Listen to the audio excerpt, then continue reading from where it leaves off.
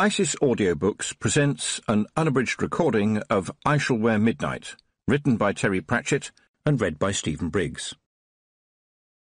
Chapter 1. A Fine Big Wee Laddie. Why was it, Tiffany Aching wondered, that people liked noise so much? Why was noise so important? Something quite close sounded like a cow giving birth. It turned out to be an old hurdy-gurdy organ man in a battered top hat. She sidled away as politely as she could, but as noise went, it was sticky. You got the feeling that if you let it, it would try to follow you home. But that was only one sound in the great cauldron of noise around her, all of it made by people, and all of it made by people trying to make noise louder than the other people making noise. Arguing at the makeshift stalls, bobbing for apples or frogs, this was done blindfolded, cheering the prize fighters and the spangled lady on the high wire, selling candy floss at the tops of their voices, and, not to put too fine a point on it, boozing quite considerably. The air above the green downland was thick with noise. It was as if the populations of 2 or 3 towns had all come up to the top of the hills. And so here, where all you generally heard was the occasional scream of a buzzard, you heard the permanent scream of, well, everyone. It was called having fun. The only people not making any noise were the thieves and pickpockets, who went about their business with commendable silence, and they didn't come near Tiffany, who would pick a witch's pocket. You would be lucky to get all your fingers back.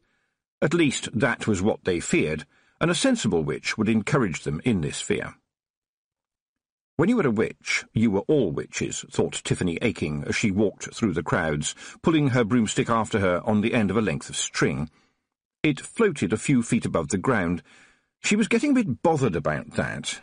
It seemed to work quite well, but nevertheless, since all around the fair were small children dragging balloons, also on the end of a piece of string, she couldn't help thinking that it made her look more than a little bit silly. And something that made one witch look silly made all witches look silly. On the other hand, if you tied it to a hedge somewhere, there was bound to be some kid who would untie the string and get on the stick for a dare, in which case most likely he would go straight up all the way to the top of the atmosphere, where the air froze. And while she could, in theory, call the stick back, mothers got very touchy about having to thaw out their children on a bright late summer day. That would not look good. People would talk. People always talked about witches. She resigned herself to dragging it again. With luck, people would think she was joining in with the spirit of the thing in a humorous way. There was a lot of etiquette involved, even at something so deceptively cheerful as a fair. She was the witch. Who knows what would happen if she forgot someone's name, or, worse still, got it wrong? What would happen if you forgot all the little feuds and factions, the people who weren't talking to their neighbours, and so on, and a lot more so, and even further on? Tiffany had no understanding at all of the word minefield, but if she had, it would have seemed kind of familiar. She was the witch. For all the villages along the chalk, she was the witch. Not just her own village anymore, but for all the other ones as far away as Ham on Rye, which was a pretty good day's walk from here. The area that a witch thought of as her own, and for whose people she did what was needful, was called a steading, and as steadings went, this one was pretty good. Not many witches got a whole geological outcrop to themselves, even if this one was mostly covered in grass, and the grass was mostly covered in sheep. And today the sheep on the downs were left by themselves to do whatever it was they did when they were by themselves, which would presumably be pretty much the same as they did if you were watching them. And the sheep, usually fussed and herded and generally watched over, were now of no interest whatsoever, because right here the most wonderful attraction in the world was taking place. Admittedly, the Scouring Fair was only one of the world's most wonderful attractions if you didn't usually ever travel more than about 4 miles from home. If you lived around the chalk, you were bound to meet everyone that you knew at the fair. Speaking as a witch, she knew them very well. It was quite often where you met the person you were likely to marry. The girls certainly all wore their best dresses, while the boys wore expressions of hopefulness and their hair smoothed down with cheap hair pomade, or more usually spit. Those who had opted for spit generally came off better, since the cheap pomade was very cheap indeed, and would often melt and run in the hot weather, causing the young men not to be of interest to the young women, as they had fervently hoped, but the flies, who would make lunch off their scalps. However, since the event could hardly be called the fair where you went in the hope of getting a kiss and, if your luck held, the promise of another one, the fair was called the Scouring. The Scouring was held over 3 days at the end of summer. For most people on the chalk it was their holiday. This was the 3rd day, and most people said that if you hadn't had a kiss by now you might as well go home. Tiffany hadn't had a kiss, but, after all, she was the witch, who knew what they might get turned into. If the late summer weather was clement, it wasn't unusual for some people to sleep out under the stars, and under the bushes as well. And that was why, if you wanted to take a stroll at night, it paid to be careful so as not to trip over someone's feet. Not to put too fine a point on it, there was a certain amount of what Nanny Ogg, a witch who had been married to 3 husbands, called making your own entertainment.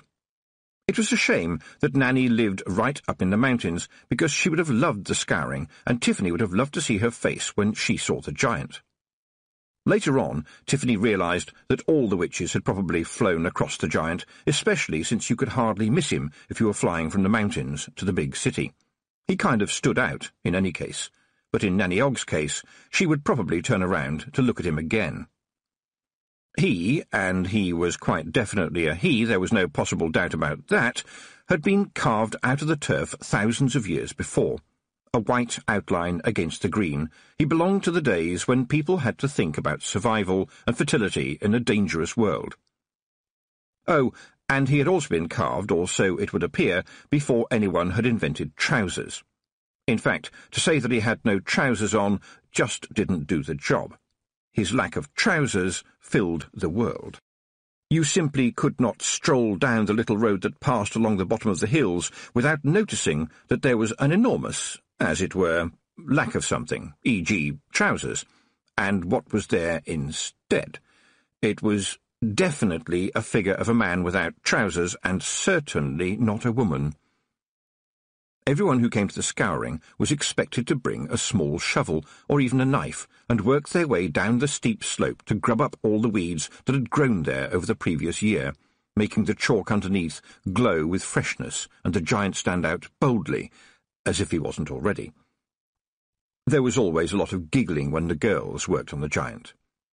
And the reason for the giggling, and the circumstances of the giggling, couldn't help but put Tiffany in mind of Nanny Ogg, who you normally saw somewhere behind Granny Weatherwax with a big grin on her face.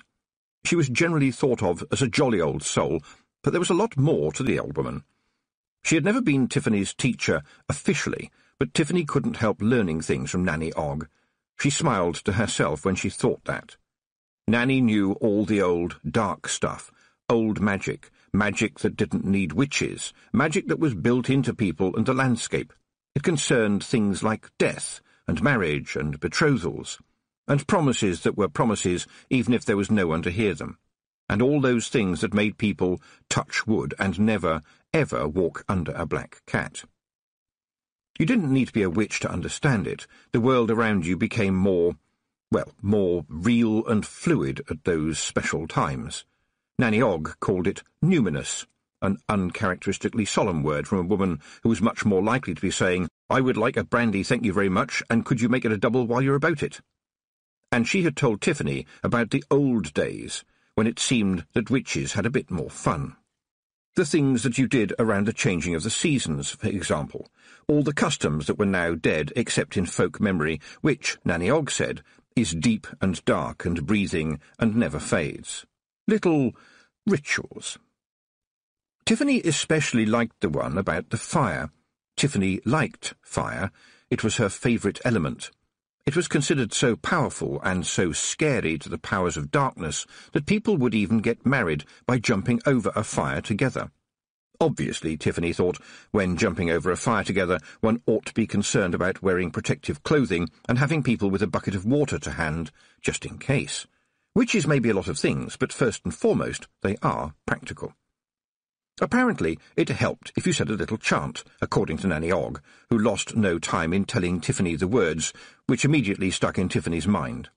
A lot of what Nanny Ogg told you tended to be sticky. But those were times gone by. Everybody was more respectable now, apart from Nanny Ogg and the giant. There were other carvings on the chalklands too.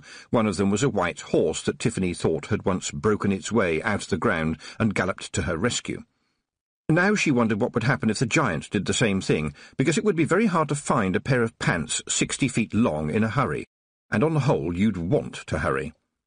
She'd only ever giggled about the giant once, and that had been a very long time ago. There were really only 4 types of people in the world: men and women and wizards and witches.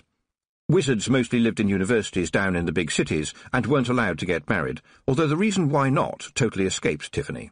Anyway, you hardly ever saw them around here. Witches were definitely women, but most of the older ones Tiffany knew hadn't got married either, mostly because Nanny Ogg had already used up all the eligible husbands, but also probably because they didn't have time. Of course, every now and then a witch might marry a grand husband, like Magrat Garlick, as Was of Lanka had done, although by all accounts she only did herbs these days. But the only young witch Tiffany knew who had even had time for courting was her best friend up in the mountains, Petulia, a witch who was now specialising in pig magic and was soon going to marry a nice young man who was shortly going to inherit his father's pig farm, which meant he was practically an aristocrat. Possibly Petulia's romantic ambitions had been helped by the mysterious way the young man's pigs were forever getting sick and requiring treating for the scours, the blind heaves, brass neck, floating teeth, scribbling eyeball, grunge, the smarts, the twisting screws, swivelling, and gone knees. This was a terrible misfortune, since more than half those ailments are normally never found in pigs, and one of them is a disease known only in freshwater fish. But the neighbours were impressed at the amount of work Petulia put in to relieve their stress. Her broomstick was coming and going at all hours of the day and night. Being a witch, after all, was about dedication. But witches were not only very busy, they were also apart. Tiffany had learned that early on. You were among people, but not the same as them. There was always a kind of distance or separation. You didn't have to work at it, it happened anyway. Girls she had known when they were all so young they used to run about and play with only their vests on would make a little tiny curtsy to her when she passed them in the lane, and even elderly men would touch their forelock, or probably what they thought was their forelock, as she passed. This wasn't just because of respect, but because of a kind of fear as well. Witches had secrets. They were there to help when babies were being born. When you got married, it was a good idea to have a witch standing by, even if you weren't sure if it was for good luck or to prevent bad luck. And when you died, there would be a witch there too to show you the way. Witches had secrets they never told, well, to people who weren't witches. Among themselves, when they could get together on some hillside for a drink or two, or, in the case of Mrs. Ogg, a drink or 9, they gossiped like geese. But never about the real secrets, the ones you never told, about things done and heard and seen. So many secrets that you were afraid they might leak. Seeing a giant without his trousers was hardly worth commenting on compared to some of the things that a witch might see. No, Tiffany did not envy Petulia her romance, which surely must have taken place in big boots, unflattering rubber aprons, and the rain, not to mention an awful lot of oink. She did, however, envy her for being so sensible. Petulia had got it all worked out. She knew what she wanted her future to be, and had rolled up her sleeves and made it happen, up to her knees in oink if necessary. Every family, even up in the mountains, kept at least one pig to act as a garbage can in the summer and as pork, bacon, ham and sausages during the rest of the year. The pig was important. You might dose Granny with turpentine when she was poorly, but when the pig was ill, you sent immediately for a pig witch, and paid her too, and paid her well, generally, in sausages. On top of everything else, Petulia was a specialist pig borer, and indeed she was this year's champion in the noble art of boring. Tiffany thought you couldn't put it better. Her friend could sit down with a pig and talk to it gently and calmly about extremely boring things until some strange pig mechanism took over, whereupon it would give a happy little yawn and fall over. No longer a living pig and ready to become a very important contribution to the family's diet for the following year. This might not appear the best of outcomes for the pig, but given the messy and above all noisy way pigs died before the invention of pig boring, it was definitely, in the great scheme of things, a much better deal all round. Alone in the crowd, Tiffany sighed. It was hard when you wore the black pointy hat, because, like it or not, the witch was the pointy hat, and the pointy hat was the witch. It made people careful about you. They would be respectful, oh yes, and often a little bit nervous, as if they expected you to look inside their heads, which, as a matter of fact, you could probably do, using the good old witch's standbys of first sight and second thoughts. First sight means that you can see what really is there, and second thoughts means thinking about what you are thinking.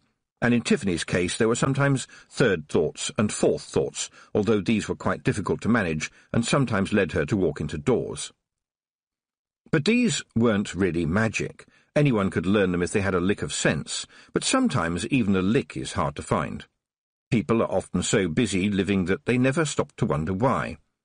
Witches did, and that meant them being needed. Oh, yes, indeed, needed practically all the time, but not, in a very polite and definitely unspoken way, not exactly wanted.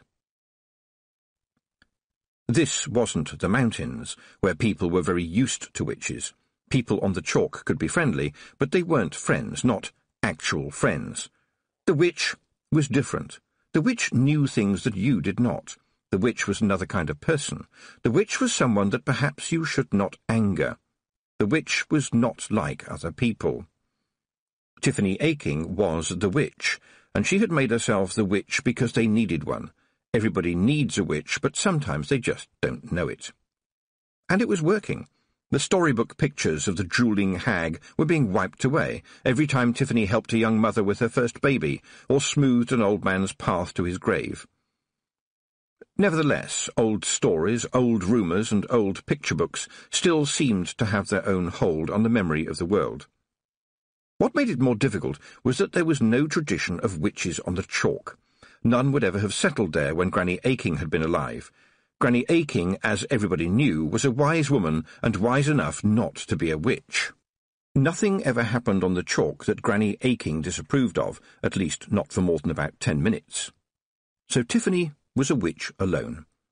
And not only was there no longer any support from the mountain witches like Nanny Ogg, Granny Weatherwax and Miss Level, but the people of the chalk weren't very familiar with witches. Other witches would probably come and help if she asked, of course, but although they wouldn't say so, this might mean that you couldn't cope with responsibility, weren't up to the task, weren't sure, weren't good enough. "Excuse me, miss?" There was a nervous giggle. Tiffany looked round, and there were two little girls in their best new frocks and straw hats. They were looking at her eagerly, with perhaps just a hint of mischief in their eyes. She thought quickly and smiled at them. "Oh, yes, Becky Pardon and Nancy Upright, yes? What can I do for the two of you?" Becky Pardon shyly produced a small bouquet from behind her back and held it out. Tiffany recognised it, of course. She had made them herself, for the older girls when she was younger, simply because it was what you did. It was part of the scouring, a little bunch of wild flowers picked from the downland, tied in a bunch with, and this was the important bit, the magic bit, some of the grass pulled up as the fresh chalk was exposed. "If you put this under your pillow tonight, you will dream of your beau," said Becky Pardon, her face quite serious now. Tiffany took the slightly wilting bunch of flowers with care. "Let me see," she said. "We have here sweet mumbles, ladies' pillows, 7-leaf clover, very lucky, a sprig of old man's trousers, Jack in the wall. Oh, love lies bleeding, and, She stared at the little white and red flowers. The girls said, "You all right, miss?" "Forget-me-lots," said Tiffany, more sharply than she'd intended. The forget-me-lots is a pretty red and white flower usually given by young ladies to signal to their young men that they never wanted to see them again, ever, or at least until they'd learned to wash properly and got a job. But the girls hadn't noticed, so she continued to say brightly, "Quite unusual to see it here. It must be a garden escapee, and, as I'm sure you both know, you have bound them all together with strips of candle rush, which once upon a time people used to make into rushlights. What a lovely surprise. Thank you both very much. I hope you have a lovely time at the fair." Becky raised her hand. "Excuse me, miss. Was there something else, Becky?" Becky went pink and had a hurried conversation with her friend. She turned back to Tiffany, looking slightly more pink but nevertheless determined to see things through. "You can't get into trouble for asking a question, can you, miss? I mean, just asking a question." It's going to be, how can I be a witch when I'm grown up, Tiffany thought, because it generally was. The young girls saw her on her broomstick and thought that was what being a witch was. Out loud she said, "Not from me, at least. Do ask your question." Becky Pardon looked down at her boots. "Do you have any passionate parts, miss?" Another talent needful in a witch is the ability not to let your face show what you're thinking, and especially not allowing it, no matter what, to go as stiff as a board. Tiffany managed to say, without a single wobble in her voice and no trace of an embarrassed smirk, "That's a very interesting question, Becky. Can I ask you why you want to know?" The girl looked a lot happier now that the question was, as it were, out in the public domain. "Well, miss, I asked my granny if I could be a witch when I was older, and she said I shouldn't want to because witches have no passionate parts, miss." Tiffany thought quickly in the face of the two solemn, owlish stares. These are farm girls, she thought, so they had certainly seen a cat have kittens and a dog have puppies. They'd have seen the birth of lambs and probably a cow have a calf, which is always a noisy affair you can hardly miss. They know what they are asking me about. At this point, Nancy chimed in with, "Only, if that is so, miss, we would quite like to have the flowers back, now we've shown them to you, because perhaps it might be a bit of a waste, meaning no offence." She stepped back quickly. Tiffany was surprised at her own laughter. It had been a long time since she had laughed. Heads turned to see what the joke was, and she managed to grab both the girls before they fled and spun them round. "Well done, the pair of you," she said. "I like to see some sensible thinking every now and again. Never hesitate to ask a question, and the answer to your question is that witches are the same as everybody else when it comes to passionate parts, but often they are so busy rushing around that they never have time to think about them." The girls looked relieved that their work had not been entirely in vain, and Tiffany was ready for the next question, which came from Becky again. "So, do you have a bow, miss?" "Not right at the moment," Tiffany said briskly, clamping down on her expression lest it give anything away. She held up the little bouquet. "But who knows? If you've made this properly, then I'll get another one, and in that case you will be better witches than me, that is for certain." They both beamed at this dreadful piece of outright flannel, and it stopped the questions. "And now," said Tiffany, "the cheese rolling will be starting at any minute. I'm sure you won't want to miss that." "No, miss," they said in unison. Just before they left, full of relief and self-importance, Becky patted Tiffany on her hand. "Bows can be very difficult, miss," she said, with the assurance of, to Tiffany's certain knowledge, 8 years in the world. "Thank you," said Tiffany. "I shall certainly bear that in mind." When it came to the entertainment offered at the fair, such as people making faces through a horse collar, or fighting with pillows on the greasy pole, or even the bobbing for frogs, well, Tiffany could take them or leave them alone, and in fact much preferred to leave them alone. But she always liked to see a good cheese roll.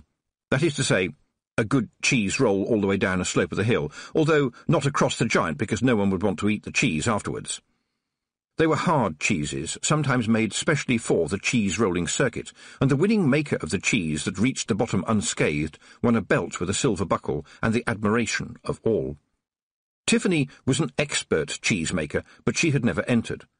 Witches couldn't enter that sort of competition because if you won, and she knew she had made a cheese or two that could win, everyone would say that that was unfair because you were the witch. Well, that's what they would think, but very few would say it. And if you didn't win, people would say, "What kind of witch can't make a cheese that could be beat by simple cheeses made by simple folk like we?" There was a general movement of the crowd to the start of the cheese rolling, although the frog-bobbing stall still had a big crowd, it being a very humorous and reliable source of entertainment, especially to those people who weren't actually bobbing. Regrettably, the man who put weasels down his trousers and apparently had a personal best of 9 weasels hadn't been there this year, and people were wondering if he had lost his touch. But sooner or later, everyone would drift over to the start line for the cheese rolling. It was a tradition.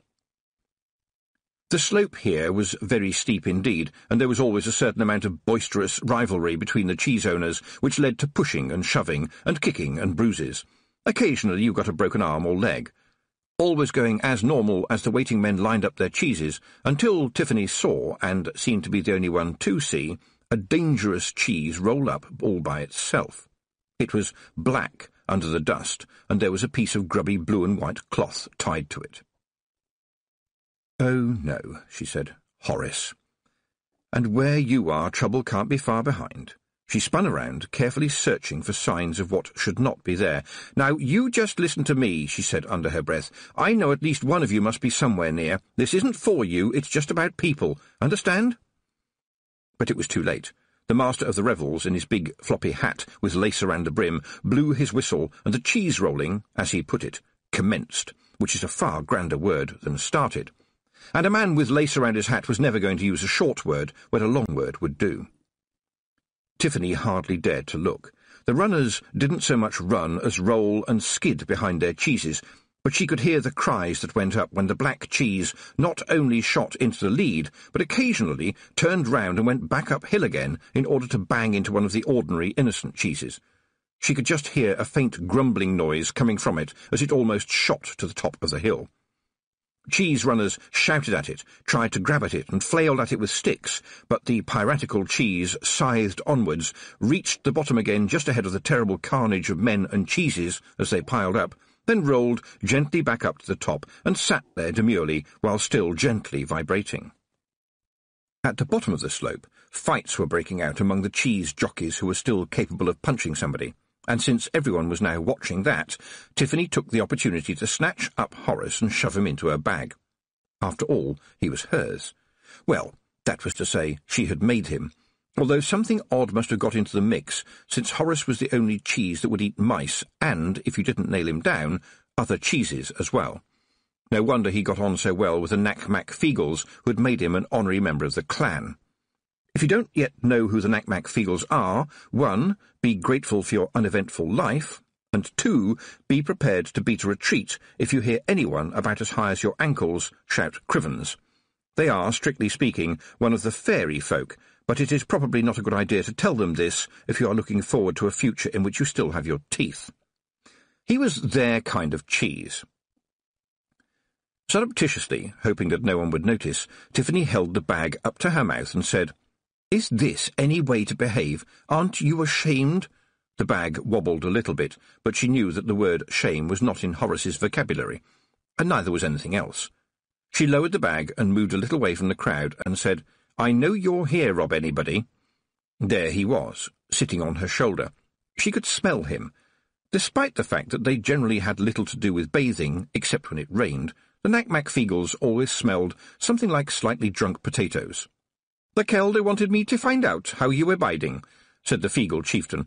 "You haven't been to the Mound to see her these past 2 weeks," he went on, "and I think she is afeard that a harm may come to ye are working so hard and all." Tiffany groaned, but only to herself.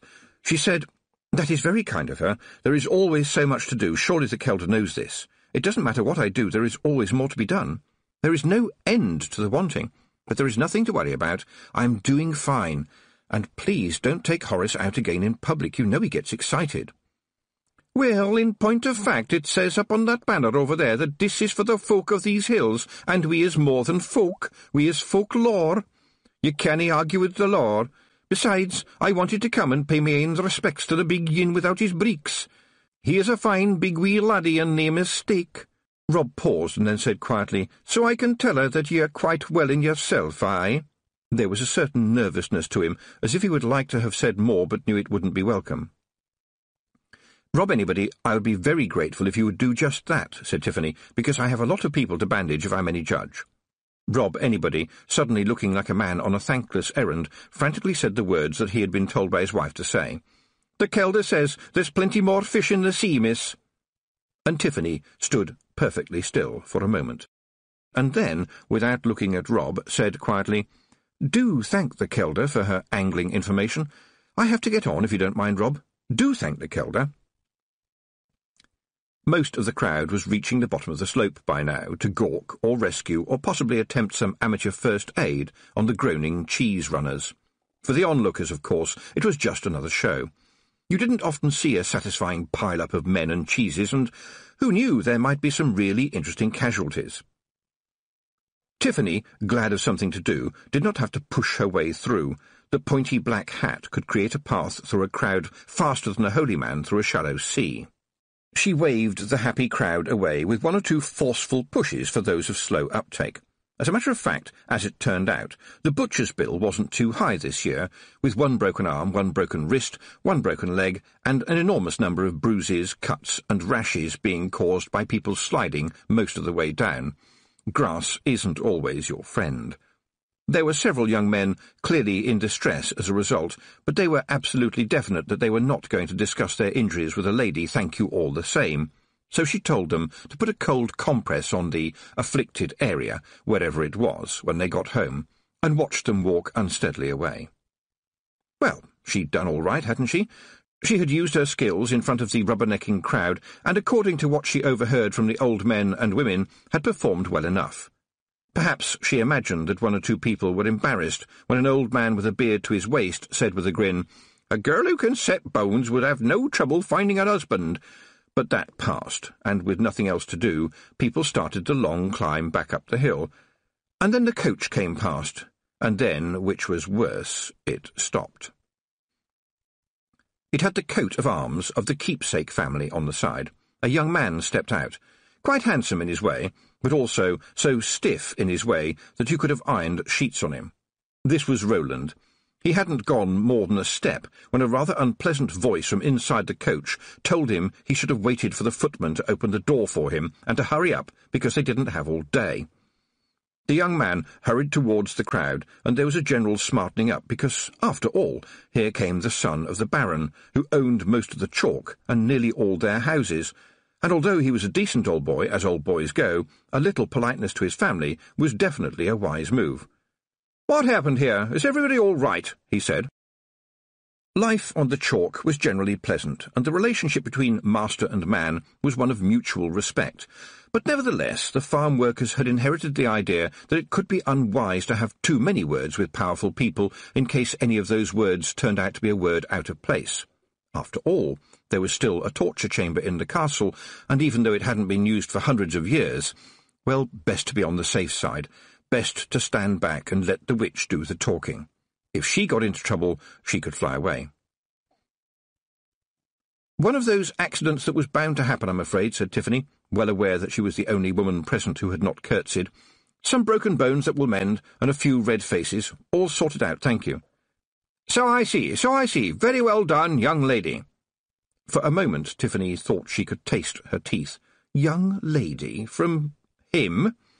It was almost, but not entirely, insulting, but no one else seemed to have noticed. It was, after all, the kind of language that knobs use when they are trying to be friendly and jolly. He's trying to talk to them like his father does, she thought, but his father did it by instinct and was good at it.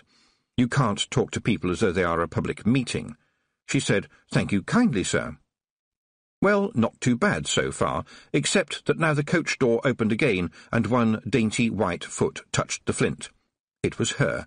Angelica or Letitia or something else out of the garden. In fact, Tiffany knew full well it was Letitia, but surely she could be excused just a tiny touch of nasty in the privacy of her own head. Letitia? What a name. Halfway between a salad and a sneeze. Besides, who was Letitia to keep Roland away from the scouring fair? He should have been there. His father would have been there if the old man possibly could. And look, tiny white shoes. How long would they last on somebody who had to do a job of work? She stopped herself there. A bit of nasty was enough. Letitia looked at Tiffany and the crowd with something like fear and said, "Do let's get going, can we please? Mother is getting vexed." And so the coach left, and the hurdy-gurdy man thankfully left, and the sun left, and in the warm shadows of the twilight some people stayed. But Tiffany flew home alone, up high where only bats and owls could see her face. Chapter 2. Rough Music. She got 1 hour's sleep before the nightmare began. What she remembered most of all about that evening was the thumping of Mr. Petty's head against the wall and the banisters as she hauled him bodily out of his bed and dragged him by his filthy nightshirt down the stairs. He was a heavy man and half asleep, the other half of him being dead drunk. The important thing was not to give him any time to think, even for one moment, as she towed him behind her like a sack. He was 3 times her weight, but she knew about leverage. You couldn't be a witch if you couldn't manoeuvre someone who was heavier than you. You would never be able to change an invalid's sheets otherwise. and now he slithered down the last few steps into the cottage's tiny kitchen and threw up on the floor. She was quite glad about that. Lying in stinking vomit was the very least the man deserved, but she had to be quick to take charge before he had time to compose himself. The terrified Mrs. Petty, a mouse of a woman, had run screaming along the lanes to the village pub as soon as the beating had begun, and Tiffany's father had sent a lad to wake Tiffany up. Mr. Aking was a man with considerable foresight, and must have known that the beery cheerfulness after a day at the fair could be the undoing of everybody, and as Tiffany sped towards the cottage on her broomstick, she had heard the rough music begin. She slapped Petty's face. "Can you hear that?" she demanded, waving her hand towards the darkened window. "Can you hear it? That's the sound of the rough music, and they are playing it for you, Mr. Petty, for you. And they have sticks, and they have stones, they have everything they can pick up, and they have their fists, and your daughter's baby died, Mr. Petty. You beat your daughter so hard, Mr. Petty, that the baby died, and your wife is being comforted by some of the women, and everybody knows that you have done it. Everybody knows." She stared into his bloodshot eyes. His hands had closed automatically into fists, because he had always been a man who thought with them.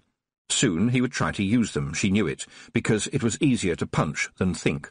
Mr. Petty had punched his way through life. The rough music was getting nearer, slowly, because it's hard to walk across fields on a dark night when you've had a skinful of beer, no matter how righteous you are currently feeling. She had to hope that they did not go into the barn first, because they would hang him there and then. If he was lucky, they would just hang him. When she had looked into the barn and seen that murder had been done, she knew that, without her, it would be done again.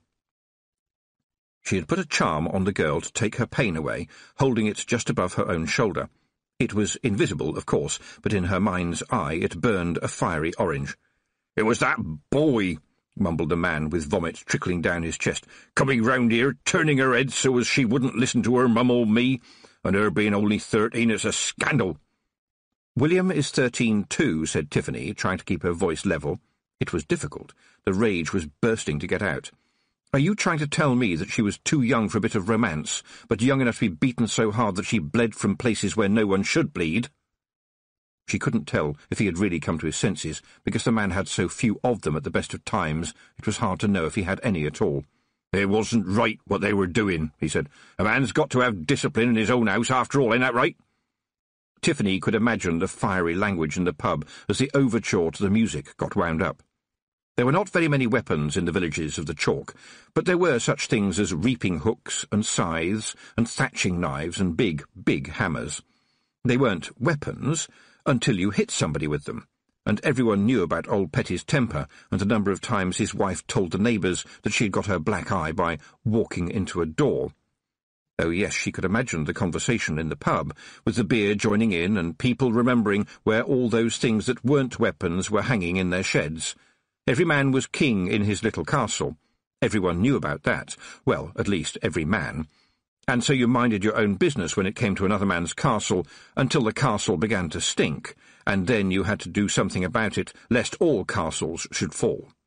Mr. Petty was one of the neighbourhood's sullen little secrets, but it was not a secret any more.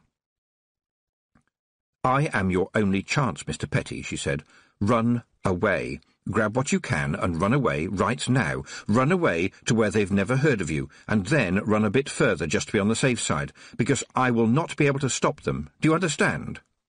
Personally, I could not care less what happens to your miserable frame, but I do not wish to see good people get turned into bad people by doing a murder, so you just leg it across the fields and I won't remember which way you went." "You can't turn me out of my own house," he mumbled, finding some drunken defiance. "You've lost your house, your wife, your daughter, and your grandson, Mr. Petty. You will find no friends here this night. I am just offering you your life." "It was the drink what done it," Petty burst out. "It was done in drink, miss." "But you drank the drink, and then you drank another drink, and another drink," she said. "You drank the drink all day at the fair, and you only came back because the drink wanted to go to bed." Tiffany could feel only coldness in her heart. "I'm sorry." "Not good enough, Mr. Petty, not good enough at all. Go away and become a better person, and then, maybe, when you come back as a changed man, People here might find it in their hearts to say hello to you, or at least to nod. She had been watching his eyes, and she knew the man. Something inside him was boiling up. He was ashamed, bewildered, and resentful, and in those circumstances the Pettys of the world struck out. "Please don't, Mr. Petty," she said. "Do you have any idea what would happen to you if you hit a witch?" She thought to herself, "With those fists you could probably kill me with a punch, and that is why I intend to keep you scared." "You set the rough music on me, didn't you?" She sighed. "No one controls the music, Mr. Petty, you know that. It just turns up when people have had enough. No one knows where it starts. People look around and catch one another's eye and give each other a little nod, and other people see that. Other people catch their eye, and so, very slowly, the music starts, and somebody picks up a spoon and bangs it on a plate. And then somebody else bangs a jug on the table, and boots start to stamp on the floor, louder and louder. It is the sound of anger. It is the sound of people who have had enough. Do you want to face the music?" "You think you're so clever, don't you?" Petty snarled. "With your broomstick and your black magic, ordering ordinary folks about." She almost admired him. There he was, with no friends in the world, covered in his own sick, and, she sniffed, yes, there was urine dripping from the bottom of his nightshirt, yet he was stupid enough to talk back like that. "Not clever, Mr. Petty. Just cleverer than you, and that's not hard." "Yeah, but clever gets you into trouble. Slip of a girl like you, poking about in other people's business. What are you going to do when the music comes for you, eh?"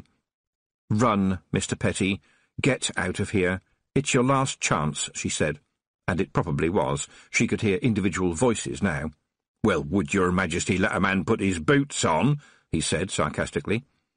He reached down for them beside the door, but you could read Mr. Petty like a very small book, one with finger marks on all the pages and a piece of bacon as a bookmark. He came up with fists swinging. She took one step backwards, caught his wrist and let the pain out. She felt it flow down her arm, leaving it tingling, into her cupped hand and into Petty. All his daughter's pain in 1 second. It flung him clear across the kitchen, and it must have burned away everything inside him except animal fear. He rushed at the rickety back door like a bull, broke through it, and headed off into the darkness. She staggered back into the barn, where a lamp was burning. According to Granny Weatherwax, you did not feel the pain that you carried, but it was a lie, a necessary lie. You did feel the pain that you carried, and because it wasn't actually your pain, you could somehow bear it, but its departure left you feeling weak and shocked. When the charging, clanging mob arrived, Tiffany was sitting quietly in the barn with the sleeping girl. The noise went all around the house, but did not go inside. That was one of the unwritten rules. It was hard to believe that the anarchy of the rough music had rules, but it did. It might go on for 3 nights, or stop at 1, and no one came out of the house when the music was in the air, and no one came sneaking home and went back into the house either, unless it was to beg for forgiveness, understanding, or 10 minutes to pack their bags and run away. The rough music was never organised. It seemed to occur to everybody at once. It played when a village thought that a man had beaten his wife too hard, or his dog too savagely, or if a married man and a married woman forgot that they were married to somebody else. There were other, darker crimes against the music too, but they weren't talked about openly. Sometimes people could stop the music by mending their ways. Quite often they packed up and moved away before the 3rd night. Petty would not have taken the hint. Petty would have come out swinging, and there would have been a fight, and someone would have done something stupid, that is to say, even more stupid than what Petty would have done. And then the Baron would find out, and people might lose their livelihood, which would mean they would have to leave the chalk and go for perhaps as much as 10 miles to find work and a new life among strangers. Tiffany's father was a man of keen instinct, and he gently opened the barn door a few minutes later when the music was dying down. She knew it was a bit embarrassing for him. He was a well-respected man, but somehow, now, his daughter was more important than he was. A witch did not take orders from anybody, and she knew that he got teased about it by the other men. She smiled, and he sat down on the hay next to her, while the wild music found nothing to beat, stone, or hang. Mr. Aking didn't waste words at the best of times. He looked around, and his gaze fell on the little bundle, hastily wrapped in straw and sacking, that Tiffany had put where the girl would not see it. So it's true. She was with child, then? Yes, Dad. Tiffany's father appeared to look at nothing at all. Best if they don't find him, he said, after a decent interval. Yes, said Tiffany. Some of the lads were talking about stringing him up. We would have stopped them, of course, but it would have been a bad business, with people taking sides. It's like poison in a village. Yes. They sat in silence for a while. Then her father looked down at the sleeping girl. What have you done for her? He asked. Everything I can, said Tiffany. And you did that taking away pain thingy you do? She sighed. Yes, but that's not all I shall have to take away. I need to borrow a shovel, Dad. I'll bury the poor little thing down in the woods where no one will know. He looked away. I wish it wasn't you doing this, Tiff. You're not 16 yet, and I see you running around nursing people and bandaging people and who knows what chores. You shouldn't have to be doing all of that. Yes, I know, said Tiffany. Why? He asked again. Because other people don't, or won't, or can't. That's why. But it's not your business, is it? I make it my business. I'm a witch. It's what we do. When it's nobody else's business, it's my business, Tiffany said quickly. Yes, but we all thought it was going to be about whizzing around on brooms and such like, not cutting old ladies' toenails for them. But people don't understand what's needed, said Tiffany. It's not that they are bad, it's just that they don't think. Take old Mrs. Stocking, who's got nothing in the world except her cat and a whole lot of arthritis. People were getting her a bite to eat often enough, that's true, but no one was noticing that her toenails were so long they were tangling up inside her boots, and so she'd not been able to take them off for a year. People around here are okay when it comes to food and the occasional bunch of flowers, but they are not around when things get a little on the messy side. Witches notice these things. Oh, there's a certain amount of whizzing about, that's true enough, but mostly it's only to get quickly to somewhere there is a mess. Her father shook his head. And you like doing this? Yes. Why? Tiffany had to think about this, her father's eyes never leaving her face. Well, Dad, you know how Granny Aching always used to say, feed them as is hungry, clothe them as is naked, and speak up for them as has no voices? Well, I reckon there is room in there for grasp for them as can't bend, reach for them as can't stretch, wipe for them as can't twist, don't you? And because sometimes you get a good day that makes up for all the bad days, and just for the moment you hear the world turning, said Tiffany, I just can't put it any other way. Her father looked at her with a kind of proud puzzlement. And you think that's worth it, do you? Yes, Dad. Then I am proud of you, Jiggit. You are doing a man's job. He'd used the pet name only the family knew, and so she kissed him politely, and did not tell him he was unlikely to see a man doing the job that she did. What are you all going to do about the Petties? She asked. Your mum and me could take Mrs. Petty and her daughter in, and... Mr. Aching paused and gave her a strange look, as if she frightened him. It's never simple, my girl. Seth Petty was a decent enough lad when we were young. Not the brightest pig in the litter, I'll grant you that, but decent enough in his way. It was his dad who was a madman. I mean, things were a bit rough and ready in those days, and you could expect a clip round the head if you disobeyed, but Seth's dad had a thick leather belt with 2 buckles on it, and he would lay into Seth just for looking at him in a funny way, no word of a lie. Always used to say that he would teach him a lesson. It seems that he succeeded, Tiffany said, but her father held up a hand. And then there was Molly, he went on. You couldn't say that Molly and Seth were made for one another, because, in truth, neither of them were rightly made for anybody, but I suppose they were sort of happy together. In those days, Seth was a drover, driving the flocks all the way to the big city sometimes. It wasn't the kind of job you needed much learning for, and it might be that some of the sheep were a bit brighter than he was, but it was a job that needed doing, and he picked up a wage, and no one thought the worse of him for that. The trouble was, that meant he left Molly alone for weeks at a time, and... Tiffany's father paused here, looking embarrassed. I know what you're going to tell me, said Tiffany to help him out, but he took care to ignore this. It's not that she was a bad girl, he said. It's just that she never really understood what it was all about, and there wasn't anyone to tell her, and you got all kinds of strangers and travellers passing through all the time. Quite handsome chaps, some of them. Tiffany took pity on him, sitting there looking miserable, embarrassed about telling his little girl things his little girl shouldn't know. So she leaned over and kissed him on the cheek again. I know, Dad. I really do know. Amber isn't actually his daughter, right? Well, I never said that, did I? She might be, said her father awkwardly. And that would be the trick, wouldn't it, Tiffany thought. Maybe if Seth Petty had known one way or the other, he might have come to terms with the perhaps. Maybe. You never know. But he didn't know either, and there would be some days when he thought he did know, and some days when he thought the worst. And for a man like Petty, who was a stranger to thinking, the dark thoughts would roll around in his head until they tangled up his brain. And when the brain stops thinking, the fist steps in. Her father was watching her very closely. "You know about this sort of thing," he said. "We call it going round to houses. Every witch does it. Please try and understand me, Dad. I have seen horrible things, and some of them all the more horrible because they were, well, normal. All the little secrets behind closed doors, Dad. Good things and nasty things I'm not going to tell you about. It's just part of being a witch. You learn to sense things." "Well, you know, life is not exactly a bed of roses for any of us," her father began. "There was a time when—" "There was this old woman up near Slice," Tiffany interrupted him, "and she died in her bed. Nothing particularly bad about that, really. She had just run out of life. But she lay there for 2 months before anyone wondered what had happened. They're a bit strange over in Slice.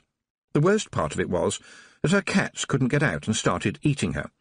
I mean, she was cat-mad and probably would not have minded, but one of them had kittens in her bed. In her actual bed. It was really very difficult to find the kittens' homes in places where people hadn't already heard the story. They were beautiful kittens, too, lovely blue eyes." Her father began. "When you say in her bed, you mean—" "With her still in it, yes," said Tiffany. "I've had to deal with dead people, yes. You throw up a bit the first time, and then you just realise that death is, well, part of life. It is not so bad if you think of it as a list of things to do, and do them one at a time. You might have a bit of a cry as well, but that's all part of it." "Didn't anyone help you?" "Oh, a couple of ladies helped me when I knocked on their doors, but really she was nobody's business. It can happen like that. People disappear in the cracks." She paused. "Dad, we're still not using the old stone barn, are we? Can you get some of the lads to clean it out for me?" "Of course," said her father. "Do you mind if I ask why?" Tiffany heard his politeness. He was talking to a witch. "I think I'm having a kind of idea," she said, "and I think I can make good use of that barn. It's only a thought, and it won't do any harm to have it tidied up in any case." "Well, I still feel mightily proud when I see you rushing off all over the place in that broomstick of yours," said her father. "That's magic, isn't it?" Everyone wants magic to exist, Tiffany thought to herself. And what can you say? No, there isn't? Or, yes, there is, but it's not what you think. Everyone wants to believe that we can change the world by snapping our fingers. "The dwarfs make them," she said. "I don't have a clue how they work. Staying on them, that's the trick." The rough music had died down now, possibly because there was nothing for it to do, or perhaps because, and this was quite likely, if the rough musicians got back to the pub soon, there might be time for another drink before it closed. Mr. Aking stood up.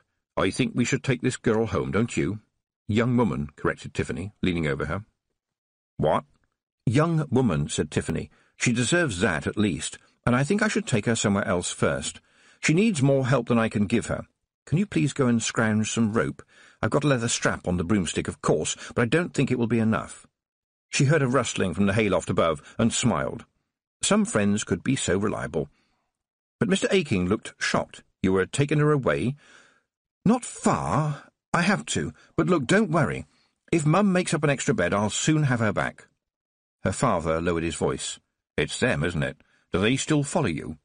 "Well," Tiffany said, "they say they don't, but you know what little liars the Knack-Mack-Feegle are." It had been a long day, and not a good one, otherwise she would not have been so unfair, but, strangely, there was no giveaway reply from above. To her surprise, a lack of Feegle was suddenly almost as distressing as an overdose. And then, to her delight, a small voice said, "Ha, ha, ha! She didn't catch us out that time, my lads. We kept as quiet as little mices. The big wee hag didn't suspect a thing, lads." "Lads?" "Daft Woolly, I swear you didn't have enough brains to blow your nose," said a similar but angry voice. "What part of nae one is to say one wee word did you nae understand? Och, crevens!" This last remark was followed by the sounds of a scuffle. Mr. Aking glanced nervously at the roof and leaned closer. "You know your mother is very worried about you. You know she's just been a grandma again. She's very proud of them all. And you too, of course," he added hurriedly. "But all this witchy business, well, that's not the sort of thing a young man looks for in a wife. And now that you and young Roland—" Tiffany dealt with this. The dealing was part of witchcraft too. Her father looked so miserable that she put on her cheerful face and said, "If I was you, Dad, I would go home and get a decent night's sleep. I'll sort things out. Actually, there's a coil of rope over there, but I'm certain I won't need to use it now." He looked relieved at this. The Knack-Mack Feegle could be pretty worrying to those who did not know them very well. Although now she thought about it, they could be pretty worrying however long you'd known them. A Feegle in your life very soon changed it. "Have you been here all this time?" she demanded, as soon as her father had hurried off. For a moment it rained bits of hay and whole Feegles. The problem with getting angry at Knack-Mack Feegles was that it was like getting angry at cardboard or the weather. It didn't make any difference. She had a go anyway, because by now it was sort of traditional. "Rob Anybody, you promised not to spy on me." Rob held up a hand. "Ah, well, there you have it right enough, but it is one of them misapprehensions, miss, 'cause we wasn't spying on you at all, was we, lads?" The mass of little blue and red shapes that now covered the floor of the barn raised their voices in a chorus of blatant lying and perjury. It slowed down when they saw her expression. "Why is it, Rob Anybody, that you persist in lying when you are caught red-handed?" "Ah, well, that's an easy one, miss," said Rob Anybody, who was technically the head man of the Knack-Mack Feegles. "After all, you ken, what would be the point of lying when you had nae done anything wrong? Anyway, now I am mortally wounded to my giblets on account of me good name being slandered," he said, grinning. "How many times have I lied to you, miss?" 753 times, said Tiffany. "Every time you promised not to interfere in my business." "Ah, well," said Rob Anybody, "ye are still our big wee hag." "That may or may not be the case," said Tiffany haughtily, "but I am a lot more big and considerably less wee than I used to be." "And a lot more hag," said a jolly voice. Tiffany did not have to look to know who was talking. Only Daft Woolly could put his foot in it as far up as his neck. She looked down at his beaming little face, and he never did quite understand what it was he was doing wrong. Hag. It didn't sound pretty, but every witch was a hag to the Feegles, however young she was.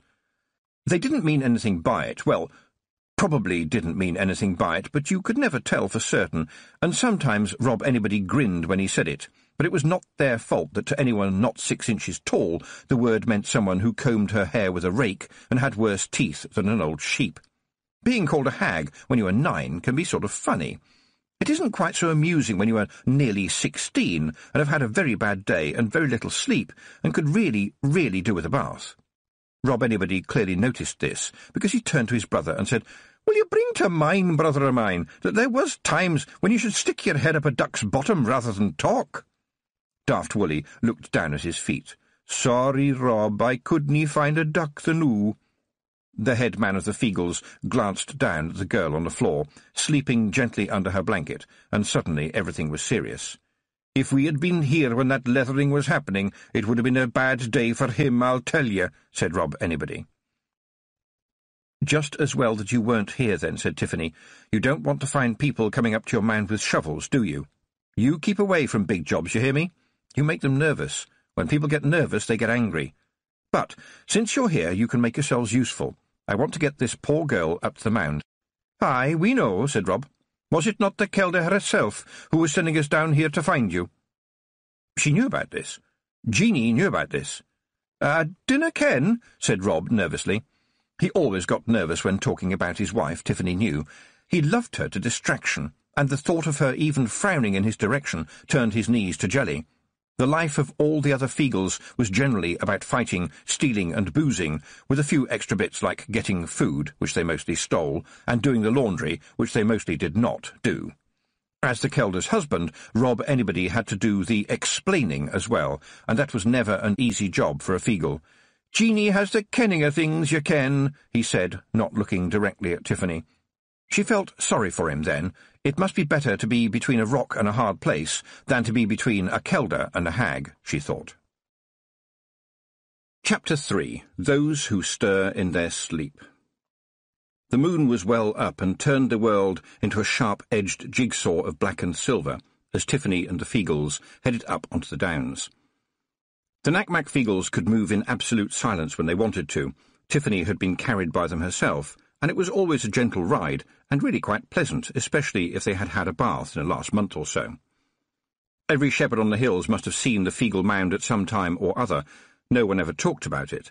Some things were best left unspoken, such as the fact that the loss of lambs on the down where the Feegles lived was much less than it was in more distant parts of the chalk, but on the other hand a few sheep would disappear. They would be the weak lambs or the very old ewes. Feagles liked old, strong mutton, the kind that you could chew for hours. The flocks were guarded, and the guards took their pay. Besides, the mound was very close to all that remained of Granny Aking's shepherding hut, and that was almost holy ground. Tiffany could smell the smoke leaking up through the thorn bushes as they got nearer, but at least it was a blessing that she would not have to slide down the hole to get into it. That sort of thing was all very well when you were 9, but when you were nearly 16 it was undignified, the ruination of a good dress and, although she would not admit this, far too tight for comfort. But Jeanie the Kelder had been making changes. There was an old chalk pit quite close to the mound, reached by a passageway underground. The Kelder had got the boys working on this with bits of corrugated iron and tarpaulin, which they had found in that very distinctive way they had of finding things. It still looked like a typical upland chalk pit, because brambles and climbing Henry and twirling Betty vines had been trained over it, so that barely a mouse would be able to find its way inside. Water could get in, though, dripping down the iron and filling barrels down below. There was a much larger space now for cooking, and even enough room for Tiffany to climb down if she remembered to shout out her name first, when hidden hands pulled strings and opened the way through the impassable brambles as if by magic. The Kelder had her own private bathroom down there. The Feagles themselves took a bath only when something reminded them, such as an eclipse of the moon. Amber was whisked down the hole, and Tiffany waited impatiently close to the right spot in the bramble forest until the thorns magically moved aside. Jeanie the Kelder, almost as round as a football, was waiting for her, a baby under each arm. "I am very pleased to see you, Tiffany," she said, and for some reason that sounded odd and out of place. "I have told the boys to go and let off steam outside," the Kelder went on. "This is women's work, and not a pretty errand at that, I'm sure you will agree. They have laid her down by the fire, and I have started to put the soothings on her. I do think she will bide fine, but it was a good job you have done this night. Your famous Mistress Weatherwax, her own self, could not have done a better job." "She taught me to take away pain," said Tiffany. "You dinna say," said the Kelder, giving Tiffany a strange look. "I hope you never have occasion to regret the day she did you that kindness." At this point several Feagles appeared down the tunnel that led into the main mound. They looked uneasily from their Kelder to their hag, and a very reluctant spokes-Feagle said, "Not to be barging in or anything, ladies, but we was cooking up a wee late-night snack, and Rob said to ask if the big wee hag would like a wee tasty." Tiffany sniffed. There was a definite scent in the air, and it was the kind of scent you get when you have sheep meat in close conjunction with, for example, a roasting pan. All right, she thought, we know they do it, but they might have the good manners not to do it in front of me. The spokes-Feagle must have realised this, because while wringing the edge of his kilt madly with both hands, as a Feagle generally did when he was telling an enormous lie, he added, "Well, I think I did hear that maybe a piece of sheep kind of accidentally fell into the pan when it was cooking, and we tried to drag it out, but, well, you ken what sheep is like, it panicked and fought back." At this point, the speaker's obvious relief at being able to cobble some kind of excuse together led him to attempt greater heights of fiction, and he went on, "It is my thinking that it must have been suicidal, owing to having nothing to do all day but eat grass." He looked hopefully at Tiffany to see if this had worked, just as the Kelder cut in sharply and said, "Wee honey-mouthed Jock, just you go in there and say that the big wee hag would like a mutton sandwich, okay?" She looked up at Tiffany and said, "No arguing, girl. You look to me to be all but swaying for want of a decent hot meal. I ken well that witches looks after everybody but theirselves. Run you along, boys." Tiffany could still feel a tension in the air. The Kelder's solemn little gaze stayed fixed on her, and then Jeanie said, "Can you remember yesterday?" It sounded like a silly question, but Jeanie was never silly. It was worth thinking about, although Tiffany yearned for some suicidal sheep and a decent night's sleep. "Yesterday, well, I suppose it's the day before yesterday now, I was called over to buckle without," she said thoughtfully. "The blacksmith there had not been careful with his forge, and it had broken open and shot hot coals all down his leg. I treated him and took away the pain which I had put in his anvil. For the doing of this I was paid 24 pounds of potatoes, 3 cured deerskins, half a bucket of nails, 1 old but serviceable sheet good enough to make bandages, and 1 small jar of hedgehog fat, which his wife swore was a capital remedy for inflammation of the pipes. I also had a good helping of stew with the family. Then, since I was in the vicinity, I went on to Buckle with Many, where I saw to Mr. Gower's little problem. I mentioned to him about the hedgehog fat, and he said it was a wonderful cure for the unmentionables, and traded me one whole ham for the jar. Mrs. Gower made me tea and allowed me to pick a bushel basket of love in a pickle, which grows more freely in her garden than I've ever seen it grow anywhere else. Tiffany paused a moment. Oh, yes, and then I stopped off at Wit's End to change a poultice, and then I went and saw to the Baron, and then, of course, the rest of the day was my own. But on the whole, it was not a bad day, as days go, as people were too busy thinking about the fair. And as days go, the day has gone, said the Kelder, and no doubt it was a busy and useful one, but all day I had premonitions about ye, Tiffany Aking. Jeanie held up a small nut-brown hand as Tiffany began to protest, and went on, Tiffany, ye must know that I watch over you. Ye are the hag of the hills after all, and I have the power to watch ye in my heed, to keep an eye on ye, because somebody must. I know ye know this because ye are clever, and I know that ye pretend to me that ye do not know, just as I pretend not to know that I know, and I am sure that ye know that too, yes? I might have to work all that out with a pencil and paper, Tiffany said, trying to laugh it off. It is nae funny. I can see ye clouded in my head. Danger around ye, and the worst of it is I canna see from whence it comes, and that is not right. Just as Tiffany opened her mouth, half a dozen Feagles came scurrying down the tunnel from the mound, carrying a plate between them. Tiffany couldn't help noticing, because witches always notice things as they possibly can, that the blue decoration around the edge of the plate looked very much like that on her mother's second-best dinner service. The rest of the plate was obscured by a large piece of mutton, along with jacket potatoes. It smelled wonderful, and her stomach took over her brain.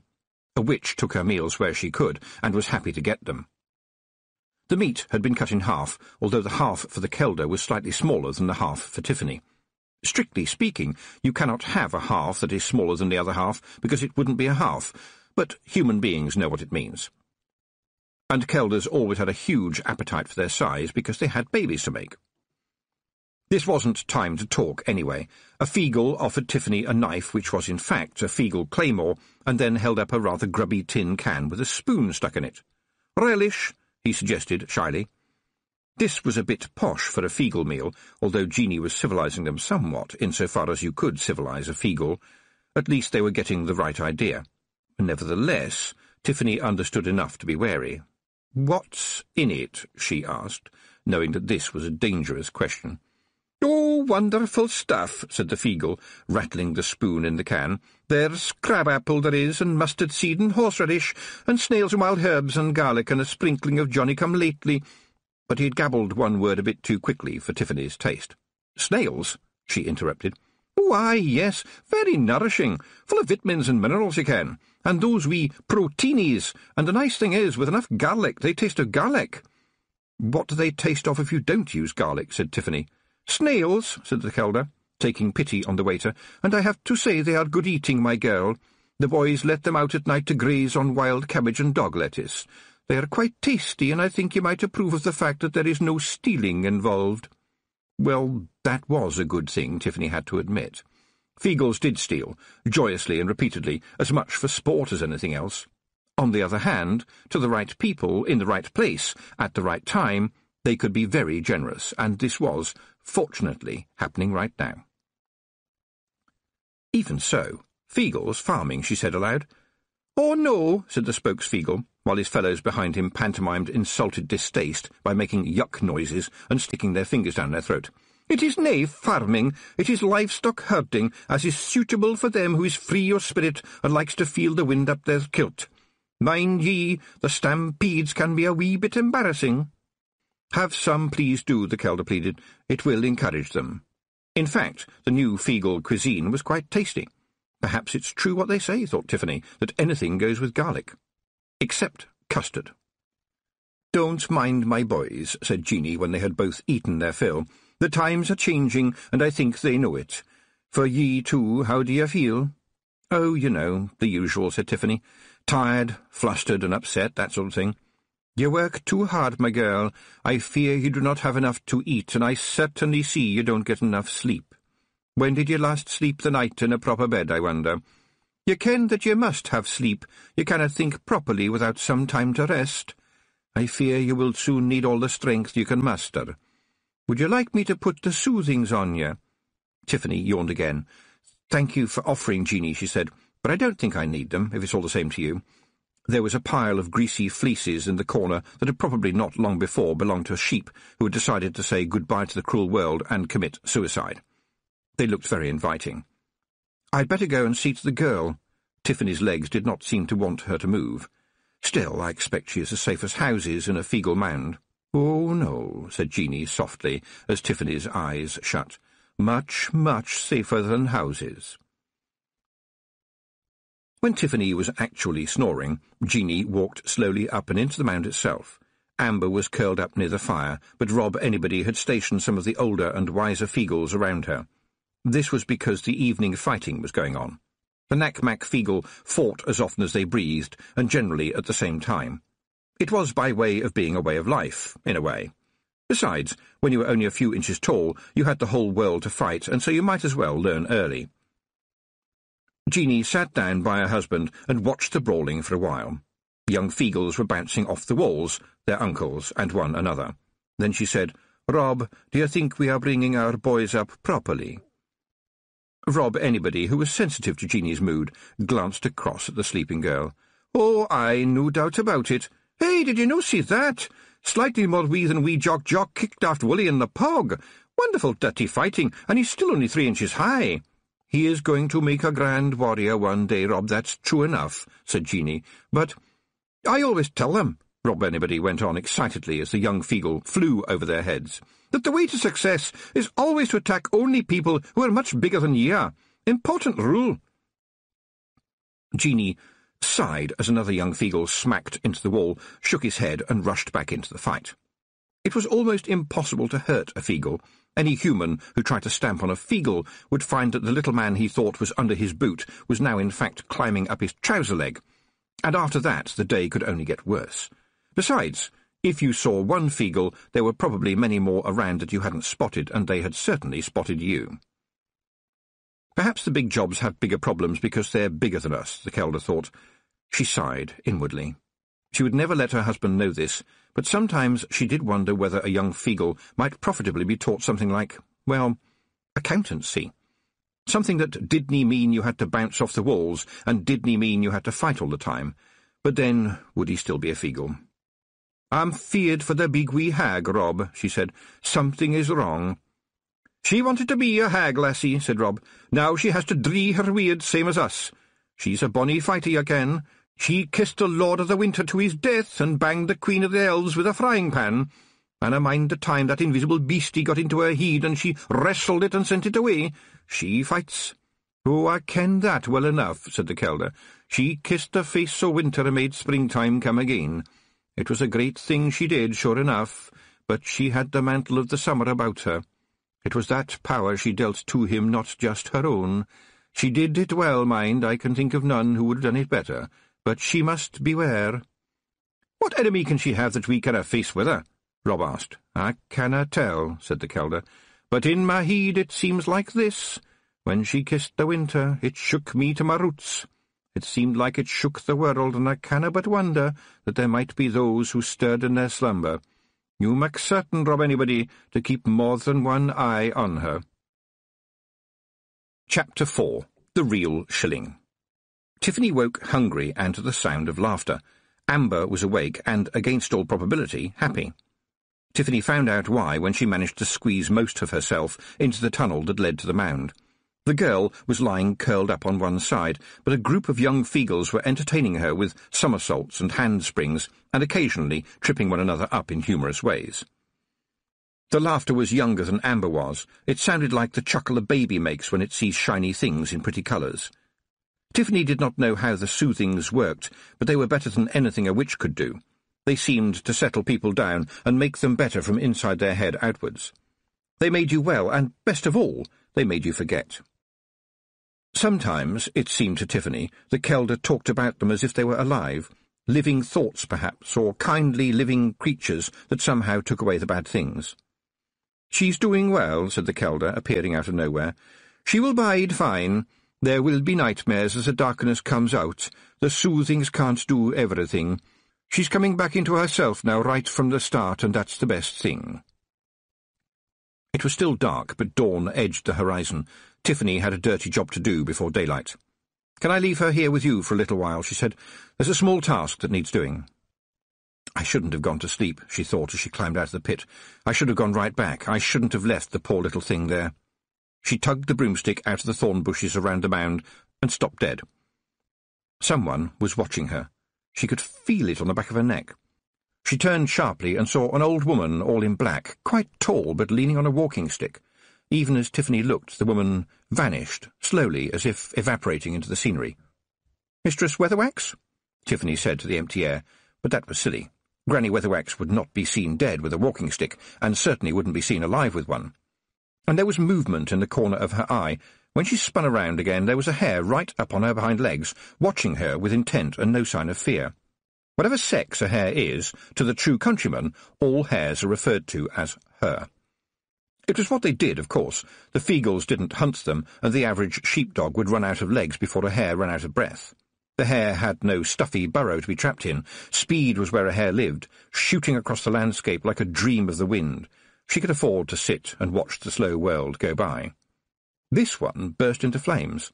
She blazed for a moment and then, entirely unharmed, sped away in a blur. "All right," thought Tiffany as the broomstick came free. "Let's approach this from the point of view of common sense. The turf isn't scorched, and hares are not known for bursting into flames, so—" She stopped as a tiny trap-door flicked open in her memory. "The hare runs into the fire." Had she seen that written down anywhere? Had she heard it as part of a song, a nursery rhyme? What had the hare got to do with anything? But she was a witch, after all, and there was a job to do. Mysterious omens could wait. Witches knew that mysterious omens were around all the time. The world was always very nearly drowning in mysterious omens. You just had to pick the one that was convenient. Bats and owls steered effortlessly out of Tiffany's way as she sped over the sleeping village. The Petty house was on the very edge. It had a garden. Every house in the village had a garden. Most of them had a garden full of vegetables, or, if the wife had the upper hand, half vegetables and half flowers. The Petty house was fronted by 1/4 of an acre of stinging nettles. That had always annoyed Tiffany right down to her country boots. How hard would it have been to grub up the weeds and put in a decent crop of potatoes? All they needed was muck, and there was plenty of that in a farming village. The trick was to stop it getting into the house. Mr. Petty could have made an effort. He had been back to the barn, or at least somebody had. The baby was now on top of the heap of straw. Tiffany had come prepared with some old but still serviceable linen, which was at least better than sacking and straw. But somebody had disturbed the little body and put flowers around it, except that the flowers were, in fact, stinging nettles. They had also lit a candle in one of the tin plate candlesticks that every house in the village owned. A candlestick. A light. On a pile of loose straw. In a barn full of tinder-dry hay and more straw. Tiffany stared in horror and then heard the grunt overhead. A man was hanging from the barn's rafters. They creaked. A little dust and some shreds of hay floated down. Tiffany caught them quickly and picked up the candle before the next fall of wisps set the whole barn alight. She was about to blow it out when it struck her that this would leave her in the dark with a gently spinning figure that may or may not be a corpse. She put it down ever so carefully by the door and scrabbled around to find something sharp.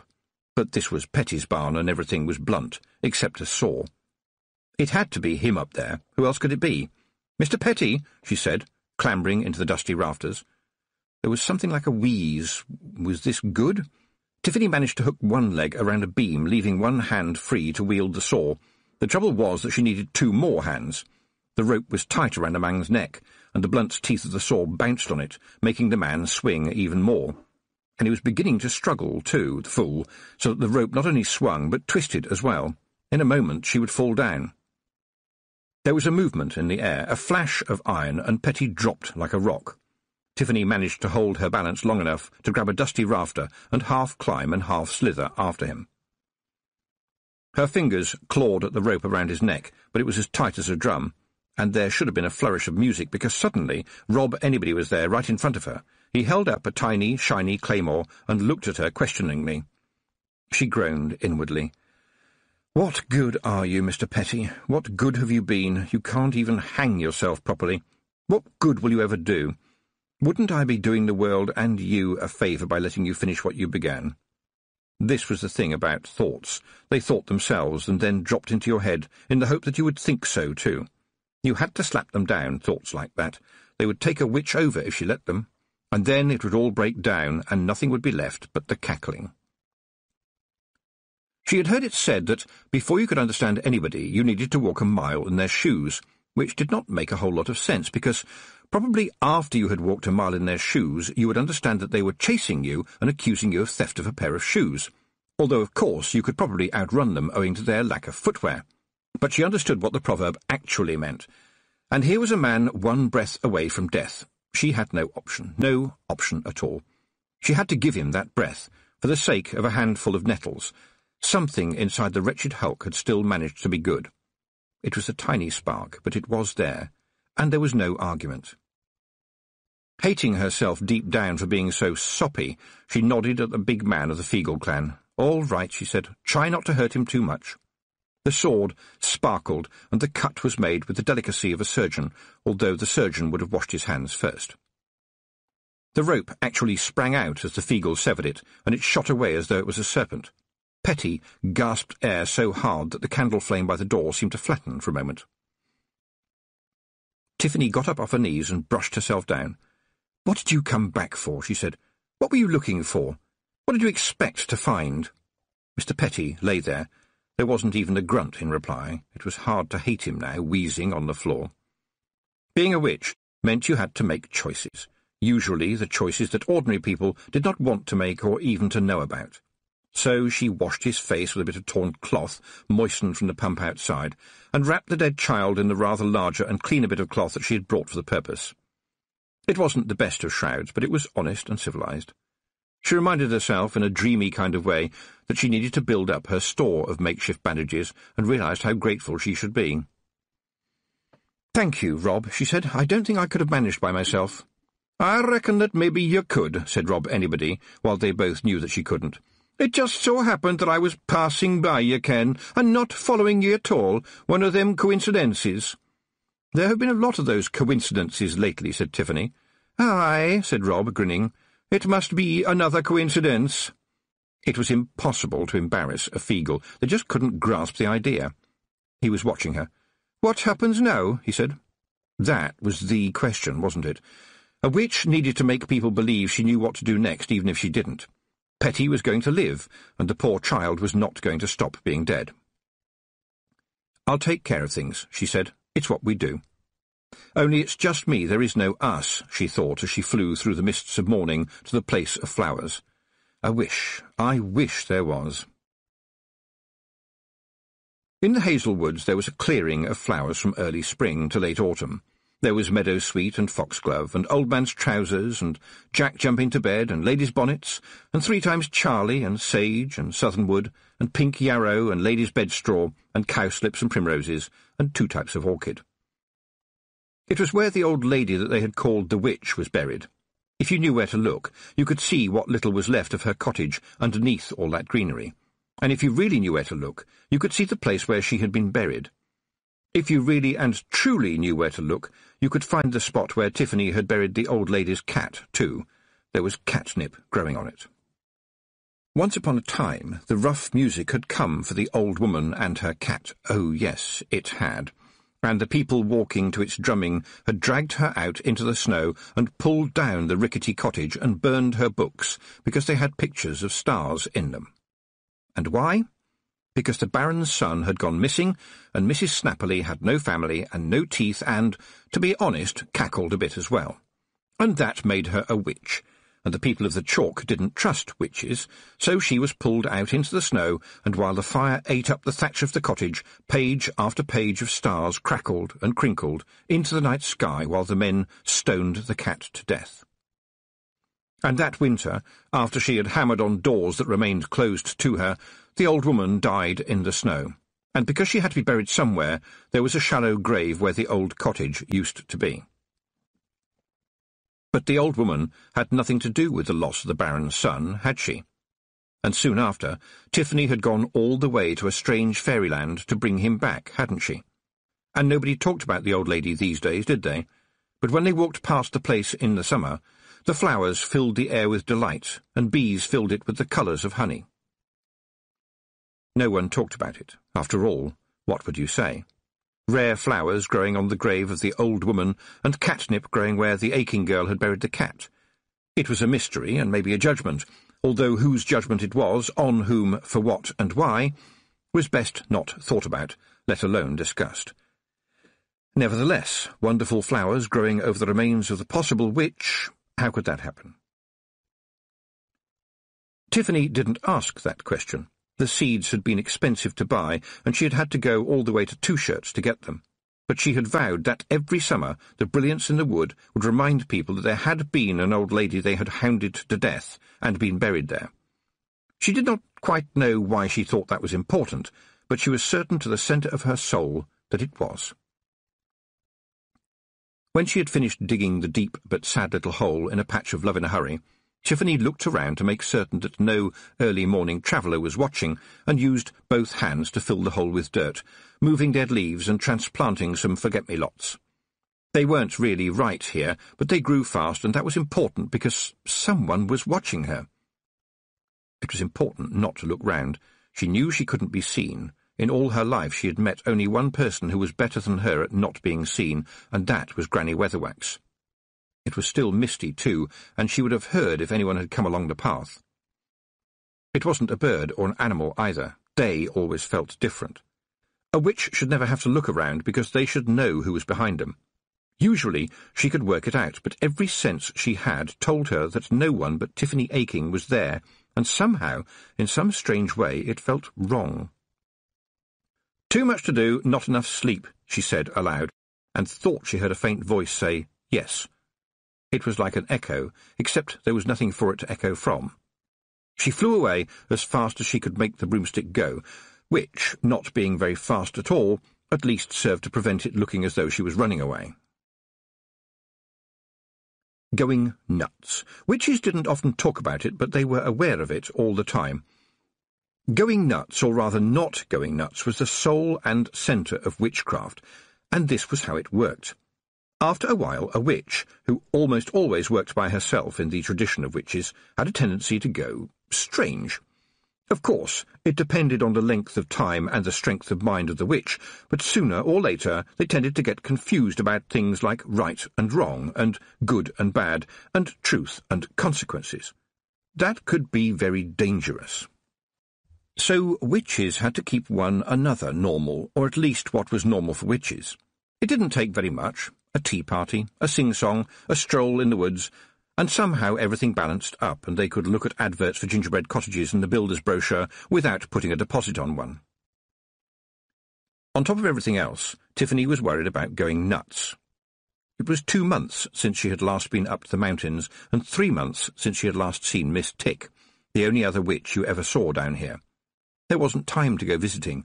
There was always too much to do. Perhaps that was the trick of it, Tiffany thought. If you kept yourself busy, you wouldn't have time to go nuts. The sun was well up when she got back to the Feagle Mound, and she was shocked to see Amber sitting out on the side of the mound, surrounded by Feagles, and laughing. The Kelder was waiting for Tiffany by the time she had garaged the broomstick in the thorn bushes. "I hope you do not mind," she said when she saw Tiffany's face. "The sunshine is a great healer.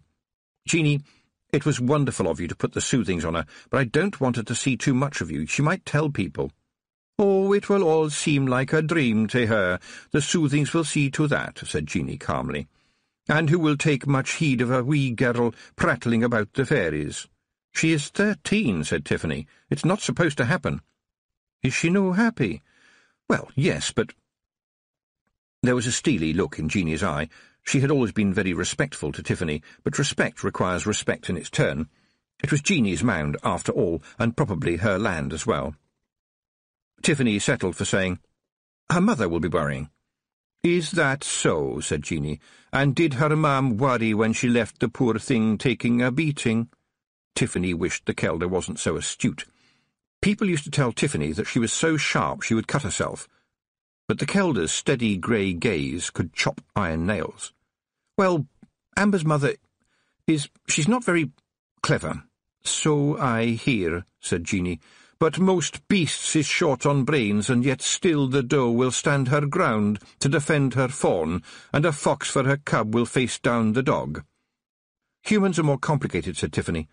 So it seems, said the Kelder, her voice chilly just for that moment. Well, the soothings is working fine, so maybe the girl needs to be back in your complicated world. Where her father is still alive, Tiffany reminded herself. I know he is. He was bruised, but he was breathing, and I hope to goodness he sobers up. And is this problem ever going to end? It has to be sorted out. I've got other things to do, and I've got to go and see the Baron this afternoon. Tiffany's father met them when they walked into the farmyard. Tiffany generally left the broomstick tied to a tree just outside, in theory because flying overhead frightened the chickens, but mostly because she was never able to land very gracefully and certainly didn't want an audience. He looked from Amber to his daughter. Is she all right? She looks a bit dreamy. She's had something to calm her down and make her feel better, said Tiffany, and she shouldn't run around. Her mum has been in a dreadful state, you know, Tiffany's father went on reproachfully, but I told her you were looking after Amber in a very safe place. There was more than a hint of, you are sure about that, aren't you, in the way he spoke. And Tiffany was careful to ignore it, and simply said, I was. She tried to imagine Mrs. Petty in a dreadful state, and it didn't work. Every time she'd ever seen the woman, she had a look of baffled apprehension, as if life had too many puzzles and you just had to wait until the next one hit you. Tiffany's father pulled his daughter to one side and lowered his voice. Petty came back in the night, he hissed, and they say that someone tried to kill him. What? True as I'm standing here. Tiffany turned to Amber. The girl was staring at the sky as if hoping patiently for something interesting to happen. Amber, she said carefully, you know how to feed chickens, don't you? Oh, yes, miss. Well, go and feed ours, will you? There's grain in the barn. Your mum fed them hours ago, her father began, but Tiffany dragged him away quickly. When did this happen? She asked, watching Amber walking obediently into the barn. Sometime last night, Mrs. Petty told me. He was beaten badly in that rackety old barn, right where we were sitting last night. Mrs. Petty went back after everything that happened. What does she see in him? Mr. Aking gave a shrug. He is her husband, but everyone knows he beats her up. Her father looked a bit embarrassed. Well, he said, I suppose to some women any husband is better than none. Tiffany opened her mouth to reply, looked into her father's eyes, and saw the truth of what he had said. She had seen some of them up in the mountains, worn out by too many children and not enough money. Of course, if they knew Nanny Og, something could be done about the children at least, but you still found the families who sometimes, in order to put food on the table, had to sell the chairs. And there was never anything you could do about it. Mr. Petty wasn't beaten up, Dad, although it wouldn't be such a bad idea if he was. I found him trying to hang himself, and I cut him down. He's got 2 broken ribs and bruises all over him.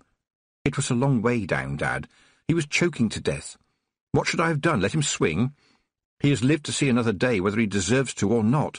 It's not my job to be an executioner. There was a bouquet, Dad. Weeds and nettles. His hands were swollen with nettle stings. There's at least some part of him that deserves to live. Do you see? But you did steal the baby away. No, Dad, I stole away with the baby. Listen, Dad, do get it right. I buried the child, which was dead. I saved the man who was dying. I did those things, Dad. People might not understand, might make up stories. I don't care. You do the job that is in front of you. There was a clucking, and Amber walked across the yard with the chickens following her in a line. The clucking was being done by Amber, and as Tiffany and her father watched, the chickens marched back and forth as if under the command of a drill sergeant. The girl was giggling to herself in between clucks, and after managing to get the chickens to walk solemnly in a circle, she looked up at Tiffany and her father as if nothing had happened and led the fowls back into the barn. After a pause, Tiffany's father said, That did just happen, didn't it? Yes, said Tiffany. I have no idea why. I've been talking to some of the other lads, said her father, and your mother has been talking to the women. We'll keep an eye on the Petties. Things have been let go that shouldn't have. People can't expect to leave everything to you. People mustn't think that you can fix everything, and if you'll take my advice, neither will you. There are some things a whole village has to do. Thanks, Dad, said Tiffany, but I think I'd better go and see to the Baron now. Tiffany could only just remember ever seeing the Baron as a well man, nor did anyone seem to know what was wrong with him. But like many other invalids she had seen, he somehow kept on going, living in a holding pattern and waiting to die. She had heard one of the villagers call him a creaking door which never slammed. He was getting worse now, and in her opinion it was not going to be very long before his life slammed shut. But she could take away the pain, and even frighten it a little so it wouldn't come back for a while. Tiffany hurried to the castle. The nurse, Miss Spruce, was waiting when she arrived. Her face was pale. "It's not one of his good days," she said, then added with a modest little smile, "I have been praying for him all morning." "I'm sure that was very kind of you," said Tiffany. She had taken care to keep any sarcasm out of her voice, but she got a frown from the nurse anyway. The room Tiffany was ushered into smelled like sick rooms everywhere, all too much of people and not enough air. The nurse stood in the doorway as if she was on guard. Tiffany could feel her permanently suspicious gaze on the back of her neck. There was more and more of that sort of attitude about. Sometimes you got wandering preachers around who didn't like witches, and people would listen to them. It seemed to Tiffany that people lived in a very strange world sometimes. Everybody knew in some mysterious way that witches ran away with babies and blighted crops and all the other nonsense, and at the same time they would come running to the witch when they needed help. The Baron lay in a tangle of sheets, his face grey, his hair totally white now, with little pink patches where it had all gone. He looked neat, though. He had always been a neat man, and every morning one of the guards would come in and give him a shave. It cheered him up, as far as anyone could tell, but right now he looked straight through Tiffany. She was used to this. The Baron was what they called a man of the old school. He was proud, and did not have the best of tempers, but he would stand up for himself at all times. To him, the pain was a bully, and what do you do to bullies? You stood up to them, because they always ran away in the end. But the pain didn't know about that rule. It just bullied even more, and the Baron lay with thin white lips. Tiffany could hear him not screaming. Now she sat down on a stool beside him, flexed her fingers, took a deep breath, and then received the pain, calling it out of the wasted body and putting it into the invisible ball just above her shoulder. "I don't hold with magic, you know," said the nurse from the doorway. Tiffany winced like a tightrope walker who has just felt someone hit the other end of the rope with a big stick. Carefully, she let the flow of pain settle down a little bit at a time. "I mean," said the nurse, "I know it makes him feel better, but where does all this healing power come from? That's what I'd like to know." "Perhaps it comes from all your praying, Miss Spruce," said Tiffany sweetly, and was glad to see the moment of fury on the woman's face. But Miss Spruce had the hide of an elephant. "We must be sure that we don't get involved with dark and demonic forces. Better a little pain in this world than an eternity of suffering in the next." Up in the mountains there were sawmills driven by water, and they had big circular saws that spun so fast they were nothing but a silver blur in the air, until an absent-minded man forgot to pay attention when it became a red disk, and the air was raining fingers. Tiffany felt like that now. She needed to concentrate, and the woman was determined to go on talking while the pain was waiting for just one moment's lack of attention. Oh, well, nothing for it. She threw the pain at a candlestick beside the bed. It shattered instantly, and the candle flashed into flame. She stamped on it until it went out. Then she turned to the astonished nurse. "Miss Spruce, I'm sure what you have to say is very interesting, but on the whole, Miss Spruce, I don't really care what you think about anything.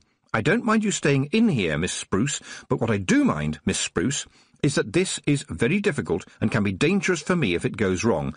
Go away, Miss Spruce, or stay, Miss Spruce, but most of all, shut up, Miss Spruce, because I've only just started and there is still a lot of pain to shift." Miss Spruce gave her another look. It was fearsome. Tiffany returned this with a look of her own, and if there is one thing that a witch learns how to do, it is how to look. The door shut behind the enraged nurse. "Talk quietly. She listens at doors." The voice came from the Baron, but it was hardly a voice at all. You could just hear in it the tones of someone used to command, but now it was cracked and failing, every word pleading for enough time to say the next word. "I'm sorry, sir, but I must concentrate," said Tiffany. "I would hate for this to go wrong." "Of course, I shall remain silent." Taking away pain was dangerous, difficult, and very tiring, but there was, well, a wonderful compensation in seeing the grey face of the old man come back to life. There was already some pinkness to his skin, and it was fleshing out as more and more pain flowed out of him and through Tiffany and into the new little invisible ball floating above her right shoulder. Balance. It was all about balance. That had been one of the first things that she had learned. The centre of the seesaw has neither up nor down, but upness and downness flow through it, while it remains unmoved. You had to be the centre of the seesaw, so that pain flowed through you, not into you. It was very hard, but she could do it. She prided herself on it. Even Granny Weatherwax had grunted when Tiffany had showed her one day how she had mastered the trick, and a grunt from Granny Weatherwax was like a round of applause from anybody else. But the Baron was smiling. "Thank you, Miss Tiffany Aching. Now I would like to sit in my chair." This was unusual, and Tiffany had to think about it. "Are you sure, sir, you are still very weak?" "Yes, everybody tells me that," said the Baron, waving a hand. "I can't imagine why they think I don't know. Help me up, Miss Tiffany Aching, for I must speak to you." It wasn't very difficult. A girl who could heave Mr. Petty out of his bed had little problem with the Baron, whom she handled like a piece of fine china, which he resembled. "I do not think that you and I, Miss Tiffany Aching, have had more than the simplest and most practical of conversations in all the time you have been seeing to me, yes?" he said, when she had him settled with his walking-stick in his hands so that he could lean on it. The Baron was not a man to lounge in a chair if he could sit on the edge of it. "Well, yes, sir, I think you're right," said Tiffany carefully. "I dreamed I had a visitor here last night," said the Baron, giving her a wicked little grin. "What do you think of that, then, Miss Tiffany Aching?" "At the moment I have no idea, sir," said Tiffany, thinking not the Feagles, let it not be the Feagles. "It was your grandmother, Miss Tiffany Aching. She was a fine woman, and extremely handsome. Oh, yes, I was rather upset when she married your grandfather, but I suppose it was for the best. I miss her, you know." "You do?" said Tiffany. The old man smiled. "After my dear wife passed on, she was the only person left who would dare to argue with me. A man of power and responsibility nevertheless needs somebody to tell him when he is being a bloody fool. Granny Aching fulfilled that task with commendable enthusiasm, I must say. And she needed to, because I was often a bloody fool who needed to kick up the arse, metaphorically speaking. It is my hope, Miss Tiffany Aching, that when I am in my grave you will perform the same service to my son Roland, who, as you know, is inclined to be a bit too full of himself at times. He will need somebody to kick him up the arse, metaphorically speaking, or indeed in real life if he gets altogether all too snotty." Tiffany tried to hide a smile, then took a moment to adjust the spin of the ball of pain as it hovered companionably by her shoulder. "Thank you for your trust in me, sir. I shall do my best." The Baron gave a polite little cough and said, "Indeed. At one point I harboured hopes that you and the boy might make a more intimate arrangement." "We are good friends," said Tiffany carefully. "We were good friends, and I trust that we will continue to be good friends." She hurriedly had to stop the pain wobbling dangerously. The Baron nodded. "Jolly good, Miss Tiffany Aching, but please don't let the bond of friendship prevent you from giving him a righteous kick-up-the-arse if he needs one." "I will take some pleasure in doing so, sir," said Tiffany. "Well done, young lady," said the Baron, "and thank you for not chiding me for using the word arse, or asking me the meaning of the word metaphorical." "No, sir. I know what metaphorical means, and arse is a traditional usage, nothing to be ashamed of." The Baron nodded. "It has a commendable grown-up sharpness to it. Ass, on the other hand, is quite frankly for spinsters and little children." Tiffany turned the words on her tongue for a moment and said, "Yes, sir, I think that is probably the long and the short of it." "Very good. Incidentally, Miss Tiffany Aching, I cannot conceal my interest in the fact that you do not curtsy in my presence these days. Why not?" "I'm a witch now, sir. We don't do that sort of thing." "But I am your Baron, young lady." "Yes, and I am your witch." "But I have soldiers out there who will come running if I call, and I'm sure you know, too, that people around here do not always respect witches." "Yes, sir, I know that, sir, and I am your witch." Tiffany watched the Baron's eyes. They were a pale blue, but right now there was a foxy glint of mischief in them. The worst thing you could possibly do right now, she told herself, would be to show any kind of weakness at all. He's like Granny Weatherwax. He tests people. As if he was reading her mind exactly at that point, the Baron laughed. "Then you are your own person, Miss Tiffany Aking." "I don't know about that, sir. Just lately I feel as if I belong to everybody." "Ah," said the Baron, "you work very hard and conscientiously, I'm told." "I am a witch." "Yes," said the Baron. "So you have said, clearly and consistently, and with some considerable repetition." He leaned both skinny hands on his walking-stick and looked at her over the top of them. "It is true, then, is it," he said, "that some 7 years ago you took an iron skillet and went into some sort of fairyland where you rescued my son from the Queen of the Elves, a most objectionable woman, I have been given to understand." Tiffany hesitated about this. "Do you want it to be so?" she said. The Baron chuckled and pointed a skinny finger at her. "Do I want it to be? Indeed. Good question, Miss Tiffany Aking, who is a witch. Let me think. Let us say, I want to know the truth." Well, the bit about the frying pan is true, I must admit, and, well, Roland had been pretty well knocked about, so I, had to take charge a bit. "A bit?" said the old man, smiling. "Not an unreasonably large bit," said Tiffany quickly. "And why didn't anybody tell me this at the time, pray?" said the Baron. "Because you are the Baron," said Tiffany simply, "and boys with swords rescue girls. That's how the stories go. That's how stories work. No one really wanted to think the other way round." "Didn't you mind?" He wasn't taking his eyes off her, and he hardly seemed to blink. There was no point in lying. "Yes," she said, "a bit." "Was it a reasonably large bit?" "I would say so, yes. But then I went off to learn to be a witch, and it didn't seem to matter any more. That's the truth of it, sir. Excuse me, sir, who told you this?" "Your father," said the Baron, "and I'm grateful to him for telling me. He came to see me yesterday to pay his respects, seeing as I am, as you know, dying, which is, in fact, another truth, and don't you dare tell him off, young lady, witch or otherwise. Promise me?" Tiffany knew that the long lie had hurt her father. She'd never really worried about it, but it had worried him. "Yes, sir, I promise." The Baron was silent for a moment, staring at her. "You know, Miss Tiffany Aking, who is by regular repetition a witch, I am at a time when my eyes are cloudy, but my mind, somehow, sees further than you think. But perhaps it is not too late for me to make amends. Under my bed is a chest bound with brass. Go and open it. Go on, do that now."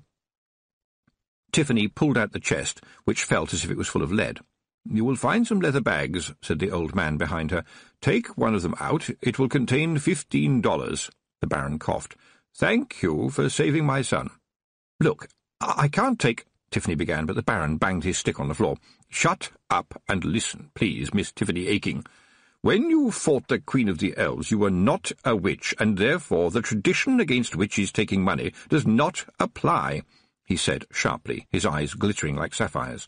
"With regard to your personal services to myself, I believe you have been paid in food and clean used linen, second-hand footwear and firewood. I trust my housekeeper has been generous. I told her not to stint." "What? Oh, yes, sir." And that was true enough. Witches lived in a world of second-hand clothes, old sheets good for making bandages, boots with some life left in them, and, of course, hand-me-downs, hand-me-outs, hand-me-ups, hand-me-rounds, and hand-me-overs. In such a world, the pickings to be had from a working castle were like being given the key to a mint. As for the money, she turned the leather bag over and over in her hands. It was very heavy. "What do you do with all that stuff, Miss Tiffany Aking?" "What?" she said, absent-mindedly, still looking at the bag. Trade it, pass it on to people who need it, that sort of thing." "Miss Tiffany Aking, you are suddenly vague. I believe that you were engrossed in thinking that $15 isn't much, is it, for saving the life of the Baron's son? No, I'll take that as a yes, then, shall I? You will take it from me as a no, sir. I am your witch." She glared at him, panting. "And I'm trying to balance a rather difficult ball of pain, sir. Ah, Granny Aking's granddaughter, I humbly beg your forgiveness, as I occasionally should have asked for hers. But, nevertheless, will you please do me the favour and honour of taking that bag, Miss Tiffany Aking, and putting its contents to such use as you may determine in memory of me. I'm sure it's more money than you have ever seen before." "I don't often see any money at all," she protested, stunned by this. The Baron banged his stick on the floor again, as if applauding. "I doubt very much if you have ever seen money like this," he said merrily. "You see, although there are $15 in the bag, they are not the dollars that you are used to, or would be if you were used to them at all. They are old dollars from before they started mucking about with the currency. The modern dollar is mostly brass, in my opinion, and contains as much gold as seawater. These, however, are the real shilling, if you'll excuse my little joke." Tiffany excused his little joke, because she didn't get it. He smiled at her puzzlement. "In short, Miss Tiffany Aching, if you take these coins to the right dealer, he should pay you, I would estimate somewhere in the region of 5,000 Ankh-Morpork dollars. I don't know what that would be in terms of old boots, but quite possibly it could buy you an old boot the size of this castle." And Tiffany thought, "I can't take this." Apart from anything else, the bag had become extremely heavy. Instead, she said, "That's far too much for a witch." "But not too much for a son," said the Baron. "Not too much for an heir. Not too much for continuity down the generations. Not too much for removing a lie from the world." "But it can't buy me another pair of hands," said Tiffany, "or change 1 second of the past." "Nevertheless, I must insist that you take it," said the Baron.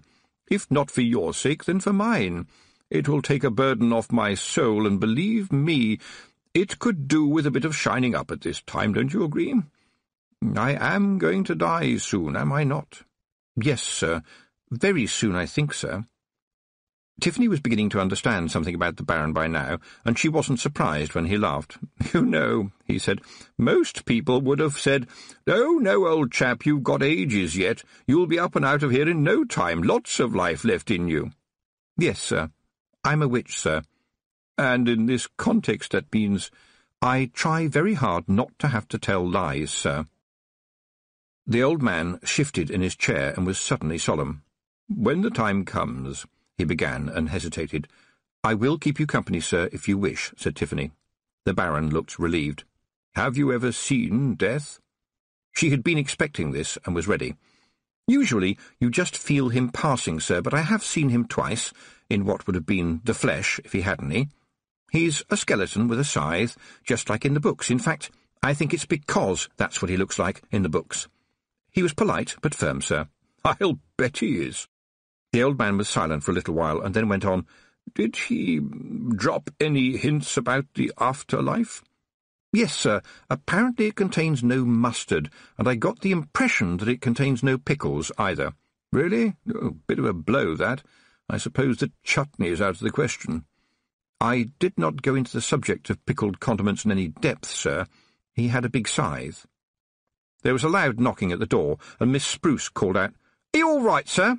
"In tip-top condition, dear Miss Spruce," said the Baron loudly, then lowered his voice to say conspiratorially, "I believe our Miss Spruce does not like you very much, my dear." "She thinks I'm unhygienic," said Tiffany. "Never really understood about all that nonsense," said the Baron. "It's quite easy," said Tiffany. "I have to stick my hands in the fire at every opportunity." "What? You put your hands in the fire?" Now she was sorry she had mentioned it, but she knew the old man would not now be satisfied until she had shown him. She sighed and crossed over to the fireplace, pulling a large iron poker out of its stand. She admitted to herself that she liked showing off this trick occasionally, and the Baron would be an appreciative audience. But should she do it? Well, the fire trick was not that complicated, and the balance of the pane was fine, and it wasn't as if the Baron had much time left. She drew a bucket of water from the little well at the far end of the room. The well had frogs in it, and therefore so did the bucket, but she was kind and dropped them back into their well. No one likes boiling a frog. The bucket of water was not strictly necessary, but it did have a part to play. Tiffany coughed theatrically. "Do you see, sir, I have 1 poker and 1 bucket of cold water. Cold metal poker, cold bucket of water. And now I hold in my left hand a poker, and I stick my right hand into the hottest part of the fire, like this." The Baron gasped as flames burst around her hand, and the tip of the poker in her other hand suddenly glowed red-hot. With the Baron suitably impressed, Tiffany doused the poker in the bucket of water, from which erupted a cloud of steam. Then she stood in front of the Baron, holding up both hands quite unscathed.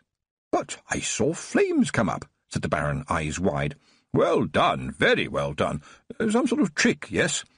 "More of a skill, sir. I put my hand in the fire and sensed the heat into the poker. I just moved the heat around. The flame you saw was caused by the burning of bits of dead skin, dirt, and all those nasty, invisible little biting things that unhygienic people have on their hands." She paused. "Are you all right, sir?" The Baron was staring at her. "Sir? Sir?" The old man spoke as if he was reading from an invisible book. "The hare runs into the fire. The hare runs into the fire. The fire, it takes her. She is not burned. The fire, it loves her. She is not burned. The hare runs into the fire. The fire, it loves her. She is free. It all comes back to me. How did I ever forget it? How did I dare to forget it? I told myself I would remember it forever, but time goes on, and the world fills up with things to remember, things to do, calls on your time, calls on your memory, and you forget the things that were important, the real things." Tiffany was shocked to see tears streaming down his face. "I remember it all," he whispered, his voice punctuated with sobs. "I remember the heat. I remember the hair." At which point the door banged open and Miss Spruce stepped into the room. What happened next took a moment, but seemed to Tiffany to go on for an hour. The nurse looked at her, holding the poker, and then at the old man in tears, then at the cloud of steam, then back to Tiffany as she let the poker go, then back to the old man, and then back to Tiffany as the poker landed in the hearth with a clang that echoed around the world. And then Miss Spruce took a deep breath like a whale preparing to dive to the bottom of the ocean and screamed, "What do you think you're doing to him? Get out of here, you brazen hussy!" Tiffany's ability to speak came back quickly and then grew to an ability to shout. "I am not brazen, and I don't huss." "I'm going to fetch the guards, you black and midnight hag," the nurse screamed, heading for the door. "It's only 11:30, Tiffany shouted after her, and hurried back to the Baron, totally at a loss as to what to do next. The pain shifted. She could feel it. She wasn't keeping her mind straight. Things were getting out of balance. She concentrated for a moment, and then, trying to smile, turned to the Baron. "I'm very sorry if I've upset you, sir," she began, and then realised that he was smiling through his tears, and his whole face seemed full of sunlight. "Upset me? Good gracious, no, I'm not upset." He tried to pull himself upright in the chair and pointed towards the fire with a trembling finger. "I am, in fact, set up. I feel alive. I am young, my dear Miss Tiffany Aching. I remember that perfect day. Can you not see me, down in the valley? A perfect, crisp September day. A little boy in the tweed jacket that was far too itchy, as I recall, yes, was far too itchy and smelled of wee, and my father was singing the larks they sang melodious, and I was trying to harmonize, which, of course, I couldn't do then, because I had about as much voice as a rabbit, and we were watching them burn the stubbles. There was smoke everywhere, and as the fire swept along, mice, rats, rabbits, and even foxes were running towards us away from the flames. Pheasants and partridges were taking off like rockets at the last minute, as they do, and suddenly there was no sound at all, and I saw this hare. Oh, she was a big one. Did you know that country people used to think all hares were female? And she just stood there looking at me, with bits of burning grass falling around us, and the flames behind her, and she was looking directly at me, and I will swear that when she knew that she had caught my eye, she flicked herself into the air and jumped straight into the fire. And of course I cried like anything, because she was so fine, and my father picked me up and said he'd tell me a little secret, and he taught me the hare song so that I would know the truth of it and stop crying. And then later on we walked over the ashes, and there was no dead hare." The old man turned his head awkwardly towards her and beamed, really beamed. He shone. "Where is that coming from?" Tiffany wondered. "It's too yellow for firelight, but the curtains are shut. It's always too gloomy in here, but now it is the light of a crisp September day. I remember doing a crayon picture of it when we got home.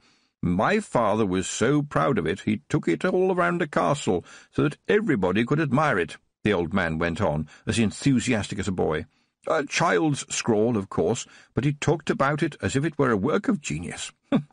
Parents do such things. I found it among his documents after he died, and, in fact, if you're interested, you'll find it in a leather folder within the money chest.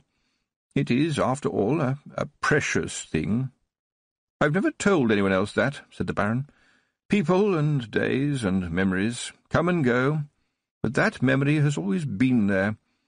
No money that I could give you, Miss Tiffany Aking, who is the witch, could ever repay you for bringing back to me that wonderful vision, which I shall remember until the day I— For a moment the flames on the fire stood still, and the air was cold. Tiffany was never actually sure that she ever saw death, not actually saw. Perhaps in some strange way it had all happened inside her head, though wherever he was, well, he was there. "Wasn't that appropriate?" Death said. Tiffany didn't step back. There was no point. "Did you arrange that?" she asked. "Much as I would like to take the credit, other forces are at work. Good morning to you, Miss Aking."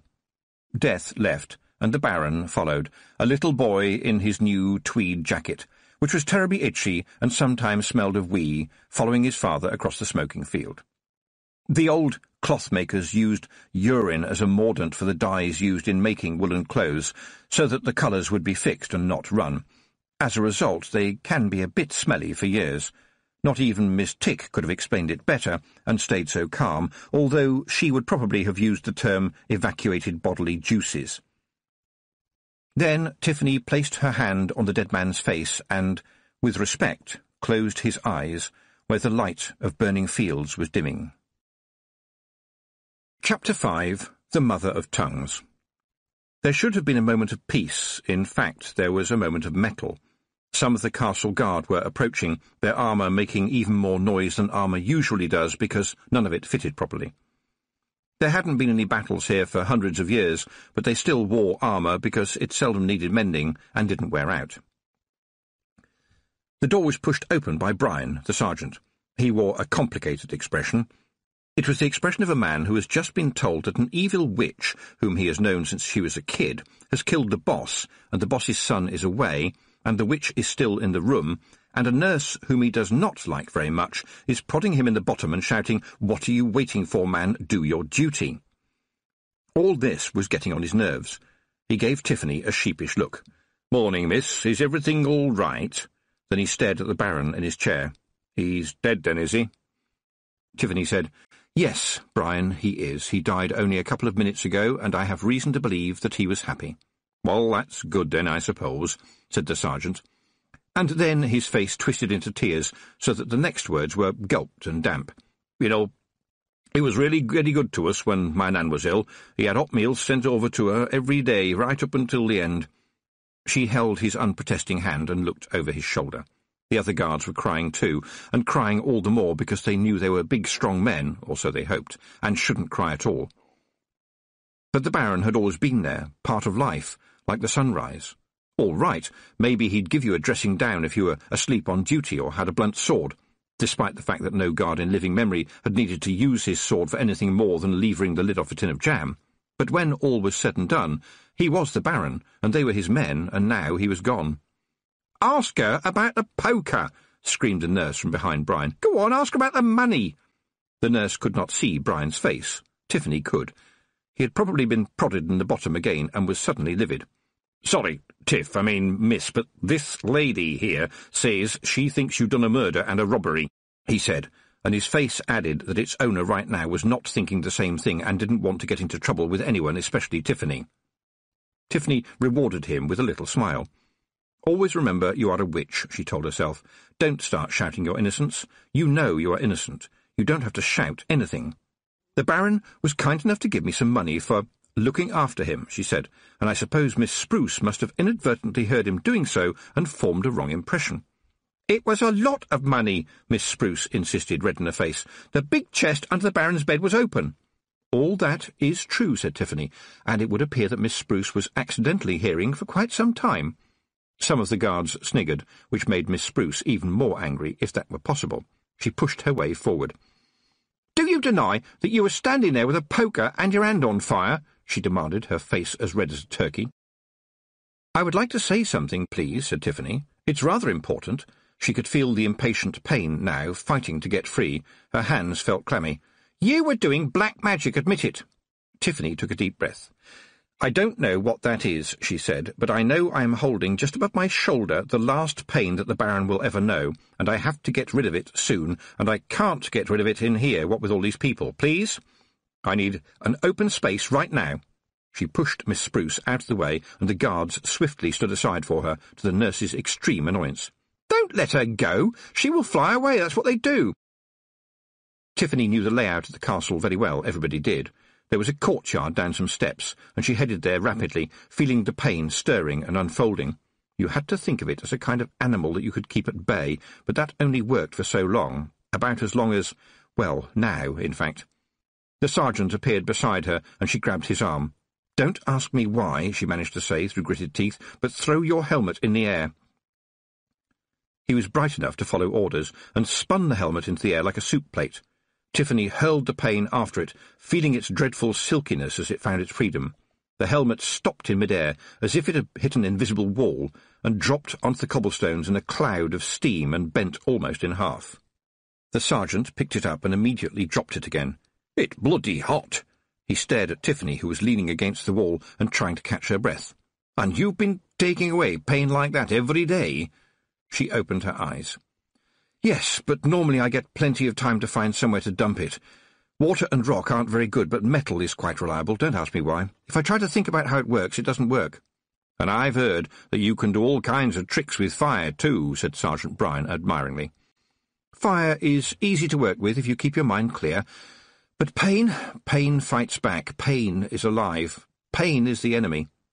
The sergeant gingerly attempted to reclaim his helmet, hoping that by now it was cool enough to hold. "I will have to make certain I knock the dent out of it before the boss sees it," he began. "You know what a stickler he is for smartness." "Oh." He stared down at the ground. "Yes," said Tiffany, as kindly as she could. "It's going to take a bit of getting used to, isn't it?" Wordlessly, she handed him her handkerchief, and he blew his nose. "But you can take away pain," he began. "So does that mean you can—" Tiffany held up a hand. "Stop. Right there," she said. "I know what you're going to ask, and the answer is no. If you chopped your hand off, I could probably make you forget about it until you tried to eat your dinner. But things like loss, grief, sadness, I can't do that. I wouldn't dare meddle with them. There is something called the soothings, and I know only one person in the world who can do that, and I'm not even going to ask her to teach me. It's too deep." "Tiff!" Bryan hesitated, and looked around as though he expected the nurse to appear and prod him from behind again. Tiffany waited. "Please, don't ask," she thought. "You've known me all your life. You can't possibly think—" Bryan looked at her pleadingly. "Did you take anything—" His voice tailed off. "No, of course not," Tiffany said. "What maggots got into your head? How could you think such a thing?" "Dunno," said Bryan, flushing with embarrassment. "Well, that's all right, then."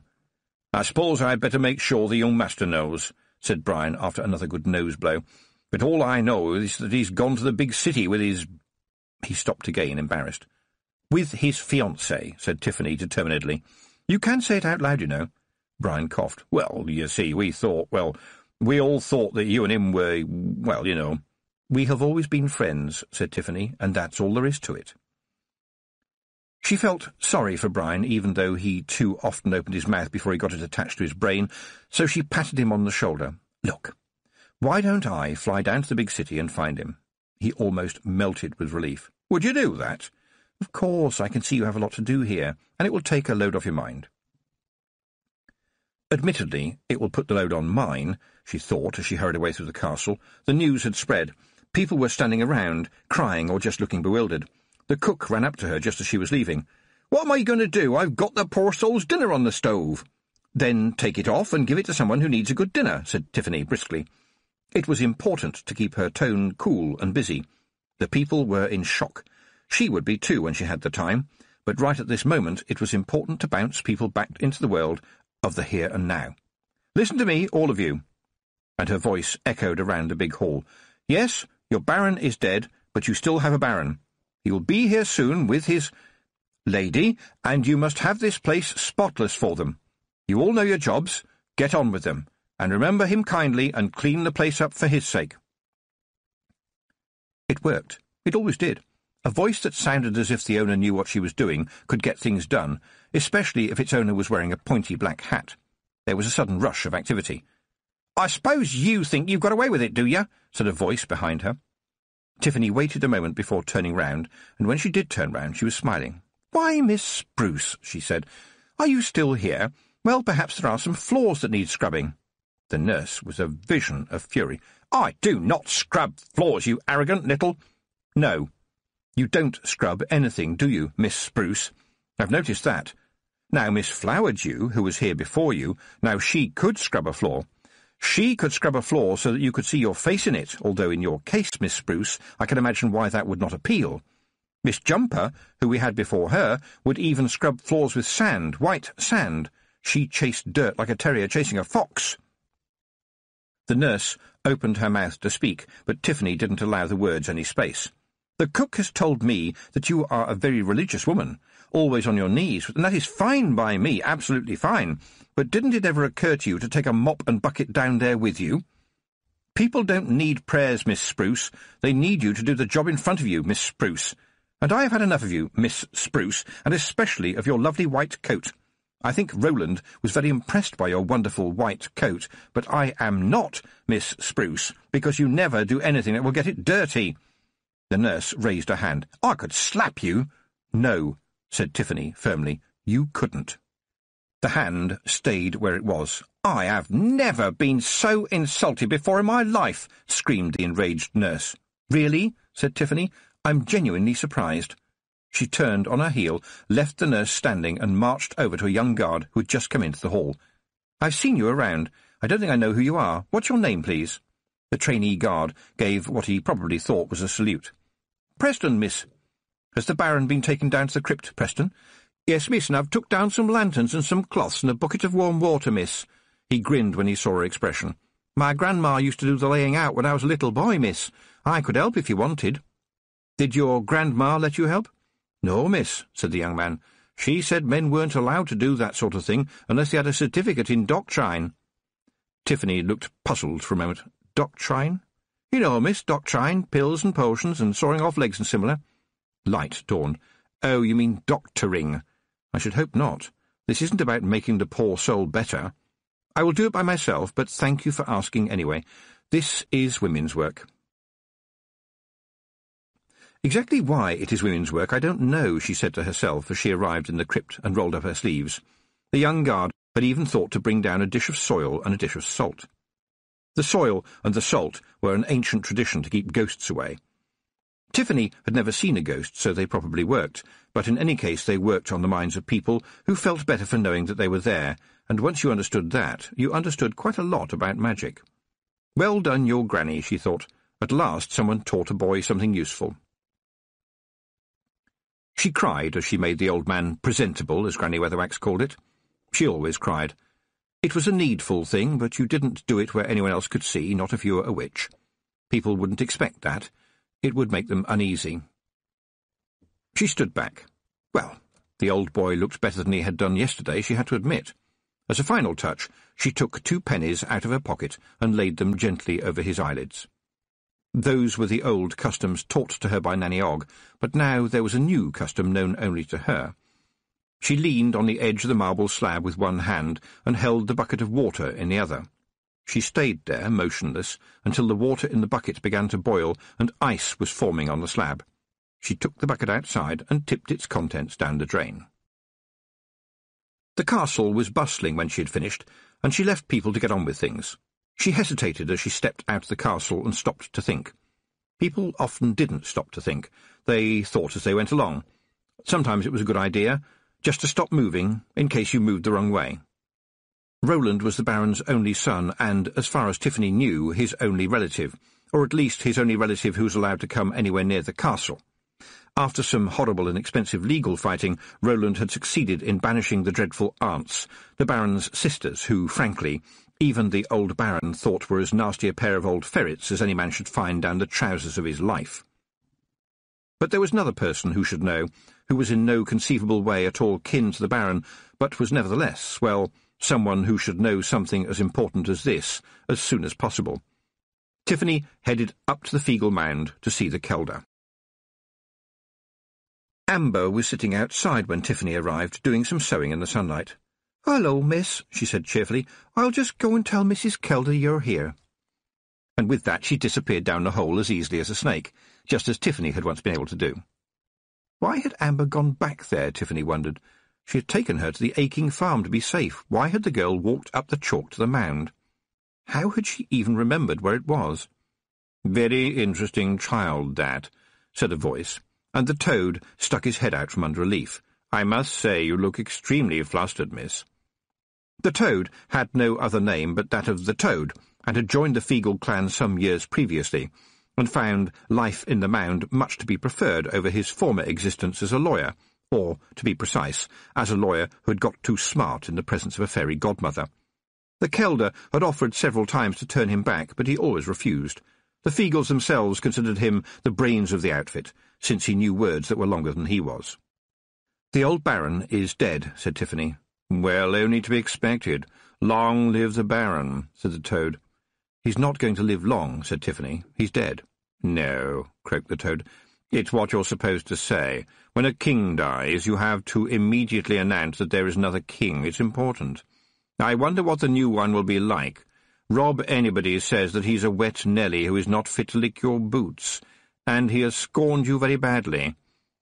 Whatever the circumstances of the past, Tiffany was not going to let that go by unchallenged. "I don't need anybody to lick anything for me, thank you very much. Anyway," she added, "he's not their Baron, is he? The Feagles pride themselves on not having a lord." "You are correct in your submission," said the Toad ponderously. "But you must remember that they also pride themselves on having as much as possible to drink at the slightest possible excuse, which leaves them of an uncertain temper, and that the Baron quite definitely believes that he is, de facto, the owner of all the property hereabouts, a claim that stands up in law, although I am sorry to say that I can no longer do the same. But the girl now, she is something strange. Haven't you noticed?" "Haven't I noticed?" Tiffany thought quickly. What should I have noticed? Amber was just a kid.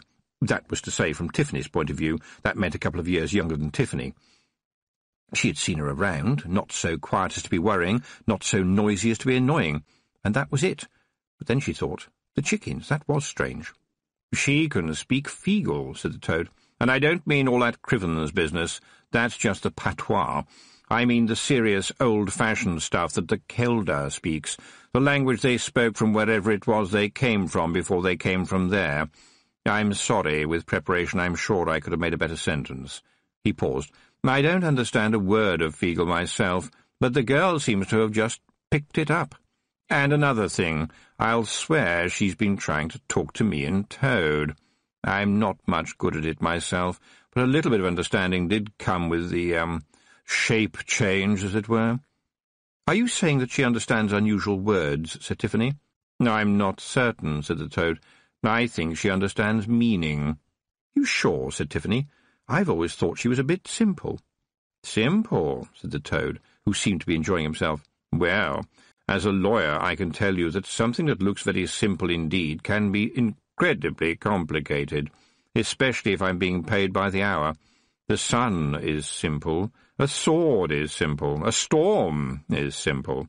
Behind every simple is a huge tale of complicated." Amber poked her head out of the hole. "Mrs. Kelda says you're to meet her in the chalk pit," she said excitedly. There was a faint cheering coming from the chalk pit as Tiffany lowered herself gingerly through the careful camouflage. She liked the pit. It seemed impossible to be truly unhappy there, with the damp white walls cradling her and the light of the blue day pricking through the briars. Sometimes, when she was much younger, she had seen the ancient fish swimming in and out of the chalk pit, ancient fish from the time when the chalk was the land under the waves. The water had gone long ago, but the souls of the ghost fish hadn't noticed. They were as armoured as knights and ancient as the chalk. But she didn't see them any more. Perhaps your eyesight changes as you get older, she thought. There was a strong smell of garlic. A large part of the bottom of the pit was full of snails. Feagles were walking carefully among them, painting numbers on their shells. Amber was sitting next to the Kelda, with her hands clasped around her knees. Seen from above, it looked for all the world like a sheepdog trials, but with less barking and a lot more stickiness. The Kelder spotted Tiffany and raised a tiny finger to her lips, followed by a brief nod at Amber, who was now engrossed in the proceedings. Jeanie patted the space on the other side of her and said, "We are watching the lads putting our brand on the livestock, you ken." There was a slight touch of strangeness to her voice. It was the kind of voice a grown-up uses when it tells a child, "We are having fun, aren't we?" In case the child hasn't reached that conclusion yet. But Amber really did look as if she was enjoying herself. It occurred to Tiffany that being around the Feagles seemed to make Amber happy. She got the impression that the Kelder wanted to keep the conversation light, so she simply asked, "Why mark them? Who's going to try to steal them?" "The Feagles, of course. My Rob reckons they'll be queuing up to steal our snails while they are left unprotected, you ken." Tiffany was mystified. Why would they be unprotected? "Because my lads, you ken, will be away stealing their livestock. It's an old Feagle tradition. It means everyone gets in lots of fighting, rustling and stealing, and, of course, the all-time favourite, boozing." The Kelder winked at Tiffany. "Well, it keeps the lads happy and stops them fretting and getting under our feet, you ken." She winked at Tiffany again and patted Amber on the leg and said something to her in the language that sounded like a very old version of Feagle. Amber answered in the same language. The Kelder nodded meaningfully at Tiffany and pointed to the other end of the pit. "What did you just say to her?" said Tiffany, looking back at the girl who was still watching the Feagles with the same smiling interest. "I told her that you and I were going to have a conversation for grown-ups," said the Kelder. "And she just said the boys were very funny, and I don't know how, but she has picked up the mother of tongues. Tiffany, I only use it to a daughter and a Gonigal, you ken, and I was talking to him on the mound last night when she joined in. She picked it up just by listening. That shouldn't happen. It's a rare gift she has, and no mistake. She must ken the meanings in her heed, and that's magic, missy. That's the pure quill, and no mistake." "How could it happen?" "Who knows," said the Kelder. "It's a gift, and if you take my advice, you will set this girl to training." "Isn't she a bit too old to be starting?" said Tiffany. "Put her to the craft, or find some channel for her gift. Believe me, my girl, I wouldn't want you to believe that beating a girl nigh unto death is a good thing, but who kens how her paths are chosen? And so she ended up here with me. She has the gift of understanding. Would she have found it else? You know full well that the meaning of life is to find your gift. To find your gift is happiness. Never to find it is a misery. You said she's a bit simple. Find her a teacher who can bring out the complicated in her. The girl learned a difficult language just by listening to it. The world sore needs folk that can do that." It made sense. Everything the Kelder said made sense. Jeanie paused and then said, "I'm very sorry the Baron is dead." "I'm sorry," Tiffany said. "I meant to tell you." The Kelder smiled at her. "Do you think a Kelder would need to be told something like that, my girl? He was a decent man, and you did right by him." "I've got to go and find the new Baron," said Tiffany, "and I'll need the boys to help me find him. There's thousands of people in the city, and the lads are very good at finding things." She kept to herself any thought about the fact that what they were most good at finding was things that belonged to other people. It was true, though, that the Feagles could hunt like dogs as well as drink like fish. She glanced up at the sky. Tiffany had never flown all the way to the big city before, and didn't much fancy flying there in the darkness. "I shall leave at first light, but first of all, Jeanie, I think I'd better take Amber back home." "You'd like that, wouldn't you, Amber?" she said hopelessly. 3/4 of an hour later, Tiffany flew her stick back down towards the village, the screams still ringing in her head. Amber wasn't going back. She had, in fact, made her reluctance to leave the mound abundantly clear by bracing her arms and legs in the hole and staying there, screaming at the top of her voice every time Tiffany gave a gentle pull. When she let go, the girl went back to sit next to the Kelder. So that was that. You try to make plans for people, and the people make other plans. However you looked at it, Amber had parents. Pretty awful parents, you might say, and you might add that that was giving them the best of it. At least they had to know that she was safe. And in any case, what possible harm could come to Amber in the care of the Kelder? Mrs. Petty slammed the door shut when she saw that it was Tiffany on the step, then opened it again almost immediately in a flood of tears. The place stank. not just of stale beer and bad cooking, but also of helplessness and bewilderment. A cat, the mangiest that Tiffany had ever seen, was almost certainly another part of the problem. Mrs. Petty was frightened out of whatever wits she had and dropped to her knees on the floor, pleading incoherently. Tiffany made her a cup of tea, which was no errand for the squeamish, given that such crockery as the cottage possessed was piled up in the stone sink, which was otherwise filled with slimy water that occasionally bubbled.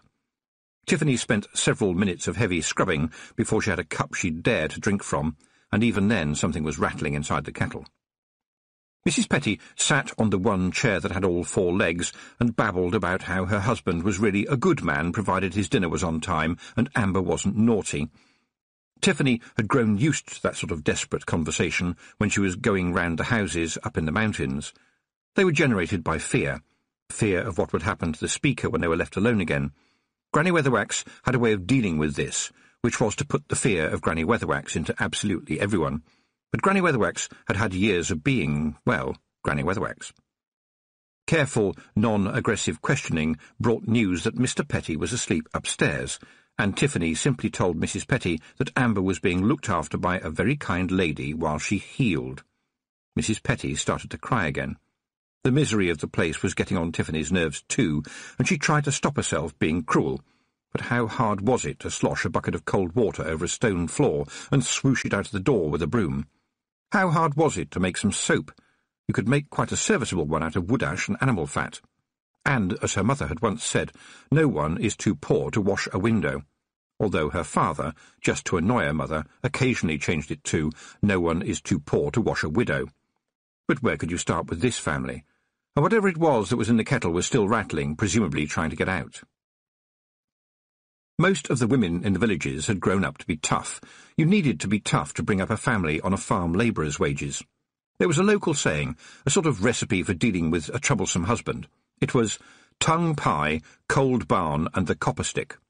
It meant that a troublesome husband got a nagging instead of his dinner. He would be shoved out into the barn to sleep, and if he raised his hand to his wife, he might get a good wallop from the long stick every cottage had for stirring the washing in the washtub. They usually learned the error of their ways before the rough music played. "Wouldn't you like a short holiday away from Mr. Petty?" Tiffany suggested. The woman, pale as a slug and skinny as a broom, looked horrified. "Oh, no," she gasped. "He wouldn't know what to do without me." And then it all went wrong, or rather, a lot more wrong than it was already. And it was all so innocent, because the woman was so downcast. "Well, at least I can clean your kitchen for you," Tiffany said cheerfully.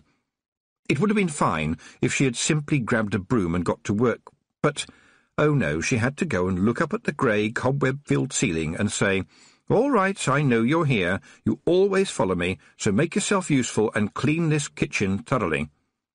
Nothing happened for a few seconds, and then she heard, because she was listening for it, a muffled conversation from up near the ceiling. "Did you no hear that? She kens we is here. How come she always gets it right?" A slightly different feeble voice said, "It's because we always follow her, ye wee dafty." "Oh, aye, I ken that well enough, but my point is, did we not promise faithfully not to follow her around any more?" "Aye, it was a solemn oath." "Exactly, and so I canna but be a wee bit disappointed that the big wee hag will nae take heed of a solemn promise. It's a wee bit hurtful to the feelings." "But we have broken the solemn oath. It's a feegle thing." A third voice said, "Look lively, ye scunners. It's the tapping o' the feets." A whirlwind hit the grubby little kitchen. Tiffany had earned the admiration of the other witches by persuading the Feagles to do chores.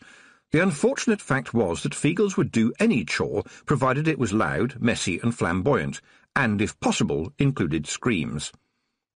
Foaming water swirled across Tiffany's boots, which had indeed been tapping. It has to be said that no one could create a mess more quickly than a party of Feagles, but strangely they could clean one up as well, without even the help of bluebirds and miscellaneous woodland creatures. The sink emptied in an instant and filled again with soapsuds. Wooden plates and tin mugs hummed through the air as the fire burst into life. With a bang, bang, bang, the log box filled. After that, things speeded up, and a fork shuddered in the wall beside Tiffany's ear. Steam rose like a fog, with strange noises coming out of it. The sunlight flooded in through the suddenly clean window, filling the room with rainbows. A broom shot past, pushing the last of the water in front of it. The kettle boiled. A vase of flowers appeared on the table, some of them admittedly upside down, and suddenly the room was fresh and clean and no longer smelled of rotted potatoes. Tiffany looked up at the ceiling. The cat was holding on to it by all four paws. It gave her what was definitely a look. Even a witch can be outlooked by a cat that has had it up to here and is still up here. Tiffany finally located Mrs. Petty under the table with her hands over her head. When she had finally been persuaded to come out and sit on a nice clean chair in front of a cup of tea from a wonderfully clean mug, she was very keen to agree that there had been a great improvement, although later on Tiffany couldn't help but admit that Mrs. Petty would probably have agreed to absolutely anything if only Tiffany would go away. Not a success, then, but at least the place was a whole lot cleaner, and Mrs. Petty was bound to be grateful when she'd had the time to think about it. A snarl and a thump that Tiffany heard as she was leaving the ragged garden was probably the cat parting company with the ceiling. Halfway back to the farm, carrying her broomstick over her shoulder, she thought aloud, "Perhaps that was a bit stupid." "Dinna fash yoursel," said a voice. "If we'd had the time, we could have made some bread as well." Tiffany looked down, and there was Rob Anybody, along with half a dozen others known variously as the Knack-Mack Feegle, the Wee Free Men, and sometimes the defendants, the culprits, people wanted by the police to help them with their inquiries, and sometimes as that one, second on the left, I swear it was him. "You keep on following me," she complained. "You always promise not to, and you always do." "Ah, but ye dinna take into account the geese that is laid on us, ye ken. Ye are the Hag of the Hills, and we must always be ready to protect ye and help ye no matter what ye say," said Rob Anybody stoutly. There was a rapid shaking of heads among the other Feegles, causing a fallout of bits of pencil, rat's teeth, last night's dinner, interesting stones with holes in, beetles, promising bits of snot tucked away for leisurely examination later, and snails. "Look," said Tiffany, "you can't just go around helping people whether they want you to or not." Rob Anybody scratched his head, put back the snail that had fallen out, and said, "Why not, miss? You do." "I don't," she said aloud, but inside an arrow struck her heart. I wasn't kind to Mrs. Petty, was I, she thought. Yes, it was true that the woman seemed to have the brains as well as the demeanour of a mouse, but filthy though it was, the stinking house was Mrs. Petty's house, and Tiffany had burst in with a lot of, well, not to put too fine a point on it, Knack-Mack Feegles, and had just messed it up, even if it was less of a mess than it had been before. I was brusque and bossy and self-righteous. My mother could have handled it better. If it comes to that, probably any other woman in the village could have handled it better. But I am the witch, and I blundered in and blundered about and scared the wits out of her. Me, a slip of a girl with a pointy hat.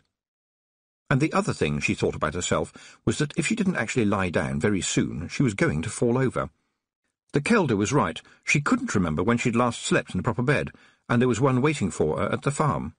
And, she thought suddenly and guiltily, she still had to let her own parents know that Amber Petty was back with the Feegles. There's always something, she thought, and then there's another something on top of the something, and then there is no end to the somethings. No wonder witches were given broomsticks. Feet just couldn't do it by themselves.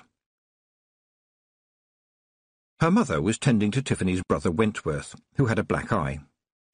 "He's been fighting with the big boys," her mother complained. "Got a black eye, didn't we, Wentworth?" "Yeah, but I did kick Bailey Teller in the fork." Tiffany tried to starve a yawn. "What have you been fighting for, Went? I thought you were more sensible."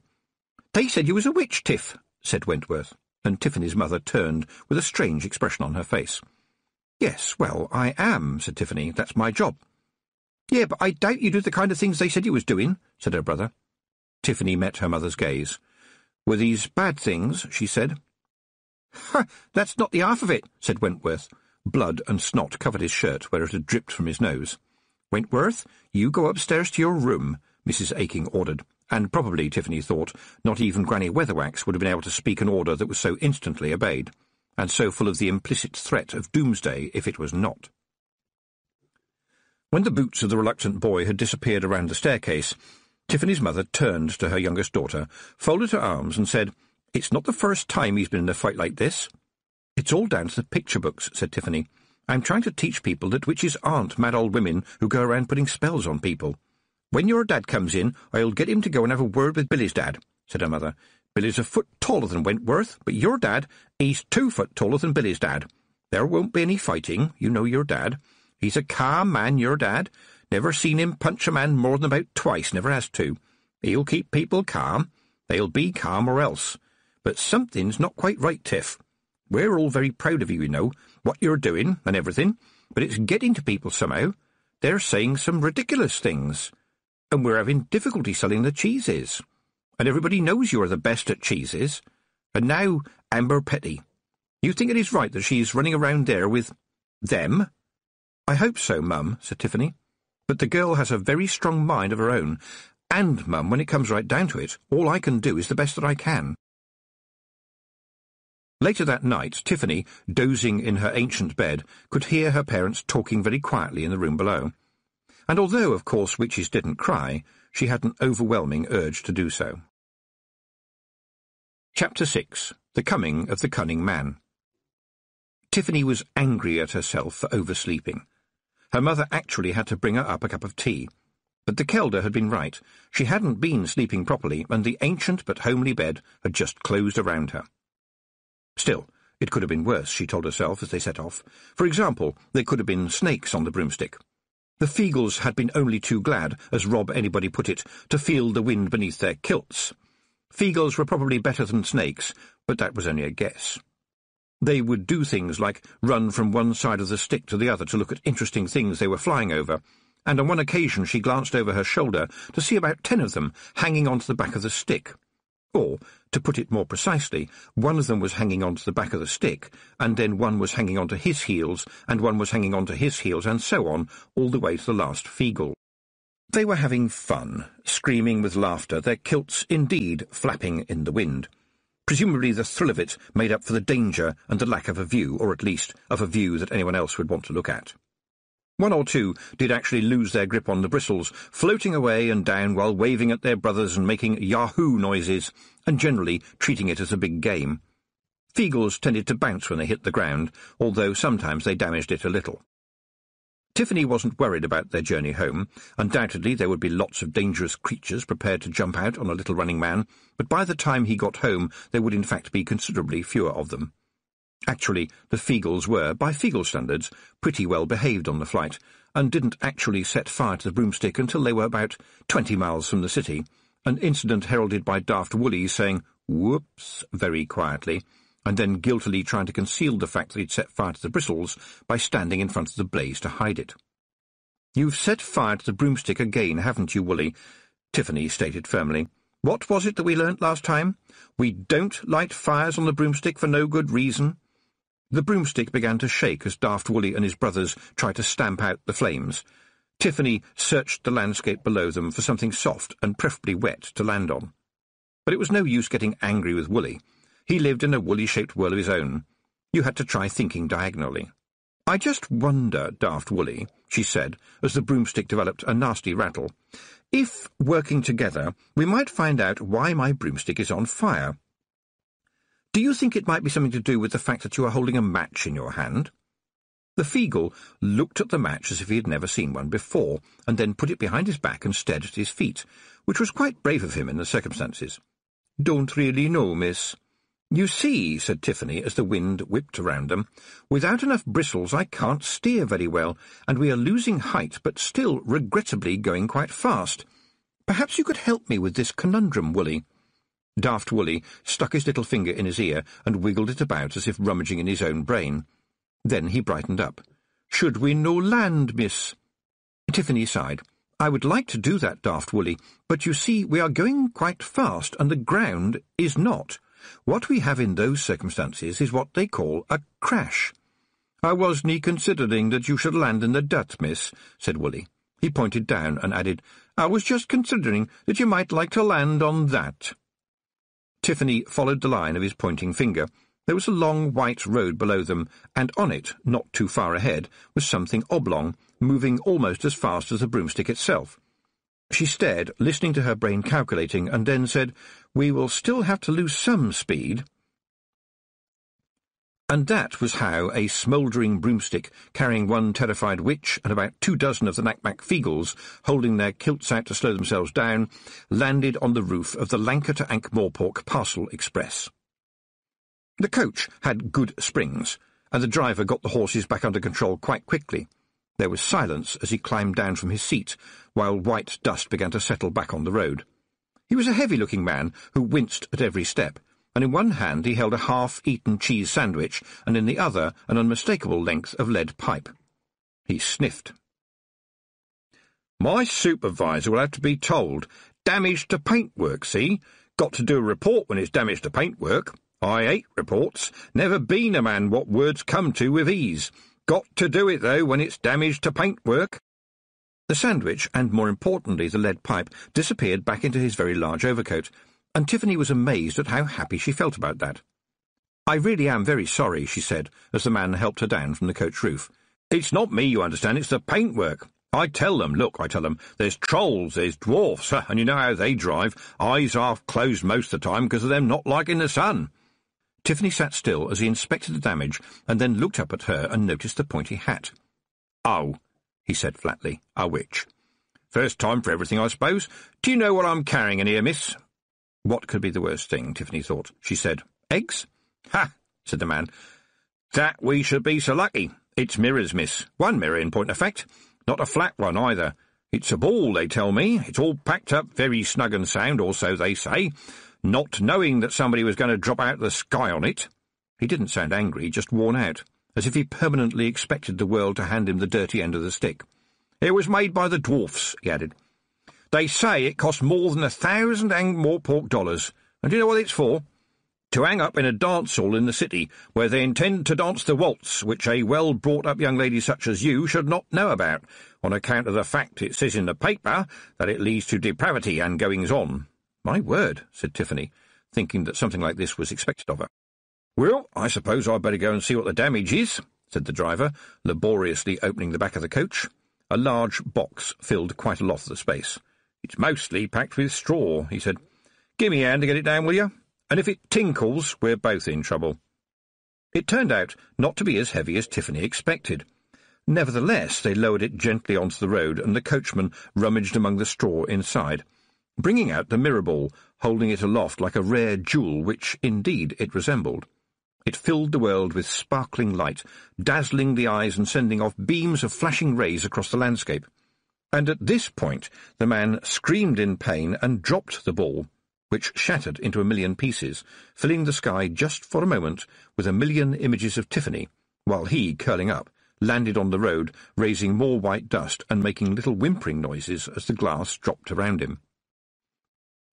In slightly less than an instant, the moaning man was surrounded by a ring of Feagles, armed to whatever teeth they still possessed with claymores, more claymores, bludgeons, axes, clubs, and at least one more claymore. Tiffany had no idea where they had been hiding. A Feagle could hide behind a hare. "Don't hurt him," she shouted. "He wasn't going to hurt me. He's very ill. But make yourselves useful and tidy up all this broken glass." She crouched down in the road and held the man's hand. "How long have you had jumping bones, sir?" "Oh, I've been a martyr to 'em these past 20 years, miss, a martyr," the coachman moaned. "It's the jolting of the coach, you see. It's the suspenders, they don't work. I don't think I get more than just one decent night's sleep in 5, miss, and that's the truth. I have a little snooze, turn over like you do, and there's this little click and then it's agony, believe me." Except for a few dots on the edge of sight, there was no one else around apart from, of course, for a bunch of Knack-Mack Feagles, who, against all common sense, had perfected the art of hiding behind one another. "Well, I think I may be able to help you," Tiffany said. Some witches used a shambles to see into the present, and, with any luck, into the future as well. In the smoky gloom of the Feagle Mound, the Kelder was practising what she called the Hidlins, the things you did and passed on, but on the whole passed them on as a secret. And she was acutely aware of Amber watching with clear interest. A strange child, she thought. She sees, she hears, she understands. What would we give for a world full of people like her? She had set up the cauldron and lit a small fire underneath the leather. Message from the author. Not all cauldrons are metal. You can boil water in a leather cauldron if you know what you're doing. You can even make tea in a paper bag if you are careful and know how to do it. But please don't. or if you do, don't tell anyone I told you." The Kelder closed her eyes, concentrated, and read the memories of all the Kelders who had ever been and would ever be. Millions of voices floated through her brain in no particular order, sometimes soft, never very loud, often tantalizingly beyond her reach. It was a wonderful library of information, except that all the books were out of order, and so were all the pages, and there wasn't an index anywhere. She had to follow threads that faded as she listened. She strained as small sounds, tiny glimpses, stifled cries, currents of meaning pulled her attention this way and that. And there it was, in front of her, as if it had always been there, coming into focus. She opened her eyes, stared at the ceiling for a moment, and said, "I look for the big wee hag, and what is it that I see?" She peered forward into the mists of memories, old and new, and jerked her head back, nearly knocking over Amber, who said, with interest, "A man with no eyes?" "Well, I think I may be able to help you, Mr. Carpet-layer, miss. William Glottal Carpet-layer." "Carpet-layer," said Tiffany, "but you're a coachman." "Yeah, well, there's a funny story attached to that, miss. Carpet-layer, you see, is my family name. We don't know how we got it because, you see, none of us have ever laid a carpet." Tiffany gave him a kind little smile. "And?" Mr. Carpet-layer gave her a puzzled look. "And what? That was the funny story." He started to laugh and screamed again as a bone jumped. "Oh, yes," said Tiffany. "Sorry, I'm a bit slow." She rubbed her hands together. "And now, sir, I will sort out your bones." The coach horses watched with quiet interest as she helped the man up, lending a hand as he took off his huge overcoat, with many a grunt and minor scream, and stood him so that his hands rested on the coach. Tiffany concentrated, feeling the man's back through his thin vest, and, yes, there it was, a jumping bone. She stepped across to the horses, whispering a word into each fly-flicking ear, just to be on the safe side. Then she went back to Mr. Carpet-layer, who was waiting obediently, not daring to move. As she rolled up her sleeves, he said, "You're not going to turn me into anything unnatural, are you, miss? I wouldn't want to be a spider, mortally afraid of spiders, and all my clothes are made for a man with 2 legs." "Why in the world would you think I'd turn you into anything, Mr. Carpet-layer?" said Tiffany, gently running her hand down his spine. "Well, saving your honour's presence, miss, I thought that's what witches do, miss. Nasty things, miss, earwigs and all that." "Who told you that?" "Can't rightly say," said the coachman. "It's just sort of, what everybody knows." Tiffany placed her fingers carefully, found the jumping bone, said, "This might smart a little," and pushed the bone back into place. The coachman screamed again. His horses tried to bolt, but their legs were not doing business as usual, not with the word still ringing in their ears. Tiffany had felt ashamed at the time, a year ago, when she had acquired the knowing of the horseman's word, but then again, the old blacksmith she had helped to his death, with kindness and without pain, well, he had felt ashamed that he had nothing with which to pay her for her painstaking work. And you had to pay the witch, the same as you had to pay the ferryman, and so he had whispered into her ear the horseman's word, which gave you the control of any horse that heard it. You couldn't buy it, you couldn't sell it, but you could give it away and still keep it, and even if it had been made of lead, it would still have been worth its weight in gold. The former owner had whispered in her ear, "I promised to tell no man the word, and I ain't." And he was chuckling as he died, his sense of humour being somewhat akin to that of Mr. Carpet-layer. Mr. Carpet-layer was also pretty heavy, and had slipped gently down the side of the coach, and, "Why are you torturing that old man, you evil witch? Can you not see he's in dreadful pain?" Where had that come from? A shouting man, his face white with fury, his clothes as dark as an unopened cave, or— and the word came to Tiffany suddenly, as a crypt. There had been no one around, she was sure of it, and no one on either side except the occasional farmer watching the stubbles burn as they cleared the land. But his face was now a few inches from hers. And he was real, not some kind of monster, because monsters don't usually have little blobs of spittle on their lapel. And then she noticed he stank. She'd never smelled anything so bad. It was physical, like an iron bar, and it seemed to her that she wasn't smelling it with her nose, but with her mind. A foulness that made the average privy as fragrant as a rose. "I'm asking you politely to step back, please," said Tiffany. "I think you might have got hold of the wrong idea." "I assure you, fiendish creature, that I have only the right idea, and that is to return you to the miserable and stinking hell from which you spawned." All right, a madman, thought Tiffany, but if he— too late. The man's waggling finger got too close to her nose, and suddenly the empty road contained a lifetime supply of Knack-Mack Feagles.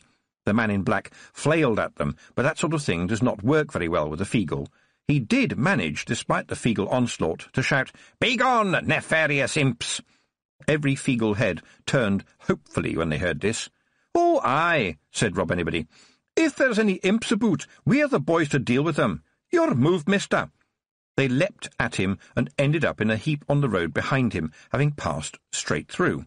They automatically punched one another as they staggered up, on the basis that if you're having a good fight, you don't want to spoil the rhythm. The man in black glanced at them and then paid them no attention whatsoever. Tiffany stared down at the man's boots. They gleamed in the sunlight, and that was wrong. She had been standing in the dust of the road for only a few minutes, and her boots were grey. And there was the ground that the man was standing on, and that was wrong too. Very wrong on a hot, cloudless day. She glanced at the horses. The word was holding them, but they were trembling with fear, like rabbits in the gaze of a fox. Then she closed her eyes and looked at him with first sight, and saw, and said, "You cast no shadow. I knew something wasn't right." And now she looked directly into the man's eyes, almost hidden under the wide hat brim, and he had no eyes. The understanding dawned on her like ice melting. No eyes at all. Not ordinary eyes, not blind eyes, no eye sockets, just two holes in his head. She could see right through to the smouldering fields beyond. She didn't expect what happened next. The man in black glared at her again and hissed, "You are the witch! You are the one! Wherever you go, I will find you!" And then he vanished, leaving only a pile of fighting Feagles in the dust. Tiffany felt something on her boot. She looked down, and a hare, which must have fled the burning stubbles, stared back at her. They held each other's gaze for a second, and then the hare jumped into the air like a leaping salmon and headed off across the road. The world is full of omens and signs, and a witch did indeed have to pick the ones that were important. Where could she begin here? Mr. Carpetlayer was still slumped against the coach, totally ignorant of what had just happened. So was Tiffany, in a way, but she would find out. She said, "You can get up again now, Mr. Carpetlayer." He did so very gingerly, grimacing as he waited for the lightning strokes of agony all down his back.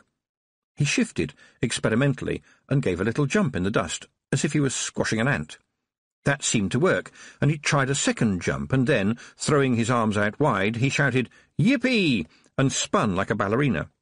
His hat fell off, and his hobnailed boots smacked into the dust, and Mr. Carpetlayer was a very happy man as he twirled and hopped, very nearly turned a cartwheel, and when it turned out to be about half a cartwheel, he rolled back onto his feet, picked up the astonished Tiffany, and danced her along the road, shouting, 1, 2, 3, 1, 2, 3, 1, 2, 3, until she managed to shake herself loose, laughing, "Me and the wife is going to go out tonight, young lady, and we are going to go waltzing." "But I thought that led to depraved behaviour," said Tiffany. The coachman winked at her. "Well, we can but hope," he said. "You don't want to overdo it, Mr. Carpetlayer," she warned. "As a matter of fact, miss, I rather think I do, if it's all the same to you. After all the creaking and groaning and not sleeping hardly at all, I think I would like to overdo it a little, or if possible, a lot. Oh, what a good girl to think of the horses," he added. "That shows a kind nature." "I am pleased to see you in such fine spirits, Mr. Carpetlayer." The coachman did a little twirl in the middle of the road. "I feel 20 years younger." He beamed at her. Then his face clouded just a little. "Oh, how much do I owe you?" "How much will the damage to the paintwork cost me?" said Tiffany. They looked at one another, and then Mr. Carpetlayer said, "Well, I can't ask you for anything, miss, given it was me that busted the mirror ball." A little tinkling sound made Tiffany look behind them, where the mirror ball, apparently unharmed, was spinning gently and, if you looked carefully, just above the dirt. She knelt down on a road totally free of broken glass and said, apparently to nothing at all, "Did you stick it back together again?" "Oh, aye," said Rob Anybody happily from behind the ball. "But it was smashed to smithereens." "Oh, aye, but a smithereen is easy, I can. See, the tinier bits are, the more they all fit together again. You just had to give them all a little push, and the wee molecules remembers where they should be, and they sticks together again, nae problemo. You dinna have to act surprised, we dinna just smash things." Mr. Carpetlayer stared at her. "Did you do that, miss?" "Well, sort of," said Tiffany. "Well, I should say so," said Carpet Layer, all smiles. "So I says, quid pro quo, give and take, knock for knock, tit for tat, one thing for another, an eye for an eye and me for you." He winked. "I'll say it worked out even, and the company can put their paperwork where the monkey put his jumper. What do you say to that, eh?" He spat on his hand and held it out. Oh dear, thought Tiffany, a handshake with spit seals an unbreakable accord. Thank goodness I have a reasonably clean handkerchief.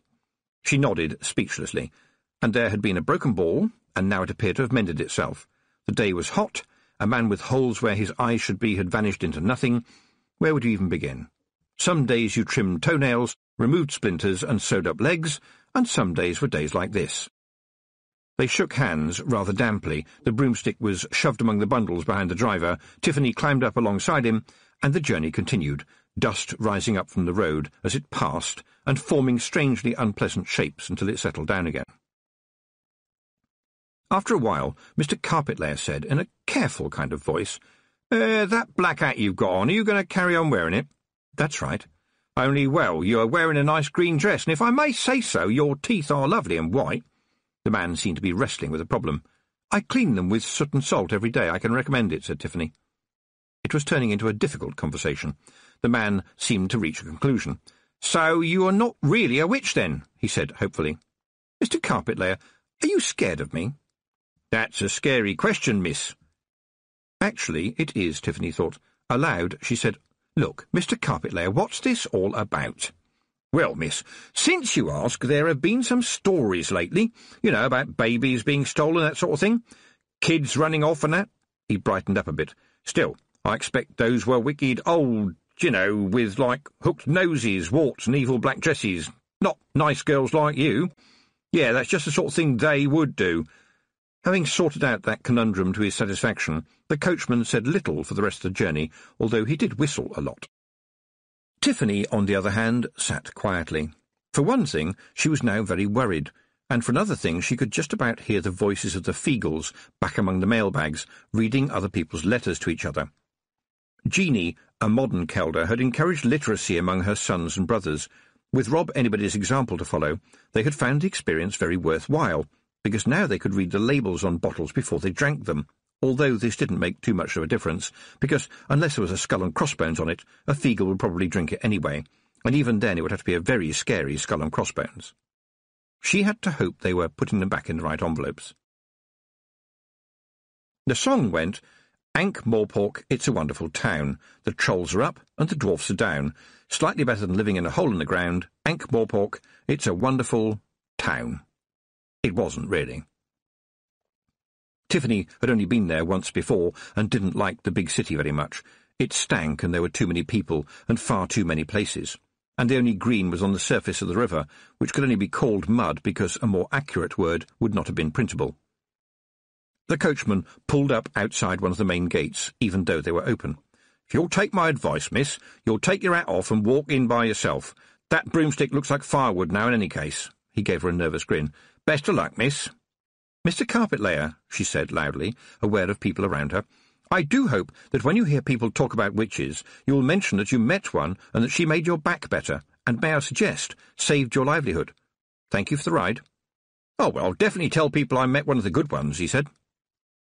With her head held high, or at least as high as is appropriate when you are carrying your own damaged broomstick over your shoulder, Tiffany walked into the city.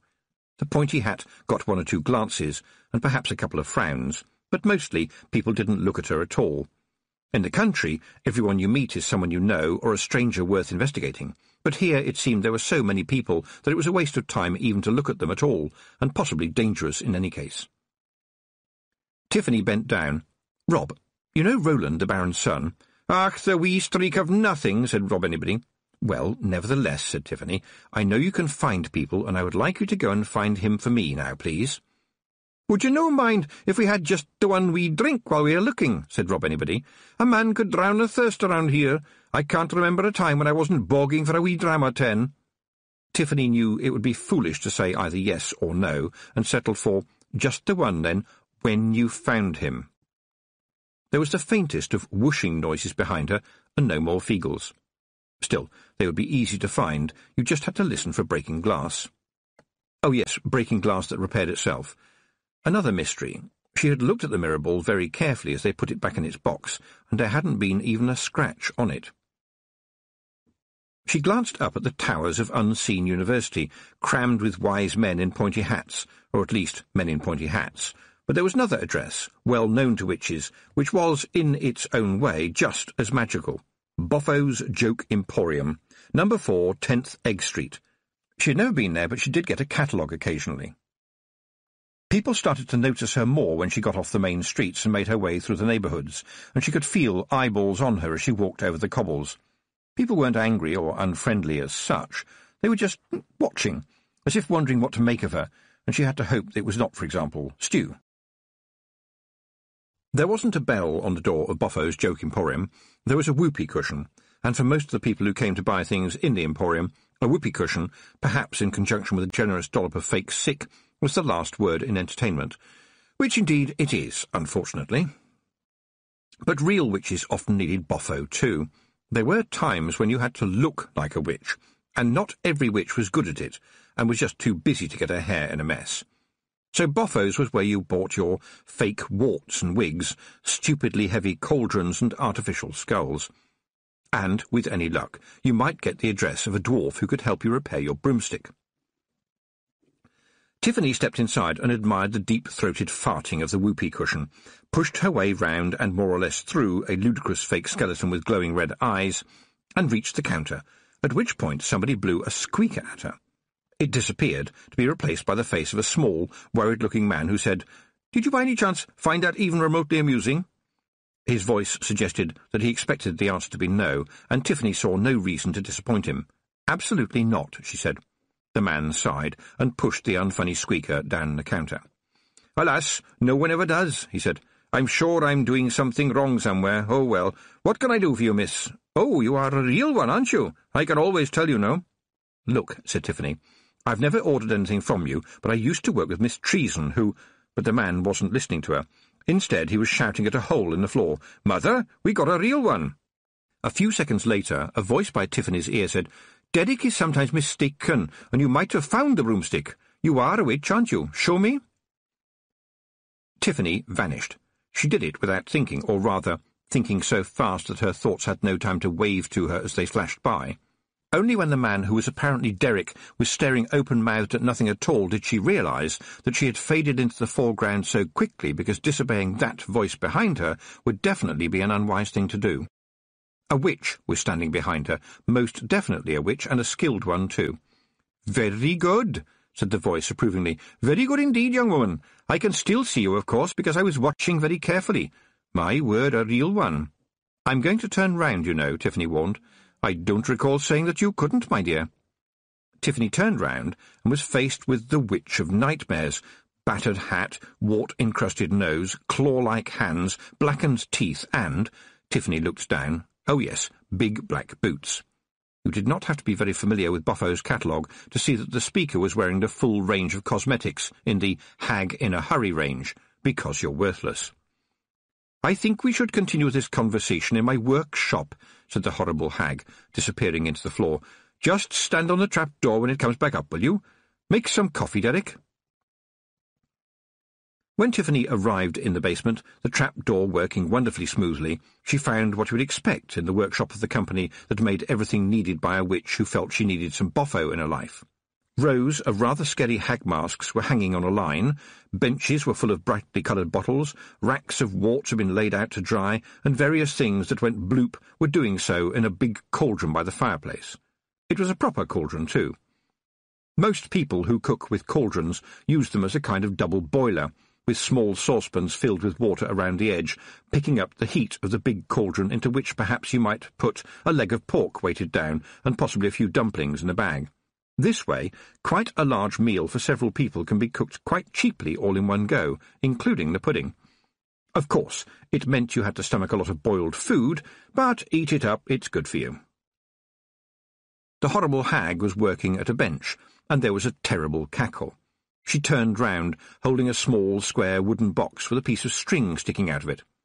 "First-class cackle, don't you think? A simple thread and resin arrangements with a sounding board, because, quite frankly, cackling is a bit of a pain in the neck, don't you think? I believe I can make it work by clockwork, too. Let me know when you've seen the joke." "Who are you?" Tiffany burst out. The hag had put the box on her workbench. "Oh, dear," she said. "Where are my manners?" "I don't know," said Tiffany, who was getting a bit fed up. "Perhaps the clockwork has run down." The hag grinned a black-toothed grin. "Ah, sharpness, I like that in a witch, but not too much." She held out a claw. "Mrs. Proust." The claw was less clammy than Tiffany had expected. "Tiffany Aking," she said. "How do you do?"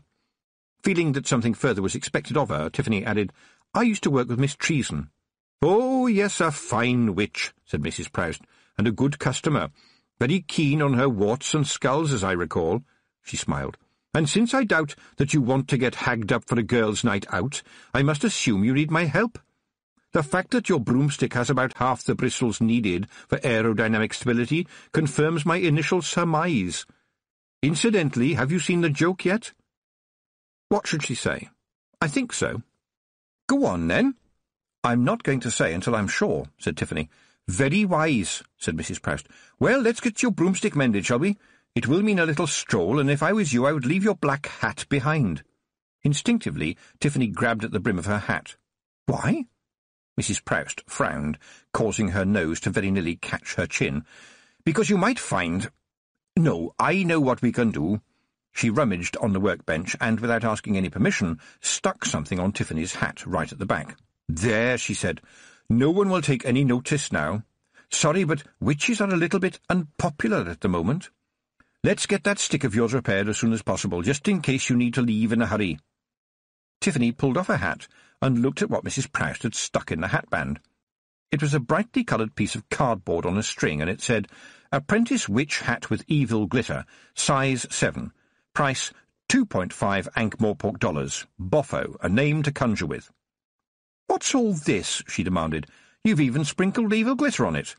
"It's a disguise," said Mrs. Proust. "What? Do you think any self-respecting witch would walk down the street wearing a hat like this?" said Tiffany angrily. "Of course not," said Mrs. Proust. "The best disguise for a witch is a rather cheap witch's outfit. Would a real witch buy clothes from a shop that also does a pretty good trade in naughty Fido jokes, indoor fireworks, laughable pantomime wigs, and our best and most profitable line, giant inflatable pink willies, suitable for hen nights? That would be unthinkable. It's boffo, my dear, pure unadulterated boffo. Disguise, subterfuge, and misdirection are our watchwords, all watchwords. And, amazing value for money, there are watchwords too. No refunds under any circumstances. They're important watchwords. As is our policy of dealing terminally with shoplifters. Oh, and we also have a watchword about people smoking in the shop, although that's not a very important word." "What?" said Tiffany, who, out of shock, had not heard the list of watchwords because she was staring at the pink balloons hanging from the ceiling. "I thought they were piglets." Mrs. Proust patted her hand. "Welcome to life in the big city, my dear. Shall we go?" "Why are witches so unpopular at the moment?" asked Tiffany.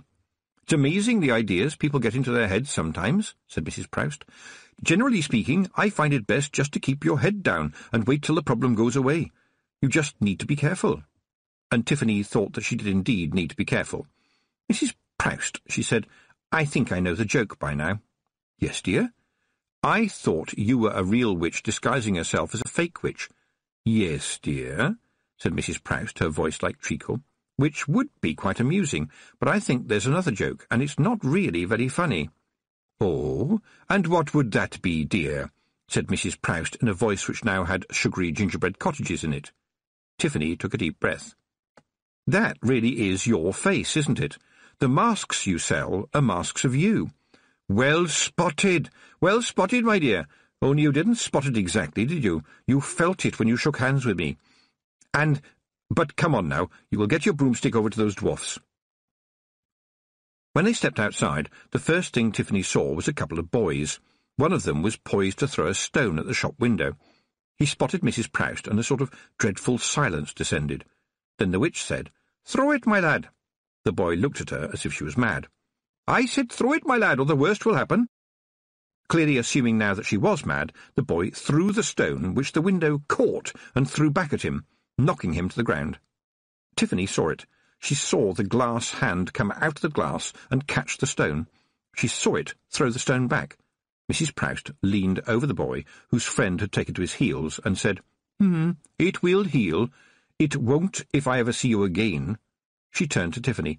"Life can be very difficult for the small shopkeeper," she said. "Come on, it's this way." Tiffany was a bit nervous about how to continue the conversation, and so she opted for something innocent, like, "I didn't know there were any real witches in the city." "Oh, there's a few of us," said Mrs. Proust, "doing our bit, helping people when we can, like that little lad back there, who now will have learned to mind his own business, and it does my heart good to think that I may have dissuaded him from a lifetime of vandalism and disrespect for other people's property. That would, you mark my words, have resulted in him getting a new collar courtesy of the hangman." "I didn't know you could be a witch in the city," said Tiffany. "I was told once you need good rock to grow witches, and everyone says the city is built on slime and mud." "And masonry," said Mrs. Proust gleefully. "Granite and marble, chert and miscellaneous sedimentary deposits, my dear Tiffany. Rocks that once leapt and flowed when the world was born in fire. And do you see the cobbles on the streets? Surely every single one of them at some time has had blood on it. Everywhere you look, stone and rock. Everywhere you can't see, stone and rock. Can you imagine what it feels like to reach down with your bones and feel the living stones? And what did we make from the stone? Palaces and castles and museums and gravestones and fine houses and city walls, oh my. Not just in this city either. The city is built on itself, all the cities that came before. Can you imagine how it feels to lie down on an ancient flagstone and feel the power of the rock buoying you up against the tug of the world? And it's mine to use, all of it, every stone of it, and that's where witchcraft begins. The stones have life, and I'm part of it." "Yes," said Tiffany, "I know." Suddenly Mrs. Proust's face was a few inches from hers, the fearsome hooked nose almost touching her own, the dark eyes ablaze. Granny Weatherwax could be fearsome, but at least Granny Weatherwax was, in her way, handsome. Mrs. Proust was the evil witch from the fairy stories, her face a curse, her voice the sound of the oven door slamming on the children, the sum of all night-time fears filling the world. "Oh, you know, do you, little witch in your jolly little dress? What is it that you know? What is it that you really know?" She took a step back and blinked. "More than I suspected, as it turns out," she said, relaxing. "Land under wave, in the heart of the chalk, the flint. Yes, indeed." Tiffany had never seen dwarfs on the chalk, but up in the mountains they were always around, generally with a cart. They bought and they sold, and for witches they made broomsticks. Very expensive broomsticks. On the other hand, witches seldom ever bought one. They were heirlooms passed down the generations from witch to witch, sometimes needing a new handle, sometimes needing new bristles, but of course always remaining the same broomstick. Tiffany's stick had been left to her by Miss Treason. It was uncomfortable and not very fast, and had the occasional habit of going backwards when it rained. And when the dwarf who was in charge of the clanging, echoing workshop saw it, he shook his head and made a sucking noise through his teeth, as if the sight of the thing had really spoiled his day, and he might have to go away and have a little cry. "Well, it's elm, isn't it?" he said to an uncaring world in general. "It's a lowland wood, your elm, heavy and slow, and of course there's your beetles to consider. Very prone to beetles, your elm. Struck by lightning, was it? Not a good wood for lightning, your elm. Attracts it, so they say. Tendency to owls as well." Tiffany nodded and tried to look knowledgeable. She had made up the lightning strike because the truth, while a valuable thing, was just too stupid, embarrassing, and unbelievable. Another and almost identical dwarf materialized behind his colleague. "Should have gone for ash." "Oh, yes," said the first dwarf gloomily. "Can't go wrong with ash." He prodded Tiffany's broomstick and sighed again. "Looks like it's got the start of bracket fungus on the base joint," the second dwarf suggested. "Wouldn't be surprised at anything with your elm," said the first dwarf. "Look, can you just patch it up enough to get me home?" Tiffany asked. "Oh, we don't patch things up," said the first dwarf loftily, or rather, metaphorically loftily. "We do a bespoke service." "I just need a few bristles," said Tiffany desperately, and then, because she forgot she hadn't been going to admit the truth, "Please, it wasn't my fault the Feagles set fire to the broomstick." Up until that point there had been quite a lot of background noises in the dwarf workshop, as dozens of dwarfs had been working away on their own benches and not taking much heed of the discussion. But now there was silence, and in that silence a single hammer dropped to the floor. The first dwarf said, "When you say Feagles, you don't mean Knack-Mack Feagles, do you, miss?" "That's right." "The wild ones, do they say Crivens?" he asked very slowly. "Practically all the time," said Tiffany. She thought she ought to make things clear, and added, "They are my friends." "Oh, are they?" said the dwarf. "And are any of your little friends here at this moment?" "Well, I told them to go and find a young man of my acquaintance," said Tiffany, "but they are probably in a pub by now. Are there many pubs in the city?" The two dwarfs looked at one another. "About 300, I should say," said the second dwarf. "That many," said Tiffany. "Then I don't expect they'll come looking for me for at least half an hour." And suddenly the first dwarf was all frantic good humour. "Well, where are our manners?" he said. "Anything for a friend of Mrs. Proust. Tell you what, it will be our pleasure to give you our express service, gratis and for nothing, including free bristles and creosote at no charge whatsoever." "Express service, meaning you'll leave straight away afterwards," said the second dwarf flatly. He took off his iron helmet, wiped the sweat from off the inside with his handkerchief, and put it back on his head quickly. "Oh, yes, indeed," said the first dwarf. "Right away, that's what express means." "Friends with the Feagles, are you?" said Mrs. Proust, as the dwarfs hurried to deal with Tiffany's broomstick. "They don't have many, I understand. But talking of friends," she continued in a suddenly chatty tone, "you did meet Derek, didn't you? He's my son, you know. I met his father in a dance-hall with very bad lighting. Mr. Proust was a very kind man, who was always gracious enough to say that kissing a lady without warts was like eating an egg without salt. He passed on 25 years ago of the chrisms. I'm very sorry I couldn't help him." Her face brightened. "But I'm glad to say that young Derek is the joy of my—" she hesitated— "middle age. A wonderful lad, my dear. It's going to be some lucky girl who takes her chance on young Derek, I can tell you. He's totally devoted to his work and pays such attention to detail. Do you know, he tunes all the whoopee cushions every morning, and frets if any of them are wrong. And conscientious.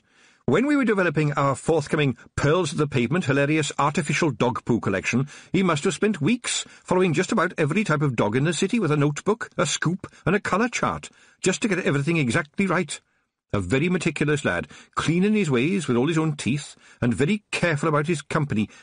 She gave Tiffany a hopeful but rather sheepish look. "This isn't working, is it?" "Oh dear, did it show?" said Tiffany. "I heard the spill words," said Mrs. Proust. "What's a spill word? You don't know? A spill word is a word that somebody almost says but doesn't. For a moment they hover in the conversation but aren't spoken, and may I say that in the case of my son Derek, it is as well you didn't say them aloud." "I'm really very sorry," said Tiffany. "Yes, well, be told," said Mrs. Proust. 5 minutes later they walked out of the workshop with Tiffany towing a fully functional broomstick behind her. "Actually," said Mrs. Proust as they walked, "now I come to think about it, your Feagles remind me a lot of wee Mad Arthur. Tough as nails and about the same size.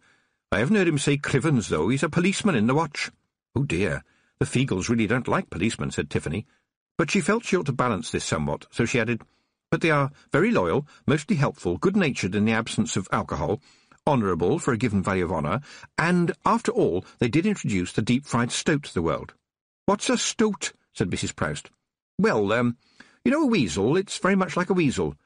Mrs. Proust raised her eyebrows. "My dear, I treasure my ignorance of stoats and weasels. Sounds like countryside stuff to me. Can't abide countryside. Too much green makes me feel bilious," she said, giving Tiffany's dress a shuddering glance. At which point, on some celestial cue, there was a distant cry of "Crivens!" followed by the ever-popular sound, at least to a Feagle, of breaking glass. Chapter 7. Songs in the Night. When Tiffany and Mrs. Proust got to the source of the shouting, the street was already covered with a rather spectacular layer of broken glass and worried-looking men with armour and the kind of helmet that you could eat your soup out of in an emergency. One of them was putting up barricades. Other watchmen were clearly unhappy about being on the wrong side of the barricades, especially since, at that moment, an extremely large watchman came flying out of one of the pubs that occupied almost all of one side of the street. The sign on it proclaimed it to be the King's Head, but by the look of it, the King's Head now had a headache. The watchman took what remained of the glass with him, and when he landed on the pavement, his helmet, which could have held enough soup for a large family and all of their friends, rolled off down the street, making a glowing noise. Tiffany heard another watchman shout, "They got Sarge!" As more watchmen came running from both sides of the street, Mrs. Proust tapped Tiffany on the shoulder and said sweetly, "Tell me again about their good points, will you?" "I'm here to find a boy and tell him that his father is dead," said Tiffany to herself, "not to pull the Feagles out of yet another scrape." "Their hearts are in the right place," she said. "I don't doubt it," said Mrs. Proust, who looked as though she was enjoying herself no end, "but their arses are on a pile of broken glass. Oh, here come the reinforcements." "I don't think they will do much good," said Tiffany, and to her surprise turned out to be wrong. The guards were fanning out now, leaving a clear path to the pub entrance. Tiffany had to look hard to see a small figure walking purposely along it. It looked like a Feagle, but it was wearing— She stopped and stared. Yes, it was wearing a watchman's helmet, slightly bigger than the top of a salt cellar, which was unthinkable. A legal Feagle? How could there be such a thing? Nevertheless, it reached the doorway of the pub and shouted, "You scanners are all under arrest. Now this is how it's going to go, you can. You can hie it the hard way, or—" He paused for a moment. "No, that's about it, he finished. "I don't know any other way." And with that he sprang through the doorway. Feagles fought all the time. For them, fighting was a hobby, exercise and entertainment all combined. Tiffany had read in Professor Chaffinch's famous book on mythology that many ancient peoples thought that when heroes died they went to some kind of feasting hall where they would spend all eternity fighting, eating and boozing. Tiffany thought that this would be rather boring by about day 3, but the Feagles would love it, and probably even the legendary heroes would throw them out before eternity was half done, having first shaken them down to get all the cutlery back. The Nac-Mac Feagle were indeed ferocious and fearsome fighters, with the minor drawback from their point of view that seconds into any fight, sheer enjoyment took over, and they tended to attack one another, nearby trees, and, if no other target presented itself, themselves. The watchmen, after reviving their sergeant and finding his helmet for him, sat down to wait for the noise to die away, and it seemed that it was only after a minute or two that the tiny watchman came back out of the stricken building, dragging by one leg Big Yan, a giant among Feagles, and now, it appeared, fast asleep. He was dropped, the policeman went back in again, and came out with an unconscious Rob Anybody over one shoulder and Daft Woolly over the other. Tiffany stared with her mouth open. This could not be happening. The Feagles always won. Nothing beats a Feagle. They were unstoppable. But there they were, stopped, and stopped by a creature so small that he looked like one half of a salt and pepper set. When he had run out of Feagles, the little man ran back into the building and came out very quickly, carrying a turkey-necked woman who was trying to hit him with her umbrella, a fruitless endeavour, since he was balancing her carefully over his head. She was followed by a trembling young maidservant clutching a voluminous carpet-bag. The little man put the woman down neatly alongside the pile of Feagles, and while she screamed at the watchman to arrest him, went back inside and came out again, balancing 3 heavy suitcases and 2 hat boxes. Tiffany recognised the woman, but not with any pleasure. She was the Duchess, the mother of Letitia, and fairly fearsome. Did Roland really understand what he was letting himself in for? Letitia herself was all right, if you liked that kind of thing. But her mother apparently had so much blue blood in her veins that she ought to explode, and right now looked as if that was going to happen. And how appropriate that the Feagles should have trashed the very building that the nasty old baggage was staying in. How lucky could one witch get? And what would the Duchess think about Roland and his watercolour painting wife-to-be being left in the building unchaperoned? This question was answered by the sight of the little man dragging both of them out of the building by some very expensive clothing. Roland was wearing a dinner jacket slightly too big for him, while Letitia's apparel was simply a mass of flimsy frills upon frills. In Tiffany's mind, not the clothing of anyone who was any use whatsoever. Ha! Still more watchmen were turning up, presumably because they had dealt with Feagles before and had had the sense to walk, not run, to the scene of the crime. But there was a tall one, more than 6 feet in height, with red hair and wearing armour so polished that it blinded, who was taking a witness statement from the owner. It sounded like a long drawn-out scream to the effect that the watchman should make his terrible nightmare not have happened. Tiffany turned away and found herself staring directly into the face of Roland. "You? Here?" he managed. In the background, Letitia was bursting into tears. Just like her. "Look, I have to tell you something very—" "The floor fell in," said Roland before she could finish, like someone still in a dream. "The actual floor actually fell in." "Look, I must—" she began again, but this time Letitia's mother was suddenly in front of Tiffany. "I know you. You're his witch girl, yes? Don't deny it. How dare you follow us here?" "How did they make the floor fall in?" Roland demanded, his face white. "How did you make the floor fall in? Tell me." And then the smell came. It was like being hit unexpectedly with a hammer. Under her bewilderment and horror, Tiffany sensed something else, a stink, a stench, a foulness in her mind, dreadful and unforgiving, a compost of horrible ideas and rotted thoughts that made her want to take out her brain and wash it. That's him, the man in black with no eyes, and the smell. A toilet for sick weasels couldn't smell worse. I thought it was bad last time, but that was a bed of primroses. She looked around desperately, hoping against hope not to see what she was looking for. Letitia's sobs were getting louder and mixing very badly with the sounds of the Feagles groaning and swearing as they started to wake up. The mother-in-law-to-be grabbed Roland by his jacket. "Come away from her right now. She was nothing but a— Roland, your father is dead." That silenced everybody, and Tiffany was suddenly in a thicket of stairs. Oh dear, she thought, it shouldn't have happened like this. "I'm sorry," she managed in the accusing silence. There was nothing I could do. She saw colour flow into his face. "But you were looking after him," said Roland, as if trying to work out a puzzle. "Why did you stop keeping him alive?" "All I could do was take the pain away. I'm so very sorry, but that's all I could do. I'm sorry." "But you're a witch. I thought you were good at it. You're a witch. Why did he die?" "What did the bitch do to him? Do not trust her. She is a witch. Do not suffer a witch to live." Tiffany didn't hear the words. They seemed to crawl across her mind like some kind of slug, leaving slime behind it. And later she wondered how many other minds it had crawled across. But now she felt Mrs. Proust grip her by the arm. She saw Roland's face contort into fury, and she remembered the screaming figure on the road, shadowless in full sunlight, delivering abuse as if it was vomit, and leaving her with a sick feeling that she would never be able to get clean again. And the people around her had a worried, hunted look, like rabbits who have smelled a fox. Then she saw him, hardly visible, at the edge of the crowd. There they were, or rather, there they weren't, the two holes in the air staring at her just for a minute, before vanishing. And not knowing where they had gone made them worse. She turned to Mrs. Proust. "What is that?" The woman opened her mouth to answer, but the tall watchman's voice said, "Excuse me, ladies and gentlemen, or rather, just one gentleman, in fact. I am Captain Carrot, and since I am the duty officer this evening, the doubtful pleasure of dealing with this incident falls to me. And so," he opened his notebook, pulled out a pencil, and gave them a confident smile, "who is going to be the first to help me unravel this little conundrum? To begin with, I would very much like to know what a bunch of knack-mack Feagle are doing in my city, apart from recovering."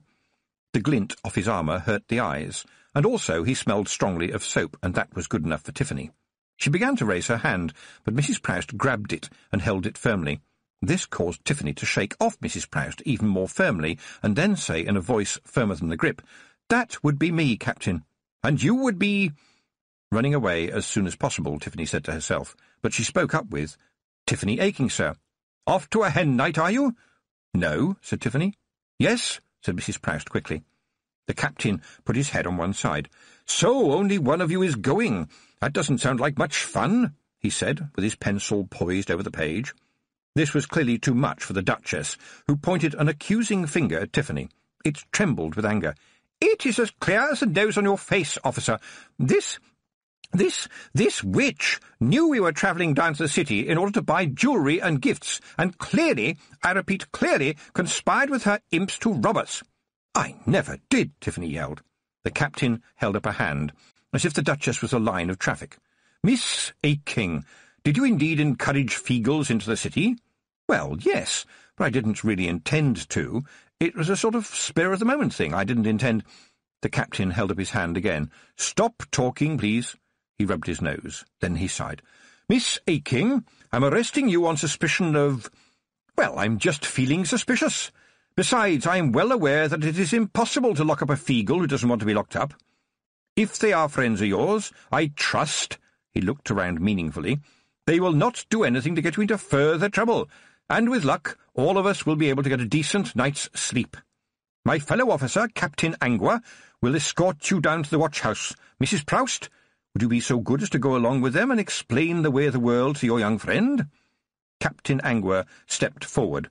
She was female and beautiful and blonde. And odd.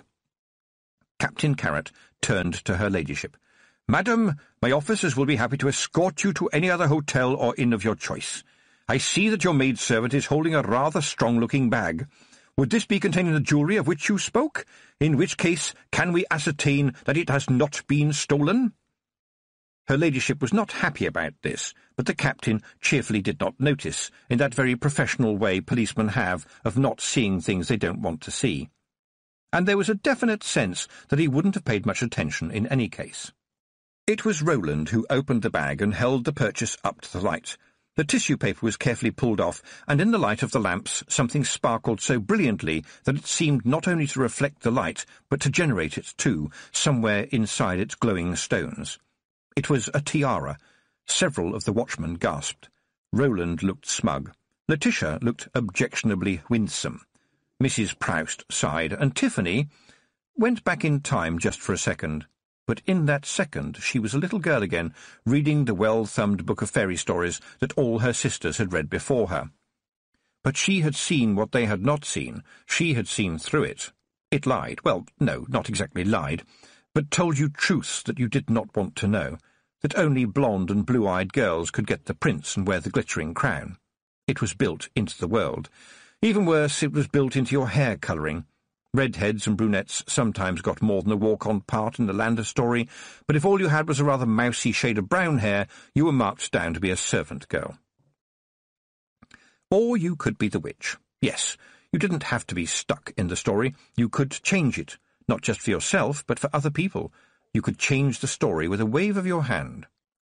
She sighed anyway, because the jewelled headdress was such a wonderful thing, but the sensible witch part of her said, "How often would you wear it, miss? Once in a blue moon? Something as expensive as that will spend all its time in a vault." "Not stolen, then," said Captain Carrot happily. "Well, that's good, isn't it? Miss Aking, I suggest you tell your little chums to follow you quietly, yes?" Tiffany looked down at the Knack-Mac-Feegle, who was silent, as if in shock. Of course, when about 30 deadly fighters found themselves being beaten into submission by one tiny man, it takes a while to come up with a face-saving excuse. Rob Anybody looked up at her with a very rare expression of shame. "Sorry, miss. Sorry, miss.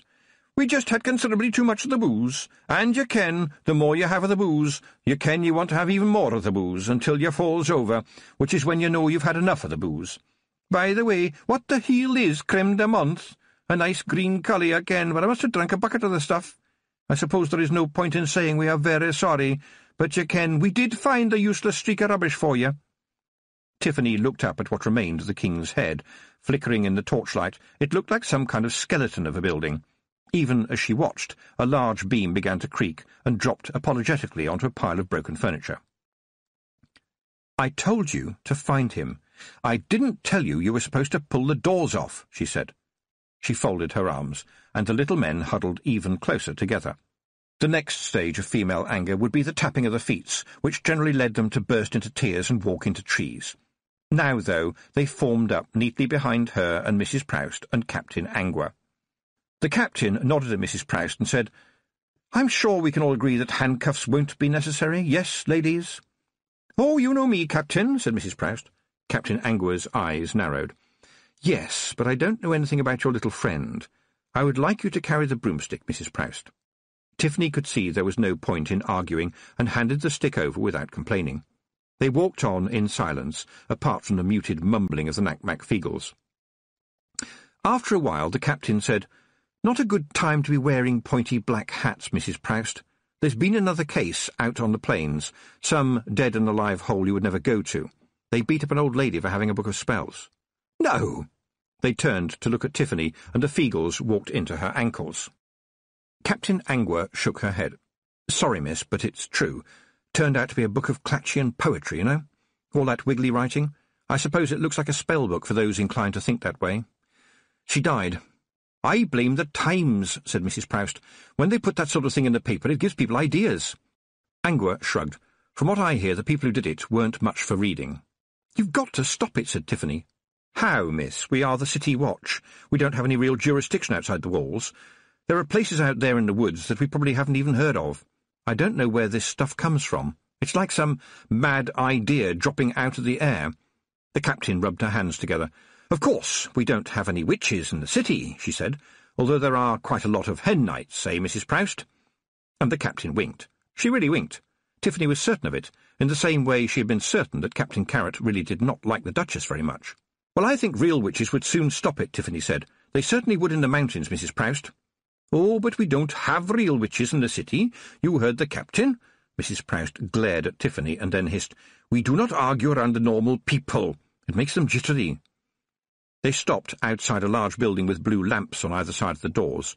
"Welcome to the watch-house, ladies," said Captain Angua. "Now, Miss Aking, I shall have to lock you in a cell, but it will be a clean one. No mice, hardly at all. And if Mrs. Proust will keep you company, then, shall we say, I might be a bit forgetful and leave the key in the lock. Do you understand? Please do not leave the building, because you will be hunted."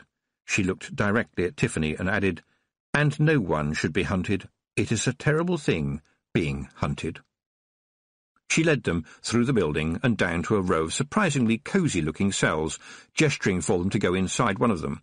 The door of the cell clanged behind her, and they heard the sound of her boots as she went back down the stone corridor. Mrs. Proust walked over to the door and reached through the bars. There was a tinkle of metal, and her hand came back in with the key in it. She put it in the keyhole on this side and turned it. "There," she said. "Now we are doubly safe." "Och, cravens," said Rob Anybody, "will you no look at us, slammed up in the banger?" "Again," said Daft Woolly, "I dinna ken if I will ever look myself in the face." Mrs. Proust sat back down and stared at Tiffany. "All right, my girl, what was that we saw? No eyes, I noticed, no windows into the soul. No soul, perhaps?" Tiffany felt wretched. "I don't know. I met him on the road here. The Feagles walked right through him. He seems like a ghost, and he stinks. Did you smell it? And the crowd were turning on us. What harm were we doing?" "I'm not certain he's a him," said Mrs. Proust. "He might even be an it. Could be a demon of some sort, I suppose. But I don't know much about them. Small trade retail is more my forte. Not that that can't be a bit demonic at times." "But even Roland turned on me," said Tiffany, "and we've always been friends." "Aha," said Mrs. Proust. "Don't you aha me," snapped Tiffany. "How dare you aha me? At least I don't go round making witches look ridiculous." Mrs. Proust slapped her. It was like being hit with a rubber pencil. "You're a rude slip of a girl, you young hussy, and I go around keeping witches safe." Up in the shadows of the ceiling, Daft Woolly nudged Rob Anybody and said, "We cannot let somebody smack our big wee hag, eh, Rob?" Rob Anybody put a finger to his lips. "Ah, weel, it can be a wee bit difficult with women folk arguing, ye ken. Keep right out of it if you take my advice as a married man. Any man who interferes in the arguing of women is going to find both of them jumping up and down on him in a matter of seconds. I'm nae talking about the folding of the arms, the pursing of the lips, and the tapping of the feet. I'm talking about the smacking around with the copper stick." The witches stared at one another. Tiffany felt suddenly disoriented, as though she had gone from A to Z without passing through the rest of the alphabet. "Did that just happen, my girl?" said Mrs. Proust. "Yes, it did," said Tiffany sharply. "It still stings." Mrs. Proust said, "Why did we do it?" "To tell you the truth, I hated you," said Tiffany. "Just for a moment. It frightened me. I just wanted to be rid of you. You were just—" "All wrong," said Mrs. Proust. "That's right." "Ah," said Mrs. Proust. "Discord. Turning on the witch. Always blame the witch. Where does it start? Perhaps we have found out." Her ugly face stared at Tiffany, and then she said, "When did you become a witch, my girl?" "I think it was when I was about 8, said Tiffany, and she told Mrs. Proust the story about Mrs. Snapperly, the witch in the Hazelwoods. The woman listened carefully and settled down on the straw. "We know it happens sometimes," she said. "Every few 100 years or so, suddenly everyone thinks witches are bad. No one knows why it is. It just seems to happen. Have you been doing anything lately that might attract attention? Any especially important piece of magic or something?" Tiffany thought back and then said, "Well, there was the Hiver, but he wasn't all that bad, and before that there was the Queen of the Fairies, but that was ages ago. It was pretty awful too, but generally speaking, I think hitting her over the head with a frying pan was the best thing I could have done at the time. And, well, I suppose we'd better say that a couple of years ago I did kiss the winter—" Mrs. Proust had been listening to this with her mouth open, and now she said, "That was you?" "Yes," said Tiffany. "Are you sure?" said Mrs. Proust. "Yes, it was me. I was there." "What was it like?" "Chilly and then damp. I didn't want to have to do it. I'm sorry, OK?" "About 2 years ago," said Mrs. Proust. "That's interesting. The trouble seemed to start around then, you know. Nothing particularly major. It was just as though people didn't respect us any more. Just something in the air, you might say. I mean, that kid with the stone this morning. Well, you would never have dared try that a year ago. People always gave me a nod when I passed by in those days. Now they frown. Or they make some little sign just in case I bring bad luck. The others have told me about this too. What's it been like where you are?" "Can't really say," said Tiffany.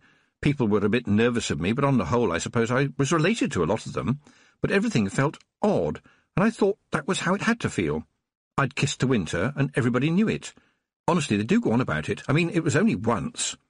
"Well, people are packed a little more closely together around here.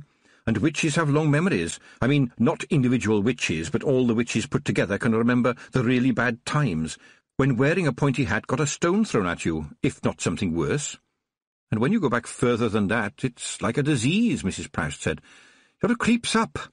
It's in the wind, as if it goes from person to person. Poison goes where poison's welcome. There's always an excuse, isn't there, to throw a stone at the old lady who looks funny? It's always easier to blame somebody. And once you've called somebody a witch, then you'd be amazed how many things you can blame her for." "They stoned our cat to death," said Tiffany, almost to herself. "And now there's a man without a soul who's following you, and the stink of him makes even witches hate witches. You don't feel inclined to set fire to me by any chance, Miss Tiffany Aking?" "No, of course not," said Tiffany. "Or press me flat on the ground with lots of stones on me?" "What are you talking about?"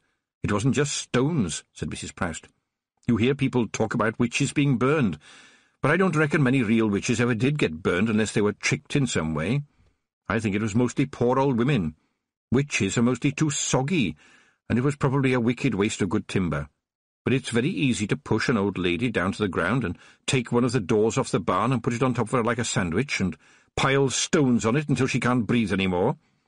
And that makes all the badness go away, except that it doesn't, because there are other things going on and other old ladies. And when they run out, there are always old men, always strangers, there's always the outsider, and then perhaps one day there's always you. That's when the madness stops, when there's no one left to be mad. Do you know, Tiffany Aking, that I felt it when you kissed the winter? Anyone with an ounce of magical talent felt something." She paused, and her eyes narrowed. Now she was staring at Tiffany. "What did you wake up, Tiffany Aking? What rough thing opened the eyes that it had not got and wondered who you were? What have you brought upon us, Miss Tiffany Aking? What have you done? You think that—" Tiffany hesitated and then said, "that he is after me?" She closed her eyes so that she couldn't see the accusing face, and remembered the day she had kissed the winter. There had been terror and dreadful apprehension, and the strange feeling of being warm whilst surrounded by ice and snow.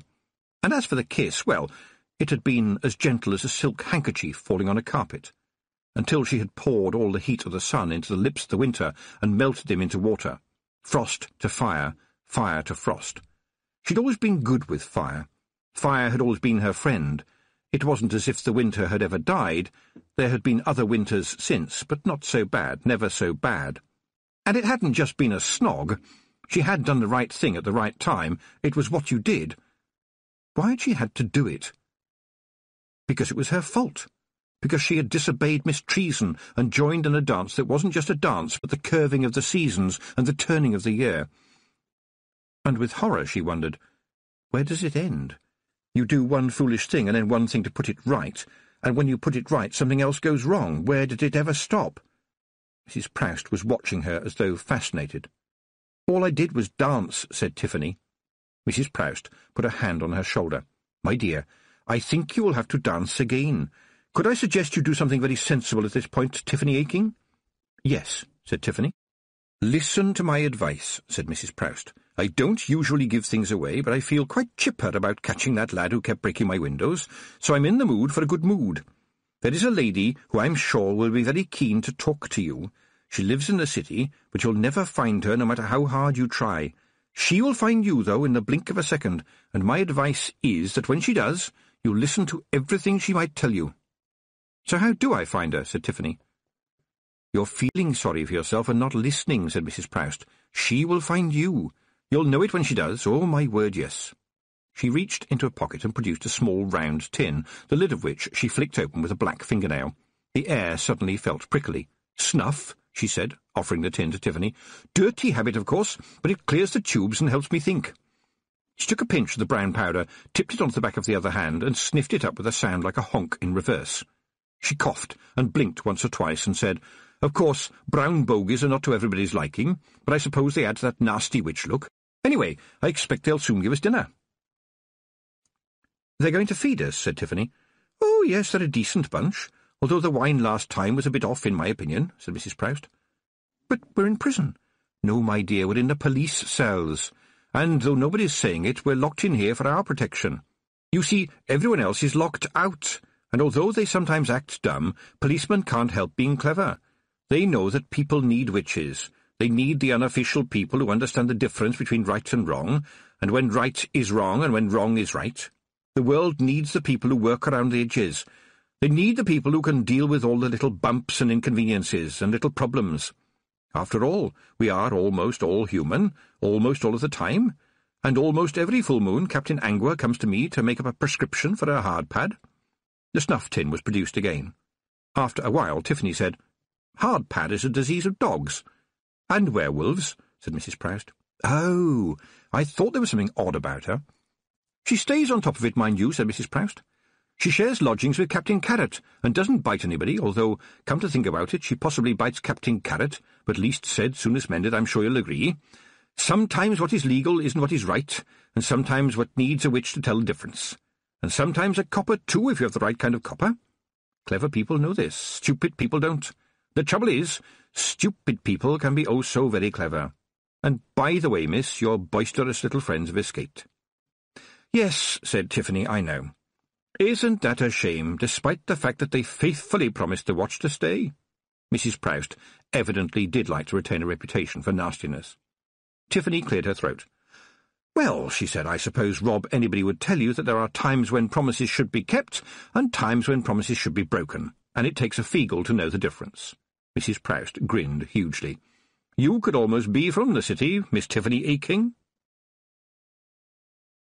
If you needed to guard something that didn't need guarding, possibly because no one in their right mind would want to steal it, then Corporal Nobbs of the City Watch was, for want of a better way of describing him, and in the absence of any hard biological evidence to the contrary, your man. And now he stood in the dark and crunching ruins of the King's Head, smoking a horrible cigarette made by rolling up all the stinking butts of previously smoked cigarettes into some fresh cigarette paper and sucking the horrible mess until some kind of smoke appeared. He never noticed the hand that lifted his helmet off, hardly even felt the forensic blow to the head, and certainly did not feel the calloused little hands that placed the helmet back on his head as they lowered his sleeping body to the ground. "OK," said Rob Anybody in a hoarse whisper, looking around at the blackened timbers.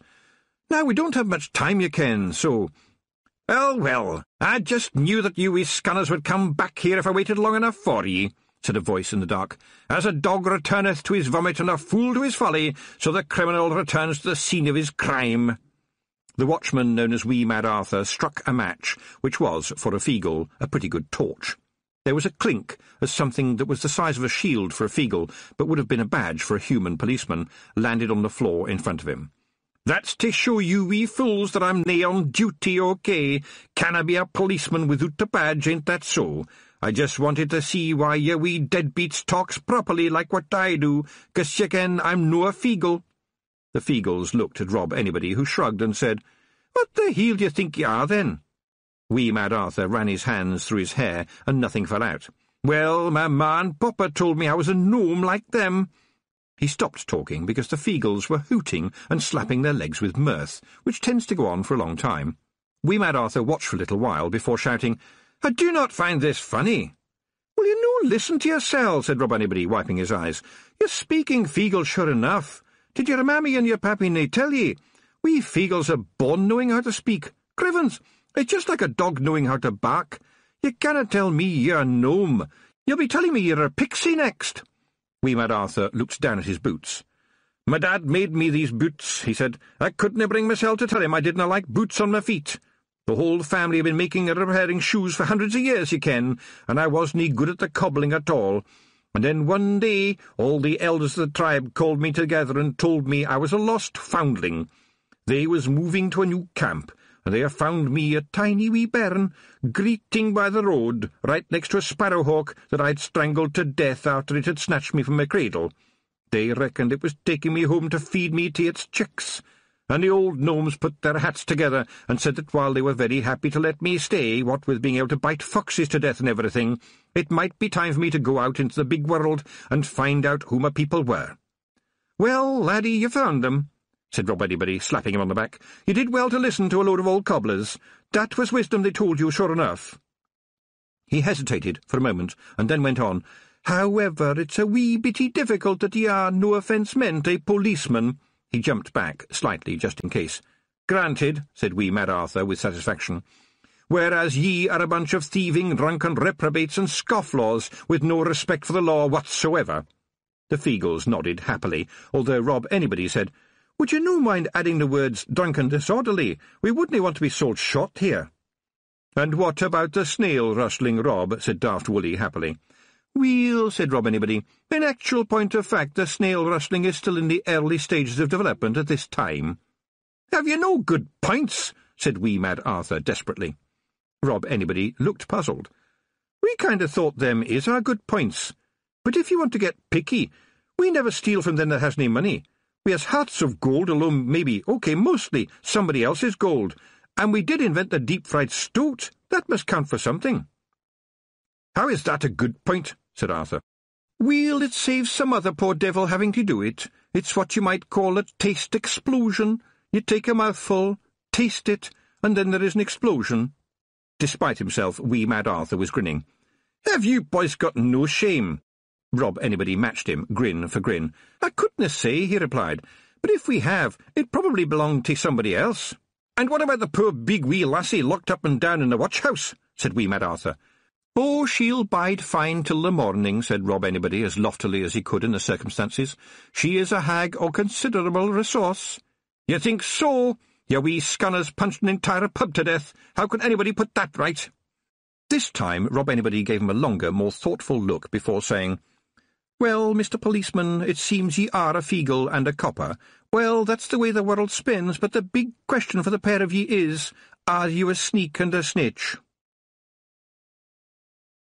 In the watch-house, the shift was changing.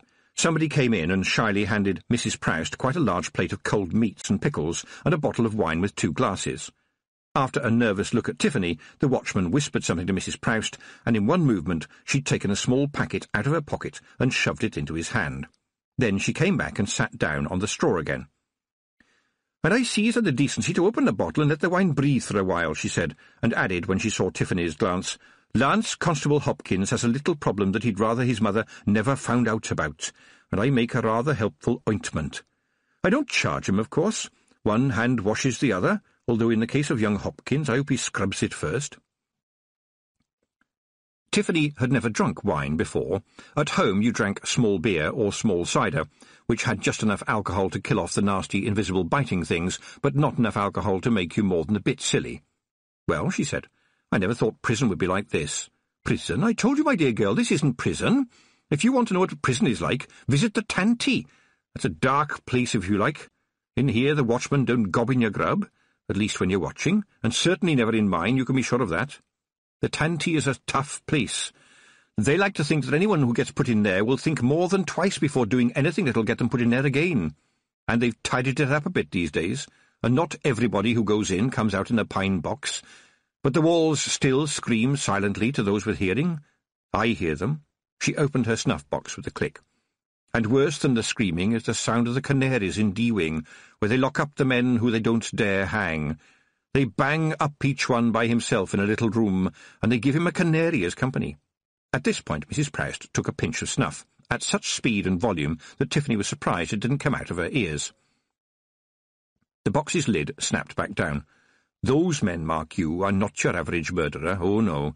They killed people for a hobby, or for a god, or for something to do, or because it wasn't a very nice day. They did worse things than just murder.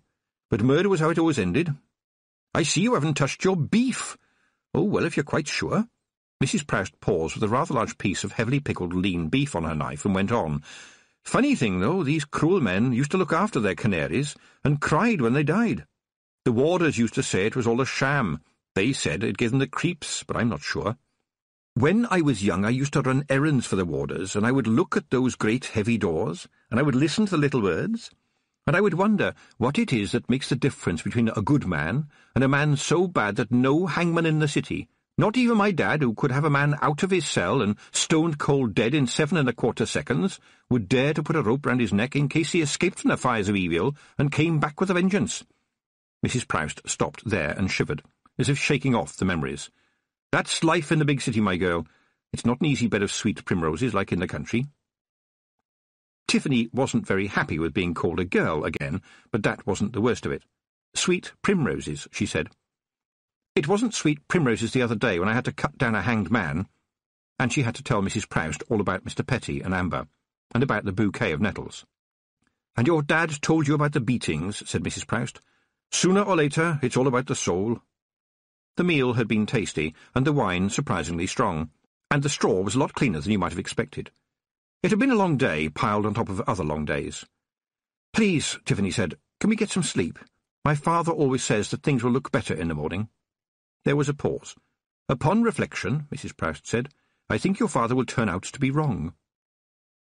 Tiffany let the clouds of tiredness take her. She dreamed about canaries singing in the dark, and perhaps she imagined it, but she thought she woke up for a moment and saw the shadow of an old lady looking at her. It certainly wasn't Mrs. Proust, who snored something terrible. The shape was there for a moment, and then it vanished. Tiffany remembered, the world is full of omens, and you picked the ones you liked. Chapter 8. The King's Neck. Tiffany was woken by the squeak of the cell door opening. She sat up and looked around. Mrs. Proust was still asleep, and snoring so hard that her nose wobbled. Correction, Mrs. Proust appeared to be asleep. Tiffany liked her, in a wary kind of way, but could she trust her? Sometimes she seemed to almost read her mind. I don't read minds, said Mrs. Proust, turning over. Mrs. Proust! Mrs. Proust sat up and started to pull bits of straw off her dress. I don't read minds, she said, flicking the straw onto the floor. I really have keen but not supernatural skills, which I've honed to the sharpest of edges, and don't you forget it, please. I hope to goodness they're going to give us a cooked breakfast. No problem there. What would you like us to fetch for ye? They looked up to see the Feagles sitting on the beam overhead and dangling their feet happily. Tiffany sighed. If I asked you what you were doing last night, would you lie to me? Absolutely not, on our honour as Feagles, said Rob Anybody, with his hand on where he thought his heart was. Well, that seems conclusive, said Mrs. Proust, standing up. Tiffany shook her head and sighed again. No, it's not quite as simple as that. She looked up at the beam and said, Rob Anybody, was the answer you gave me just then truthful? I'm asking you as the Hag of the Hills. Oh, aye. And that one? Oh, aye.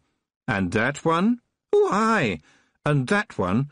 Oh, well, only a tiny wee lie you ken, hardly a lie, just something that wouldn't be good for you to know. Tiffany turned to Mrs. Proust, who was grinning. The Knack-Mack Feagles feel that the truth is so precious that it shouldn't be waved about too much, she said apologetically. Ah, people after my own heart, said Mrs. Proust, and then, remembering herself, she added, if I had one, that is. There was a sound of heavy boots, which got nearer and no less heavy very quickly, and turned out to belong to a tall and skinny watchman, who touched his helmet politely to Mrs. Proust and gave Tiffany a nod.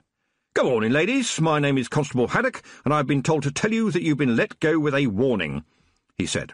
Although I have to tell you that no one quite knows what to warn you about, as far as I can tell, so if I was you, I'd consider myself generally in the situation of being warned, as it were, in a general and generically non-specific way, and hopefully slightly chastened by the experience, no offence meant, I'm sure.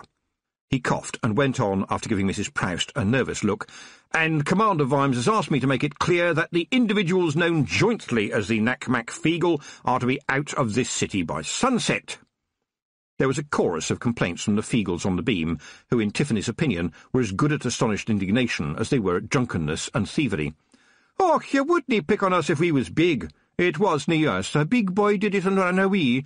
I wasn't there, you can ask them. They wasn't there either." And other excuses of that ilk, you can. Tiffany banged her tin plate on the bars until they subsided into silence. Then she said, "Excuse me, please, Constable Haddock. I'm sure they're all very sorry about the pub—" she began, and he waved a hand at her. If you'll take my advice, miss, you would just leave quietly and not talk to anybody about pubs. But look, we all know that they smashed up the King's Head, and—" The constable stopped her again. "I went past the King's Head this morning," he said, "and it was very definitely not smashed up. In fact, there were crowds of people there. Everyone in the city is going to have a look at it. The King's Head is just like it's always been, as far as I can see, with just the one tiny little detail, which is to wit, that it is now back to front." "What do you mean, back to front?" said Mrs. Proust. "I mean that it is the wrong way round," said the policeman patiently. "And when I was over there just now, you can bet they weren't calling it the King's Head any more." Tiffany's forehead wrinkled. "So they're calling it the King's Neck?" Constable Haddock smiled. "Well, yes, I can see you are a well-brought-up young lady, miss, because most of the people out there are calling it the King's—" "I cannot abide smut," said Mrs. Proust severely. Really, Tiffany thought? With half a shop window full of pink inflatable wasp names and other mysterious items that I didn't get a chance to see very clearly. But I suppose it would be a strange world if we were all the same, and especially if we were all the same as Mrs. Proust. And overhead she could hear the susurration of the Knack-Mack Feagles, with Daft Woolly making more noise than usual. "I told you, didn't I tell you? I said this lot is back to front, I said, but no, you wouldn't pay heed. I may be daft, but I'm no stupid." The King's Head, or at least whatever part of the King's anatomy it now was not very far away, but the witches had to push their way through the crowds when they were at least 100 yards away, and many of the people making up the crowd were holding pint mugs in their hands. Mrs. Proust and Tiffany both wore hobnailed boots, a boon to anyone who must get through a crowd in a hurry, and there, in front of them was, for want of a better word, although the Feagles would have used a different word, and indeed the Feagles would not have hesitated to use a different word, was, in fact, the King's back, which came as a relief. Standing in front of the back door, which was now doing the duty formerly left to the front door, and handing out mugs of beer with one hand while taking money with the other, was Mr. Wilkin, the landlord. He looked like a cat on the day it rained mice. Every now and again he managed to find time in this heroic endeavour to say a few words to a skinny but purposeful-looking lady who was writing things down in a notebook. Mrs. Proust nudged Tiffany. "See her? That's Miss Cripslock of the Times. And over there—" she pointed at a tall man in the uniform of the watch. "See there, the man she's talking to is Commander Vimes of the City Watch. Decent man, always looks grumpy, won't stand any nonsense. This is going to be interesting, because he doesn't like kings of any sort. One of his ancestors chopped off the head of the last king we had. That's dreadful. Did you deserve it?" Mrs. Proust hesitated for a moment and then said, "Well, if it's true about what they found in his private dungeon, then the answer is yes in great big letters. They put the commander's ancestor on trial anyway, because chopping heads off kings always causes a certain amount of comment, apparently. When the man stood in the dock, all he said was, 'Had the beast 100 heads, I would not have rested until I had slain every last one,' which was taken as a guilty plea. He was hanged, and then much later they put up a statue to him, which tells you more about people than you might wish to know. His nickname was Old Stoneface, and as you can see, it runs in the family." Tiffany could, and this was because the commander was moving purposefully towards her, his expression that of a man who had a lot of things to do, all of them more important than what he was having to do right now. He gave a respectful little nod to Mrs. Proust, and tried unsuccessfully not to glare at Tiffany. "Did you do this?" "No, sir." "Do you know who did?" "No, sir." The commander frowned. "Young lady, if a burglar breaks into a house and then comes back later and puts everything back where it was, a crime has still happened. Do you understand? And if the building that has been badly damaged, along with its contents, is found next morning looking all shiny and new, albeit facing the wrong way, that too, and therefore those involved, are nevertheless still criminals. Except that I have no idea what to call it, and quite frankly, I would rather be shot of the whole damn business." Tiffany blinked. She hadn't heard that last sentence, not exactly heard it, but could remember it anyway. They must have been spill words. She glanced at Mrs. Proust, who nodded happily, and in Tiffany's head there was a little spill word that said yes. Out loud, Mrs. Proust said, "Commander, it seems to me that no real harm has been done, given that, if I'm any judge, Mr. Wilkin here is doing a roaring trade in the King's back, and would probably not welcome it becoming the King's head again." "Too right," said the landlord, who was shoveling money into a bag. Commander Vimes was frowning, and Tiffany caught the words that he was almost but not actually saying. No king's coming back while I'm here." Mrs. Proust butted in again. "How about letting it be called the King's Neck?" she suggested, "especially since he appears to have dandruff, greasy hair, and a big ripe boil." To Tiffany's delight, the commander's face stayed as stony as ever, but she caught a tremble of a spill word that was a triumphant yes. And at that point Mrs. Proust, who believed in securing victory by every means at her disposal, chimed in again with, "This is Ankh-Morpork, Mr. Vimes. In the summer the river catches fire, and it has been known to rain fish and bedsteads. So in the great scheme of things, when you think about it, what's so wrong about a pub spinning on its axis? Most of its customers do the same. How is your little boy, by the way?" This innocent inquiry appeared to floor the commander. He's fine. Oh, yes, fine. You were right. All he needed was a fizzy drink and a really big burp. Could I have a word with you in private, Mrs. Proust?" The look he gave Tiffany made it quite clear that private didn't include her, so she carefully made her way through the crowds of jolly and sometimes too jolly people waiting to have their pictures taken in front of the King's Neck, and let herself fade into the foreground and listen to Rob Anybody command the troops, who would listen to him when there was nothing better to do. "All right," he said. "Which one of you scanners decided to paint a real neck on the sign? I'm sure it's no normally done like that." "That was Woolley," said Big Yan. "He reckoned people would think it had always been like that. He is daft, you ken."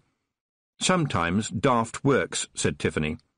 She looked around, and there he was, the man with no eyes, walking through the crowd, as if they were ghosts, but she could see that they felt his presence in some way. One man brushed his hand across his face, as if feeling the footsteps of a fly. Another one slapped at his own ear. But afterwards they were changed. When their eyes saw Tiffany, they narrowed, and the ghostly man headed towards her, and the whole of the crowd became one huge frown. And here came the stench, trailing behind him and turning the daylight grey. It was like the bottom of a pond, where things had died and rotted for centuries. Tiffany looked around desperately. The turning of the king's head had filled the street with the curious and the thirsty. People were trying to go about their business, but were being hemmed in by the crowd in front and the crowd behind them, and of course by the people with trays and little carts, who swarmed through the city and would try to sell something to anyone who stood still for more than 2 seconds. She could feel the menace in the air, but in fact it was more than a menace. It was hatred, growing like a plant after rain, and still the man in black came nearer. It scared her. Of course, she had the Feagles with her, but generally speaking, the Feagles got you out of trouble by getting you into a different kind of trouble. The ground moved quite suddenly underneath her. There was a metallic scraping noise, and the bottom dropped out of her world, but only by about 6 feet. As she staggered in the gloom under the pavement, someone pushed past her with a cheerful, "Excuse me." There were more inexplicable metal noises, and the round hole now above her head vanished in darkness. "Real piece of luck there," said the polite voice. "The only one we're going to get today, I fancy. Please, try not to panic until I have lit the safety lantern. If you want to panic thereafter, that is entirely up to you. Stay close to me, and when I say walk as fast as possible while holding your breath, do so, for the sake of your sanity, your throat, and possibly your life. I don't care if you understand or not, just do it, because we may not have much time." A match flared. There was a small popping noise and a green-blue glow in the air just in front of Tiffany. "Only a bit of marsh gas," said the invisible informant. "Not too bad, nothing to worry about yet, but stay close, mind you." The green-blue glow began to move very fast, and Tiffany had to walk quickly to keep up, which was no mean feat, because the ground beneath her boots was, by turns, like gravel, mud, or, occasionally, a liquid of some sort, but probably not a sort that you would want to know about. Here and there, in the distance, there were tiny little glows of other mysterious lights, like will-o'-the-wisps you sometimes got over marshy ground. "Do keep up," said the voice ahead of her. Soon Tiffany lost all sense of direction and, for that matter, time. Then there was a click, and the figure was outlined against what looked like a perfectly ordinary doorway, except that it was in an arch, and so the door itself came to a point at the top. "Please be so good as to wipe your feet very thoroughly on the mat just inside. It pays to take precautions down here." Behind the still shadowy figure, candles were lighting themselves, and now they illuminated someone in heavy, stiff clothing, big boots, and a steel helmet on her head, although, as Tiffany watched, the figure carefully lifted the helmet off. She shook out her ponytail, which suggested she was young, but her hair was white, suggesting that she was old. She was, Tiffany thought, one of those people who picks for themselves a look that suits them and doesn't get in the way, and never changes it until they die. There were wrinkles, too, and Tiffany's guide had the preoccupied air of somebody who is trying to think of several things at once, and by the look on her face she was trying to think of everything. There was a small table in the room, set with a teapot, cups, and a pile of small cupcakes. "Do come on in," said the woman. "Welcome. But where are my manners? My name is Miss Smith, for the moment. I believe Mrs. Proust may have mentioned me. And you are in the Unreal Estate, quite possibly the most unstable place in the world. Would you like some tea?" Things tend to look better when the world has stopped spinning and you have a warm drink in front of you, even if it's standing on an old packing case. "I'm sorry it's not a palace," said Miss Smith. "I never stay here for more than a few days at a time, but I do need to be close to the university, and to have absolute privacy. This was a little cottage outside the university walls, you see, and the wizards just used to chuck all their waste over. After a while, all the different bits of magical rubbish started to react with one another in what I can only call unpredictable ways. Well, what with talking rats, and people's eyebrows growing up to 6 feet long, and shoes walking around by themselves, the people that lived nearby ran away, and so did their shoes. And since there was no one complaining any more, the university simply chucked even more stuff over the wall. Wizards are like cats going to the toilet in that respect. Once you walked away from it, it isn't there any more. Of course, it then became a free-for-all, with just about anybody throwing over just about anything and running away very quickly, often pursued by shoes, but not always successfully. Would you like a cupcake? And don't worry, I bought them off quite a reliable baker tomorrow, so I know they're fresh, and I pretty much tamed the magic round here a year ago. It wasn't too hard. Magic is largely a matter of balance, but of course you'd know that. Anyway, the upshot is that there is such a magical fog over this place that I doubt if even a god could see into it." Miss Smith delicately ate half a cupcake and balanced the other half on her saucer. She leaned closer to Tiffany. "How did it feel, Miss Tiffany Aching, when you kissed the winter?" Tiffany stared at her for a moment.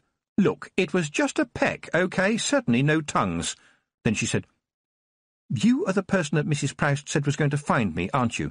"Yes," said Miss Smith. "I would hope that is obvious. I could give you a long, complicated lecture," she continued brusquely, "but I think it would be better if I told you a story.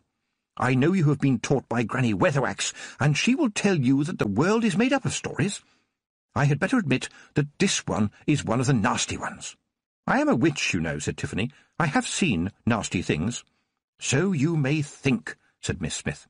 "But for now, I want you to picture a scene more than 1,000 years ago, and imagine a man still quite young, and he is a witch-finder, and a book-burner, and a torturer, because people older than him, who are far more vile than him, have told him that this is what the great god Om wants him to be. And on this day he has found a woman who is a witch, and she is beautiful, astonishingly beautiful, which is rather unusual amongst witches, at least in those days." "He falls in love with her, doesn't he?" Tiffany interrupted. "Of course," said Miss Smith. "Boy meets girl, one of the greatest engines of narrative causality in the multiverse, or as some people might put it, it had to happen. I would like to continue this discourse without interruptions, if you don't mind." "But he is going to have to kill her, isn't he?" Miss Smith sighed. "Since you ask, not necessarily. He thinks that if he rescues her and they can get to the river, then they might have a chance. He is bewildered and confused. He has never had feelings like this before. For the first time in his life, he is really having to think for himself. There are horses not far away.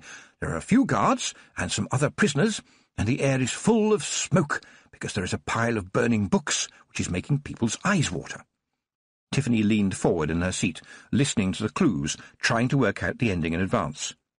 "There are some apprentices that he is training, and also some very senior members of the Omnian Church who have come to watch and bless the proceedings.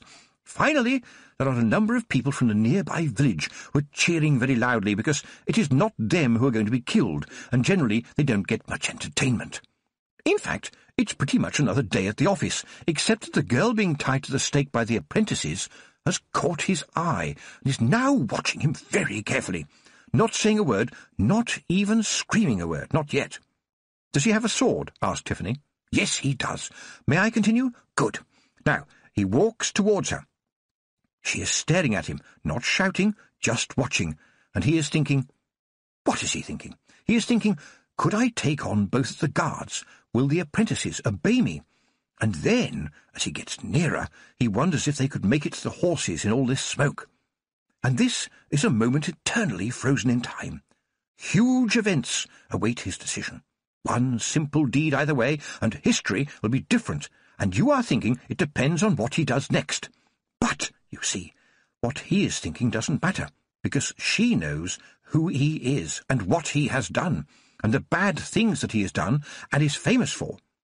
And as he walks towards her, uncertain, she knows him for what he is, even if he wishes he wasn't, and reaches with both hands smoothly through the wicker basket they put around her, to keep her upright, and grabs him, and holds him tight as the torch drops down onto the oily wood and the flames spring up. She never takes her eyes off him, and never loosens her grip. "Would you like a fresh cup of tea?" Tiffany blinked away smoke and flames and shock. "And how do you know so much about it, please?" she said. "I was there. 1,000 years ago." "Yes." "How did you get there?" "I walked," said Miss Smith. "But that is not the point. The point is that then was the death and birth of the thing we call the Cunning Man. And he was still a man to begin with. He was terribly injured, of course, for quite some time. And witch-finding went on. Oh, my word, didn't it just? You couldn't tell who the other witch-finders feared most, the witches or the wrath of the Cunning Man, if they didn't find him the witches he demanded. And believe me, with the Cunning Man on your heels, you will find as many witches as he wants. Oh, yes. And the Cunning Man himself could always find witches. It was quite amazing. You would have some quiet little village where everybody got on reasonably well, and no one had noticed any witches at all. But when the Cunning Man arrived, suddenly there were witches everywhere, but unfortunately not for very long. He believed that witches were the reason for just about everything bad that happened, and that they stole babies and caused wives to run away from their husbands and milk to go sour. I think my favourite one was that witches went to sea in eggshells in order to drown honest sailors. At this point Miss Smith held up her hand. "No, don't say that it would be impossible for even a small witch to get inside an eggshell without crushing it, because that is what we in the craft would call a logical argument, and therefore no one who wanted to believe that witches sank ships would pay any attention to it." It couldn't go on, of course. People can be very stupid, and people can be easily frightened, but sometimes you find people who aren't that stupid and aren't that fearful, and so the Cunning Man is thrust out of the world, thrown out like the rubbish he is. But that wasn't the end of him. So great, so fearsome was his hatred for anything that he thought of as witchcraft, that he somehow managed to live on despite finally having no body. Though there was no skin to him, no bone any more, his rage was such that he lived on, as a ghost, perhaps, and every so often finding someone who would let him in. There are plenty of people out there whose poisonous minds will open for him, and there are those who would rather be behind evil than in front of it, and one of them wrote for him the book known as The Bonfire of the Witches. But when he takes over a body, and believe me, in the past there are those unpleasant people who have thought that their terrible ambitions would be furthered by allowing him to do so, the owner of the body soon finds that they have no control at all. They become a part of him too, and not until it is too late do they realize that there is no escape, no release, except death. "Poison goes where poison's welcome," said Tiffany, "but it looks as though it can push its way in, welcome or not."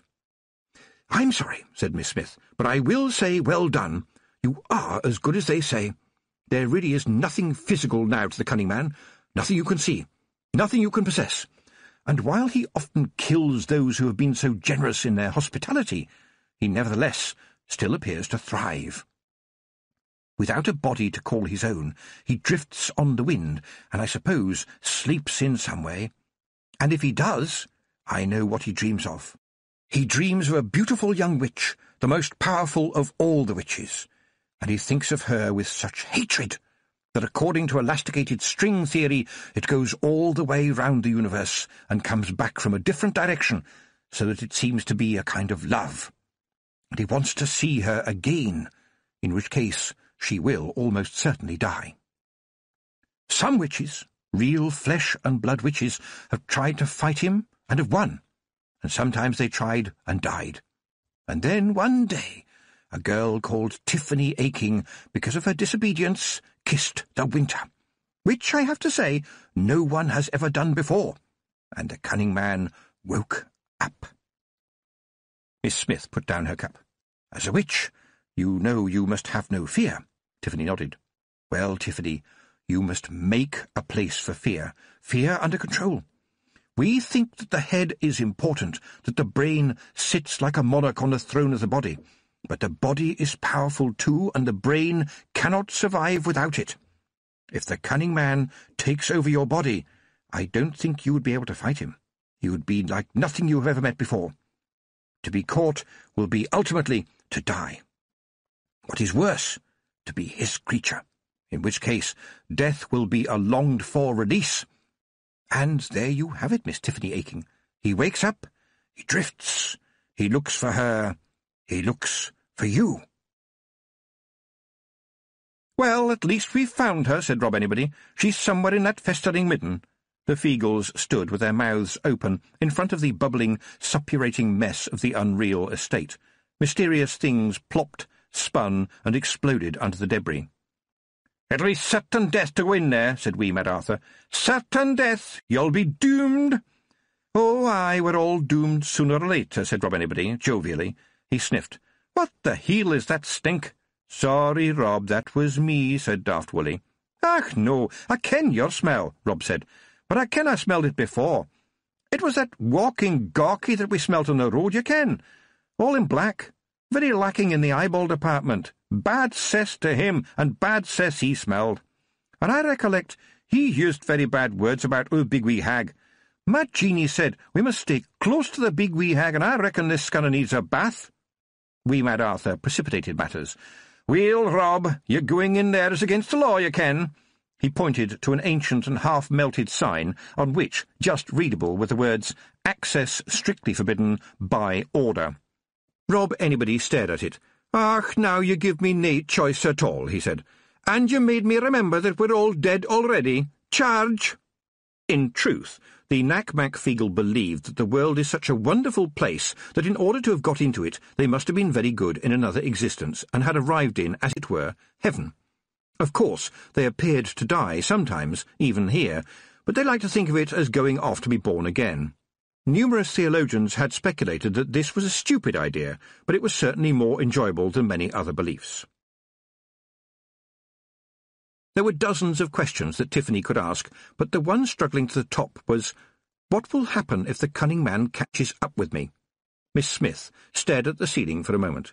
"Well, I suppose from his point of view it will be rather like a wedding. From your point of view it will be exactly like being dead. No, worse, because you will be inside, looking out at what he can do with all your powers and all your skills to all the people that you know. Did we have the last cupcake?" "I'm not going to show any fear," said Tiffany to herself. "I'm glad to hear that," said Miss Smith out loud. Tiffany leapt off the chair in a rage. "Don't you dare do that, Miss Smith." "I'm sure there was one more cupcake," said Miss Smith, and then added, "That's the spirit, Miss Tiffany Aching. You know, I did defeat a hiver. I can look after myself. And your family, and everybody you know, from an attack that they won't even know is happening.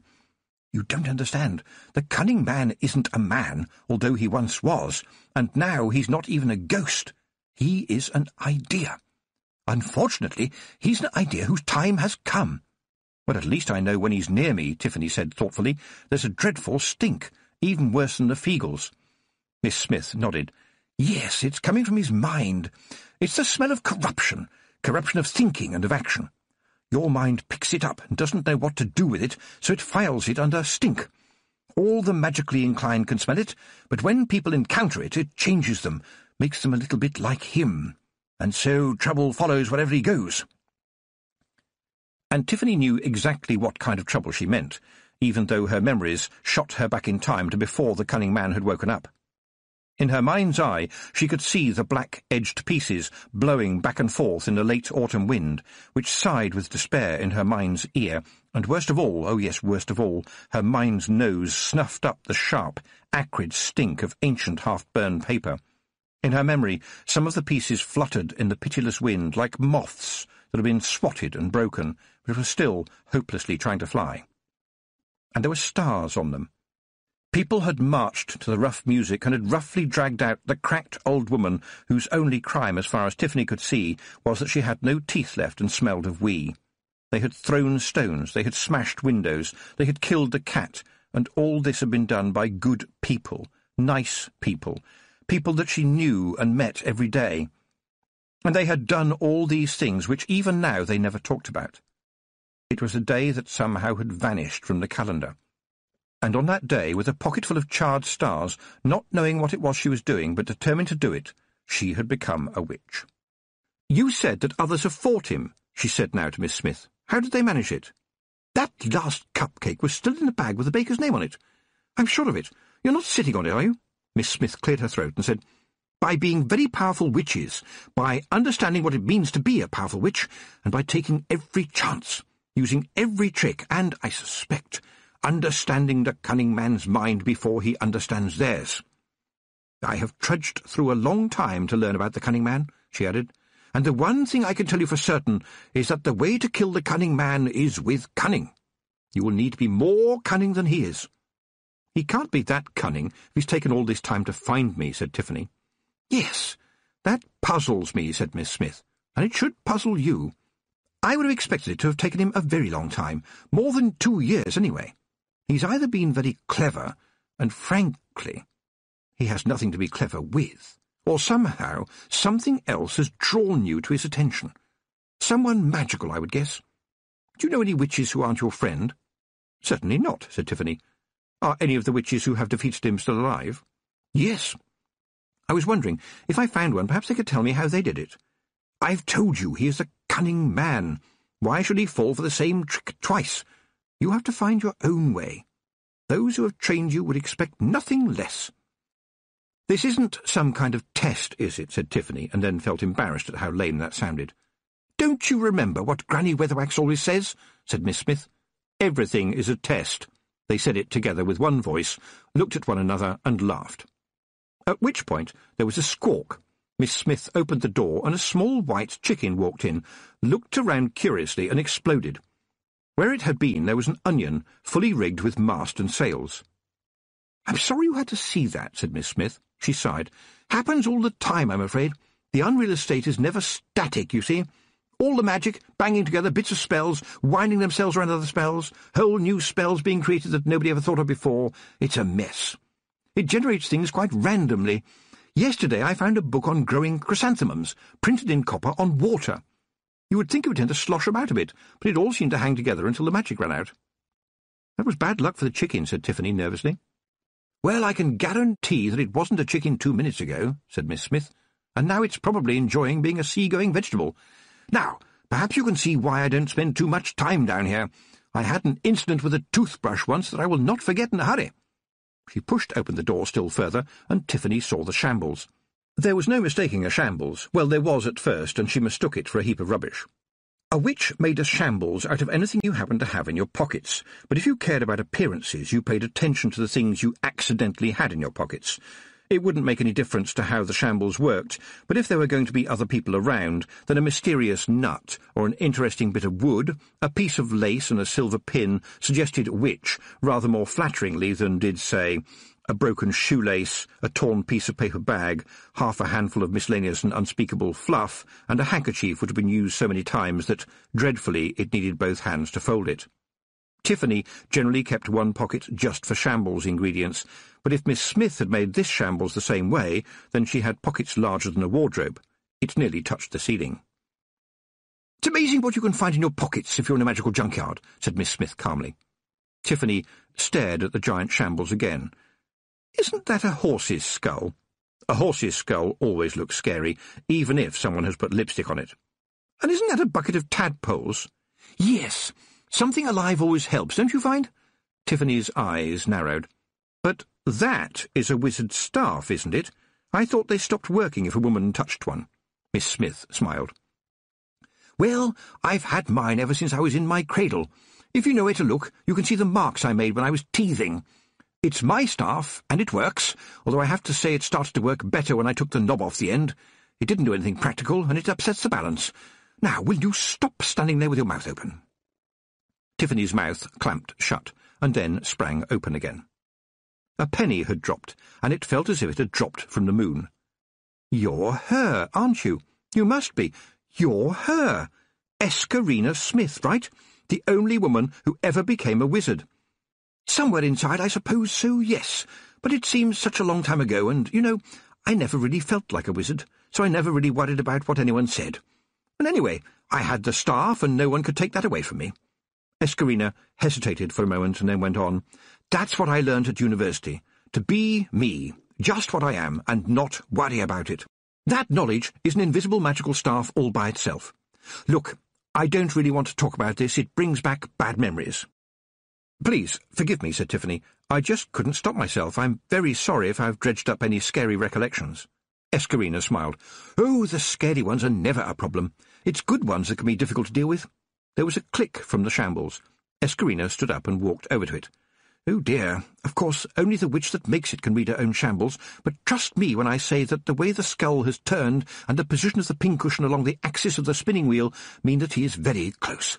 Almost right on top of us, in fact. Or the random magic in this place may be confusing him, and you seem to be everywhere and nowhere, so he'll go away soon and try to pick up the trail somewhere else. And, as I mentioned, somewhere on the trail he will eat. He'll get into some fool's head, and some old lady or some girl who is wearing quite dangerous cult symbols without an inkling of what they really mean will suddenly find herself hounded. Let us hope she can run." Tiffany looked around, bewildered. "And what happens will be my fault? Is that the sarcastic whine of a little girl, or the rhetorical question of a witch with her own steading?" Tiffany began to reply, and then stopped. "You can travel in time, can't you?" she said. "Yes." "Then you know what I'm going to answer." "Well, it's not quite as simple as that," said Escarina, and looked slightly uncomfortable for a moment, much to Tiffany's surprise, and, it has to be said, delight. "I know. Let me see. There are 15 different replies you might make, but I don't know which one it will be until you make it, because of the elasticated string theory." "Then all I will say," said Tiffany, "is thank you very much. I'm sorry to have taken up your time, but I need to be getting on. I have so many things to do. Do you know what the time is?" "Yes," said Escarina. "It is a way of describing one of the notional dimensions of four-dimensional space. But for your purposes, it's about 10:45. That seemed to Tiffany to be a bafflingly complicated way of answering the question, but as she opened her mouth to say so, the shambles collapsed, and the door opened to let in a stampede of chickens, which did not, however, explode. Escarina grabbed Tiffany's hand, shouting, "He has found you! I don't know how!" A chicken half jumped, half flapped, and half tumbled onto the wreck of the shambles and crowed, "Cock-a-doodle-crivens!" Then the chickens exploded. They exploded into Feagles. On the whole, there wasn't a great deal of difference between the chickens and the Feagles, since both run around in circles making a noise. An important distinction, however, is that chickens are seldom armed. The Feagles, on the other hand, are armed all the time, and once they had shaken off the last of their feathers, they fell to fighting one another out of embarrassment, and for something to do. Escarina took one look at them and kicked at the wall behind her, revealing a hole which a person might just be able to crawl through, and snapped at Tiffany, "Go! Get him away from here. Get on the stick as soon as you can, and go. Don't worry about me. Don't be afraid. You'll be all right. You just have to help yourself." Heavy, nasty smoke was filling the room. "What do you mean?" Tiffany managed, struggling with the stick. "Go!" Not even Granny Weatherwax could command Tiffany's legs so thoroughly. She went. Chapter 9. The Duchess and the Cook. Tiffany liked flying. What she objected to was being in the air, at least at a height greater than her own head. She did it anyway because it was ridiculous and unbecoming to witchcraft in general to be seen flying so low that her boots scraped the tops off ant-hills. People laughed, and sometimes pointed. But now, navigating the stick through the ruined houses and gloomy bubbling pools, she ached for the open sky. It was a relief when she slid out from behind a stack of broken mirrors to see good, clean daylight, despite the fact that she emerged next to a sign which said, "If you are close enough to read this sign, you really, really shouldn't be." That was the last straw. She tipped the stick until it was leaving a groove in the mud behind it and ascended like a rocket, clinging desperately to the strap, which was creaking, to avoid slipping off. She heard a small voice say, "We are experiencing some turbulence, you can. If you look to the right and to the left, you'll see that there are no emergency exits." The speaker was interrupted by another voice, which said, "In point of fact, Rob, the stick has got emergency exits all round, you can." "Oh, aye," said Rob Anybody, "but there is such a thing as style, OK. Just waiting until you have nearly hit the ground and stepping off makes us look like silly billies." Tiffany hung on, trying not to listen, and also trying not to kick Feagles, who had no sense of danger, feeling, as they always did, that they were more dangerous than anything else. Finally, she had the broomstick flying level and risked a look down. There seemed to be a fight going on outside whatever it was they were going to decide was the new name of the King's Head, but you couldn't see any sign of Mrs. Proust. The witch of the city was a woman of resource, wasn't she? Mrs. Proust could look after herself. Mrs. Proust was looking after herself by running very fast. She hadn't waited a second once she sensed the danger, but headed for the nearest alley as the smog rose around her. The city was always full of smokes and smogs and fumes, easy work for a witch who had the knack. They were the breath of the city, and its halitosis, and she could play them like a foggy piano. And now she leaned against a wall and got some breath of her own. She had felt it building up like a thunderstorm in a city that was normally remarkably easy-going. Any woman who even looked like a witch was becoming a target. She had to hope that old and ugly women everywhere were going to be as safe as she was. A moment later, a couple of men burst out of the smog, one of them holding a large stick. The other one didn't need a stick, because he was huge and therefore was his own stick. As the man with the stick ran towards her, Mrs. Proust tapped her foot on the pavement, and the stone underneath the man's feet tilted up, tripping him so that he landed safely on his chin with a crack, the stick rolling away. Mrs. Proust folded her arms and glared at the heavy man. He wasn't as stupid as his friend, but his fists were opening and closing, and she knew it would only be a matter of time. She tapped her foot on the stones again before he plucked up courage. The big man was trying to work out what might happen next, but didn't expect the equestrian statue of Lord Alfred Rust, famed for bravely and valiantly losing every military engagement in which he had ever taken part, to gallop out of the fog on bronze hooves and kick him so hard between the legs that he flew backwards and knocked his head on a lamp-post before sliding to the ground. There is a lot of folklore about equestrian statues, especially the ones with riders on. There is said to be a code in the number and placement of the horse's hooves. If one of the horse's hooves is in the air, the rider was wounded in battle. 2 legs in the air means that the rider was killed in battle. 3 legs in the air indicates that the rider got lost on the way to the battle, and 4 legs in the air means that the sculptor was very, very clever.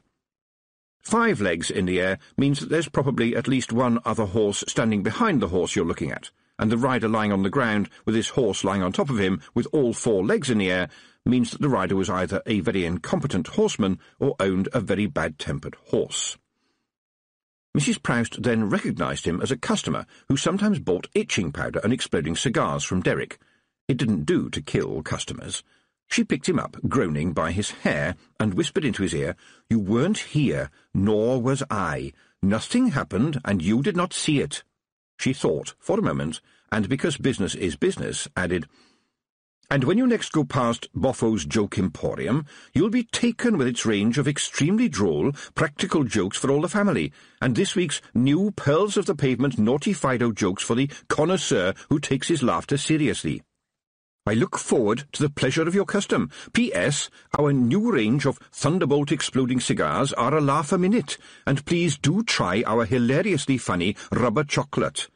Take a moment also to browse in our new gentleman's necessaries department for all that is best in moustache waxes, moustache cups, cutthroat razors, a range of first-class snuffs, ebony-backed nose hair clippers, and our ever-popular glandular trousers, supplied in a plain wrapper and limited to 1 pair per customer." Satisfied, Mrs. Proust let the head fall backwards and was forced to accept that unconscious people don't buy anything, so she turned her attention to the previous owner of the stick, who was groaning. Well, yes, it was the fault of the man with no eyes, she thought, and perhaps that might be an excuse.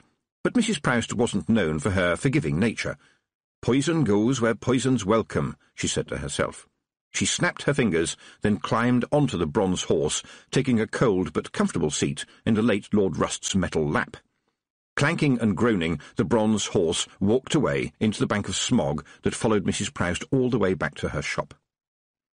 Back in the alleyway, though, it seemed to be snowing, until you realised that what was falling from the sky onto the unconscious bodies had previously been in the stomachs of the pigeons who were now flocking in from every quarter of the city at Mrs. Proust's command. She heard them and smiled grimly. "In this neighbourhood we don't just watch," she said with satisfaction. Tiffany felt better when the reek and smoke of the city was behind them again. How do they live with the smell, she wondered. It's worse than a Fiegel's spog. But now there were fields below her, and although the smoke from the burning stubbles reached this high, it was a fragrance compared to the world within the city walls. And Escarina Smith lived there. Well, sometimes lived there. Escarina Smith! She really was real. Tiffany's mind raced almost as fast as the broomstick itself. Escarina Smith! Every witch had heard something about her, but no two witches agreed. Miss Tick had said that Escarina was the girl that got a wizard's staff by mistake. The first witch ever trained by Granny Weatherwax, who got her into Unseen University by giving the wizards there a piece of her, that is to say, Granny Weatherwax's, mind. Quite a large piece, if you listen to some of the stories, which included tales of magical battles. Miss Level had assured Tiffany that she was some kind of fairy story. Miss Treason had changed the subject. Nanny Ogg had tapped the side of her nose conspiratorially and whispered, "Least said, soon as mended." And Anagramma had loftily assured all the young witches that Escarina had existed, but was dead. But there was one story that just would not go away and curled around truth and lies like honeysuckle. It told the world that the young Escarina had met at the university a young man called Simon, who, it seemed, had been cursed by the gods with almost every possible ailment that mankind was prone to. But, because the gods have a sense of humour, even though it's a rather strange one, they had granted him the power to understand, well, everything. He could barely walk without assistance, but was so brilliant that he managed to keep the whole universe in his head. Wizards with beards that went down to the floor would flock to hear him talk about space and time and magic, as if they were all part of the same thing. And young Escarina had fed him and cleaned him and helped him get about and learned from him, well, everything. And, the rumours went, that she had learned secrets that made the mightiest of magics look like nothing more than conjuring tricks. And the story was true. Tiffany had talked to it and had cupcakes with it, and there really was a woman then who could walk through time and make it take orders from her. Wow. Yes, and there was something very strange about Escarina. A sense, not that she wasn't all there, but that somehow she was everywhere else at the same time. And at this point Tiffany saw the chalk on the skyline, shadowy and mysterious like a beached whale. It was still a long way off, but her heart leapt. That was her ground. She knew every inch of it, and part of her was always there. She could face anything there. How could the cunning man, some old ghost, beat her on her own ground? She had family there, more than she could count, and friends, more than, well, not so many now that she was a witch, but that was the way of the world. Tiffany was aware of somebody climbing up her dress. This was not the problem it might have been. A witch would not, of course, dream of not wearing a dress. But if you were going to ride on a broomstick, you definitely invested in some really tough pants, if possible with some padding. It made your bum look bigger, but it also made it warmer. And at 100 feet above the ground, fashion rather took second place to comfort. She glanced down. There was a Fiegel there, wearing a watchman's helmet, which appeared to have been hammered out of the top of an old salt cellar, an equally small breastplate, and, amazingly, trousers and boots. You never normally saw boots on a Fiegel. "You're Wee Mad Arthur, aren't you? I saw you at the King's Head. You're a policeman." "Oh, aye." Wee Mad Arthur grinned a grin that was pure Fiegel. "It's a grand life and the watch, and the money is good. A penny goes a lot further when it buys you food for a week." "So are you coming over here to keep our lads in order? Are you planning to stay?" "Oh, no, I didn't believe so. I like the city, you ken. I like coffee that isn't made from them wee acorns, and I goes to the theatre and the opera and the ballet." The broomstick wobbled a little. Tiffany had heard of ballet, and had even seen pictures in a book, but it was a word that somehow did not fit in any sentence which included the word Feagle. Ballet, she managed. Oh, aye, it's grand. Last week I saw Swan on a Hot Tin Lake, a reworking of a traditional theme by one of our up-and-coming young performance artists, and the day after that, of course, there was a reinterpretation of Die Flabbergast at the Opera House. And, you ken, they had a whole week of porcelain at the Royal Art Museum, with a free thimble of sherry. Oh, aye, it's the city of culture right enough. Are you sure that you're a Feagle? Said Tiffany, in a fascinated voice. That's what they tell me, miss. There is nae law says I cannot be interested in culture, is there? I told the lads that when I go back I will take them along to see the ballet for themselves. The stick seemed to fly itself for a while, as Tiffany stared at nothing. Or rather, at a mental picture of Feagles in a theatre. She had never been inside one herself, but she had seen pictures, and the thought of Feagles among ballerinas was so unthinkable that it was better just to let her mind boggle and then forget about it. She remembered in time that she had a broomstick to land and brought it down very neatly near the mound. To her shock, there were guards outside it, human guards. She stared in disbelief. The Baron's guards never came up onto the downland, never. It was unheard of, and, she felt the anger rising, one of them was holding a shovel. She jumped off the stick so fast that it was left to skim over the turf, scattering Feagles until it fetched up against an obstruction, shaking off the last few Feagles that had managed to hang on. "You hold onto that shovel, Brian Roberts," she screamed at the sergeant of the guard. "If you let it cut the turf, there will be a reckoning. How dare you? Why are you here? And nobody is to cut anybody into pieces. Do you all understand?" This last order was to the Feagles, who had surrounded the men with a ring of small but ever so sharp swords. A Feagle claymore was so sharp that a human might not know his legs had been cut off until he tried to walk. The guards themselves suddenly had the look of men who knew they were supposed to be big and strong, but were now faced with the realization that big or strong wouldn't be nearly enough. They'd heard the stories, of course. Oh yes, everyone on the chalk had heard the stories about Tiffany Aching and her little helpers, but they had only been stories, hadn't they? Until now. And they were threatening to run up their trousers. In a shocked silence, Tiffany looked around, panting for breath. Everyone was watching her now, which was better than everyone fighting, wasn't it?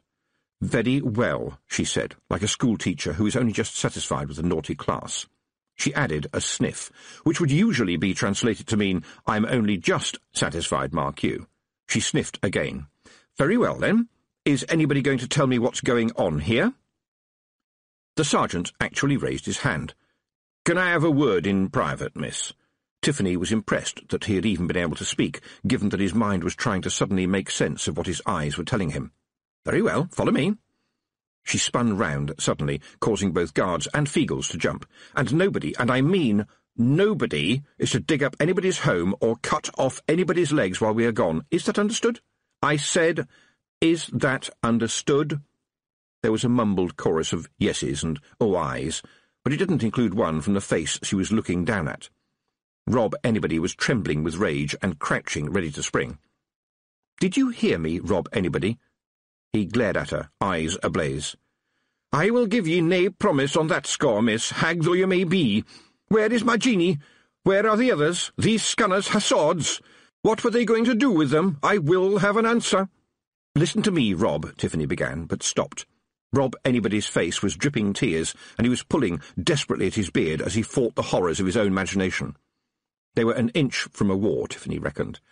"Rob Anybody, I am the hag of these hills, and I put an oath on you not to kill these men until I tell you to. Understand?" There was a crash as one of the guards fell over backwards in a faint. Now the girl was talking to the creatures, and about killing them. They weren't used to this sort of thing. Usually the most exciting thing that happened was that the pigs got into the vegetable garden. The big man of the Feagles hesitated as his spinning brain digested Tiffany's order. True, it wasn't an order to kill anybody right now, but at least it held out the possibility that he might be able to do so very soon, so he could free his head from the terrible pictures in his mind. It was like holding a hungry dog on a leash of cobweb, but at least it bought her time. "You will see that the mound has not been touched," said Tiffany, "so whatever may have been intended has not yet been achieved." She turned back to the sergeant, who had gone white, and said, "Brian, If you want your men to live with all their arms and legs, you will tell them right now, and very carefully, to put down their weapons. Your lives depend on the honour of one Feegle, and he is driving himself mad with horror. Do it now." To Tiffany's relief, he gave the command, and the guards, glad to have their sergeant ordering them to do something that every atom in their bodies was telling them was exactly what they should be doing, dropped their weapons from their shaking hands. One even raised his arms in the universal sign of surrender. Tiffany pulled the sergeant a little way away from the glowering Feegles and whispered, "What do you think you were doing, you stupid idiot?" "Orders from the Baron, Tiff." "The Baron? But the Baron is—" "Alive, miss. He's been back for 3 hours. Drove through the night, they say, and people have been talking." He looked down at his boots.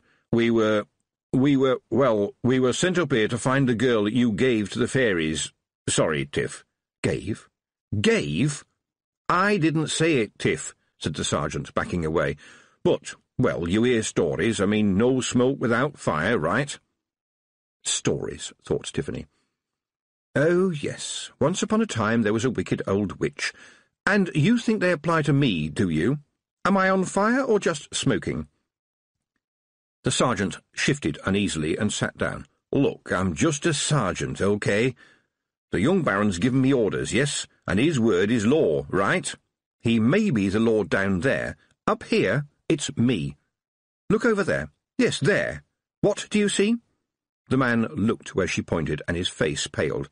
The old cast-iron wheels and stove with its short chimney were clearly visible, even though a flock of sheep was happily grazing around them as usual. He leapt to his feet, as if he had been sitting on an ant's nest. "Yes," said Tiffany with some satisfaction. "Granny Aking's grave. Remember her? People said she was a wise woman, but at least they had the decency to make up better stories about her. Proposing to cut the turf? I'm amazed that Granny doesn't rise up through the turf and bite your bum. Now, take your men down the hill a little way, and I will sort this out. You understand? We don't want anyone to get jumpy." The sergeant nodded. It was not as if he had any other option. As the guards moved away, dragging their unconscious colleague with them and trying not to look like, well, guards who were turning a walk away as closely into a running away as was possible, Tiffany knelt down by Rob Anybody and lowered her voice. "Look, Rob, I know about the secret tunnels." "What Scunner told you about the secret tunnels?" "I am the Hag of the Hills, Rob," said Tiffany soothingly. "Shouldn't I know about the tunnels? You are Feegles, and no Feegle will sleep in a house with only one entrance, right?" The Feegle was calming down a bit now. "Oh, aye, you have a point there." "Then can I please suggest you go and fetch young Amber? Nobody is going to touch the mound." After a little hesitation, Rob Anybody sprang into the entrance hole and was gone. It took some time for him to return, time Tiffany thankfully used by getting the sergeant to come back and help her gather up the guards' dropped weapons. And when Rob did resurface, he was accompanied by a great many more Feegles and the Kelder, and also by a rather reluctant Amber, who blinked nervously in the daylight and said, "Oh, Crivens." Tiffany knew that her own smile was false when she said, "I've come to take you home, Amber." Well, at least I'm not stupid enough to say something like, "Won't that be nice?" she added to herself. Amber glared at her. "You will nae get me back in that place," she announced, "and you can stick it where the monkey put his jumper." And I don't blame you, thought Tiffany, but now I can pass for being a grown-up, and I have to say some stupid grown-up things. "But you do have a mother and father, Amber. I'm sure they miss you." She winced at the look of scorn the girl gave her. "Oh, aye, and if the old Scunner misses me, he'll aim another blow." "Maybe we can go together and help him change his ways," Tiffany volunteered, despising herself, but the image of those thick fingers heavy with nettle stings from that awful bouquet wouldn't go away. This time Amber actually laughed. "Sorry, mistress, but Jeanie told me you were clever." What was it that Granny Weatherwax had said once? Evil begins when you begin to treat people as things. And right now it would happen if you thought there was a thing called a father, and a thing called a mother, and a thing called a daughter, and a thing called a cottage, and told yourself that if you put them all together, you had a thing called a happy family. Aloud, she said, "Amber, I want you to come with me to see the Baron, so that he knows you are safe. After that, you can do as you please. That's a promise." Tiffany felt her knocking on her boot and looked down at the Kelder's worried face. "Can I have a wee word with ye?" said Jeanie. Beside her, Amber was crouching down so that she could hold the Kelder's other hand. Then Jeanie spoke again, if it was speech and not song, but what could you sing that stayed in the air, so that the next note twisted around it? What could be sung that seemed to be a living sound that sung itself right back at you? And then the song was gone, leaving only a hole and a loss. "That's a Kelder song," said Jeanie. "Amber heard me singing it to the little ones. It's part of the soothings, and she understood it, Tiffany. I gave her nae help, but she understood it. I know that Toad has told you this, but do you ken what I'm telling you now? She recognises meaning and learns it. She is as close to being a Kelder as any human could be. She is a treasure not to be thrown away." The words came out with unusual force for the Kelder, who was usually so softly spoken, and Tiffany recognised it as helpful information that, ever so nicely, was a kind of threat. Even the journey off the downland and into the village had to be negotiated. Tiffany, holding Amber by the hand, walked past the waiting guards and continued on, much to the embarrassment of the sergeant. After all, if you have been sent to bring somebody in, then you are going to look pretty silly if they go and bring themselves in by, as it were, themselves. But on the other hand, if Tiffany and Amber walked behind the guards, it looked as though they were being driven. This was sheep country after all, and everybody knew, didn't they, that the sheep walked in front and a shepherd walked behind. Finally, they compromised on a rather awkward method where they all moved forward with a certain amount of revolving and shuffling that made it look as if they were travelling by square dance. Tiffany had to spend a lot of the time stopping Amber from giggling. That was the funny part. It would have been nice if the funny part could have lasted longer. "Look, I was only told to fetch the girl," said the sergeant desperately as they walked through the castle gates. "You don't have to come." He said this in a way which meant, "Please, please, don't barge in and show me up in front of my new boss." But it didn't work. The castle was what was once called a bustle, which meant extremely busy, with cross people running around at cross purposes in every direction except straight up. There was going to be a funeral, and then there was going to be a wedding, and two big occasions so close together could test the resources of a small castle to the utmost, especially since people who had come a long way for one would probably stay for the other, saving time but causing extra work for everybody. But Tiffany was glad for the absence now of Miss Spruce, who had been altogether too unpleasant by half, and had never been one to get her hands dirty. And then there would always be the problem of seating. Most of the guests would be aristocrats, and it was vitally important that no one had to sit next to somebody who was related to someone who had killed one of their ancestors at some point in the past. Given that the past is a very big place, and taking into account the fact that everybody's ancestors were generally trying to kill everybody else's ancestors for land, money, or something to do, it needed very careful trigonometry to avoid another massacre taking place before people had finished their soup. None of the servants seemed to pay any particular attention to Tiffany, Amber, or the guards, though at one point Tiffany thought she saw someone making one of those tiny little signs people make when they think they need protection from evil. Here, in her place. And she had the strong feeling that somehow the people were not paying attention in a very definite way of not paying attention, as if looking at Tiffany might be dangerous to the health. When Tiffany and Amber were ushered into the Baron's study, it seemed that he was not going to take much notice of them either. He was bent over a sheet of paper that covered the whole of his desk, and was holding in his hand a bundle of different-coloured pencils. The sergeant coughed, but even choking to death would not have shaken the Baron's concentration. Finally, Tiffany shouted, "Roland!" quite loudly. He spun round, his face red with embarrassment and a side order of anger. "I would prefer my lord, Miss Aking," he said sharply. "And I would prefer Tiffany, Roland," said Tiffany, with a calmness that she knew annoyed him.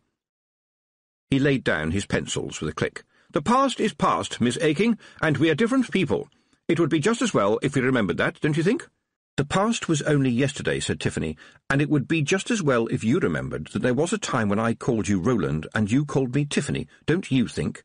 She reached up to her neck and pulled off the necklace with the silver horse that he had given her. It felt like 100 years ago now, but this necklace had been important.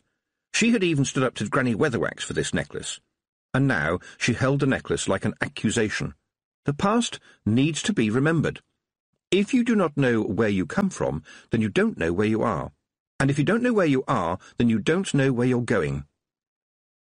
The sergeant looked from one to the other, and with that instinct for survival that any soldier develops by the time he's become a sergeant, decided to leave the room before things started getting thrown.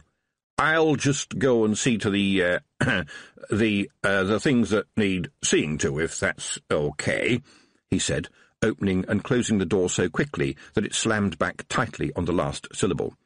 Roland stared at it for a moment and then turned. "I know where I am, Miss Aking. I am standing in my father's shoes, and he is dead. I have been running this estate for years, but everything I did in his name. Why did he die, Miss Aking? He wasn't that old. I thought you could do magic." Tiffany looked down at Amber, who was listening with interest. "Is this best discussed later?" she said. "You wanted your men to bring you this girl, and here she is, healthy in mind and body. And I did not, as you say, give her to the fairies. She was a guest of the Nak-Mak-Feegle, whose help you have had on more than one occasion, and she went back there of her own free will." She looked carefully at Roland's face and said, "You don't remember them, do you?" She could see that he didn't, but his mind was struggling with the fact that there was definitely something that he should have remembered. He was a prisoner of the Fairy Queen, Tiffany reminded herself. Forgetfulness can be a blessing, but I wonder what horrors were in his mind when the Petties told him that she had taken their girl to the Feegles, to fairies. How could I imagine what he felt? She softened her voice a little. "You remember something vague about fairies, yes? Nothing bad, I hope, but nothing very clear, as if perhaps it was something you read in a book or a story that somebody told you when you were little. Am I right?" He glowered at her, but the spill word that he had strangled on his lips told her that she was right.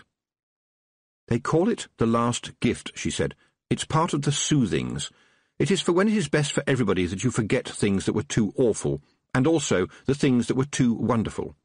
I'm telling you this, my lord, because Roland is still in there somewhere. By tomorrow you will forget even what I have told you. I don't know how it works, but it works for nearly everybody." "You took the child from her parents. They came to see me as soon as I arrived this morning. Everyone came to see me this morning. Did you kill my father? Did you steal money from him? Did you try to throttle old Petty? Did you beat him with nettles? Did you fill his cottage with demons? I can't believe I just asked you that question, but Mrs. Petty appears to think so. Personally, I don't know what to think, especially since some fairy woman might be messing around with my thoughts. Do you understand me?" While Tiffany was trying to put together some kind of coherent answer, he flopped down in the ancient chair behind the desk and sighed. "I have been told you were standing over my father with a poker in your hand and that you demanded money from him," he said sadly. "That's not true. And would you tell me if it was?" "No, because there never would be a was. I would never do such a thing. Well, perhaps I was standing over him. Aha! Don't you dare aha me, Roland. Don't you dare. Look, I know people have been telling you things, but they are not true. But you just admitted you were standing over him, yes? It's simply that he wanted me to show him how I keep my hands clean." She regretted this as soon as she had said it. It was true, but what did that matter? It didn't sound true. "Look, I can see that it— And you didn't steal a bag of money?" "No." "And you don't know anything about a bag of money?" "Yes, your father asked me to take one out of the metal chest. He wanted to—" Roland interrupted her. "Where is that money now?" His voice was flat and without expression. "I have no idea," said Tiffany.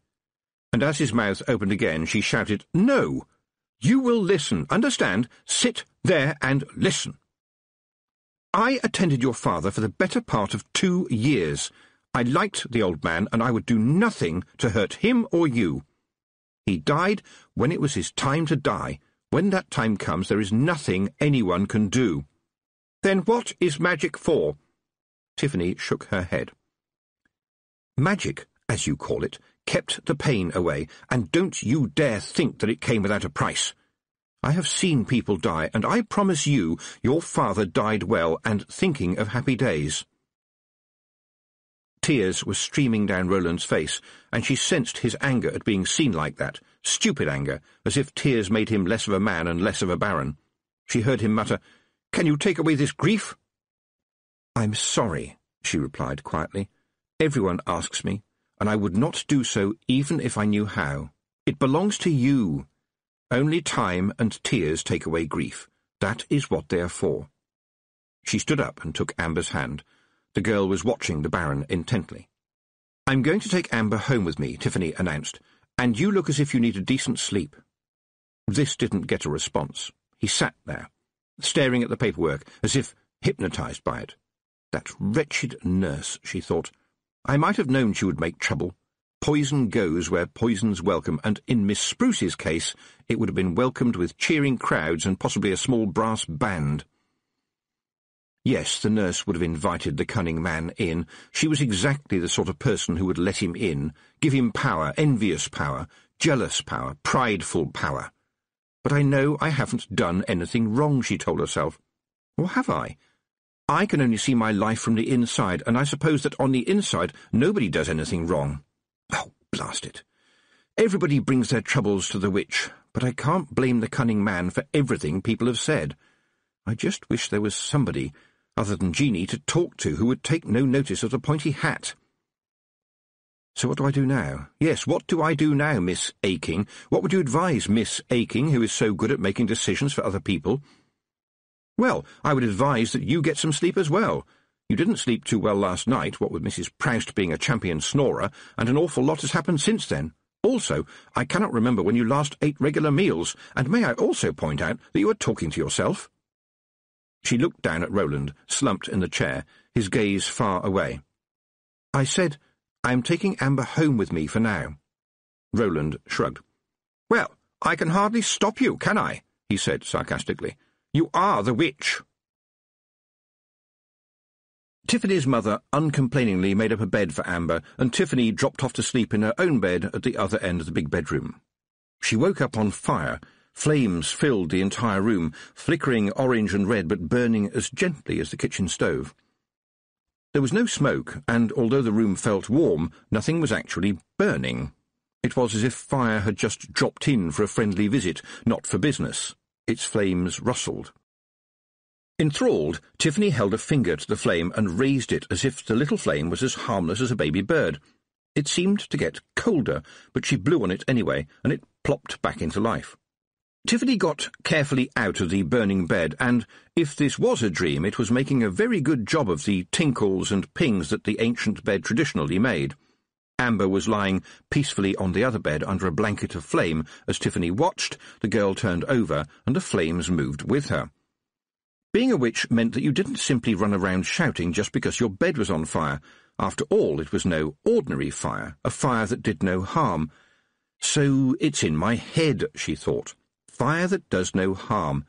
The hair runs into the fire. Somebody is trying to tell me something. Silently, the flames went out. There was an almost imperceptible blur of movement in the window, and she sighed. The Feagles never gave up. Ever since she was 9 years old, she had known that they watched over her at night, and they still did, which was why she bathed in a hip bath behind a sheet. In all probability, she hadn't got anything that the Knack-Mack Feagles would be interested in looking at, but it made her feel better. The hair runs into the fire. It certainly sounded like a message that she had to work out, but who from? From the mysterious witch who had been watching her, maybe? Omens were all very well, but sometimes it would help if people just wrote things down. It never paid, though, to ignore those little thoughts and coincidences, those sudden memories, little whims. Quite often they were another part of your mind trying hard to get a message through to you, one that you were too busy to notice. But it was bright daylight outside, and puzzles could wait. Other things couldn't. She'd start at the castle.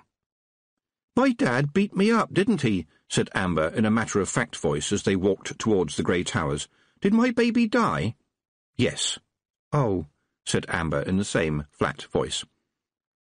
"Yes," said Tiffany, "I'm sorry." "I can sort of remember, but not exactly," said Amber. "It's all a bit fuzzy." "That's the soothings working. Jeanie has been helping you." "I understand," said the girl. "You do?" said Tiffany. "Yes," said Amber. "But my dad, is he going to get into trouble?" "He would if I told how I found you," Tiffany thought. The wives would see to it. The village people had a robust attitude to the punishing of boys, who almost by definition were imps of mischief and needed to be tamed, but hitting a girl that hard, not good. Tell me about your young man, she said aloud instead. He's a tailor, isn't he? Amber beamed, and Amber could light up the world with a smile. Oh, yes. His grandad learned him a lot before he died. He can make just about anything out of cloth, can my William. Everyone around here says he should be put to an apprenticeship, and he'd be a master himself in a few years. Then she shrugged. But masters want paying for the learning of the knowing, and his mummy's never going to find the money to buy him an indenture. Oh, but my William has wonderful fine fingers, and he helps his mum with the sewing of her corsets and making beautiful wedding dresses. That means working with satins and such like, said the girl proudly. And William's mum is much complimented on the fineness of the stitching. Amber beamed with second-hand pride. Tiffany looked at the glowing face where the bruises, despite the Kelder's soothing touch, were still quite plain. So, the boyfriend is a tailor, she thought. To big beefy men like Mr. Petty, a tailor was hardly a man at all, with his soft hands and indoor work. And if he stitched clothes for ladies too, well, that was even more shame that the daughter would be bringing to the unhappy little family. "What do you want to do now, Amber?" she said. "I'd like to see my mum," said the girl promptly. "But supposing you meet your dad?" Amber turned to her. "Then I'll understand. Please don't do anything nasty to him, like turn him into a pig or something." A day as a pig might help him mend his ways, thought Tiffany, but there was something of the Kelder in the way that Amber had said, "I'll understand." A shining light in a dark world. Tiffany had never seen the gates of the castle closed shut, except at night. By day it was a mixture of the village hall, a place for the carpenter and the blacksmith to set up shop, a space for the children to play in when it rained, and for that matter for temporarily storing the harvests of hay and wheat at those times when the barns alone could not cope. There wasn't much room in even the biggest cottage. If you wanted a bit of peace and quiet, or somewhere to think, or somebody to talk to, you wandered over to the castle. It always worked. At least by now the shock of the new Baron's return had worn off, but the place was still humming with activity when Tiffany entered. But it was rather subdued, and people were not talking very much. Possibly the reason for this was the Duchess, Roland's mother-in-law-to-be, who was striding around in the great hall and occasionally prodding people with a stick. Tiffany didn't believe it the first time that she saw it, but there it was again, a shiny black stick with a silver knob on the end, with which she prodded a maid carrying a basket of laundry. It was only at this point that Tiffany noticed, too, the future bride trailing behind her mother as if she was too embarrassed to go much closer to somebody who prodded people with sticks. Tiffany was going to protest, and then felt curious as she glanced around. She stepped back a few paces and let herself disappear. It was a knack, and a knack that she was good at. It wasn't invisibility, just that people didn't notice you. All unseen, she drifted close enough to hear what the pair of them were saying, or at least what the mother was saying and the daughter was listening to. The Duchess was complaining. "Been allowed to go to rack and ruin. Really, it needs a thorough overhaul. You cannot afford to be lax in a place like this. Firmness is everything. Heaven knows what this family thought it was doing." Her speech was punctuated by the whack of the stick on the back of another maid, who was hurrying, but clearly not hurrying fast enough, under the weight of a basket full of laundry. "You must be rigorous in your duty to see that they are equally rigorous in theirs," the Duchess went on, scanning the hall for another target. "The laxity will stop. You see, they do learn. You must never relax your guard in your pursuit of slovenliness, both in deed and manner. Do not suffer any undue familiarity, and that, of course, includes smiles. Oh, you may think, what could be so bad about a happy smile? But the innocent smile can so easily become a knowing smirk, and suggests, perhaps, the sharing of a joke. Are you listening to what I'm telling you?" Tiffany was astonished. Single-handedly, the Duchess had made her do something that she never thought she would do, which was to feel sorry for the bride-to-be, who at this point was standing in front of her mother like a naughty child. Her hobby, and quite possibly one activity in life, was painting in watercolours, and although Tiffany was trying, against the worst of her instincts, to be generous to the girl, there was no denying that she looked like a watercolour. And not just a watercolour, but a watercolour painted by someone who had not much colour but large supplies of water, giving her the impression of not only being colourless but also rather damp. You could add, too, that there was so little of her that in a storm it might be quite possible that she would snap. Unseen as she was, Tiffany felt just the tiniest pang of guilt and stopped inventing other nasty things to think. Besides, compassion was setting in, blast it. "Now, Letitia, recite again the little poem that I taught you," said the Duchess. The bride-to-be, not just blushing but melting in embarrassment and shame, looked around like a stranded mouse on a great wide floor, uncertain of which way to run. "If you," her mother prompted irritably, and gave her a prod with a stick. "If you," the girl managed, If you grasp the nettle lightly, it will sting you for your pain, but if you grasp the nettle boldly, soft as silk it will remain. So it is with human nature. Treat them kindly, they rebel, but if you firmly grasp the nettle, then your bidding they do well." Tiffany realised, as the damp little voice faded away, that there was otherwise absolute silence in the hall, and everybody was staring. She rather hoped that somebody might forget themselves sufficiently to start clapping, although that would probably mean the end of the world. Instead, the bride took one look at the open mouths and fled, sobbing, as fast as her very expensive but seriously impractical shoes would carry her. Tiffany heard them clicking madly all the way up the stairs, followed very shortly afterwards by the slamming of a door. Tiffany walked away slowly, just a shadow in the air to anyone who wasn't paying attention. She shook her head. Why had he done it? Why in the world had Roland done it? Roland could have married anyone. Not Tiffany herself, of course, but why had he chosen that, well, not to be unpleasant, skinny girl? And her father had been a duke, her mother was a duchess, and she was a duckling. Well, one might try to be charitable, but she did tend to walk like one. Well, she did. If you looked carefully, you could see her feet stuck out. And if you cared about those things, the dreadful mother and the soppy daughter outranked Roland. They could officially bully him. The old Baron now had been a different sort of person. Oh, yes, he liked it if the children gave a little bow or curtsied if he passed them in the lane, but he knew everybody's name, and generally their birthdays as well, and he was always polite. Tiffany remembered him stopping her one day and saying, "Would you be so kind as to ask your father to come and see me, please?" It was such a gentle phrase for a man with such power. Her mother and father used to argue about him when they thought she was safely tucked up in bed. In between the symphony of the bedsprings, she often heard them almost, but not exactly, having a row.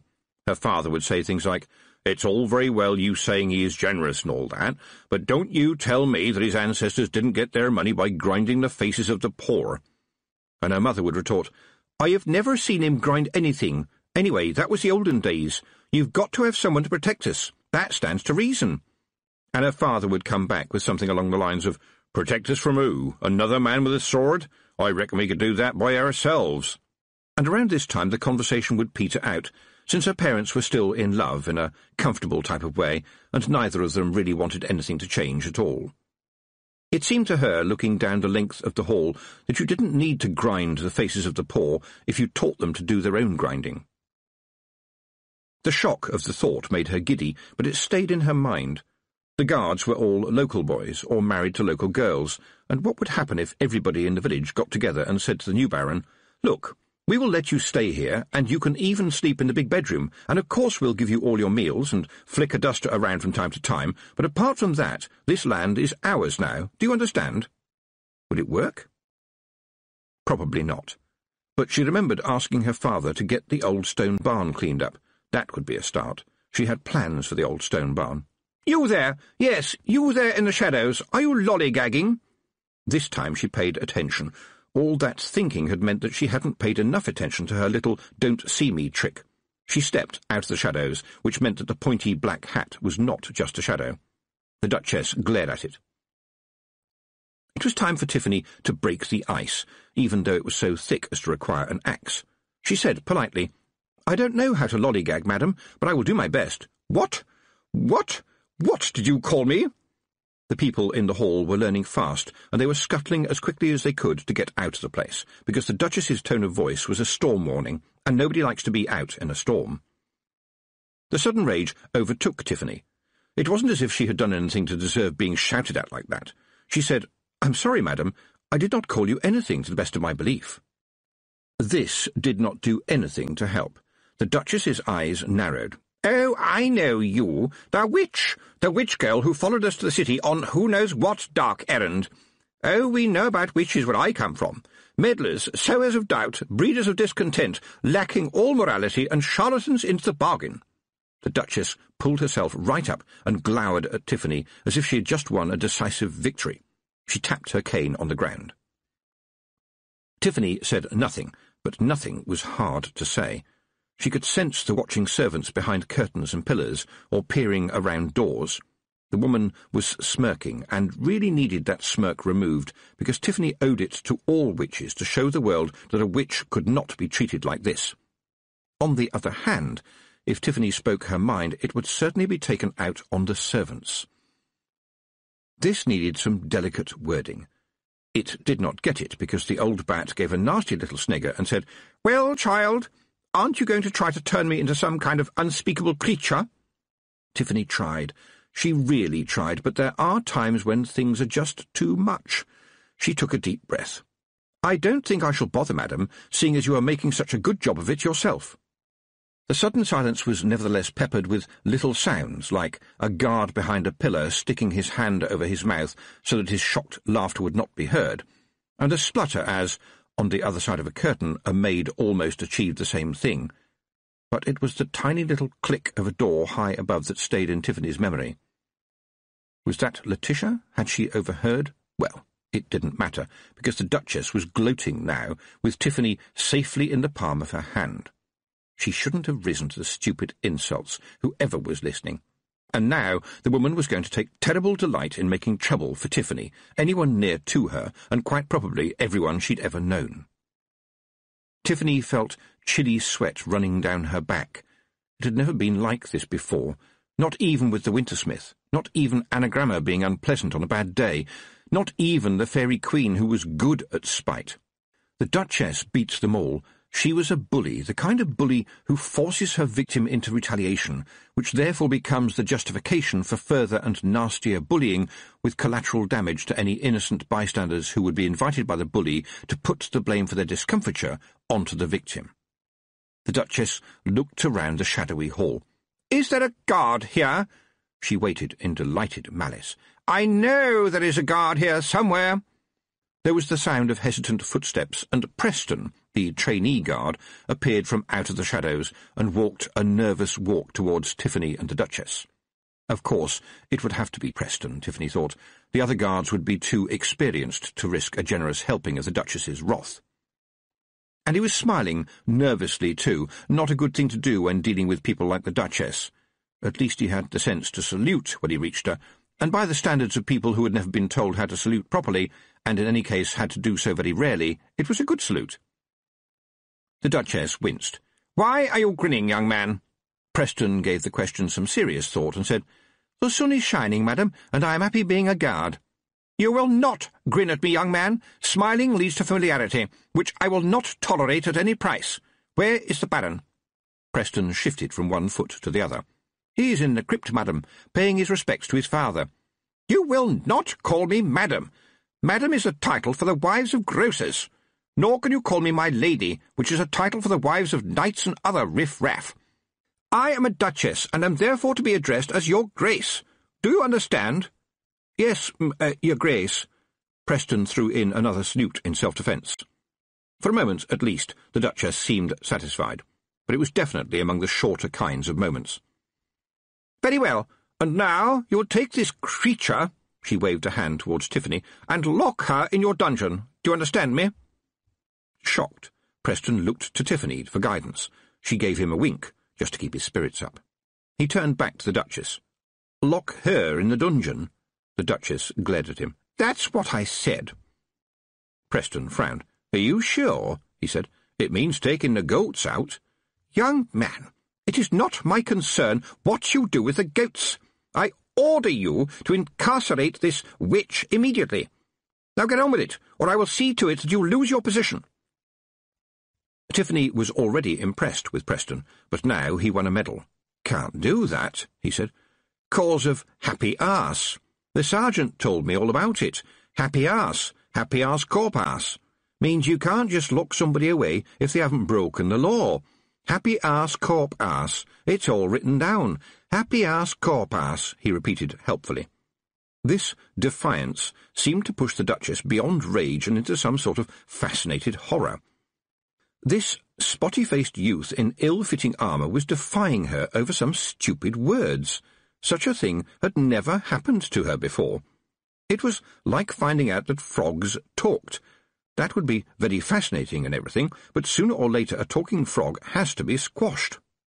"You will hand in your armour and leave this castle forthwith. Do you understand? You are sacked. You have lost your position, and I will make it my business to see that you never get a job as a guard ever again, young man." Preston shook his head. "Can't happen like that, your Lady Grace. Course of Happy-Ass Corpass. The sergeant said to me, 'Preston, you stick to Happy-Ass Corpass. It is your friend. You can stand on Happy-Ass Corpass.'" The Duchess glared at Tiffany, and since Tiffany's silence appeared to annoy her even more than anything she would have to say, she smiled and said nothing, in the hope that the Duchess might possibly explode. Instead, and as expected, she turned on Preston. "How dare you talk back to me like that, you scoundrel!" She raised the shiny stick with the knob on it, but suddenly it seemed immovable. "You will not hit him, madam," said Tiffany in a calm voice. "I will see your arm breaks before you strike him. We do not strike people in this castle." The Duchess snarled and tugged at the stick, but neither stick nor arm seemed to want to move. "In a moment, the stick will come free," said Tiffany. "If you attempt to strike anyone with it again, I will break it in half. Please understand that this is not a warning, it is a forecast." The Duchess glared at her, but must have seen something in Tiffany's face that her own resolute stupidity could worry about. She let go of the stick, and it fell to the floor. "You have not heard the last of this, witch girl." "Just witch, madam. Just witch," said Tiffany as the woman strutted at speed out of the hall. "Are we going to get into trouble?" said Preston quietly. Tiffany gave a little shrug. "I will see to it that you don't," she said. And she thought, "And so will the sergeant, I'll make sure of it." She looked around the hall and saw the faces of the watching servants hurriedly turn away, as if they were afraid. There wasn't any real magic, she thought. I just stood my ground. You have to stand your ground because it's your ground.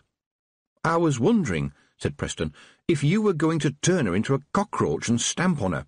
I've heard that witches can do that," he added hopefully. "Well, I won't say that it's impossible," said Tiffany, "but you won't see a witch doing it. Besides, there are practical problems."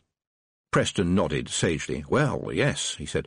"The different body mass, for one thing, which would mean you would end up with either one enormous human-sized cockroach, which I think would probably collapse under its own weight, or dozens or even hundreds of people-shaped cockroaches.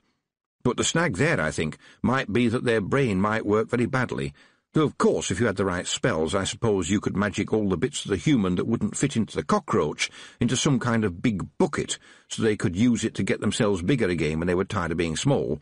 But the problem there would be what happened if some hungry dog came along when the lid was off. That would be quite bad. Sorry, have I said something wrong?" No," said Tiffany. Don't you think you're a bit too smart to be a guard, Preston?" Preston shrugged. "Well, the lads all think I'm useless," he said cheerfully. "They think there's got to be something wrong with somebody who can pronounce the word marvellous."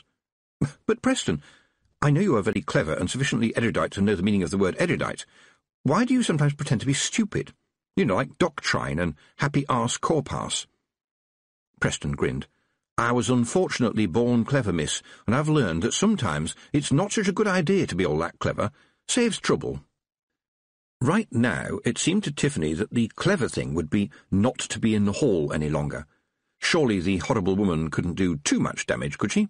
But Roland had been so strange, acting as if they had never been friends, sounding as though he believed every complaint against her. He had never been like that before. Oh yes, he was mourning his father, but he just didn't seem himself. And that dreadful old baggage had just bundled off to harry him while he was saying goodbye to his father in the coolness of the crypt, trying to find a way of saying the words that there had never been time for, trying to make up for too much silence, trying to bring back yesterday and nail it firmly to now. Everyone did that. Tiffany had come back from quite a few deathbeds, and some were very nearly merry, where some decent old soul was peacefully putting down the weight of their years. Or they could be tragic, when death had needed to bend down to harvest his due, or, well, ordinary, sad but expected, one light blinking off in a sky full of stars. And she had wondered, as she made tea and comforted people, and listened to the tearful stories about the good old days from people who had always had words left over that they thought should have been spoken. And she had decided that they weren't there to be said in the past, but remembered in the here and now. "What do you think about the word conundrum?" Tiffany stared at Preston, her mind still full of words people never said. "What was that you asked?" she said, frowning. "The word conundrum," Preston repeated helpfully. "When you say the word, doesn't it look in your head like a copper-coloured snake curled up asleep?" Now, Tiffany thought, during a day like this, anyone who wasn't a witch would dismiss that as a bit of silliness, so that means I shouldn't. Preston was the worst-dressed guard in the castle. The newest guard always was. To him were given chain-mail trousers that were mostly full of holes, and suggested, against everything we know about moths, that moths could eat through steel. In fact, chain-mail trousers are always full of holes, but they shouldn't be full of holes 7 inches wide. To him was given the helmet that, no matter what size your head was, would slide down and make your ears look big, and this was not forgetting that he had also inherited a breastplate with so many holes in it that it might be more useful for straining soup. But his gaze was always alert, to the point where it made people uneasy. Preston looked at things, really looked at things, so intensely that afterwards they must have felt really looked at. She had no idea what went on in his head, but it was surely pretty crowded. "Well, I must say I've never thought about that word conundrum," she said slowly, "but it is certainly metallic and slithery." "I like words," said Preston. "Forgiveness. Doesn't it sound like what it is? Doesn't it sound like a silk handkerchief gently falling down? And what about susurration? Doesn't it sound to you like whispered plots and dark mysteries?" "Sorry, is something wrong?" "Yes, I think something may be wrong," said Tiffany, looking at Preston's worried face. Susurration was her favourite word. She had never met anyone else who even knew it. "Why are you a guard, Preston?" "Don't like sheep very much, not very strong so I can't be a ploughman, too ham-fisted to be a tailor, too scared of drowning to run away to sea. My mother taught me to read and write, much against my dad's wishes, and since that meant I was no good for a proper job, I got packed off to be an apprentice priest in the Church of Om." "I quite like that. I learned a lot of interesting words, but they threw me out for asking too many questions, such as, 'Is this really true or what?'" He shrugged. "Actually, I quite like the guarding." He reached down and pulled a book out of his breastplate, which in fact could have accommodated a small library, and went on, "There's plenty of time for reading if you keep out of sight, and the metaphysics is quite interesting as well." Tiffany blinked. "I think you just lost me there, Preston." "Really?" said the boy. "Well, for example, when I'm on night duty and somebody comes to the gate, I have to say, 'Who goes there, friend or foe?' To which, of course, the correct answer is yes." It took Tiffany a moment to work this one out, and she began to have some insight into how Preston might have a problem holding down a job. He continued, "The conundrum begins if the person at the gate says 'friend,' since they may well be lying, but the lads who have to go out at night have very cleverly devised their own shibboleth with which to answer my question, and that is, 'Get your nose out of that book, Preston, and let us in right now.'" Shibboleth being... The boy was fascinating. It was not often you found somebody who could make nonsense sound wonderfully sensible. "A kind of code word," said Preston. "Strictly speaking, it means a word that your enemy would be unable to say. For example, in the case of the Duchess, it might be a good idea to choose a word like please." Tiffany tried not to laugh. "That brain of yours is going to get you into trouble one day, Preston. Well, so long as it's good for something." There was a scream from the distant kitchen, and one thing that makes humans different from animals is that they run towards a distress call rather than away from it. Tiffany arrived only seconds behind Preston, and even they weren't the first. A couple of girls were comforting Mrs. Coble, the cook, who was sobbing on a chair while one of the girls was wrapping a kitchen towel around her arm. The floor was steaming, and a black cauldron was lying on its side. "I tell you they were there," the cook managed between sobs. "All wriggling, I shall always remember it, and kicking and crying out mother. I shall remember their little faces for as long as I live." She began sobbing again, great big sobs that threatened to choke her. Tiffany beckoned to the nearest kitchen maid, who reacted as though she'd been struck and tried to cower back. "Look," said Tiffany, "can somebody please tell me what—" "What are you doing with that bucket?" This was to another maid who was dragging a bucket up from the cellar, and who, at the sound of a command on top of the turmoil, dropped it. Shards of ice flew across the floor. Tiffany took a deep breath. "Ladies, you don't put ice on a scald, however sensible it seems. Cool some tea, but don't make it cold, and soak her arm in it for at least a quarter of an hour. Everybody understand? Good. Now, what happened?"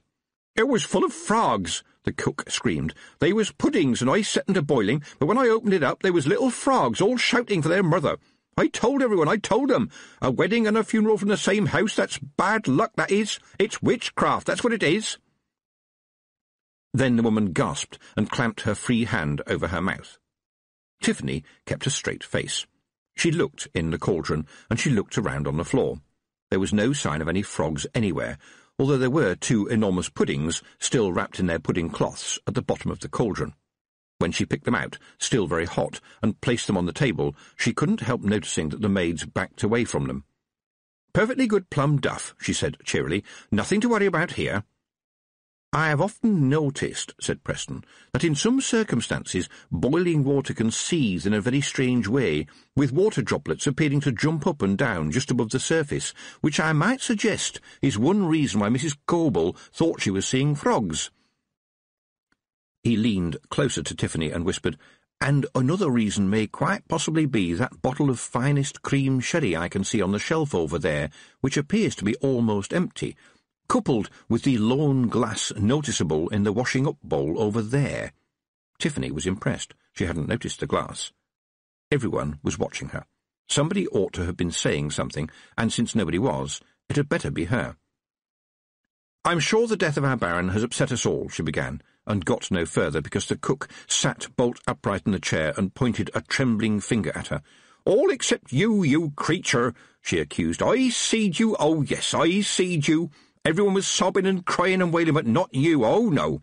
You were just strutting around, giving orders to your elders and betters, just like your granny. Everybody knows. You was sweet on the young Baron, and when he chucked you over, you killed the old Baron just to spite him. You was seen, oh yes, and now the poor lad is beside himself with grief, and his bride is in tears and won't come out of her room.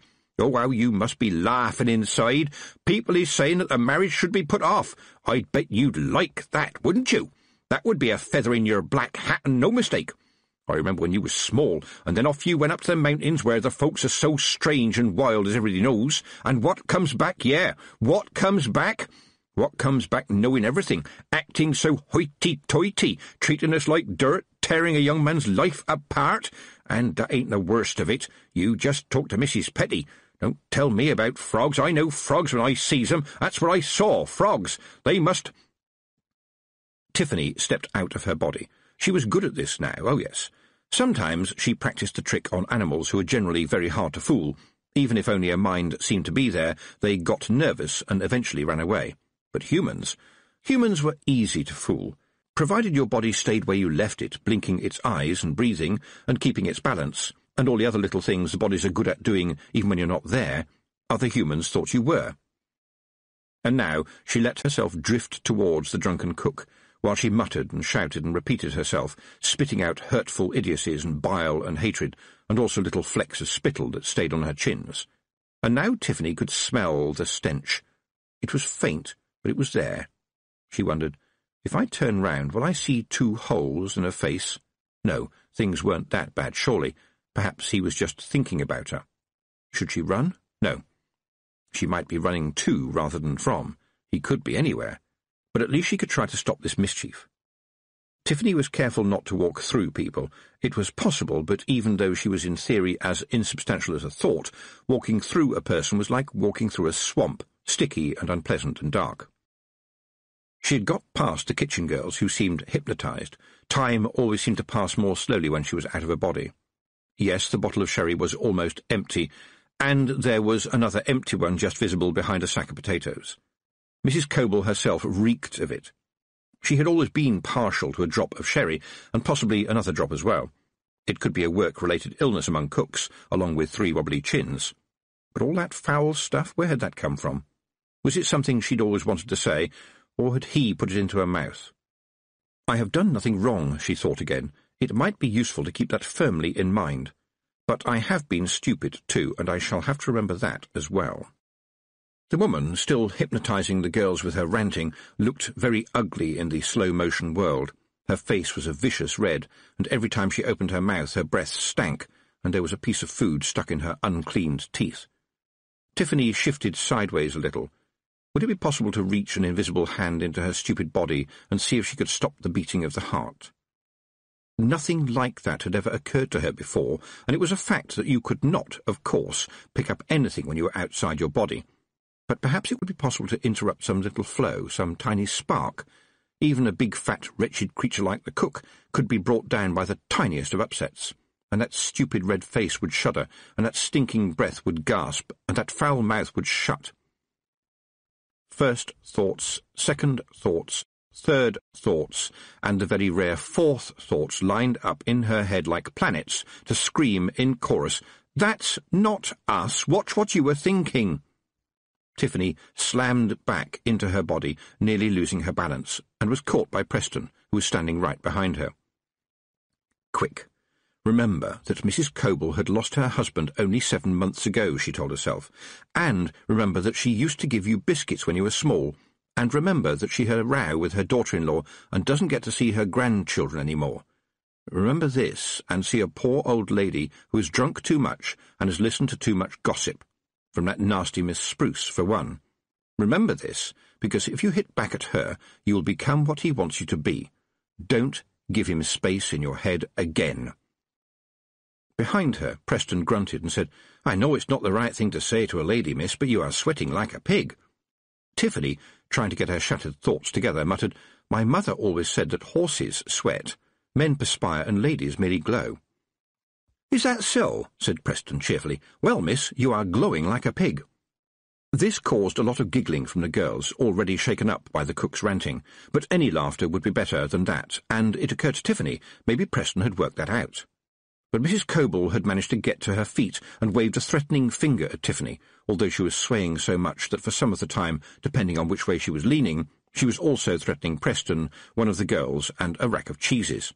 "You don't fool me, you evil-looking minx," she said. "Everyone knows you killed the old Baron. The nurse saw you. How dare you show your face in here? You'll take us all sooner or later, and I won't have that. I hope the ground opens up and swallows you." The cook snarled. She tottered backwards. There was a heavy thud, a creak, and just for a moment until it was cut off, the beginning of a scream as the cook fell into the cellar. Chapter 10. The Melting Girl. "Miss Aking, I must ask you to leave the chalk," said the Baron, his face wooden. "I will not." The Baron's expression did not change. Roland could be like that, she remembered, and it was worse now, of course. The Duchess had insisted on being in his office for this interview, and had further insisted on having 2 of her own guards there, as well as 2 from the castle. That pretty much filled all the space in the study, and the 2 pairs of guards glared at each other in an all-out professional rivalry. "It is my land, Miss Aking." "I know I have some rights," said Tiffany. Roland nodded like a judge. "That is a very important point, Miss Aking, but regrettably you have no rights at all. You are not a leaseholder, you are not a tenant, and you own no land. In short, you have nothing on which rights are based." He said all this without looking up from the fool's cap paper in front of him. Deftly, Tiffany reached across and snatched it from his fingers, and was back in her chair before the guards could react. "How dare you talk like that without looking me in the eye?" But she knew what the words meant. Her father was a tenant of the farm. He had rights. She did not. "Look," she said, "you can't just turn me out. I've done nothing wrong." Roland sighed. "I really hoped that you would see reason, Miss Aking, but since you assert total innocence, I must spell out the following facts. Item. You admit that you took the child Amber Petty away from her parents and lodged her with the fairy folk who live in holes in the ground. Did you think this was the right place for a young girl? According to my men, there seemed to be a lot of snails in the vicinity. Now, just hold on, Roland. You will address my future son-in-law as my lord," snapped the Duchess. "And if I don't, will you hit me with your stick, your grace? Will you grasp the nettle firmly?" "How dare you?" the Duchess said, her eyes blazing. "Is this how you like your guests to be addressed, Roland?" At least his bewilderment seemed genuine. "I haven't the faintest idea what is being talked about here," he said. Tiffany pointed her finger at the Duchess, causing the Duchess's bodyguards to reach for their weapons, thus causing the castle guards to draw theirs too, so as not to be left out.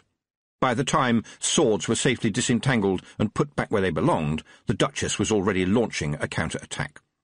"You should not put up with this insubordination, young man. You are the Baron, and you have given this creature notice to leave your lands. She is not conducive to public order, and if she still wilfully insists on not leaving, do I need to remind you that her parents are your tenants?" Tiffany was already seething because of creature, but to her surprise the young Baron shook his head and said, "No, I cannot punish good tenants for having a wayward daughter." Wayward? That was worse than creature. How dare he? And her thoughts ran together. He wouldn't dare. He had never dared, not in all the time they'd known each other, all the time when she had been just Tiffany and he had been just Roland. It had been a strange relationship, mostly because it wasn't a relationship at all. They hadn't been drawn to one another, they had been pushed towards one another by the way the world worked. She was a witch, which meant that she was automatically different from the village kids, and he was the Baron's son, which automatically meant that he was different from the village kids. And where they had gone wrong was in believing, somewhere in their minds, that because two things were different, they must therefore be alike.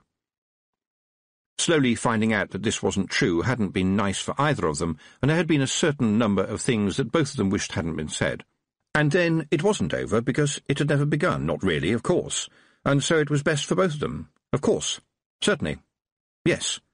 And in all that time he'd never been like this, never so cold, never so stupid in such a meticulous kind of way that you couldn't blame it all on the wretched Duchess, although Tiffany would have loved to.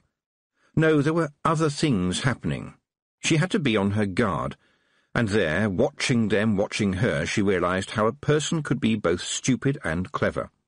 She picked up her chair, placed it neatly in front of the desk, sat down on it, folded her hands, and said, "I'm very sorry, my lord."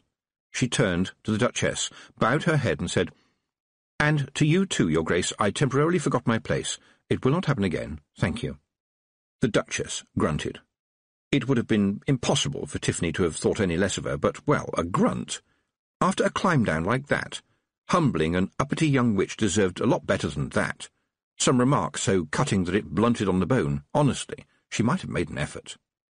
Roland was staring at Tiffany, so nonplussed he was nearly minused. She confused him a little more by handing him the now crumpled sheet of paper and saying, "Do you want to deal with the other matters, my lord?" He struggled for a moment, managed to flatten the paper on the desk to his satisfaction, smoothed it out, and said, "There is the matter of the death of my father and the theft of money from his strong-box." Tiffany fixed him with a helpful smile, which made him nervous. "Anything else, my lord? I am anxious that everything should be dealt with." "Roland, she is up to something," said the Duchess. "Be on your guard." She waved a hand towards the guards. "And you guards should be on your guard as well, mind." The guards, having some difficulty with the idea of being even more on their guard when they were already, through nervousness, much further on their guard in any case than they had ever been before, strained to look a bit taller. Roland cleared his throat. "Then there is the matter of the late cook, who fell to her death almost coincidentally with, I believe, insulting you. Do you understand these charges?" "No," said Tiffany. There was a moment of silence before Roland said, Why not?" "Because they aren't charges, my lord. You are not declaring outright that you think I stole the money and killed your father and the cook. You are simply sort of waving the idea in front of me, in the hope that I will burst into tears, I suppose. Witches don't cry, and I want something that probably no other witch has ever asked for before. I want a hearing, a proper hearing, and that means evidence. And that means witnesses, and that means that the people who say have to say it in front of everybody. And that means a jury of my peers, which means people like me. And that means habeas corpus, thank you very much." She stood up and turned towards the doorway, which was blocked by a struggling crowd of guards. Now she looked at Roland and bobbed a little curtsy. "Unless you feel entirely confident enough to have me arrested, my lord, I'm leaving." They watched with open mouths as she walked up to the guards. "Good evening, Sergeant. Good evening, Preston. Good evening, gentlemen. This won't take a minute. If you would just excuse me, I'm leaving." She saw Preston wink at her as she pushed past his sword, and then she heard the guards suddenly collapse in a heap. She walked along the corridor to the hall. There was a huge fire in the even bigger fireplace, which was large enough to be a room all by itself. The fire was peat. It couldn't do much to heat most of the hall, which never got warm even in the heart of summer. But it was cosy to be close to, and if you have to breathe smoke, then you can't do better than peat smoke, which rose up to the chimney and drifted like a warm mist around the sides of bacon which were hung up there to smoke. It was all going to get complicated again, but for the moment Tiffany sat there simply for a rest, and while she was about it, to shout at herself for being so stupid. How much poison can he seep into their heads? How much does he need to? That was the problem with witchcraft. It was as if everybody needed the witches, but hated the fact that they did, and somehow the hatred of the fact could become the hatred of the person. People then started thinking, who are you to have these skills? Who are you to know these things? Who are you to think you're better than us? But Tiffany didn't think she was better than them. She was better than them at witchcraft, that was true, but she couldn't knit a sock, and she didn't know how to shoe a horse, and while she was pretty good at making cheese, she had to have 3 tries to bake a loaf that you could actually bite into with your teeth. Everybody was good at something.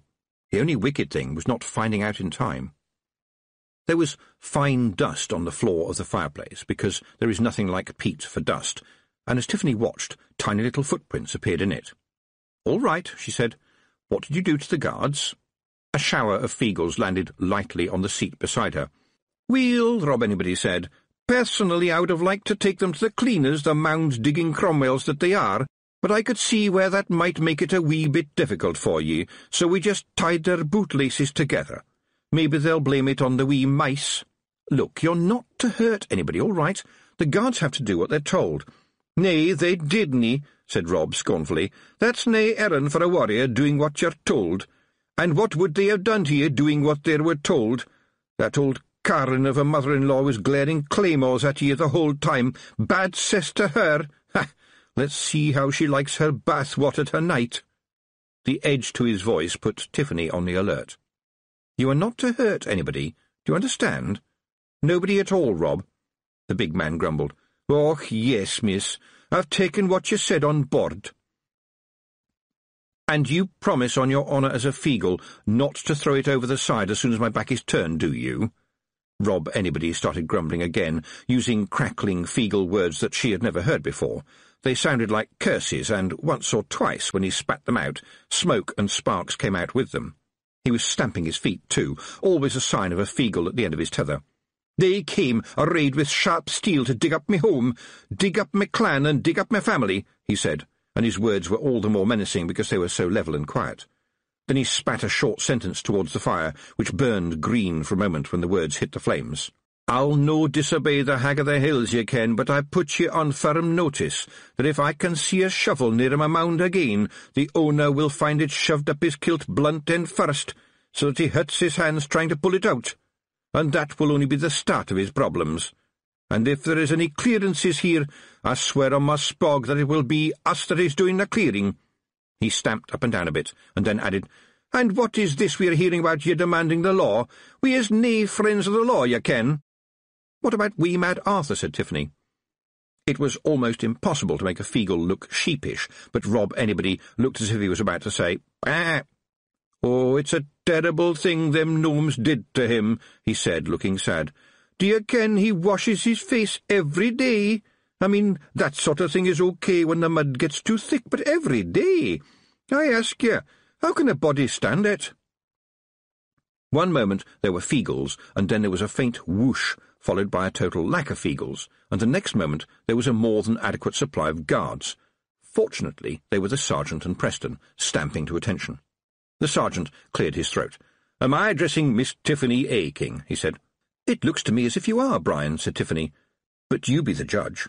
The sergeant looked around quickly and then leaned closer. "Please, Tiff," he whispered, "it's all gone serious on us." He straightened up quickly and then said, far louder than was necessary, "Miss Tiffany Aking, I am commanded by my lord the Baron to inform you that it is his command that you must stay within the irons of the castle." "The what?" said Tiffany. Wordlessly, his eyes on the ceiling, the sergeant handed her a piece of parchment. "Oh, you mean the environs," she said. "That means the castle and the places around it too," she told him helpfully. But I thought the Baron wanted me to leave. Look, I'm just reading out what it says here, Tiff, and I'm ordered to lock your broomstick in the dungeon.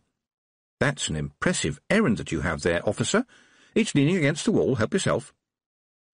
The sergeant looked relieved. You're not going to make any trouble, he said. Tiffany shook her head. Not at all, Sergeant. I have no quarrel with a man who is only doing his duty. The sergeant walked cautiously up to the broomstick. They all knew it, of course. They had seen it going overhead, and generally only just overhead, practically every day. But he hesitated, with his hand a few inches from the wood. What happens when I touch it? He said. Oh, then it's ready to fly, said Tiffany. The sergeant's hand very slowly drew back from the vicinity, or possibly the environs, of the broomstick. But it won't fly for me, right? He said in a voice full of air-sickness and pleading. Oh, not very far or very high, probably, said Tiffany, without looking round. The sergeant was well known to get vertigo simply by standing on a chair. She walked over to him and picked up the stick. Brian, what were your orders if I refused to obey your orders, if you see what I mean? I was supposed to arrest you. What? And lock me up in the dungeon? The sergeant winced. You know I wouldn't want to do that, he said. Some of us are grateful, and we all knew that poor old Mrs. Colby was as drunk as a skunk, poor woman. Then I won't put you to the trouble, said Tiffany. So why don't I put this broomstick, which you seem so worried about, down in the dungeon and lock it in? Then I won't be going anywhere, yes? Relief flooded the sergeant's face, and as they walked down the stone steps to the dungeon, he lowered his voice and said, It's not me, you understand, it's them upstairs. It seems like Her Grace is calling the shots now. Tiffany hadn't seen very many dungeons, but people said that the one in the castle was pretty good by dungeon standards, and would probably earn at least 5 ball and chains if anybody ever decided to write a good dungeon guide. It was spacious and well-drained, with a handy gutter right down the middle, which ended up in the inevitable round hole, which did not smell very bad on, as it were, the hole. Neither did the goats, which unfolded themselves from their snug beds in piles of straw and watched her through slot eyes in case she did anything interesting, such as feeding them. They didn't stop eating because, being goats, they were already eating their dinner for the second time. The dungeon had 2 entrances. One went straight outdoors. It was probably there to drag the prisoners in by back in the old days, because that would save having to pull them across the great hall, getting the floor all mucky with blood and mud. These days, the dungeon was mostly used as a goat shed, and on racks higher up, high enough to be out of reach of all but the most determined goat, an apple store. Tiffany lifted the broomstick up onto the lowest apple rack, while the sergeant petted one of the goats, taking care not to look up in case it made him feel dizzy. That meant he was entirely unprepared when Tiffany pushed him back out of the doorway, took the keys out of the lock, swung herself back into the dungeon, and locked the door on the inside. I'm sorry, Brian, but you see, it is you. Not just you, of course, and not even mostly you, and it was rather unfair of me to take advantage of you, but if I'm going to be treated like a criminal, I might as well act like one. Brian shook his head. We do have another key, you know. Hard to use it if I blocked the keyhole, said Tiffany. But look on the bright side. I'm under lock and key, which I think some people would rather like, so all you are worried about is the fine detail. You see, I think you might be looking at this the wrong way round. I'm safe in a dungeon. I haven't been locked away from you. The rest of you have been locked away from me. Brian looked as if he was about to cry, and she thought, No, I can't do it. He's always been decent to me. He's trying to be decent now. Just because I'm cleverer than he is doesn't mean that he should lose his job. Besides, I already know the way out of here. That's the thing about people who have dungeons. They don't spend enough time in them themselves. She handed the keys back. His face brightened with relief. Obviously, we'll bring you food and water, he said. You can't live on apples all the time. Tiffany sat down on the straw. You know, it's quite cosy in here. It's funny how goat burps make everything sort of warm and comfortable. No, I won't eat the apples, but some of them do need turning, or else they will rot, so I will take care of that while I'm in here too. Of course, when I'm locked in here, I can't be out there. I can't make medicines. I can't clip toenails. I can't help. How is your old mum's leg these days? Still well, I hope. Would you mind leaving now, please, because I'd like to use the hole. She heard his boots on the stairs. It had been a bit cruel, but what else could she have done? She looked around and lifted up a pile of very old and very dirty straw that hadn't been touched for a long time. All sorts of things crawled, hopped, or slithered away. Around her, now that the coast was clear, feeble heads rose, bits of straw dropping off them. "Fetch my lawyer, please," Tiffany said brightly. "I think he's going to like working here." The Toad turned out to be quite enthusiastic for a lawyer who knew that he was going to be paid in beetles. "I think we will start with wrongful imprisonment. Judges don't like that sort of thing. If anyone's going to be put in prison, they like to be the ones who do it." Actually, I locked myself in," said Tiffany. "Does that count?" "I wouldn't worry about that at the moment. You were under duress, your freedom of movement was being curtailed, and you were put in fear." "I certainly was not. I was extremely angry." The Toad slapped a claw down on an escaping centipede. "You were interrogated by 2 members of the aristocracy in the presence of 4 armed men, yes? Nobody warned you. Nobody read you your rights. And you say the Baron apparently believes on no evidence that you killed his father and the cook, and stole some money." "I think Roland's trying hard not to believe it," said Tiffany. "Someone has told him a lie." "Then we must challenge it. Indeed we must. He can't go around making allegations of murder when they can't be substantiated. He can get into serious trouble for that." "Oh," said Tiffany, "I don't want any harm to come to him." It is hard to see when the Toad is smiling, so Tiffany had to take a guess. "Did I say something funny?" "Not funny at all, not really, but in its way rather sad and rather droll," said the Toad. "Droll in this case meaning somewhat bittersweet. This young man is making accusations against you which could, if true, lead to you being executed in many places in this world, and yet you do not wish him to be put to any inconvenience. I know it's soppy, but the Duchess is pushing him all the time, and the girl he's going to marry is as wet as—" She stopped.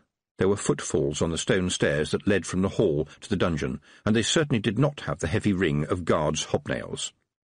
It was Letitia, the bride-to-be, all in white and all in tears. She reached the bars of Tiffany's cell, hung onto them, and carried on crying. Not big sobs, but just an endless, snivelling, nose-dripping, fumbling in the sleeve for the lace hanky that is already totally soaking wet kind of tears. The girl didn't really look at Tiffany, just sobbed in her general direction. "I'm so sorry. I really am very sorry. What can you think of me?" And there, right there, was the drawback of being a witch. Here was a person whose mere existence had led Tiffany one evening to wonder about that whole business of sticking pins into a wax figure.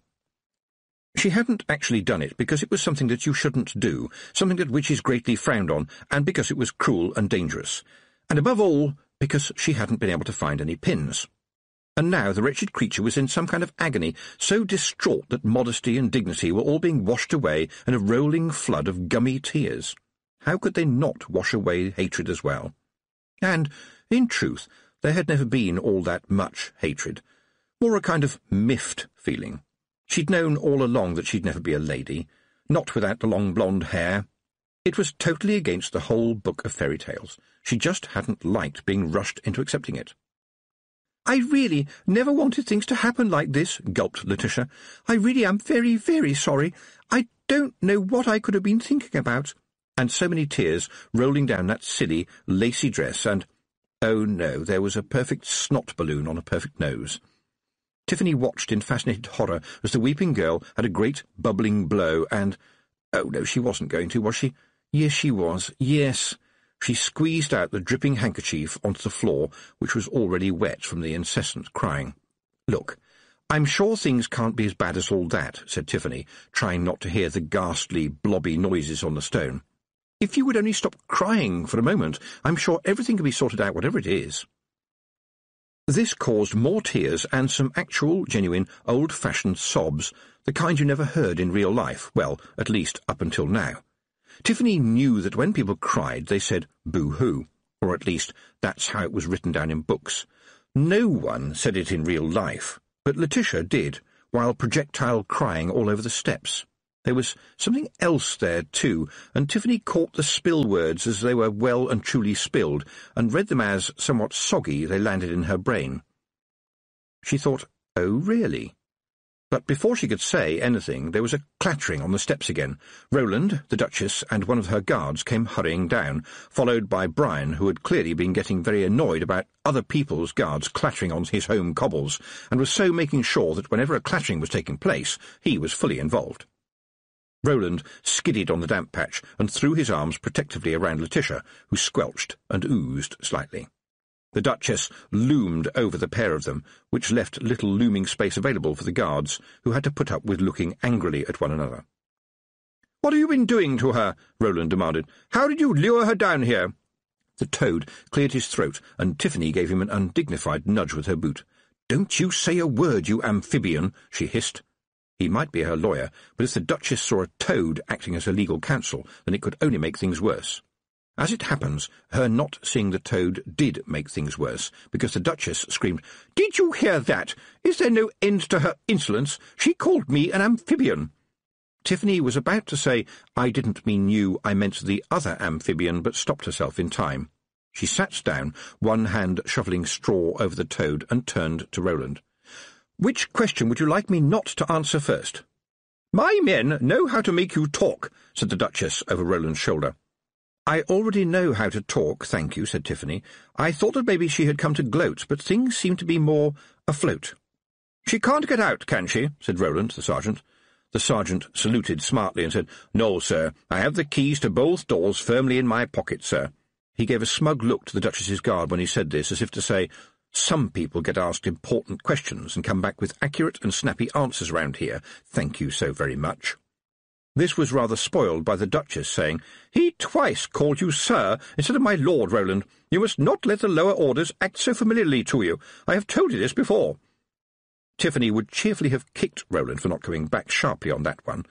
Brian had taught him to ride a horse, she knew, and taught him how to hold a sword and how to hunt. Perhaps he should have taught him manners, too.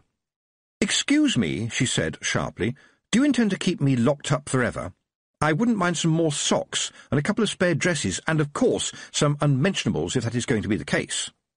Possibly the mention of the word unmentionables was what flustered the young Baron, but he rallied quite quickly and said, that is to say, I feel we should perhaps keep you carefully but humanely where you can do no mischief until after the wedding. You do seem to be the centre of a lot of unfortunate events recently. I'm sorry about this." Tiffany didn't dare say anything, because it isn't polite to burst out laughing after such a solemn and stupid sentence as that. He went on, trying to smile. "You will be made comfortable, and of course we will take the goats out if you wish." "I'd like you to leave them in here, if it's all the same to you," said Tiffany. "I'm beginning to enjoy the pleasure of their company. But may I ask a question?" "Yes, of course." "This is not going to be about spinning wheels, is it?" Tiffany asked. Well, after all, there was only one way this stupid reasoning could be taking them. "What?" said Roland.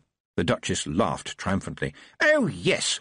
It would be just like the saucy and all-too-confident young madam to taunt us with her intentions. How many spinning wheels do we have in this castle, Roland?" The young man looked startled. He always did when his future mother-in-law addressed him. I don't really know. I think the housekeeper has one.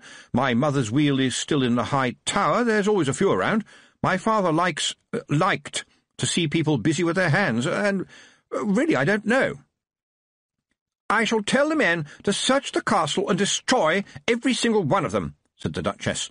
"I shall call her bluff. Surely everyone knows about spiteful witches and spinning wheels. One little prick upon the finger, and we'll all end up going to sleep for 100 years. Letitia, who had been standing in a state of snuffle, managed to say, "Mother, you know you've never let me touch a spinning wheel. And you never will touch a spinning wheel ever, Letitia, never in your life. Such things are there for the labouring classes. You are a lady. Spinning is for servants." Roland had gone red. "My mother used to spin," he said in a deliberate kind of way. "I used to sit up in the high tower when she was using it sometimes. It was inlaid with mother-of-pearl. Nobody is to touch it." It seemed to Tiffany, watching through the bars, that only someone with half a heart, very little kindness, and no common sense at all would have said anything at this point. But the Duchess had no common sense, probably because it was, well, too common. "I insist," she began. "No," said Roland. The word wasn't loud, but it had a quietness that was somehow louder than a shout, and undertones and overtones that would have stopped a herd of elephants in their tracks. or, in this case, one duchess. But she gave her son-in-law a look which promised him a hard time when she could be bothered to think of one. Out of sympathy, Tiffany said, "Look, I only mentioned about the spinning wheels to be sarcastic. That sort of thing just doesn't happen any more. I'm not sure that it ever did. I mean, people going to sleep for 100 years while all the trees and plants grow up all over the place? How is that supposed to work? Why weren't the plants sleeping as well? Otherwise, you would get brambles growing up people's nostrils, and I bet that would wake up anybody. And what happened when it snowed?" And as she said this, she fixed her attention on Letitia, who was almost screaming a very interesting spill word which Tiffany had noted for later consideration. "Well, I can see that a witch causes disruption wherever she walks," said the Duchess, "and so you'll stay here, being treated with more decency than you deserve, until we say so." "And what will you tell my father, Roland?" said Tiffany, sweetly. He looked as if he'd been punched, and probably he would be if Mr. Aking got wind of this. He'd need an awful lot of guards if Mr. Aking found out that his youngest daughter had been locked up with goats. "I'll tell you what," said Tiffany. "Why don't we say that I'm staying in the castle to deal with important matters? I'm sure the sergeant here can be trusted to take a message to my dad without upsetting him." She made this into a question and saw Roland nod, but the Duchess couldn't help herself. "Your father is a tenant of the Baron and will do what he's told." Now Roland was trying not to squirm. When Mr. Aking had worked for the old Baron, they had, as men of the world, reached a sensible arrangement, which was that Mr. Aking would do whatever the Baron asked him to do, provided the Baron asked Mr. Aking to do what Mr. Aking wanted to do and needed to be done. That was what loyalty meant, her father had told her one day. It meant that good men of all sorts worked well when they understood about rights and duties and the dignity of everyday people. And people treasured that dignity all the more because that was, give or take some bed linen, pots and pans, and a few tools and cutlery, more or less all they had. The arrangement didn't need to be talked about, because every sensible person knew how it worked. While you're a good master, I'll be a good worker. I will be loyal to you while you are loyal to me. And while the circle is unbroken, this is how things will continue to be. And Roland was breaking the circle, or at least allowing the Duchess to do it for him. His family had ruled the chalk for a few 100 years and had pieces of paper to prove it. There was nothing to prove when the first Aking had set foot on the chalk. No one had invented paper then. People weren't happy about witches right now. They were upset and confused, but the last thing Roland could do with was Mr. Aking seeking an answer. Even with some grey in his hair, Mr. Aking could ask some very hard questions. And I need to stay here now, Tiffany thought. "I've found a thread, and what you do with threads is pull them." Aloud she said, "I don't mind staying here. I'm sure we don't want any little problems." Roland looked relieved about this, but the Duchess turned to the sergeant and said, "Are you sure she's locked in?" Brian stood up straight. He'd been standing up straight already, and was probably now on tiptoe. "Yes, your Greyship. Like I said, there's only one key to fit both doors, and I have them in my pocket, right here." He slapped his right-hand pocket, which jingled. Apparently the jingle was enough to satisfy the Duchess, who said, "Then I think we might rest a little happier in our beds tonight, Sergeant. Come, Roland, and do take care of Letitia. I fear she needs her medicine again. Goodness knows what the wretched girl said to her." Tiffany watched them go, all except Brian, who had the decency to look embarrassed. "Could you come over here, please, Sergeant?" Brian sighed and walked a little nearer to the bars. "You're not going to make trouble for me, are you, Tiff?" "Certainly not, Brian, and I hope and trust that you will not try to make trouble for me." The sergeant shut his eyes and groaned. "You're planning something, aren't you? I knew it." "Let me put it like this," said Tiffany, leaning forward. "How likely is it, do you think, that I'm going to stay in the cell tonight?" Brian went to pat his pocket. "Well, don't forget, I've got the—" It was terrible to see his face crumple up like a little puppy that's been given a sharp telling off. "You picked my pocket!" He looked at her pleadingly, like a puppy who was now expecting much worse than a telling off.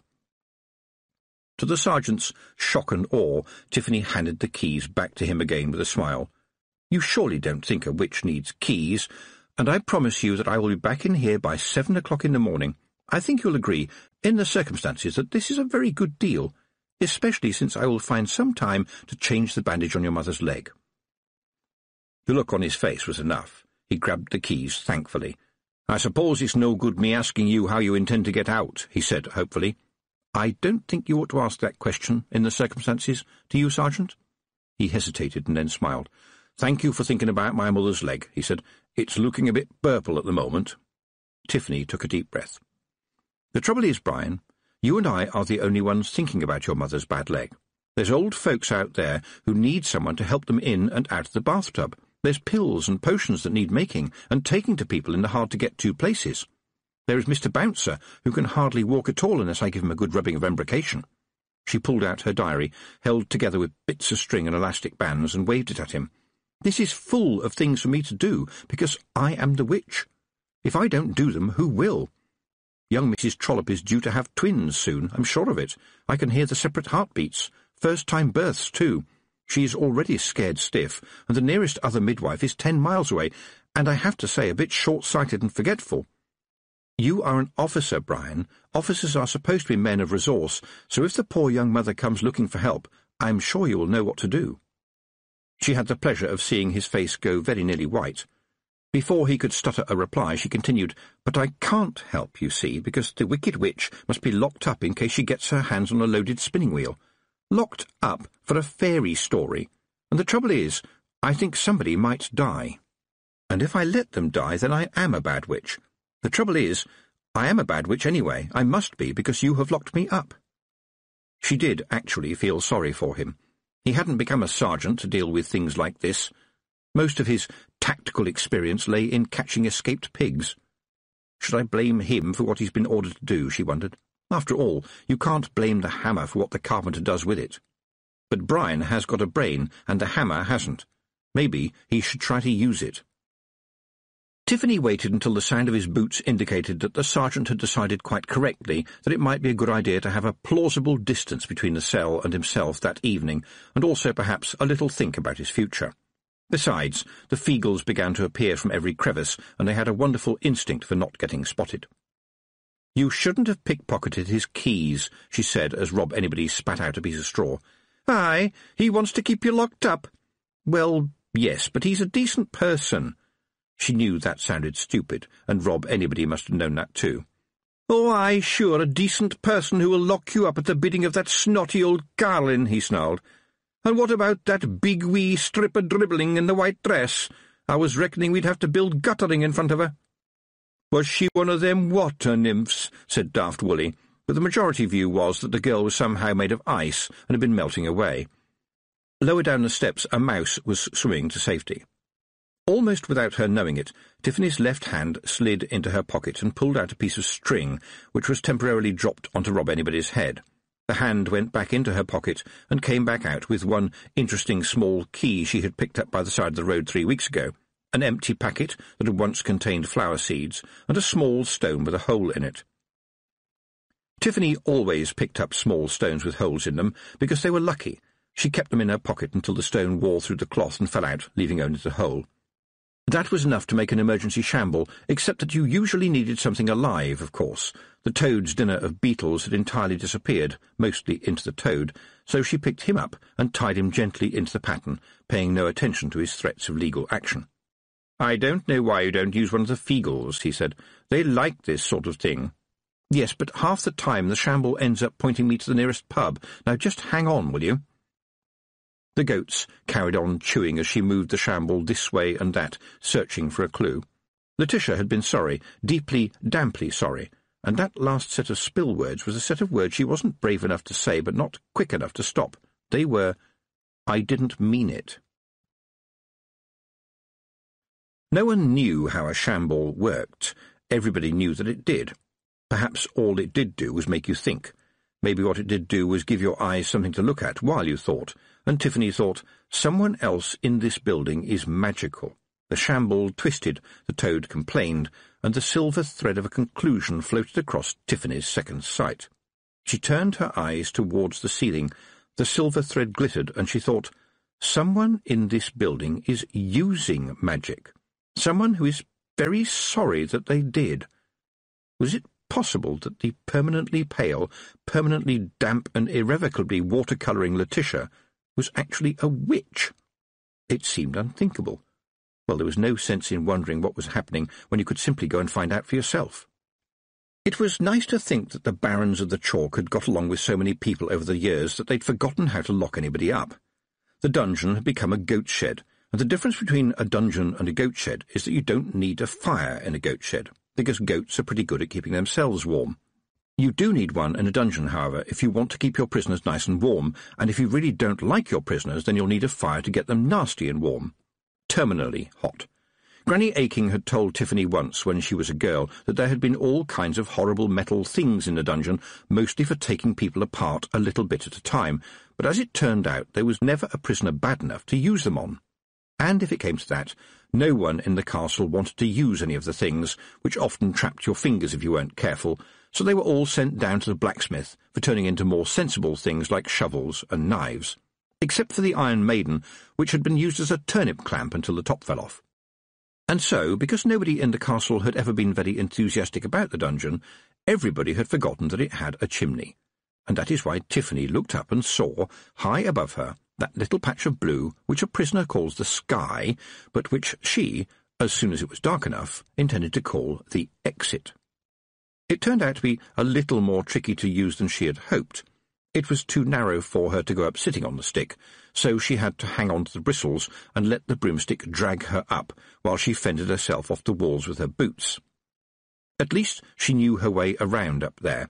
All the kids did. There probably wasn't a boy growing up in the chalk who hadn't scratched his name in the lead on the roof, quite probably alongside the names of his father, grandfathers, great-grandfathers, and even great-great-grandfathers, until the names got lost in the scratches. The whole point about a castle is that nobody should get in if you don't want them to.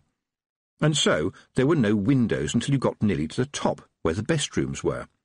Roland had long ago moved into his father's room. She knew that because she had helped him move his stuff in when the old baron had finally accepted he was too sick to manage the stairs any longer. The Duchess would be in the big guest room, halfway between that room and the Maiden Tower, which really was its name, where Letitia would be sleeping. No one would draw attention to this, but the arrangement meant that the bride's mother would be sleeping in the room between the groom and the bride, possibly with her ears highly tuned at all times for any sound of hanky, or even panky. Tiffany crept quietly through the gloom and stepped neatly into an alcove when she heard footsteps coming up the stairs. They belonged to a maid, carrying a jug on a tray, which she very nearly spilled when the door to the Duchess's room was flung open, and the Duchess herself was glaring at her, just to check nothing was going on. When the maid moved on again, Tiffany followed her silently, and, as she had the trick of it, invisibly too. The guard, sitting by the door, looked up hopefully when the tray arrived, and was told sharply to go downstairs and get his own supper. Then the maid stepped into the room, the tray was placed beside the big bed, and the maid left, wondering for a moment whether her eyes had been playing tricks on her. Letitia looked as though she was sleeping under freshly fallen snow, and it rather spoiled the effect when he realized that mostly it was screwed-up tissue paper. Used tissue paper at that. It was very rare indeed on the chalk, because it was quite expensive, and if you had any, it was not considered bad manners to dry it out in front of the fire for reuse later on. Tiffany's father said that when he was a little boy he had to blow his nose on mice, but this was probably said in order to make her squeal. Right now Letitia blew her nose with an unladylike honking noise, and, to Tiffany's surprise, looked suspiciously around the room. She even said, "Hello, is there anybody there?" A question which, considered sensibly, is never going to get you anywhere. Tiffany pulled herself further into a shadow. She could sometimes fool Granny Weatherwax on a good day, and a soppy princess had no business sensing her presence. "I can scream, you know," said Letitia, looking around. "There's a guard right outside my door." "Actually, he's gone down to get his dinner," said Tiffany, which frankly I call very unprofessional. He should have waited to be relieved by another guard.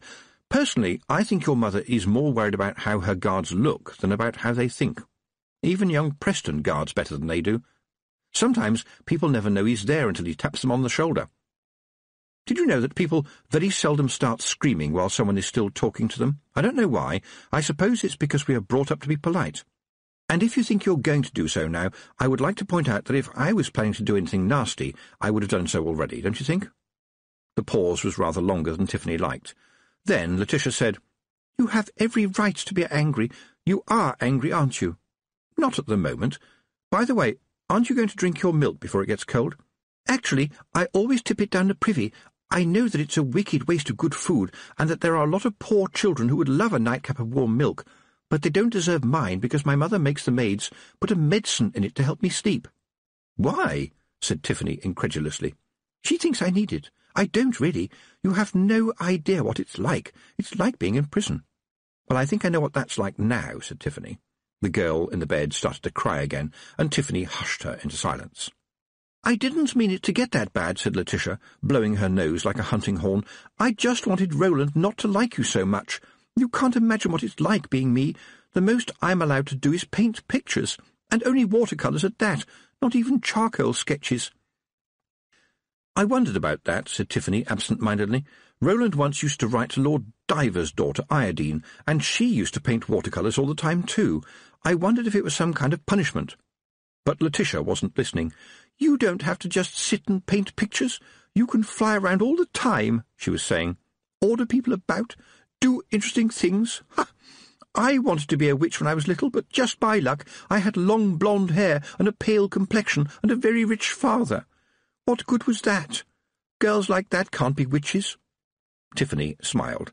They were getting to the truth, and it was important to stay helpful and friendly before the dam broke again and they were all flooded. "Did you have a book of fairy stories when you were young?" Letitia blew her nose again. "Oh, yes." "Was it the one with a very frightening picture of the goblin on page 7 by any chance? I used to shut my eyes when I came to that page." "I scribbled all over him with a black crayon," said Letitia in a low voice, as if it was a relief to tell somebody. "You didn't like me, and so you decided to do some magic against me." Tiffany said it very quietly, because there was something brittle about Letitia. In fact, the girl did reach for some more tissue, but appeared to have run out of sobs for a moment, as it turned out, only for a moment. "I'm so sorry. If only I had known, I would never have—" "Perhaps I should tell you," Tiffany went on, "that Roland and I were, well, friends. More or less the only friend the other one had. But, in a way, it was the wrong kind of friendship. We didn't come together. Things happened that pushed us together. And we didn't realise that. He was the Baron's son, and once you know that you're the Baron's son, and all the kids have been told how to act toward the Baron's son, then you don't have many people you can talk to. And then there was me. I was the girl smart enough to be a witch, and I have to say that this is not a job which allows you to have that much of a social life. If you like, two people who were left out thought that they were the same kind of person. I know that now. Unfortunately, Roland was the first to realise that. And that's the truth of it. I am the witch, and he is the Baron. And you will be the Baroness, and you should not worry if the witch and the Baron, for the benefit of everybody, are on good terms. And that is all there is to it, and in fact there isn't even an it, just the ghost of an it." She saw relief travel across Letitia's face like the rising sun.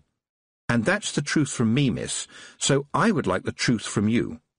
Look, can we get out of here? I'm afraid that some guards might rush in at any moment and try to put me in a place I can't get out of." Tiffany managed to get Letitia onto the broomstick with her. The girl fidgeted, but simply gasped as the stick sailed down gently from the castle battlements, drifted over the village, and touched down in the field. "Did you see those bats?" said Letitia. "Oh, they often fly around the stick if you don't move very fast," said Tiffany. "You'd think they would avoid it, really. And now, miss, now we're both far from any help, tell me what you did that made people hate me." Panic filled Letitia's face. "No, I'm not going to hurt you," said Tiffany. "If I was going to, I would have done it a long time ago. But I want to clean up my life. Tell me what you did." "I used the ostrich trick," said Letitia promptly. "You know, it's called unsympathetic magic. You make a model of the person and stick them upside down in a bucket of sand. I really am very, very sorry." "Yes, you already said so," said Tiffany, "but I've never heard of this trick. I can't see how it could work. It doesn't make sense." But it worked on me, she thought. This girl isn't a witch, and whatever she tried wasn't a real spell, but it worked on me. "It doesn't have to make sense if it's magic," said Letitia hopefully. "It has to make some sense somewhere," said Tiffany, staring up at the stars that were coming out. "Well," said Letitia, "I got it out of Spells for Lovers by Anathema Bugloss, if that's any help." "That's the one with the picture of the author sitting on a broomstick, isn't it?" said Tiffany. "Sitting on it the wrong way round, I might add, and it hasn't got a safety strap, and no witch I've ever met wears goggles. And as for having a cat on it with you, that doesn't bear thinking about. It's a made-up name, too. I've seen the book in the Boffo catalogue. It's rubbish. It's for soppy girls who think all you need to do to make magic is buy a very expensive stick with a semi-precious stone glued on the end, no offence meant. You might as well pick a stick out of the hedge and call it a wand. Without saying anything, Letitia walked a little way down to the hedge that lay between the field and the road. There's always a useful stick under a hedge if you poke around enough. She waved it vaguely in the air, and it left a light blue line after it. "Like this," she said. For quite a while there was no sound apart from the occasional hoot of an owl, and, for the really good of hearing, the rustling of the bats. "I think it's time we had a proper little chat, don't you?" said Tiffany. Chapter 11. The Bonfire of the Witches. "I told you I always wanted to be a witch," said Letitia. "You don't know how hard that can be when your family lives in a great big mansion, and it is so old that the coat of arms has even got a few legs on it as well. All that gets in the way, and, if you excuse me, I really wish I had been born with your disadvantages. I only found out about the Boffo catalogue when I heard two of the maids giggling over it when I went into the kitchen one day. They ran away, still giggling, I might add, but they left it behind. I can't order as much stuff as I would want to, because my maid spies on me and tells Mother. But the cook is a decent sort, so I give her money and the catalogue numbers, and they get delivered to her sister in Ham-on-Rye. I can't order anything very big, though, because the maids are always dusting and cleaning everywhere. I would really like one of the cauldrons that bubble green, but from what you tell me, it's just a joke." Letitia had taken a couple of other sticks from the hedge and stuck them in the ground in front of her. There was a blue glow on the tip of each one. "Well, for everybody else it's a joke," Tiffany said, "but for you I expect it would produce fried chickens." "Do you really think so?" said Letitia eagerly. "I'm not sure I can think at all if I am upside down with my head in a bucket of sand," said Tiffany. "You know, that sounds a bit like wizard magic. This trick, it was in Mistress Bugloss's book, you say. Look, I'm sorry, but that really is Boffo stuff. It's not real. It's just for people who think that witchcraft is all about flowers and love potions and dancing around without your drawers on. Something I can't imagine any real witch doing." Tiffany hesitated because she was naturally honest and went on, "Well, maybe Nanny Og when the mood takes her. It's witchcraft with all the crusts cut off, and real witchcraft is all crusts. But you took one of her silly spells for giggling housemaids and used it on me, and it's worked. Is there a real witch in your family?" Letitia shook her head, and her long blonde hair sparkled even in the moonlight. "I've never heard of one. My grandfather was an alchemist, not professionally, of course. He was the reason why the hall has no east wing any more. My mother, I can't imagine her doing magic, can you?" "Her? Absolutely." "Well, I've never seen her do any, and she does mean well. She says that all she wants is the best for me. She lost all her family in a fire, don't you know? Lost everything," said Letitia. Tiffany couldn't dislike the girl. It would be like disliking a rather baffled puppy, but she couldn't help saying, "And did you mean well, you know, when you made a model of me and put it upside down in a bucket of sand?" There must have been reservoirs in Letitia. She was never more than a teacup away from a tear. "Look," Tiffany said, "I don't mind, honestly, though frankly I wish I believed that it was just a spell. Just take it out again then, and we can forget all about it. Please don't start crying again, it makes everything so soggy." Letitia sniffed. "Oh, it's just that, well, I didn't do it here. I left it at home. It's in the library." The last word in that sentence tinkled in Tiffany's head. A library? With books? Witches were not supposed to be particularly bothered about books, but Tiffany had read every one she could. You never knew what you could get out of a book. "It's a very warm night for the time of year," she said, "and your place is not too far, is it? You could be back in the tower and in bed in a couple of hours." For the first time since Tiffany had met her, Letitia smiled, genuinely smiled. "Can I go on the front this time, then?" she said. Tiffany flew low over the downs. The moon was well on the way to full, and it was a real harvest moon, the copper colour of blood. That was the smoke from the stubble burning, hanging in the air. How the blue smoke from burning wheat stalks made the moon go red she didn't know, and she wasn't going to fly all that way to find out. And Letitia seemed to be in some kind of personal heaven. She chattered the whole time, which was admittedly better than the sobbing. The girl was only 8 days younger than herself. Tiffany knew that because she had taken great care to find out. But that was just numbers. It didn't feel like that. In fact, she felt old enough to be the girl's mother. It was strange, but Petulia and Anagramma and the rest of them back in the mountains had all told her the same thing. Witches grew old inside. You had to do things that needed doing, but which turned your stomach like a spinning wheel. You saw things sometimes that no one should have to see. And, usually alone and often in darkness, you needed to do the things that had to be done. Out in the distant villages, when a new mother was giving birth and things had run into serious trouble, you hoped that there was an old local midwife who might at least give you some moral support.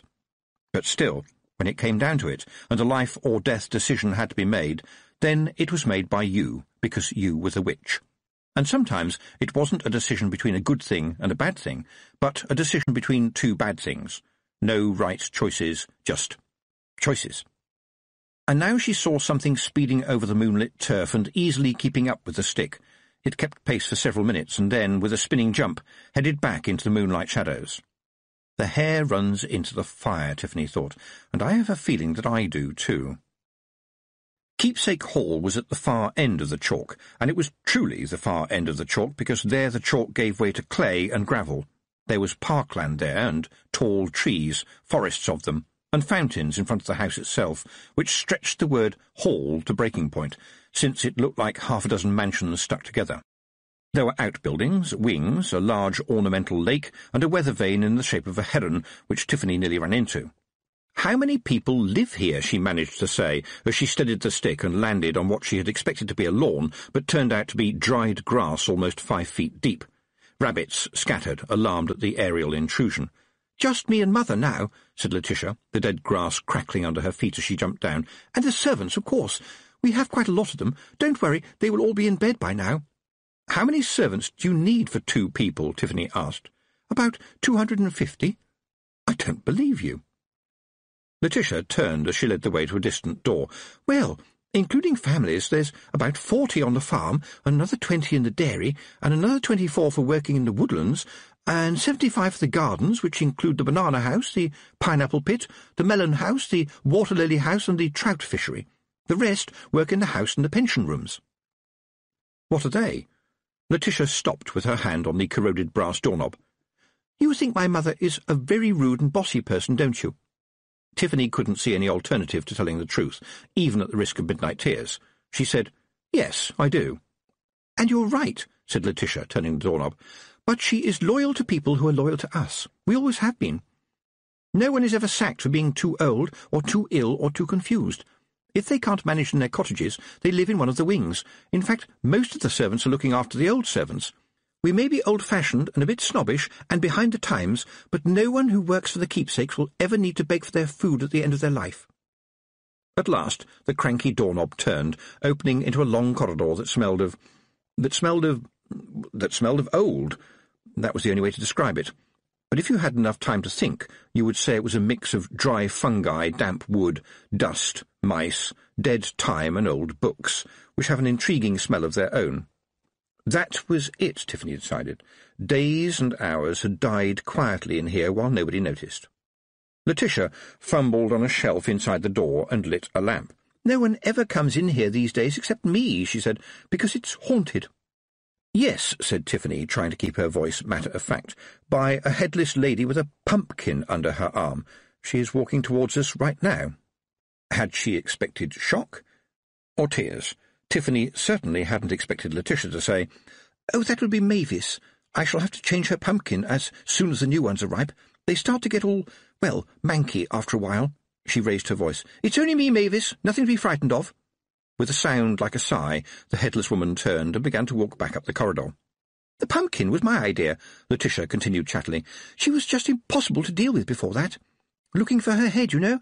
The pumpkin gives her some comfort, and frankly I don't think she knows the difference, poor soul. She wasn't executed, by the way. I think she wants everybody to know that. It was simply a freak accident involving a flight of stairs, a cat, and a scythe." "And this is the girl who spends all her time in tears," thought Tiffany. "But this is her place." Aloud she said, "Any more ghosts to show me, just in case I want to wet myself again?" "Well, not now," said Letitia, setting off along the corridor. The screaming skeleton stopped screaming when I gave him an old teddy bear, although I'm not certain why that worked, and, oh yes, the ghost of the first Duke now sticks to haunting the lavatory next to the dining room, which we don't use very often. He has a habit of pulling the chain at inconvenient moments, but that's better than the rains of blood we used to have. You are a witch. The words came out of Tiffany's mouth all by themselves, unable to stay in the privacy of her mind. The girl looked at her in astonishment. "Don't be silly," she said. "We both know how it goes, don't we? Long blonde hair, milk-white skin, noble, well, reasonably noble birth, and rich, at least technically. I'm officially a lady." "You know," said Tiffany, "maybe it's wrong to base one's future on a book of fairy stories. Normally, girls of the princess persuasion don't help out distressed headless ghosts by giving them a pumpkin to carry.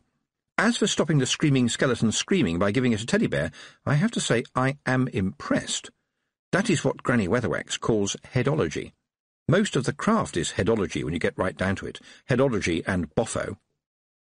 Letitia looked flustered and gratified at the same time, making her face blotch white and pink. It was, Tiffany had to agree, the kind of face that peered out of tower windows, waiting for a knight with nothing better to do with his time than save its owner from dragons, monsters, and, if all else failed, boredom. "You don't have to do anything about it," Tiffany added. "The pointy hat is optional, but if Miss Tick was here, she would definitely suggest a career. It is not good to be a witch alone." They had reached the end of the corridor. Letitia turned another creaky doorknob, which complained as the door opened, and so did the door. "I've certainly found that out," said Letitia. "And Miss Tick is—" "She travels around the country finding girls who have the talent for the craft," said Tiffany. "They say that you don't find witchcraft, it finds you, and generally it's Miss Tick who taps you on the shoulder. She's a witch-finder, but I don't suppose she goes into many big houses. They make witches nervous." "Oh, my!" And this was because Letitia had lit an oil lamp. The room was full of bookcases, and the books on them gleamed. These weren't cheap modern books. These were books bound in leather, and not just leather, but leather from clever cows who had given their lives for literature after a happy existence in the very best pastures. The books gleamed as Letitia moved around the large room, lighting other lamps. She hauled them up towards the ceiling on their long chains, which swung gently as she pulled, so that the shine from the books mixed with the gleam from the brasswork until the room seemed to be full of rich, ripe gold. Letitia was clearly pleased by the way Tiffany stood and stared. "My great-grandfather was a huge collector," she said. "Do you see all the polished brass? That's not for show. That's for the .303 bookworm, which can move so fast that it can bore a hole all the way through an entire shelf of books in a fraction of a second. Ha! But not when they run into solid brass at the speed of sound. The library used to be bigger, but my Uncle Charlie ran away with all the books on— I think it was called erotica? I'm not sure, but I can't find it on any map. I may be the only one who comes in here now, anyway. Mother thinks that reading makes people restless. Pardon me, but why are you sniffing? I hope another mouse hasn't died in here."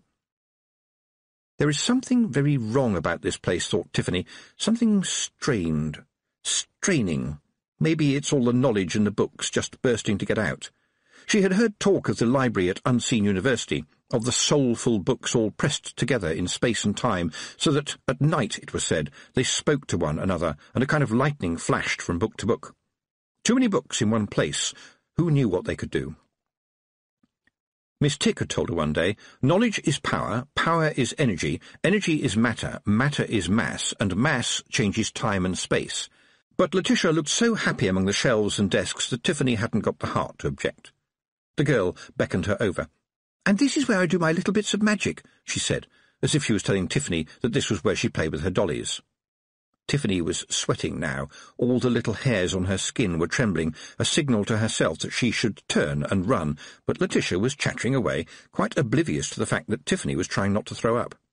His stink was terrible. It rose in the cheery library like a long-dead whale rising against the surface, full of gas and corruption. Tiffany looked around desperately for something to take her mind off that image. Mrs. Proust and Derek had certainly benefited from Letitia Keepsake. She had bought the whole range, warts and all. "But I only use warts at the moment. I think they have the right feel without going overboard, don't you?" she was saying. "I've never bothered with them," said Tiffany weakly. Letitia sniffed. "Oh dear, I'm so sorry about the smell. It's the mice, I think. They eat the glue out of the books, although I'd say that they must have found a particularly unpleasant book." The library was really beginning to upset Tiffany. It was like, well, waking up and finding a family of tigers had wandered in during the night and were fast asleep on the end of the bed. Everything was peaceful at the moment, but at any minute now somebody was going to lose an arm. There was the Botho stuff, which was sort of witchcraft for show. It impressed people, and maybe helped a novice get into the mood. But surely Mrs. Proust wasn't sending out stuff that actually worked, was she? There was a clank of a bucket handle behind her as Letitia came round a bookcase, holding the bucket in both hands. Sand tipped out of it as she dropped it on the floor, and she scrabbled in it for a moment.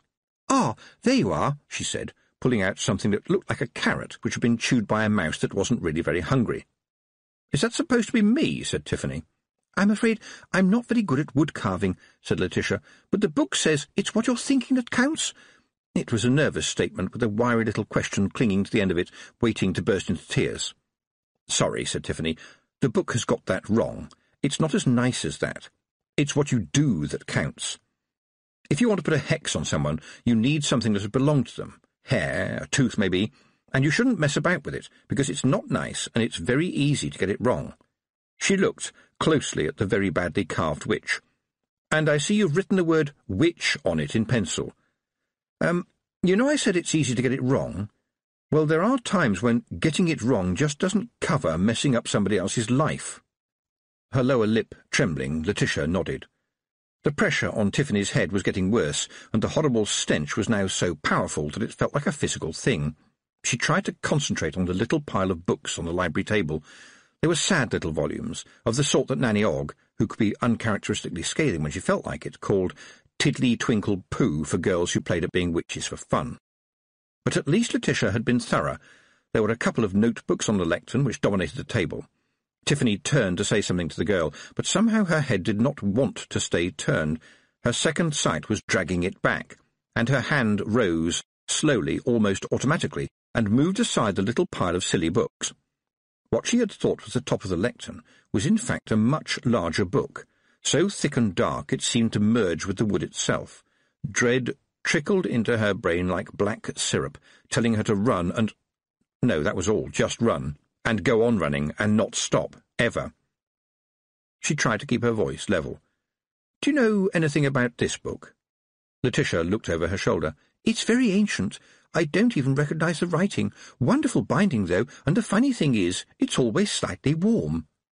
Here and now, thought Tiffany. It's facing me, here and now. Escarina said that there was a book of his. Could this possibly be a copy? But a book can't hurt, can it? Except that books contain ideas, and ideas can be dangerous. At this point, the book on the lectern opened itself with a leathery creak and a little flap noise as the cover turned over. The pages rustled like a lot of pigeons taking flight. And then there it was, one page filling the midnight room with brilliant, eye-watering sunlight. And in that sunlight, running towards her across the scorching desert, was a figure in black. Automatically, Tiffany slammed the book shut and held it shut in both hands, clutching it like a schoolgirl. He saw me, she thought. I know he did. The book jumped in her arms as something heavy hit it, and she could hear words she was glad she couldn't understand.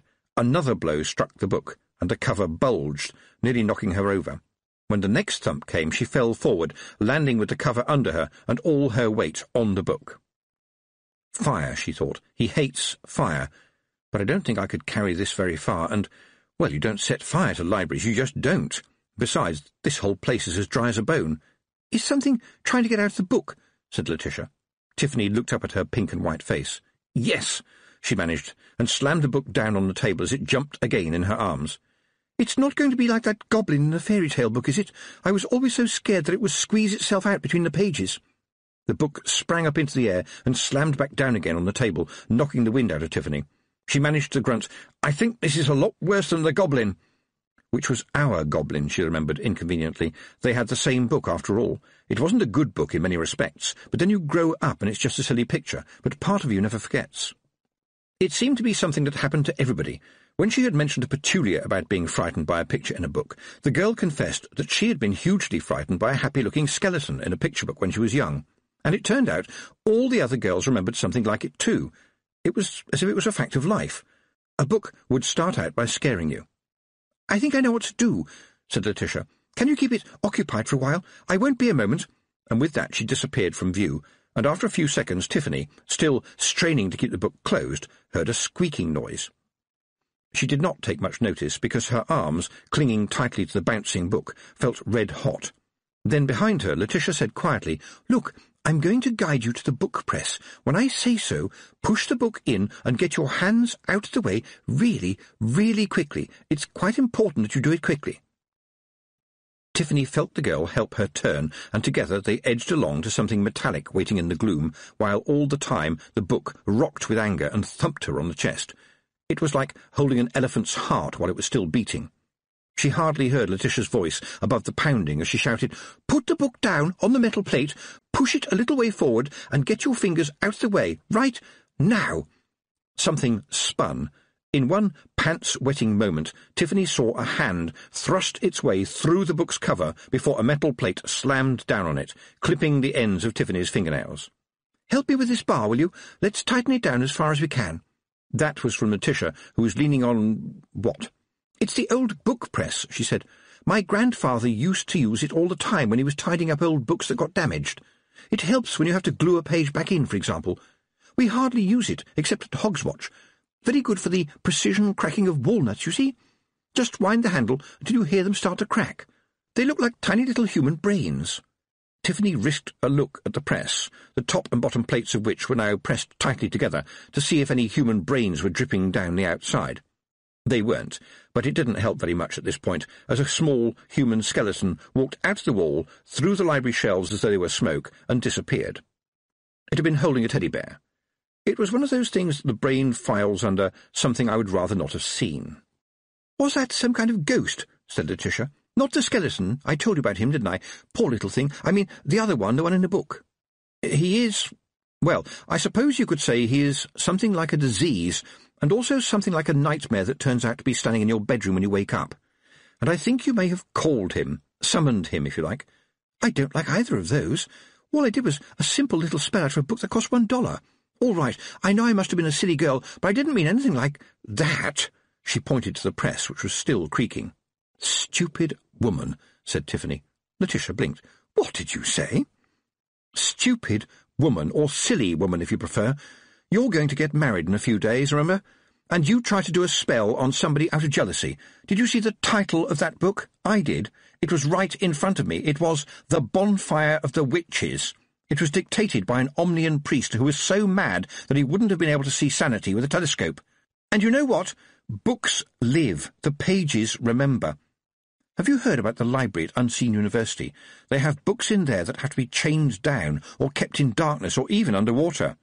And you, miss, played at magic a matter of inches away from a book that boils with evil, vindictive magic. No wonder you got a result. I woke him up, and ever since then he's been searching, hunting me, and you, with your little spell, have shown him where I was. You helped him. He's come back, and he's found me now, the witch-burner, and he's infectious, just as I told you, a kind of disease." She paused for breath, which came, and the torrent of tears, which didn't. Letitia just stood there as if she was thinking deeply. Then she said, "I suppose that sorry isn't enough, right?" "As a matter of fact, it would be rather a good start," said Tiffany, but she thought, this young woman, who has never realised it's time to stop wearing girly dresses, gave a headless ghost a pumpkin to carry under its arm so that it would feel better, and presented a screaming little skeleton with a teddy bear. Would I have thought to do that? It's absolutely something that a witch would do. "Look," she said, "you have definitely got some magical talent, I really mean it, but you'll get into a terrible amount of trouble if you start mucking about when you don't know what you are doing. Although giving the teddy bear to the poor little skeleton was a stroke of genius. Build on that thought and get some training, and you might have quite a magical future. You will have to go and spend some time with an old witch, just like I did." "Well, that's wonderful, Tiffany," Letitia said, "but I have to go and spend some time getting married. Shall we get back now? And what do you suggest we do with the book? I don't like the idea of him being in there. Supposing he gets out." "He is out already, but the book is, well, a kind of window that makes it easy for him to come through, to reach me. You get that sort of thing occasionally. It's a sort of way into another world, or perhaps somewhere else in this world." Tiffany had felt rather lofty when she explained this, and so was somewhat chastened when Letitia said, "Oh, yes, the Bluebell Wood, with the cottage that sometimes has smoke coming out of the chimney and sometimes does not, and the girl feeding the ducks on the pond, where the pigeons on the house behind her are sometimes flying and sometimes perched. They are mentioned in H.J. Toadbinder's book, Floating Worlds. Would you like it? I know what it is." And before Tiffany could say a word, the girl hurried off among the bookshelves. She came back within a minute, much to Tiffany's relief, and she was carrying a large, shiny leather volume, which was suddenly dropped into Tiffany's hands. "It's a present. You've been kinder to me than I was to you." "You can't give me that. It's part of the library. It'll leave a gap." "No, I insist," said Letitia. "I'm the only one who comes in here now in any case. Mother keeps all the books of family history, genealogy and heraldry in her own room, and she's the only one who's interested in them. Apart from me, the only other person who ever comes in here these days is Mr. Tyler, and I think I hear him now, making his last round of the night. Well," she added, "he's very old and very slow, and it takes him about a week to go about his night-watching, bearing in mind he sleeps through the day. Let's go. He'll have a heart attack if he actually finds anybody." There was indeed a creaking sound of a distant doorknob. Letitia lowered her voice. "Do you mind if we sneak out the other way? He might have a nasty turn if he actually discovers anybody." A light was coming down the long corridor, although you needed to watch it for quite some time to see that it was moving. Letitia opened the door to the outer world, and they hurried onto what would have been the lawn if anyone had mown it in the past 10 years. Tiffany got the impression that lawn-mowing here went at the same decrepit speed as Mr. Tyler. There was dew on the grass, and a certain sense that daylight was a distinct possibility sometime in the future.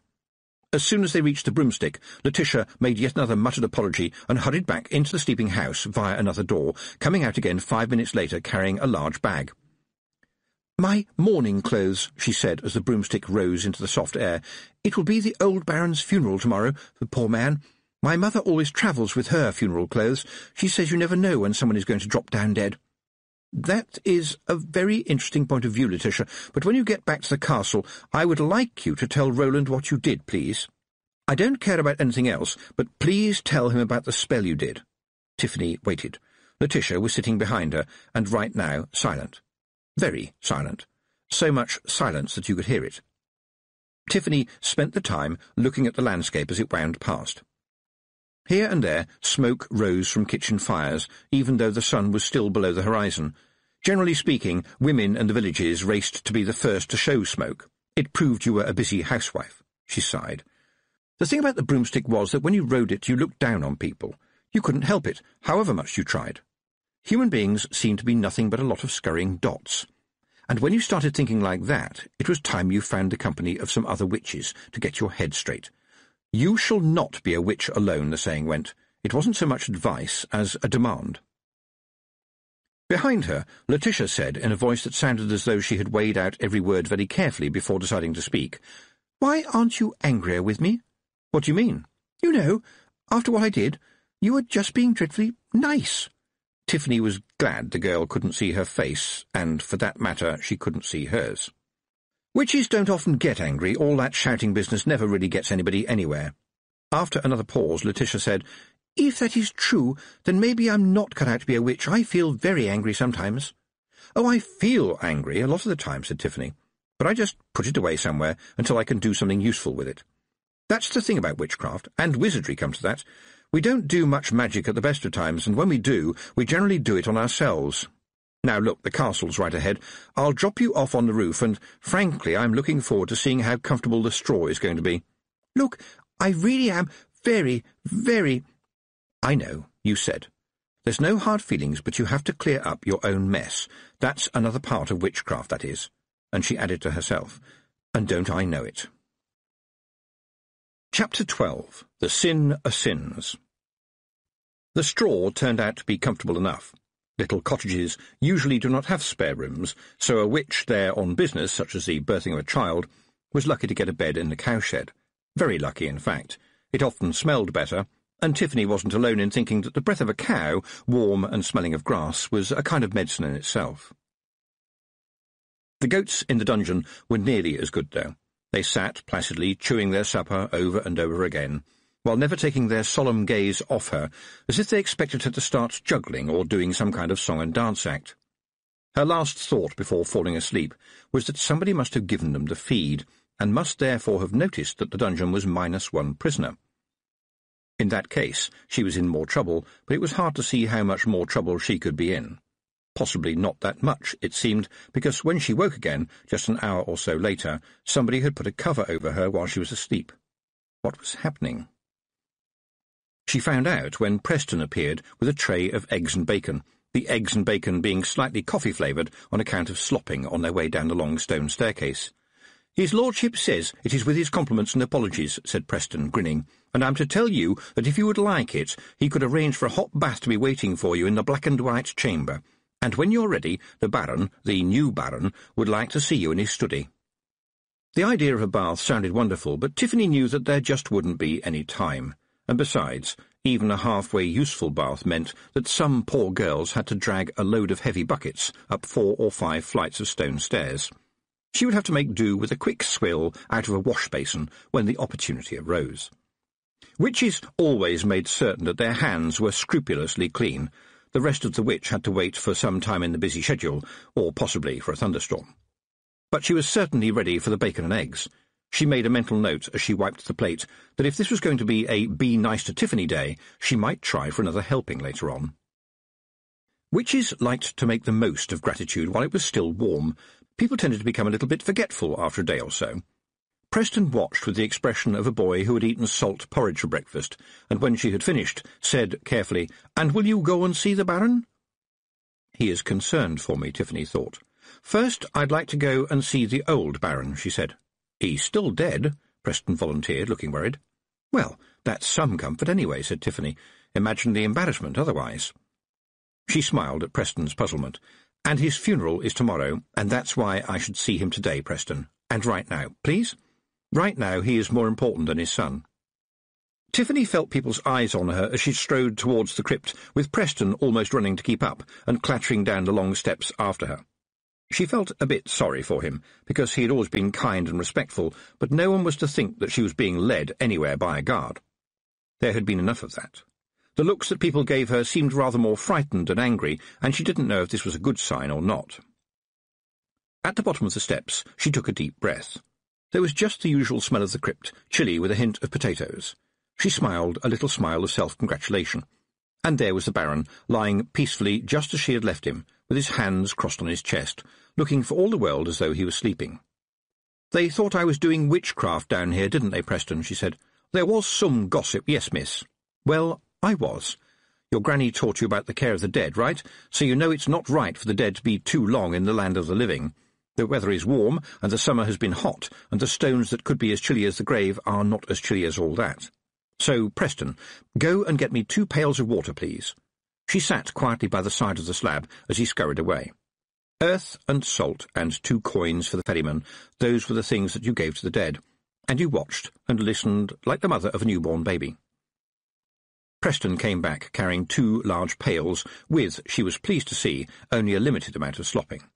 He put them down quickly and turned to go. "No, stay here, Preston," she commanded. "I want you to see what I do so that if anyone asks, you can tell them the truth." The guard nodded mutely. She was impressed. She placed one of the buckets beside the slab and knelt down by it, put one hand in the chilly bucket, pressed the other hand against the stone of the slab, and whispered to herself, "Balance is everything." Anger helped. It was amazing how useful it could be if you saved it up until it could do some good, just as she had told Letitia. She heard the young guard gasp as the water in the bucket began to steam and then to bubble.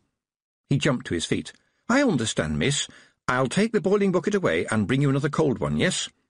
3 buckets of boiling water had been tipped away by the time the air in the crypt once again had the chill of the midwinter. Tiffany walked up the steps with her teeth very nearly chattering. "My granny would have loved to be able to do something like that," Preston whispered. "She always said the dead don't like the heat. You put cold into the stone, right?" "Actually, I moved heat out of the slab and the air and put it in the bucket of water," said Tiffany. "It's not exactly magic, it's just a skill. You just have to be a witch to do it, that's all." Preston sighed. "I cured my granny's chickens of fowl crop. I had to cut them open to clean up the mess, and then I sewed them up again. Not one of them died. And then when my mum's dog got run over by a wagon, I cleaned him up, pushed all the bits back, and he ended up right as rain except for the leg I couldn't save, but I carved him a wooden one, with a leather harness and everything, and he still chases wagons." Tiffany tried not to look doubtful. "Cutting into chickens to cure fowl crop hardly ever works," she said. "I know a pig witch who treats chickens when necessary, and she said it never worked for her." "Ah, but maybe she didn't have the knowing of twister root," said Preston cheerfully. "If you mix the juice with a little pennyroyal, they heal really well. My granny had the knowing of the roots, and she passed it on to me." "Well," said Tiffany, "if you can sew up a chicken's gizzard, then you could mend a broken heart. Listen, Preston, why don't you get yourself apprenticed to be a doctor?" They had reached the door to the Baron's study. Preston knocked on it and then opened it for Tiffany. "It's them letters you get to put after your name," he whispered. "They are very expensive letters.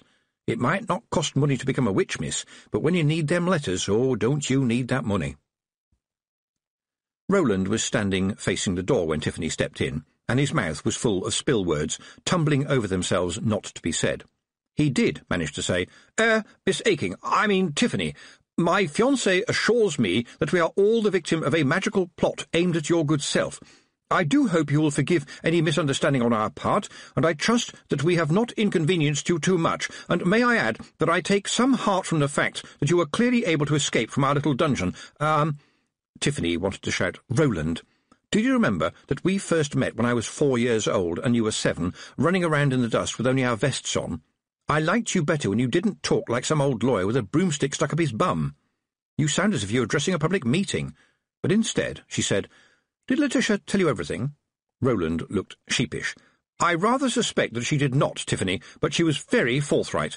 I may go so far as to say that she was emphatic." Tiffany tried not to smile. He looked like a man who was beginning to understand some of the facts of married life. He cleared his throat. "She tells me that we have been a victim of some kind of magical disease, which is currently trapped inside a book in Keepsake Hall?" It certainly sounded like a question, and she wasn't surprised he was puzzled. "Yes, that's true. And apparently everything is all right now she has taken your head out of a bucket of sand." He looked truly lost at this point, and Tiffany didn't blame him. "I think things may have got a bit garbled," she said diplomatically. "And she tells me she is going to be a witch." He looked a little miserable at this point. Tiffany felt sorry for him, but not very much. "Well, I think she's got the basic talent. It's up to her how much further she wants to take it. I don't know what her mother will say." Tiffany burst out laughing. "Well, you can tell the Duchess that Queen Magrat of Lanka is a witch. It's no secret. Obviously the queening has to come first, but she's one of the best there is when it comes to potions." "Really?" said Roland. "The King and Queen of Lanka have graciously accepted an invitation to our wedding." And Tiffany was sure she could see his mind working. In this strange chess game that was nobility, a real live queen beat just about everybody, which meant that the Duchess would have to curtsy until her knees clicked. She saw the spill words. That would, of course, be very unfortunate. Amazingly, Roland could be careful even with his spill words. However, he couldn't stop the little grin. "Your father gave me 15 Ankh-Morpork dollars in real gold. It was a gift. Do you believe me?" He saw the look in her eye and said, "Yes," immediately. "Good," said Tiffany. "Then find out where the nurse went." Some small part of broomstick might still have been in Roland's bum when he said, "Do you think my father understood the full worth of what he was giving you?" His mind was as clear as water up until the end, you know that. You can trust him just as you can trust me, and you can trust me now when I say to you that I will marry you. Her hand clamped itself over her mouth just too late. Where had that come from? And he looked as shocked as she felt. He spoke first, loudly and firmly to drive away the silence. "I didn't quite hear what you just said, Tiffany. I expect all your hard work in recent days has overwhelmed your sensibilities in some way. I think we would all be a lot happier if we knew that you were having a good rest. I love Letitia, you know. She is not very, complicated, but I would do anything for her. When she is happy, that makes me happy, and, generally speaking, I'm not very good at happy." She saw a tear trickle down his face and, unable to stop herself, handed him a reasonably clean handkerchief. He took it and tried to blow his nose, laugh and cry all at the same time. "And you, Tiffany, I'm very fond of, really fond of, but it's as if you have a handkerchief for the whole world. You are smart. Now, don't shake your head. You are smart. I remember once, when we were younger, you were fascinated by the word onomatopoeia, like making a name for a word from a sound, like cuckoo or hum or—" "Jangle," said Tiffany before she could stop herself. That's right. And I remember that you said humdrum was the sound that boredom made, because it sounded like a very tired fly buzzing at the closed window of an old attic room on a boiling hot summer's day. And I thought I couldn't understand that. It makes no sense to me, and I know you are clever, and it makes sense to you. I think you need a special kind of head to think like that, and a special kind of clever, and I haven't got that kind of head. What sound does kindness make? Said Tiffany. I know what kindness is, but I can't imagine it making a noise. There you go again. I just don't have the head that lives in a world where kindness has its own sound. I have a head that lives in a world where 2 and 2 makes 4. It must be very interesting, and I envy you like hell, but I think I understand, Letitia. Letitia is uncomplicated, if you see what I mean. A girl who once exorcised a noisy ghost from the privy as if it was just another chore, Tiffany thought. Well, good luck with that one, sir. But she didn't say it out loud. Instead, she said, I think you have made a very wise match, Roland. To her surprise, he looked relieved, and went behind his desk again as a soldier might hide behind the battlements. This afternoon some of the more distant guests will be arriving here for the funeral tomorrow, and indeed some will be staying on for the wedding. Fortuitously, that was another little piece of broom handle, Pastor Egg is passing through on the circuit, and has kindly agreed to say a few good words over my father, and he will remain with us as our guest to officiate at the wedding. He is a member of a modern Omnian sect. My future mother-in-law approves of the Omnians, but regrettably not of this sect, so that it is all a little strained. He rolled his eyes. Moreover, I understand he is fresh from the city, and as you know, city preachers don't always do well here. There was no tradition of holy men on the chalk, but since the hills were between the cities and the mountains, there was generally, in the good weather at least, a steady procession of priests of one sort or another passing through, who would, for a decent meal or a bed for the night, spread some holy words and generally give people's souls a decent scrubbing. Provided that the priests were clearly of the decent sort, people didn't worry unduly who their god was, so long as he, or occasionally she, and sometimes it, kept the sun and moon spinning properly and didn't want anything ridiculous or new. It also helped if the preacher knew a little something about sheep. I would deem it a great favour, Tiffany, if you can help in any way to prevent any little difficulties and disturbances, especially those of an occult nature, in the trying days to come. Please? There are enough stories already going about. Tiffany was still blushing after her outburst. She nodded and managed to say, Look, about what I said just back then, I didn't— She stopped because Roland had raised a hand. This is a bewildering time for all of us. There's a reason for all the superstitions. The time around weddings and funerals is fraught with stress for all concerned, except in the case of the funeral, for the chief, as it were, player, he said. Let us just be calm and careful. I'm very pleased that Letitia likes you. I don't think she has many friends. And now, if you'll excuse me, I have more arrangements to supervise. Tiffany's own voice still bounced around in her head as she walked out of the room. Why had she said that about marrying? She'd always thought it was going to be true. Well, when she was a bit younger she had thought it was going to be true, but all that was past, wasn't it? Yes, it was. And to come out of it with something as wet and stupid as that was so embarrassing. And where was she going now? Well, there were plenty of things to do, there always were. There was no end to the wanting. She was halfway across the hall when one of the maids approached her nervously and told her that Miss Letitia wanted to see her in her room. The girl was sitting on her bed twisting a handkerchief, a clean one, Tiffany was pleased to see, and looking worried, which was to say more worried than her usual expression, which was that of a hamster that had had its treadmill stopped. So kind of you to come, Tiffany. Could I have a private word? Tiffany looked around. There was no one else there. Privately, said Letitia, and gave the handkerchief another twist. Hasn't got many friends of her own age, Tiffany thought. I bet she wasn't allowed to play with village children. Doesn't get out that much. Getting married in a couple of days. Oh, dear. It wasn't a very difficult conclusion to reach. A tortoise with a bad leg could have jumped to it. And then there was Roland, kidnapped by the Queen of the Elves, held in her nasty country for ages without growing older, bullied by his aunts, worried sick about his elderly father, finds it necessary to act as if he is 20 years older than he really is. Oh, dear. How can I help you? She said brightly. Letitia cleared her throat. After the wedding, we will have a honeymoon, she said, her face shading to a delicate pink.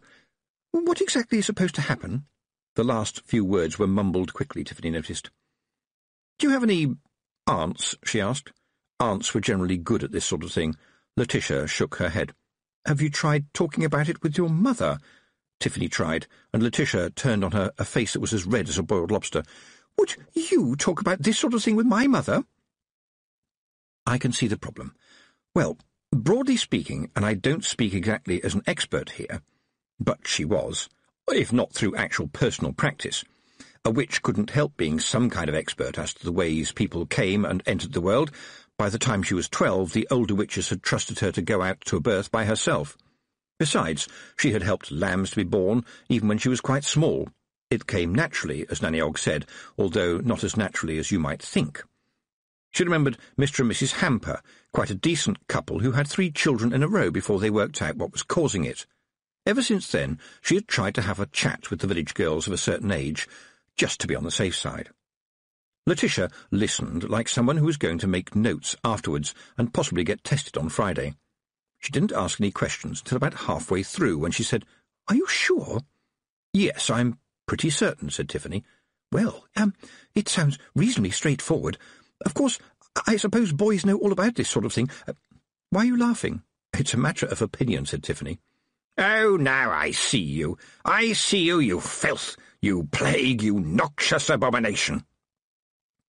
Tiffany looked at Letitia's mirror, which was big and had around it lots of fat golden cherubs who were clearly catching their death of cold. There was Letitia's reflection, and there was, faint but visible, the eyeless face of the cunning man. The outline of the cunning man began to thicken. Tiffany knew that nothing in her face had changed. She knew it.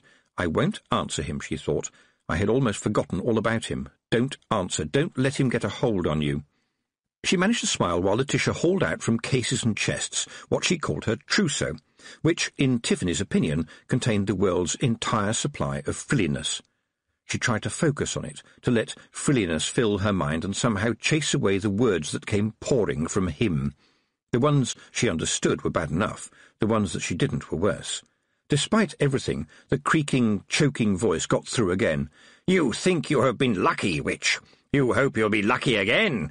You need to sleep. I never sleep. You have to be lucky time after time. I have to be lucky just once. Just once, and you will burn." That last word was soft, almost gentle after the creaking, coughing, scraping words that came before. It sounded worse. "You know," said Letitia, looking thoughtfully at a garment that Tiffany knew she could never afford, "while I am truly looking forward to being the mistress of this castle, I must say that the drainage system here smells dreadful. In fact, it smells like it has never been cleaned since the world began. Honestly, I could believe that prehistoric monsters have done their business in it." So she can smell him, Tiffany thought. She is a witch. A witch who needs training, because without it she's going to be a menace to everybody, not least herself. Letitia was still prattling on. There was no other word for it. Tiffany, still trying to defeat the voice of the cunning man by sheer will, said aloud, "Why?" "Oh, because I think the bows look a lot more fetching than buttons," said Letitia, who was holding up a nightdress of considerable splendour, another reminder to Tiffany that witches never really had any money. "You burned before, and so did I," croaked the voice in her head. "But this time you will not take me. I will take you and your confederacy of evil." Tiffany thought she could actually see the exclamation marks. They shouted for him even when he spoke softly. They jumped and slashed at his words. She could see his contorted face and the little flecks of foam that accompanied the finger-waving and shouting. Gobs of liquid madness flying through the air behind the mirror. How lucky for Letitia that she couldn't hear him yet, but her mind was currently full of frills, bells, rice, and the prospect of being at the centre of a wedding. Not even the cunning man could burn his way through that. She managed to say, "It's not going to work for you," and part of her kept repeating inside her head, "No eyes at all, 2 tunnels in his head." "Yes, I think you're right. Possibly the mauve one will look better," said Letitia, "although I have always been told that eau de Nil is really my colour. By the way, could I make things up to you in some way by having you as my chief bridesmaid? Of course, I've already got a load of tiny distant cousins who I understand have been wearing their bridesmaids' dresses for the past 2 weeks. Tiffany was still staring at nothing, or rather at 2 holes into nothing. At the moment, they were the most important things in her mind, and they were quite bad enough without adding tiny little cousins into the mixture. "I don't think that witches are bridesmaid material, thank you, all the same," she said. "Bridesmaids? A wedding?" Tiffany's heart sank further. There was no help for it. She ran out of the room before the creature could learn anything more. How did it search? What was it looking for? Had they just given it a clue? She fled down to the dungeon, which was right now a place of refuge. There was the book that Letitia had given to her. She opened it and began to read. She had learned to read fast up in the mountains, when the only books you could get were from the travelling library, and if you were late returning them, they charged you an extra penny, an appreciable amount when your standard unit of currency is an old boot. The book told stories of windows, not ordinary windows, although some might be, and behind them, things, monsters sometimes, a painting, a page in a book, even a puddle in the right place could be a window. She remembered once more the nasty goblin in the old book of fairy tales. Sometimes it was laughing, and at other times it was grinning. She had always been sure about that. It wasn't a big change, but it was still a change. And you always wondered, what was it like that last time? Did I remember it wrong? The book rustled under Tiffany's hands like a hungry squirrel waking up in a hollow tree full of nuts. The author was a wizard, and a long-winded one at that, but the book was fascinating even so. There had been people who walked into a picture, and people who had walked out of one. Windows were a way of getting from one world into another, and anything could be a window, and anything could be a world. She had heard that the sign of a good painting was that the eyes followed you around the room, but according to the book, it was quite likely that they might follow you home and upstairs to bed as well, an idea that she would rather not think about right now. Being a wizard, the author had tried to explain it all with graphs and charts, none of which helped in any way. The cunning man had run towards her inside a book, and she had slammed it shut before he got out. She had seen his fingers just as the press had spun down. But he couldn't have been squashed inside the book, she thought, because he wasn't really in the book at all, except in some magical way, and he's been finding me in other ways too. How? Right now, those tiresome days of seeing to broken legs, bad stomachs, and ingrown toenails suddenly seemed quite attractive. She'd always told people that that was what witchcraft was all about, and that was true, right up until the time something horrible could jump out of nowhere. That was when a poultice just wouldn't do the trick. A piece of straw floated down and landed on the book. "It's safe for you to come out," said Tiffany. "You are here, aren't you?" And right by her ear a voice said, "Oh, aye, that we are." They appeared from behind straw bales, spiderwebs, apple shelves, goats, and one another. "Aren't you wee mad Arthur?" "Aye, miss, that is correct. I have to tell ye, to my embarrassment, that Rob Anybody is placing a big trust in me, because I am a policeman, and Rob appeared to think ye ken that if ye are dealing with big jobs, a policeman will make them even more afeard. Besides, I can speak big job. Rob is spending more time up at the mound right now, ye ken, and he doesn't trust young Baron not to come up there with shovels." "I will see that does not happen," said Tiffany firmly. "There has been a misunderstanding." Wee Mad Arthur did not look convinced. "It is glad I am to hear ye say that, miss, and so will the big man be, because I can tell ye that when the first shovel breaks into the mound, there will nae be a living man left in yonder castle, and great will be the lamentation of the women, present company excepted." There was a general murmuring from the other Feagles on the broad theme of slaughter for whoever laid a hand on a Feagle mound, and how personally each and every one of them would regret what he would have to do. "It's yon trousers," said slightly thinner than fat Jock. "Once a man gets a Feagle up his trousers, his time of trial and tribulation is only just beginning." "Oh, aye, it'll be a great time of jumping and leaping up and down for such as them," said wee Jock of the White Head. Tiffany was shocked. When was the last time Feagles fought with big jobs, then? After some discussion among the Feagles, this was declared to be the Battle of the Middens, when, according to wee Jock of the White Head, there was never such a screaming and rushing about and stamping on the ground, and pitiable sobbing the like of which was never before heard, along with the coarse tittering of the ladies as the men scrambled to divest themselves of trousers that were suddenly no longer their friends, if ye ken what I'm saying. Tiffany, who had been listening to the tale with an open mouth, had the presence of mind to shut it, and then open it again to say, "But have Feagles ever killed a human?"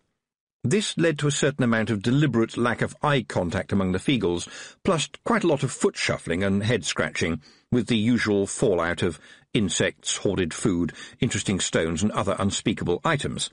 In the end, wee Mad Arthur said, Being as I am, Miss A. Feegle, who has only but recently learned that he is not a fairy cobbler, I have nae pride to lose by telling you that it is true that I have been speaking to my new brothers and learned that when they lived up in the far mountains, they did have to fight humans sometimes when they came a-digging for the fairy gold, and a terrible fighting did take place, and indeed those bandits as were too stupid to run may have found themselves clever enough to die.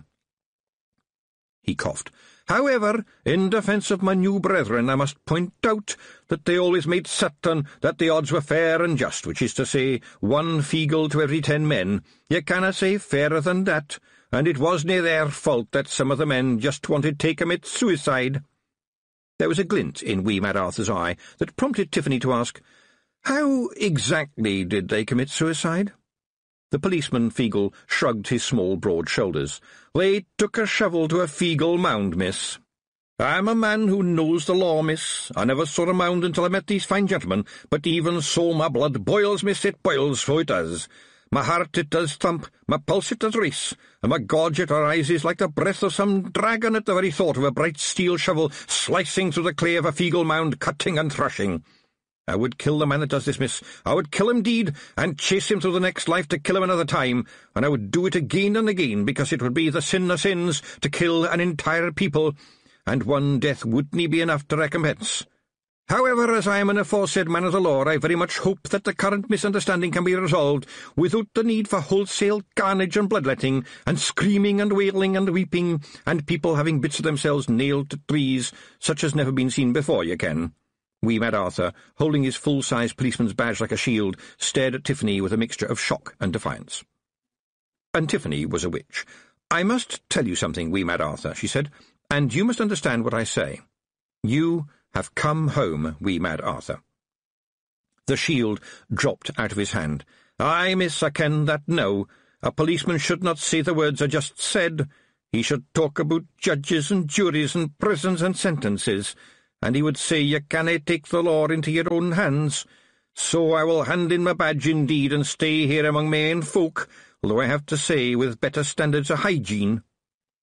This got a round of applause from the assembled Feegles, although Tiffany wasn't sure that most of them fully understood the concept of hygiene, or, for that matter, obeying the law. You have my word, said Tiffany, that the mound will not be touched again. I will see to it. Do you understand? Och, weel, said wee Mad Arthur tearfully. That might be all very well, miss, but what will happen behind your back when ye are flying and a-whizzing about your very important business across the hills? What will happen then? All eyes turned to Tiffany, including those of the goats. She didn't do this kind of thing any more because she knew it was bad manners, but Tiffany picked up wee Mad Arthur bodily and held him at eye level. I am the Hag of the Hills, she said, and I will vow to you and all other Feegles that the home of the Feegles will never be threatened with iron again. It will never be behind my back, but will always be in front of my eyes, and while this is so, no living man will touch it if he wants to remain a living man. And if I fail the Feegles in this, may I be dragged through the 7 hells on a broomstick made of nails. Strictly speaking, Tiffany admitted to herself, these were pretty much empty threats, but the Feegles did not think an oath was an oath if it didn't have a lot of thunder and lightning and boasting and blood in it. Blood somehow made it official. I will see to it the mound is never touched again, she thought. There is no way that Roland can refuse me now. And besides, I have a secret weapon. I have the trust and confidence of a young lady who is soon going to be his wife. No man can be safe in those circumstances. In the glow of reassurance, wee Mad Arthur said happily, Well spoken, mistress, and may I take the opportunity on behalf of my new friends and relatives to thank ye for explaining all about the business at the wedding nuptials anew. It was very interesting to those of us who have little to do with such things. Some of us was wondering if we could ask questions. Being threatened by a spectral horror was terrible enough right now, but somehow the thought of the Knack-Mack Feegle asking questions about the facts of married life among humans was even worse. There was no point in explaining why she wasn't going to explain. Tiffany simply said no in a tone of voice like steel and very carefully put him back down on the ground. She added, You shouldn't have been listening. Why not? Said Daft Willie. You just shouldn't. I'm not going to explain. You just shouldn't. And now, gentlemen, I'd like a bit of time to myself, if it's all the same to you. Some of them would follow her, of course, she thought. They always did. She went back up to the hall and sat down as close as possible to the huge fire. Even in late summer, the hall was cold. It was hung with tapestries as insulation from the chill of the stone walls. They were the usual sort of thing, men in armour waving swords and bows and axes at other men in armour. Given that battle is very fast and noisy, they presumably had to stop fighting every couple of minutes to give the ladies who were making the tapestry a little time to catch up. Tiffany knew the one nearest the fire by heart. All the kids did. You learned your history off the tapestries, if there was some old man around to explain what was going on. But generally, when she was a lot younger, it had been more fun to make up stories about the different knights, like the one who was desperately running to catch up with his horse, and the one who'd been thrown by his horse, and because he had a helmet with a point on it, was now upright head first in the ground, which, even as children, they had recognised was not a good position to be in on the battlefield. They were like old friends, frozen in a war whose name nobody on the chalk could remember. And suddenly there was another one that had never been there before, running towards Tiffany through the battle. She stared at him, her body demanding that she get some sleep right now, and whatever bits were still working in her brain insisting that she did something. In the middle of this, her hand gripped a log on the edge of the fire and raised it purposefully towards the tapestry. The cloth had practically crumbled with age as it was. It would burn like dry grass. The figure was walking cautiously now. She couldn't see any details yet and didn't want to. The knights on the tapestry had been woven in without any perspective. They were flat as a child's nursery painting. But the man in black, who had begun as a distant streak, was getting bigger as he approached, and now she could see the face and the empty eye-holes, which even from here changed colour as he walked past the painted armour of knight after knight, and now he had started running again, getting bigger, and the smell was oozing towards her again. How much was the tapestry worth? Did she have any right to destroy it? With that thing stepping out of it? Oh, yes, oh, yes. Wouldn't it be nice to be a wizard and to conjure up those knights to fight one last battle? Wouldn't it be nice to be a witch who wasn't here? She raised the crackling log and glared into the holes where the eyes should be. You had to be a witch to be prepared to stare down a stare that wasn't there, because somehow you felt that it was sucking your own eyeballs out of your head. Those tunnels in the skull were hypnotic, and now he moved from side to side slowly, like a snake. "Please don't." She wasn't expecting that. The voice was urgent but quite friendly, and it belonged to Escarina Smith. The wind was silver and cold. Tiffany, lying on her back, looked up into a white sky. At the edge of her vision, dried grasses shook and rattled in the wind, but curiously, behind this little bit of countryside, there was the big fireplace and the battling knights. "It is really quite important you don't move," said the same voice behind her. "The place we are now has been, as we say, cobbled together for this conversation, and did not exist until you arrived here, and will cease to exist the moment you leave. Strictly speaking, by the standards of the most philosophical disciplines, it cannot be said to have any existence at all." "So it's a magic place, yes, like the Unreal Estate?" "Very sensible way of putting it," said the voice of Escarina. "Those of us who know about it call it the Travelling Now. It's an easy way to talk to you in private. When it closes, you will be exactly where you were, and no time will have passed. Do you understand?" "No." Escarina sat down on the grass next to her. "Thank goodness for that. It would be rather disturbing if you did. You are, you know, an extremely unusual witch. As far as I can tell, you have a natural talent for making cheese, and as talents go, it's a pretty good talent to have. The world needs cheesemakers. A good cheesemaker is worth her weight in, well, cheese. So you were not born with a talent for witchcraft." Tiffany opened her mouth to reply before she had any idea what she was going to say, but that is not unusual among human beings. The first thing to push through the throng of questions was, "Hang on, I was holding a burning brand, but now you have brought me here, wherever here is exactly, what happened?" She looked at the fire. The flames were frozen. "People will notice me," she said, and then, given the nature of the situation, she added, "Won't they?" "The answer is no. The reason is complicated. The Travelling Now is tame time. It's time that is on your side. Believe me, there are stranger things in the universe. Right now, Tiffany, we are truly living on borrowed time." The flames were still frozen. Tiffany felt that they should be cold, but she could feel the warmth. And she had time to think, too. "And when I go back?" "Nothing will have changed," said Escarina, "except the contents of your head, which are, at the moment, very important." "And you've gone to all this trouble to tell me that I have no talent for witchcraft," Tiffany said flatly. "That was very kind of you." Escarina laughed. It was her young laugh, which seemed strange when you saw the wrinkles on her face. Tiffany had never seen an old person looking so young. "I said you weren't born with a talent for witchcraft. It didn't come easily. You worked hard at it because you wanted it. You forced the world to give it to you, no matter the price. And the price is, and will always be, high.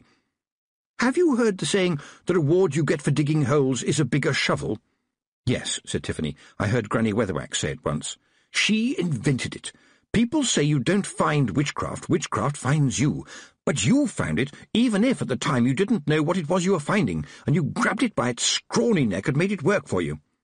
"This is all very interesting," said Tiffany, "but I have got things I must be doing." "Not in the travelling now," said Escarina firmly. "Look, the cunning man has found you again." "I think he hides in books and pictures," Tiffany volunteered. "And tapestries," she shuddered. "And mirrors," said Escarina. "And puddles, and the glint of light on a piece of broken glass, or the gleam on a knife. How many ways can you think of? How frightened are you prepared to be?" "I'm going to have to fight him," Tiffany said. "I think I knew I would have to. But he doesn't seem to me to be someone you can run away from. He's a bully, isn't he? He attacks where he thinks he will win, and so I have to find a way to be stronger than he is. I think I can work out a way. After all, he is a bit like the Hiver, and that was really quite easy." Escarina did not shout. She spoke very quietly, and in a way that seemed to make more noise than a scream would have done. "Will you persist in not recognizing how important this is, Tiffany Aching the cheesemaker? You have a chance to defeat the cunning man, and if you fail, witchcraft fails, and falls with you. He will possess your body, your knowledge, your talents, and your soul. And for your own good, and for the good of all, your sister witches will settle their differences and take the pair of you into oblivion before you can do any more harm. Do you understand? This is important. You have to help yourself." "The other witches will kill me," said Tiffany, aghast. "Of course. You are a witch, and you know what Granny Weatherwax always says. We do right, we don't do nice. It will be you or him, Tiffany Aching. The loser will die. In his case, I regret to say we might see him again in a few centuries. In your case, I don't propose to guess." "But hold on a moment," said Tiffany. "If they are prepared to fight him and me, why don't we all band together to fight him now?" "Of course. Would you like them to? What is it you really want, Tiffany Aching, here and now? It's your choice. The other witches will not, I am sure, think any the worse of you." Escarina hesitated for a moment and then said, "Well, I expect they will be very kind about it." The witch who faced the trial and ran away, thought Tiffany. The witch they were kind to, because they knew she wasn't good enough. And if you think you're not good enough, then you are already no kind of witch. Aloud, she said, "I'd rather die trying to be a witch than be the girl they were all kind to. Miss Aching, you are showing an almost sinful self-assurance and overwhelming pride and certainty, and may I say that I wouldn't expect anything less of a witch." The world wobbled a bit and then changed. Escarina vanished, even as her words were still sinking into Tiffany's mind. The tapestry was back in front of her again, and she was still raising the burning log, but this time she raised it confidently. She felt as if she was full of air, lifting her up. The world had gone strange, but at least she knew that the fire would burn dry tapestry like tinder the moment it touched it. "I would burn this old sheet in an instant, mister, trust me. Back to where you came from, mister." To her astonishment, the dark figure retreated. There was a momentary hiss, and Tiffany felt as if a weight had dropped away, dragging the stench with it. That was all very interesting. Tiffany spun around and looked into Preston's cheerful grin. "Do you know," he said, "I was really worried when you went so stiff for a few moments. I thought you were dead. When I touched your arm, very respectfully, no hanky-panky, it felt like the air on a thundery day, so I thought, this is witch business, and decided to keep an eye on you. And then you threatened an innocent tapestry with fiery death." She stared at the boy's eyes as if they were a mirror. Fire, she thought. Fire killed him once, and he knows it. He won't go anywhere near fire. Fire is the secret. The hair runs into the fire. "Actually, I quite like fire," said Preston. "I don't think it's my enemy at all." "What?" said Tiffany. "I'm afraid you were speaking just under your breath," said Preston. "I'm not going to ask what it was all about. My granny said, don't meddle in the affairs of witches because they clout you around the ear." Tiffany stared at him and made an instant decision. "Can you keep a secret?" Preston nodded. "Certainly. I have never told anybody that the sergeant writes poetry, for example." "Preston, you've just told me." Preston grinned at her. "Ah, but a witch isn't anybody. My granny told me that telling your secret to a witch is like whispering to a wall." "Well, yes," Tiffany began, and then paused. "How do you know he writes poetry?" "It was hard not to know," said Preston, "but you see, he writes it on pages of the events ledger in the guardhouse, probably when he's on night duty. He carefully tears out the pages and does it so neatly that you wouldn't guess, but he presses so hard with his pencil that it's quite easy to read the impression on the paper underneath." "Surely the other men notice," said Tiffany. Preston shook his head, which caused his oversized helmet to spin a little. "Oh, no, miss. You know them. They think reading is sissy stuff for girls. Anyway, if I get in early, I tear out the paper underneath so that they don't laugh at him. I have to say, for a self-taught man, he is a pretty good poet. Good grasp of the metaphor. They're all written to somebody called Millie." "That would be his wife," said Tiffany. "You must have seen her in the village. More freckles than anyone I've ever seen. She's very sensitive about it." Preston nodded. "That might explain why his latest poem is entitled, 'What Good is the Sky Without Stars?' You wouldn't know it from looking at the man, would you?" Preston looked thoughtful for a moment. "Excuse me, Tiffany," he said, "but you don't look well. In fact, no offence meant, you look absolutely dreadful. If you were somebody else and took a look at you, you would say you were very ill indeed. You don't look as if you've had any sleep." "I had at least an hour's worth last night, and a nap the day before," said Tiffany. "Really?" said Preston, looking stern. "And apart from breakfast this morning, when did you last have a proper meal?" For some reason, Tiffany still felt full of light inside. "I think I might have had a snack yesterday." "Oh, really?" said Preston. "Snacks and naps. That's not how somebody is supposed to live. It's how people die." He was right. She knew he was, but that only made things worse. "Look, I'm being tracked by a horrible creature who can take over somebody else completely, and it's up to me to deal with it." Preston looked around with interest. "Could it take me over?" "Poison goes where poison's welcome," thought Tiffany. "Thank you for that useful phrase, Mrs. Proust." "No, I don't think so. I think you have to be the right kind of person, which is to say the wrong kind of person. You know, somebody with a touch of evil." For the first time, Preston looked worried. "I have done a few bad things in my time, I'm sorry to say." Despite her sudden tiredness, Tiffany smiled. "What was the worst one?" "I once stole a packet of coloured pencils off a market stall." He looked at her defiantly, as if expecting her to scream or point the finger of scorn. Instead, she shook her head and said, "How old were you then?" 6. "Preston, I don't think this creature could ever find its way into your head. Quite apart from anything else, it seems pretty crowded and complicated to me. Miss Tiffany, you need a rest, a proper rest in a proper bed. What kind of witch can look after everybody if she's not sensible enough to look after herself? Quis custodiet ipsos custodes. That means, who guards the guards, that does," Preston went on. "So who watches the witches? Who cares for the people who care for the people? Right now it looks like it needs to be me." She gave in. The fog of the city was as thick as curtains when Mrs. Proust hurried towards the dark, brooding shape of the Tanti, but the billows obediently separated as she approached and closed again after her. The warden was waiting at the main gate, a lantern in his hand. "Sorry, missus, but we thought you ought to see this one before it gets all official. I know witches seem a bit unpopular right now, but we've always thought of you as family, if you know what I mean. Everyone remembers your dad. What a craftsman! He could hang a man in 7 1/4 seconds, never been beat. We shall never see his likes again." He went solemn. "And may I say, missus, I hope I never see again the like of what you'll be seeing now. It's got us rattled, and no mistake. It's right up your street, I reckon." Mrs. Proust shook the water droplets off her cloak in the prison office and could smell the fear in the air.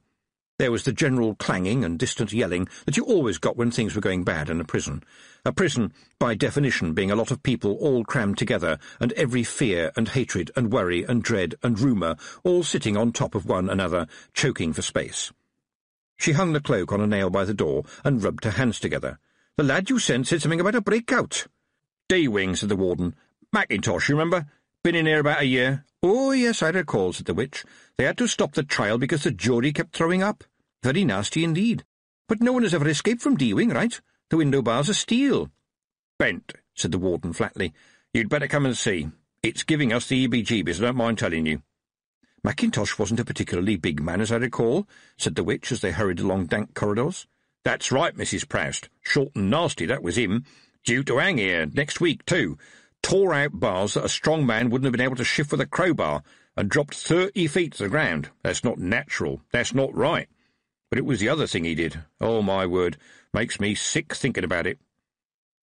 A warder was waiting outside the cell recently vacated by the absent Mackintosh, but for no reason that Mrs. Proust could recognise, given that the man had definitely gone. He touched the brim of his hat respectfully when he saw her. "Good morning, Mrs. Proust," he said. "May I say it's an honour to meet the daughter of the finest hangman in history. 51 years before the lever, and never a client down. Mr. Trooper now, decent bloke, but sometimes they bounce a bit, and I don't consider that professional. And your dad wouldn't forego a well-deserved hanging out of fear that fires of evil and demons of dread would haunt him afterwards. You mark my words, he'd go after them and hang 'em too. 7 1/4 seconds, what a gentleman." But Mrs. Proust was staring down at the floor. "Terrible thing for a lady to have to see," the warder went on. Almost absent-mindedly, Mrs. Proust said, "Witches are not ladies when on business, Frank." And then she sniffed the air and swore an oath that made Frank's eyes water. "Makes you wonder what got into him, eh?" Mrs. Proust straightened up. "I don't have to wonder, my lad," she said grimly. "I know." The fog piled up against the buildings in its efforts to get out of the way of Mrs. Proust as she hurried back to 10th Egg Street, leaving behind her a Mrs. Proust-shaped tunnel in the gloom. Derek was drinking a peaceful mug of cocoa when his mother burst in to the strains, as it were, of a large fart. He looked up, his brow wrinkling. "Did that sound like B-flat to you? It didn't sound like B-flat to me." He reached into the drawer under the counter for his tuning fork, but his mother rushed past him. "Where's my broomstick?" Derek sighed. "In the basement, remember? When the dwarfs told you last month how much it would cost to repair, you told them they were a bunch of chiselling little lawn ornaments, remember? Anyway, you never use it." "I've got to go into the country," said Mrs. Proust, looking around the crowded shelves in case there was another working broomstick there. Her son stared. "You sure, Mother? You've always said it's bad for your health."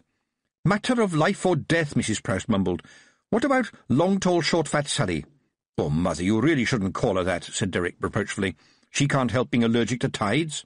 She's got a stick, though. Ha! If it's not one thing, it's another. Make me some sandwiches, will you?" "Is this about that girl who was in here last week?" said Derek suspiciously. "I don't think she had much of a sense of humour." His mother ignored him and rummaged under the counter, coming back with a large leather cosh. The small traders of 10th Egg Street worked on narrow margins and had a very direct approach to shoplifting. "I don't know, I really don't," she moaned. "Me, doing good at my time of life? I must be going soft in the head. I'm not even going to get paid. I don't know, I really don't. Next thing you know, I'll start giving people 3 wishes. And if I start doing that, Derek, I would like you to hit me very hard on the head." She handed him the cosh. "I'm leaving you in charge. Try to shift some of the rubber chocolate and the humorous fake fried eggs, will you? Tell people they are novelty bookmarks or something." And with that, Mrs. Proust ran out into the night. The lanes and alleyways of the city were very dangerous at night, what with muggers, thieves, and similar unpleasantness. But they disappeared back into the gloom as she passed. Mrs. Proust was bad news, and best left undisturbed if you wanted to keep all the bones in your fingers pointing the right way. The body that was Mackintosh ran through the night. It was full of pain. This didn't matter to the ghost. It wasn't his pain.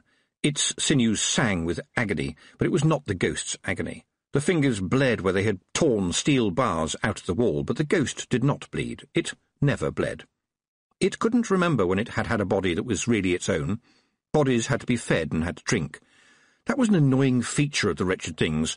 Sooner or later they ran out of usefulness. Often that didn't matter. There was always somebody, a little mind, festering with hatred and envy and resentment, that would welcome the ghost inside, but it had to be careful, and it had to be quick. But above all, it had to be safe. Out here, on the empty roads, another suitable container would be hard to find.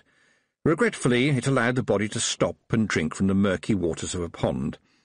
It turned out to be full of frogs, but a body had to eat too, didn't it? Chapter 13. The Shaking of the Sheets. Her proper bed in the castle's black-and-white chamber was so much better than the dungeon, even though Tiffany had missed the soothing burps of the goats. She dreamed of fire again, and she was being watched. She could feel it, and it wasn't the goats this time. She was being watched inside her head, but it wasn't bad watching. Someone was caring for her. And in the dream the fire raged, and a dark figure pulled aside the flames as though they were curtains. and there was the hare sitting by the dark figure as if she was a pet. The hare caught Tiffany's eye and jumped into the fire. And Tiffany knew. Somebody knocked at the door. Tiffany was suddenly awake. "Who's there?" A voice on the other side of the heavy door said, "What sound does forgetfulness make?" She hardly had to think. "It's the sound of the wind in dead grasses on a hot summer's day." "Yes, I think that would about do it," said Preston's voice from the other side of the door. "To get right to the point, miss, there's a lot of people downstairs, miss. I think they need their witch." It was a good day for a funeral, Tiffany thought, looking out of the narrow castle window. It shouldn't rain on a funeral. It made people too gloomy. She tried not to be gloomy at funerals. People lived and died and were remembered. It happened in the same way that winter followed summer. It was not a wrong thing. There were tears, of course, but they were for those who were left. Those who had gone on did not need them. The staff had been up very early, and the long tables had been put out in the hall to make a breakfast for all comers. That was a tradition. Rich or poor, lord or lady, the funeral breakfast was there for everyone, and out of respect for the old baron. And also, out of respect for a good meal, the hall was filling up.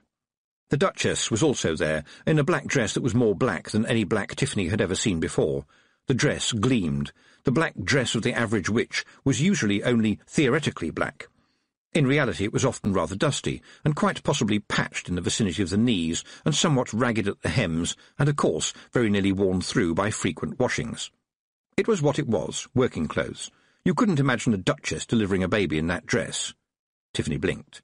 She could imagine the Duchess doing just that. If it was an emergency, she would.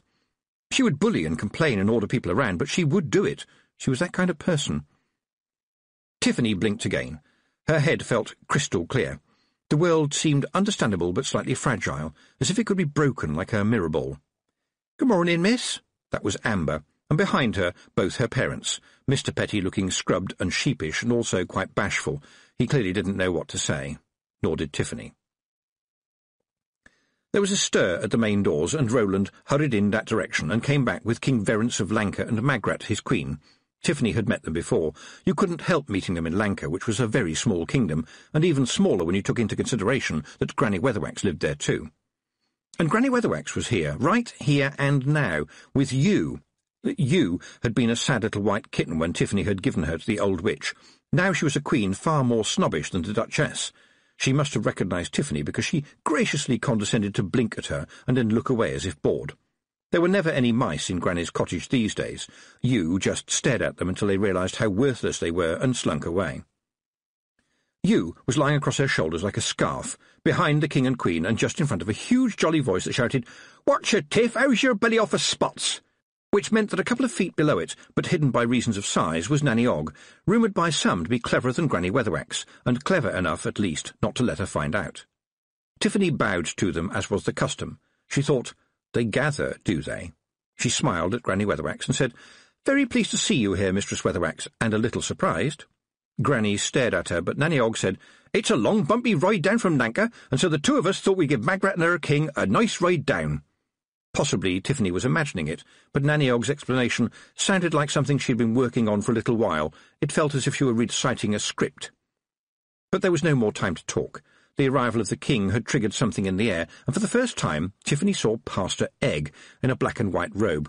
She adjusted her pointy hat and walked over to him. He seemed quite glad of the company, which is to say that he gave her a grateful smile. "Ah, a witch, I see." "Yes, the pointy hat is a bit of a giveaway, isn't it?" she said. "But not a black dress, I notice." Tiffany heard the question mark as it went past. "When I am old, I shall wear midnight," she said. "Entirely appropriate," said the pastor. "But now you wear green, white and blue, the Downland colours, I can't help remarking." Tiffany was impressed. "So, you're not interested in witch-finding, then?" She felt a bit silly for asking outright, but she was on edge. Pastor Egg shook his head. "I can assure you, madam, that the Church has not been seriously involved in that sort of thing for hundreds of years. Unfortunately, some people have long memories. Indeed, it was only a matter of a few years ago that the famous Pastor Oates said in his renowned Testament from the Mountains that the women known as witches embody, in a caring and practical way, the very best ideals of Brother the Prophet. That's good enough for me. I hope it's good enough for you." Tiffany gave him her sweetest smile, which wasn't all that sweet, however hard you tried. She never really got the hang of sweet. It's important to be clear about these things, don't you think? She sniffed, and noticed no odour other than a hint of shaving cream. Even so, she was going to have to be on her guard. It was a good funeral, too. From Tiffany's point of view, a good funeral was one where the main player was very old. She had been to some, too many, where they were small and wrapped in a shroud. Coffins were barely known on the chalk, and indeed nearly anywhere else. Decent timber was too expensive to be left to rot underground. A practical white woolen shroud did for most people. It was easy to make, not too expensive, and good for the wool industry. The Baron, however, went to his eternal rest inside a tomb of white marble, which, him being a practical man, he had designed, bought and paid for 20 years ago. There was a white shroud inside it, because marble can be a bit chilly to lie on. And that was the end of the old Baron, except that only Tiffany knew where he really was. He was walking with his father in the stubbles, where they burned the cornstalks and the weeds. A perfect late summer's day, one never-changing perfect moment held in time. She gasped. The drawing! Even though she'd spoken under her breath, people around turned to look. She thought, how selfish of me, and then thought, surely it will still be there. As soon as the lid of the stone tomb had been slid into place with a sound that Tiffany would always remember, she went and found Brian, who was blowing his nose. When he looked up at her, he was pink around the eyes. She took him gently by the arm, trying not to sound urgent. The room that the Baron was living in, is it locked? He looked shocked. I should say so, and the money is in the big safe in the office. Why do you want to know? There was something very valuable in there, a leather folder. Did that get put in the big safe too? The sergeant shook his head. Believe me, Tiff, after the, he hesitated, bit of trouble, I did an inventory of everything in that room. Not a thing went out from there without me seeing it and putting it down in my notebook. With my pencil, he added, for maximum accuracy. Nothing like a leather folder was taken out, I'm sure of it. No, because Miss Spruce had already taken it, Tiffany said. That wretched nurse. I didn't mind about the money because I never expected the money. Maybe she thought it had deeds in it or something. Tiffany hurried back to the hall and looked around. Roland was the Baron now, in every respect, and it was in respect that people were clustering around him, saying things like, he was a very good man, and he'd had a good innings, and at least he didn't suffer, and all the other things people say after a funeral when they don't know what to say. And now Tiffany headed purposefully towards the Baron, and stopped when a hand landed on her shoulder. She followed the arm up to the face of Nanny Ogg, who had managed to obtain the biggest flagon of ale that Tiffany had ever seen. To be precise, she noticed it was a half-full flagon of ale. "Nice to see something like this done well," said Nanny. "Never knew the old boy, of course, but he sounds like a decent fellow. Nice to see you, Tiff. Managing all right?" Tiffany looked into those innocent, smiling eyes, and passed them to the much sterner face of Granny Weatherwax, and the brim of her hat. Tiffany bowed. Granny Weatherwax cleared her throat with a sound like gravel. "We ain't here on business, my girl. We just wanted to help the king make a good entrance." "We are not here about the cunning man neither," Nanny Ogg added cheerfully. It sounded like a simple and silly giveaway, and Tiffany heard a disapproving sniff from Granny. But generally speaking, when Nanny Ogg came out with a silly, embarrassing comment by accident, it was because she had thought about it very carefully beforehand. Tiffany knew this, and Nanny certainly knew that Tiffany knew, and Tiffany knew that too. But it was often the kind of way that witches behaved, and it all worked perfectly if nobody picked up an axe. "I know this is my problem. I will sort it out," she said. This was, on the face of it, a really stupid thing to say. The senior witches would be very useful to have at her side, but how would that look? This was a new steading, and she had to be proud. You couldn't say, "I have done difficult and dangerous things before," because that was understood. What did matter was what you did today. It was a matter of pride. It was a matter of style. And it was also a matter of age. In 20 years' time, perhaps, if she asked for help, people would think, well, even an experienced witch can run up against something really unusual, and they would help as a matter of course. But now, if she asked for help, well, people would help. Witches always helped other witches. But everyone would think, was she really any good? Can't she last the distance? Is she strong enough for the long haul? No one would say anything, but everyone would think it. All this was the thought of a second, and when she blinked, the witches were watching her. "Self-reliance is a witch's best friend," said Granny Weatherwax, looking stern. Nanny Ogg nodded in agreement and added, "You can always rely on self-reliance. I've always said so." She laughed at Tiffany's expression. Do you think you're the only one to have to deal with the cunning man, love? Granny here had to deal with him when she was your age. She sent him back to where he came from in very short order, trust me on that." Knowing that it was useless, but attempting it anyway, Tiffany turned to Granny Weatherwax and said, "Can you give me any tips, Mistress Weatherwax?"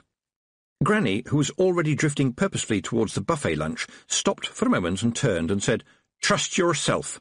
She walked a few steps further and stood as if lost in thought and added, "And don't lose." Nanny Ogg slapped Tiffany on the back. "Never met the bugger myself, but I hear he's pretty bad. Here, is the blushing bride having a hen night tonight?" The old lady winked and poured the remaining contents of the flagon down her throat. Tiffany tried to think quickly. Nanny Ogg got on with everyone. Tiffany had only a vague idea of what a hen night was, but some of Mrs. Proust's stock gave her a few clues, and if Nanny Ogg knew about them too, it was a certainty that alcohol was involved. "I don't think it's appropriate to have a party like that on the night after a funeral, do you, Nanny? Though I think Letitia might enjoy a little talk," she added. "She's your chum, isn't she? I would have thought you'd have had a little talk with her yourself." "I did," Tiffany protested, "but I don't think she believed me. And you've had at least 3 husbands, Nanny." Nanny Ogg stared at her for a moment and then said, "That's quite a lot of conversation, I suppose. All right. But what about the young man? When's his stag night going to be?" "Ah, I've heard of those. It's where his friends get him drunk, take him a long way away, tie him to a tree, and then I think a bucket of paint and a brush is involved sometimes, but usually they throw him in the pigsty. Why do you ask?" "Oh, the stag night is always much more interesting than the hen night," said Nanny, a look of mischief in her eye. "Has the lucky groom got any chums?" "Well, there are some nobby lads from the other posh families, but the only people he really knows live here in the village. We all grew up together, you see, and none of them would dare throw the Baron in a pigsty." "What about your young man over there?" Nanny gestured towards Preston, who was standing nearby. He always seemed to be standing nearby. "Preston," said Tiffany. "I don't think he knows the Baron very well, and in any case—" She stopped and thought, "Young man?" She turned and looked at Nanny, who was standing with her hands behind her back and her face turned towards the ceiling with the expression of an angel, although admittedly one who might have met a few demons in her time. And that was Nanny all over. When it came to affairs of the heart, or indeed of any other parts, you couldn't fool Nanny Ogg. "But he's not my young man," she insisted to herself. "He's just a friend, who is a boy." Preston stepped forward and removed his helmet in front of Nanny. "I fear, madam, that it would be against the rules for me as a military man to lay a hand on my commanding officer," he said. "Were it not for that, I would do so with alacrity." Nanny nodded appreciatively at the polysyllabic response and gave Tiffany a wink that made her blush to the soles of her boots. Nanny Ogg's grin was now so wide you could fit it onto a pumpkin. "Oh dear, oh dear, oh dear," she said. "I can see this place needs a little fun. Thank goodness I'm here." Nanny Ogg had a heart of gold, but if you were easily shocked, then it was best to stick your fingers in your ears when she said anything. Yet there had to be common sense, didn't there? "Nanny, we're at a funeral." But her tone of voice would never make Nanny Ogg swerve. "Was he a good man?" Tiffany hesitated only for a moment. "He grew into goodness." Nanny Ogg noticed everything. "Oh, yes, your Granny Aching taught him his manners, I believe. But he died a good man, then? Good. Will he be remembered with fondness?" Tiffany tried to ignore the lump in her throat and managed to say, "Oh, yes, by everybody." "And you saw to it that he died well, kept the pain away?" "Nanny, if I say it myself, he had a perfect death. The only better death would have been not to die." "Well done," said Nanny. "Did he have a favourite song, do you know?" "Oh, yes, it's the Larks They Sang Melodious," said Tiffany. "Ah, I reckon that's the one we call pleasant and delightful back home. Just follow me, will you, and we'll soon get them in the right mood." And with that, Nanny Ogg grabbed a passing waiter by the shoulder, took a full flagon from his tray, jumped up onto a table, as lively as a girl, and shouted for silence in a voice as brisk as the Sergeant Major. "Ladies and gentlemen, to celebrate the good life and easeful passing of our late friend and Baron, I have been asked to sing his favourite song. Do join in with me if you've got the breath."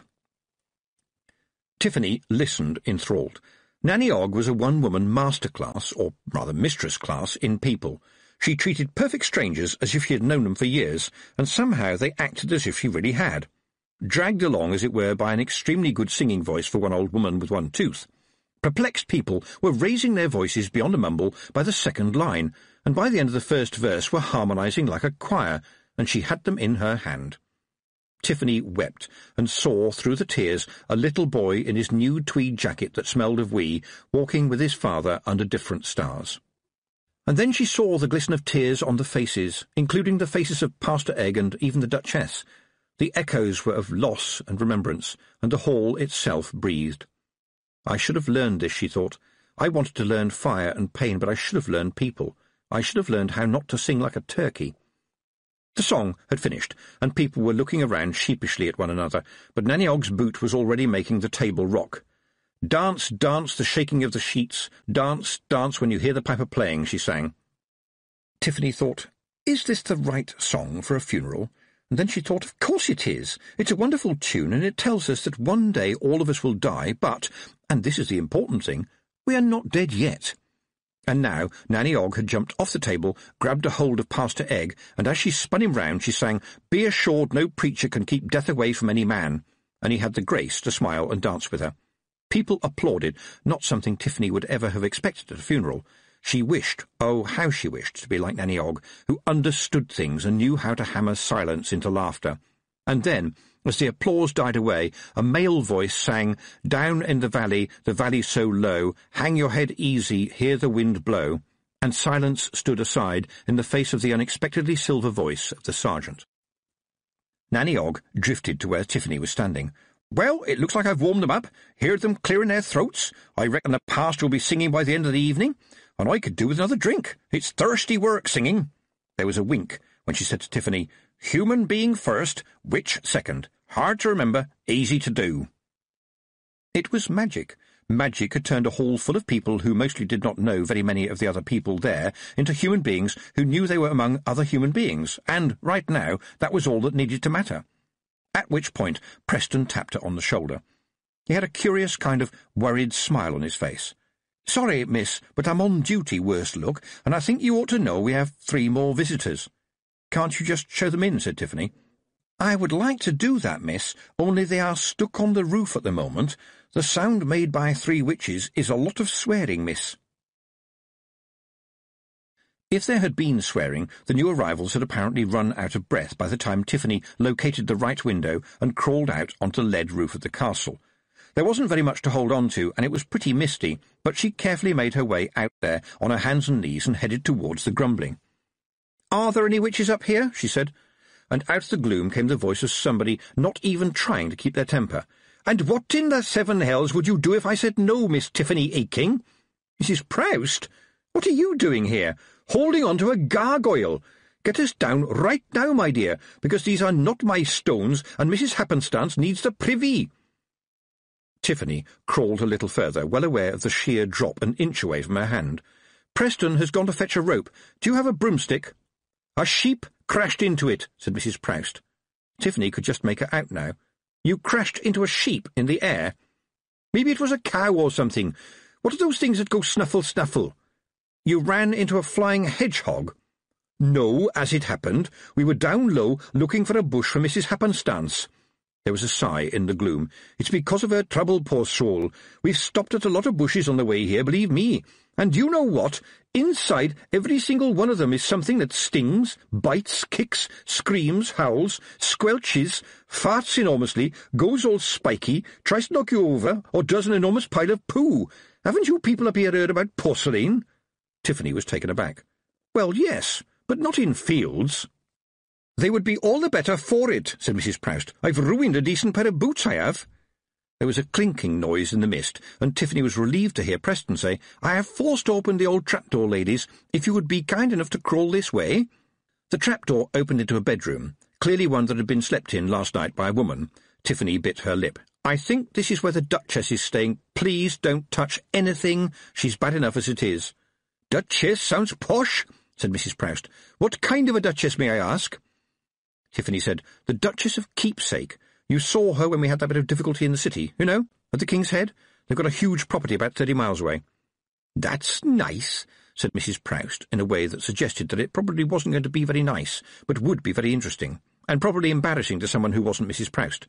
"I remember her, and I remember thinking when I got back from all that, where have I seen you before, my lady? Do you know anything about her, my dear?" "Well, her daughter told me that a terrible fire took away her property and her whole family before she married the Duke." Mrs. Proust brightened up, although it was the brightness on the edge of a knife. "Oh, really?" she said, her voice all treacle. Just fancy that. I look forward to meeting the lady again and offering my condolences. Tiffany decided that this was a puzzle she had no time to unravel, but there were other things to think about. She began, looking at the very tall lady somehow trying to hide behind Mrs. Proust, who turned around and said, "Oh, dear me, where are my manners? I know, I never had need to start with. Tiffany Aking, this is Miss Cambric, better known as Long, Tall, Short, Fat Sally. Miss Cambric is being trained by old Mrs. Happenstance, who was the one you briefly saw hurrying down the stairs with one aim in mind. Sally suffers terribly from tides, poor thing. I had to bring them both because Sally had the only working broomstick I could find, and she wouldn't leave Mrs. Happenstance behind. It was the devil keeping the broomstick trim. Don't worry, she'll be back to about 5'6" in a few hours. Of course, she's a martyr to ceilings. And Sally, you better get after Mrs. Happenstance right now." She waved a hand, and the younger witch scurried off, looking nervous. When Mrs. Proust gave orders, they tended to be obeyed. She turned back to Tiffany. "The thing that is after you has got a body now, young lady. He has stolen the body of a murderer locked up in the tanty. You know what? Before the bloke got out of the building, he killed his canary. They never kill their canary. It's what you don't do. You might beat another prisoner over the head with an iron bar in a riot, but you never kill a canary. That would be evil." It was a strange way to introduce the subject, but Mrs. Proust didn't do small talk, or, for that matter, reassurance. "I thought something like this would happen," said Tiffany. "I knew it would. What does he look like?" "We lost him a couple of times," said Mrs. Proust. "Calls of nature and so on. He might have broken into a house for better clothes, I couldn't say. He won't care about the body. He'll run it until he finds another one, or it falls to pieces. We'll keep an eye out for him." "And this is your steading?" Tiffany sighed. "Yes, and now he is chasing me like a wolf after a lamb." "Then, if you care about people, you must get rid of him quick," said Mrs. Proust. "If a wolf gets hungry enough, it will eat anything. And now, where are your manners, Miss Aking? We're cold and wet, and by the sound of it, there is food and drink downstairs, am I right?" "Oh, I'm sorry, and you've come all this way to warn me," said Tiffany. Mrs. Proust waved a hand as if that wasn't important. "I'm sure Long, Tall, Short, Fat Sally and Mrs. Happenstance would like some refreshments after a long ride, but I'm just tired," she said. And then, to Tiffany's horror, she flung herself backwards and landed on the Duchess's bed with only her boots sticking off the end, dripping water. "This Duchess," she said, "has she been giving you any more grief at all?" "Well, yes, I'm afraid so," said Tiffany. "She doesn't seem to have any respect for anybody lower than a king, and even then I suspect that's only a maybe. She bullies her daughter, too," she added, and as an afterthought pointed out, "one of your customers, in fact." And then she told Mrs. Proust everything about Letitia and the Duchess, because Mrs. Proust was the kind of woman you told everything to, and as the story unfolded, Mrs. Proust's grin grew wider, and Tiffany needed no witch skill to suspect that the Duchess was going to be in some trouble. "I thought so. I never forget her face. Have you ever heard of the music hall, my dear? Oh, no, you wouldn't have, not out here. It's all about comedians and singers and talking dog acts. And, of course, dancing girls. I think you're getting the picture here, are you not? Not such a bad job for a girl who could shake a handsome leg, especially since, after the show, all the posh gentlemen would be waiting outside the stage door to take them out for a lovely dinner and so on." The witch took off her pointy hat and dropped it on the floor beside the bed. "Can't abide broomsticks," she said. "They give me calluses in places where nobody should have calluses." Tiffany was at a loss. She couldn't demand that Mrs. Proust get off the bed. It wasn't her bed. It wasn't her castle. She smiled. In fact, it really wasn't her problem. How nice to find a problem that wasn't yours. "Mrs. Proust," she said, "could I persuade you to come downstairs? There are some other witches down here who I'd really like you to meet. Preferably when I'm not in the room," she thought to herself, but I doubt if that would be possible. "Hedge witches," Mrs. Proust sniffed. "Although there's nothing actually wrong with hedge magic," she went on. "I met one once who could run her hands over a privet hedge, and 3 months later it had grown into the shape of 2 peacocks and an offensively cute little dog holding a privet bone in its mouth. And all this, mark you, without a pair of shears being anywhere near it." "Why did she want to do that?" said Tiffany, astounded. "I doubt very much that she actually wanted to do it, but somebody asked her to do it, and paid good money too, and strictly speaking, topiary is not actually illegal, although I rather suspect that 1 or 2 folk are going to be the first up against the hedge when the revolution comes. Hedge witches. That's what we call country witches in the city." "Oh, really?" said Tiffany innocently. "Well, I don't know what we call city witches in the country, but I'm sure that Mistress Weatherwax will tell you." She knew she should have felt guilty about this, but it had been a long day, after a long week, and a witch has got to have some fun in her life. The way downstairs took them past Letitia's room. Tiffany heard voices and a laugh. It was Nanny Ogg's laugh. You couldn't mistake that laugh. It was the kind of laugh that slapped you on the back. Then Letitia's voice said, "Does that really work?" And Nanny said something under her breath that Tiffany couldn't quite hear, but whatever it was, it made Letitia almost choke with giggling. Tiffany smiled. The blushing bride was being instructed by somebody who had probably never blushed in her life, and it seemed quite a happy arrangement. At least she was not bursting into tears every 5 minutes. Tiffany led Mrs. Proust down into the hall. It was amazing to see that all people needed to make them happy was food and drink and other people.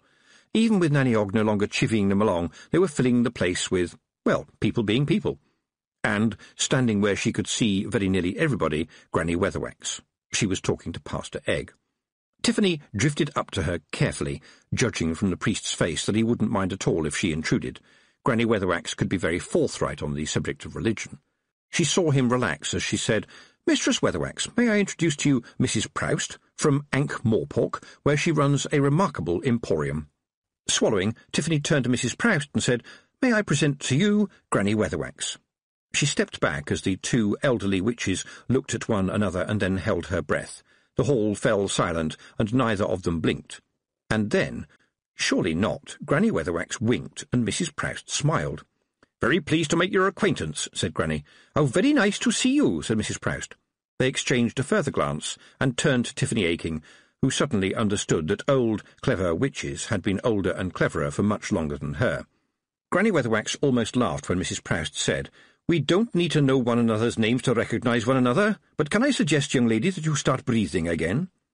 Granny Weatherwax lightly and primly took Mrs. Proust's arm and turned to where Nanny Ogg was coming down the stairs, followed by Letitia, who was blushing in places where people don't often blush, and said, "Do come with me, my dear. You must meet my friend Mrs. Ogg, who buys quite a lot of your merchandise." Tiffany walked away. For a brief moment in time there was nothing for her to do. She looked down the length of the hall, where people were still gathering in little groups, and saw the Duchess by herself. Why did she do it? Why did she walk over to the woman?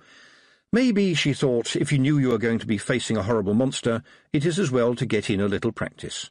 But to her absolute amazement, the Duchess was crying. "Can I help in any way?" said Tiffany.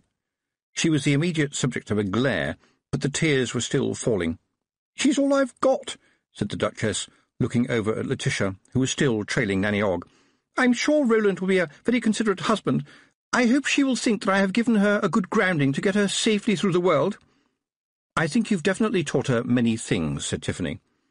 But the Duchess was now staring at the witches, and without looking at Tiffany she said, "I know we've had our differences, young lady, but I wonder if you can tell me who that lady is up there, one of your sister witches, talking to the remarkably tall one?" Tiffany glanced around for a moment. "Oh, that's Mrs. Proust. She's from Ankh-Morpork, you know. Is she an old friend of yours? She was asking about you only a little while ago." The Duchess smiled, but it was a strange little smile. If smiles had a colour, it would have been green. "Oh," she said, "that was, She paused, swaying a little. "Very kind of her." She coughed. "I am so glad that you and my daughter appear to be close chums, and I would like to tender you my apologies for any hastiness on my part in recent days. I would also very much like to tender you and the hard-working staff here my apologies for what may have appeared to be high-handed behaviour, and I trust you will accept that these stemmed from a mother's determination to do the very best for her child." She spoke very carefully, the words coming out like children's coloured building blocks, and between the blocks, like mortar, were the unspoken words, "Please, please, don't tell people I was a dancer in a music hall, please." "Well, of course we're all on edge," said Tiffany. "Least said, soonest mended, as they say." "Regrettably," said the Duchess, "I don't think I said least." Tiffany noticed that there was a large wine-glass in her hand, and it was almost empty. The Duchess watched Tiffany for a while, and then continued, "A wedding almost straight after a funeral, is that right?" "Some people think that it's bad luck to move a wedding once it's planned," said Tiffany. "Do you believe in luck?" said the Duchess. "I believe in not having to believe in luck," said Tiffany. "But, Your Grace, I can tell you in truth that at such times the universe gets a little closer to us.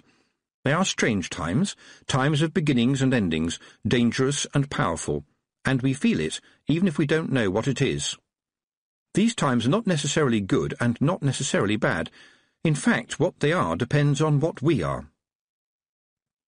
The Duchess looked down at the empty glass in her hand. For some reason, I think I should be taking a nap." She turned to head towards the stairs, nearly missing the first step. There was a burst of laughter from the other end of the hall. Tiffany followed the Duchess, but stopped to tap Letitia on the shoulder. "If I was you, I'd go and talk to your mum before she goes upstairs. I think she'd like to talk to you now." She bent down and whispered in her ear, "But don't tell her too much about what Nanny Ogg said." Letitia looked about to object, saw Tiffany's expression, thought better of it, and intercepted her mother. And now, suddenly, Granny Weatherwax was at Tiffany's side. After a while, as if addressing the air, Granny said, "You have a good steading here. Nice people. And I'll tell you one thing, he is near." Tiffany noticed that the other witches, even long, tall, short, fat Sally, were now lining up just behind Granny Weatherwax. She was the focus of their stares, and when a lot of witches are staring at you, you can feel it like the sun. "Is there something you want to say?" said Tiffany. "There is, isn't there?" It wasn't often, and in fact, now Tiffany came to think of it, it wasn't ever that she had seen Granny Weatherwax look worried. "You are certain that you can best the cunning man, are you not? I see you don't wear midnight yet." "When I am old, I shall wear midnight," said Tiffany. "It's a matter of choice. And, Granny, I know why you are here. It is to kill me if I fail, isn't it?" "Blast it," Granny Weatherwax said. "You are a witch, a good witch. But some of us think it might be best if we insisted on helping you." "No," said Tiffany. "My steading, my mess, my problem." "No matter what," said Granny. "Definitely." "Well, I commend you for your adherence to your position, and wish you— no, not luck, but certainty."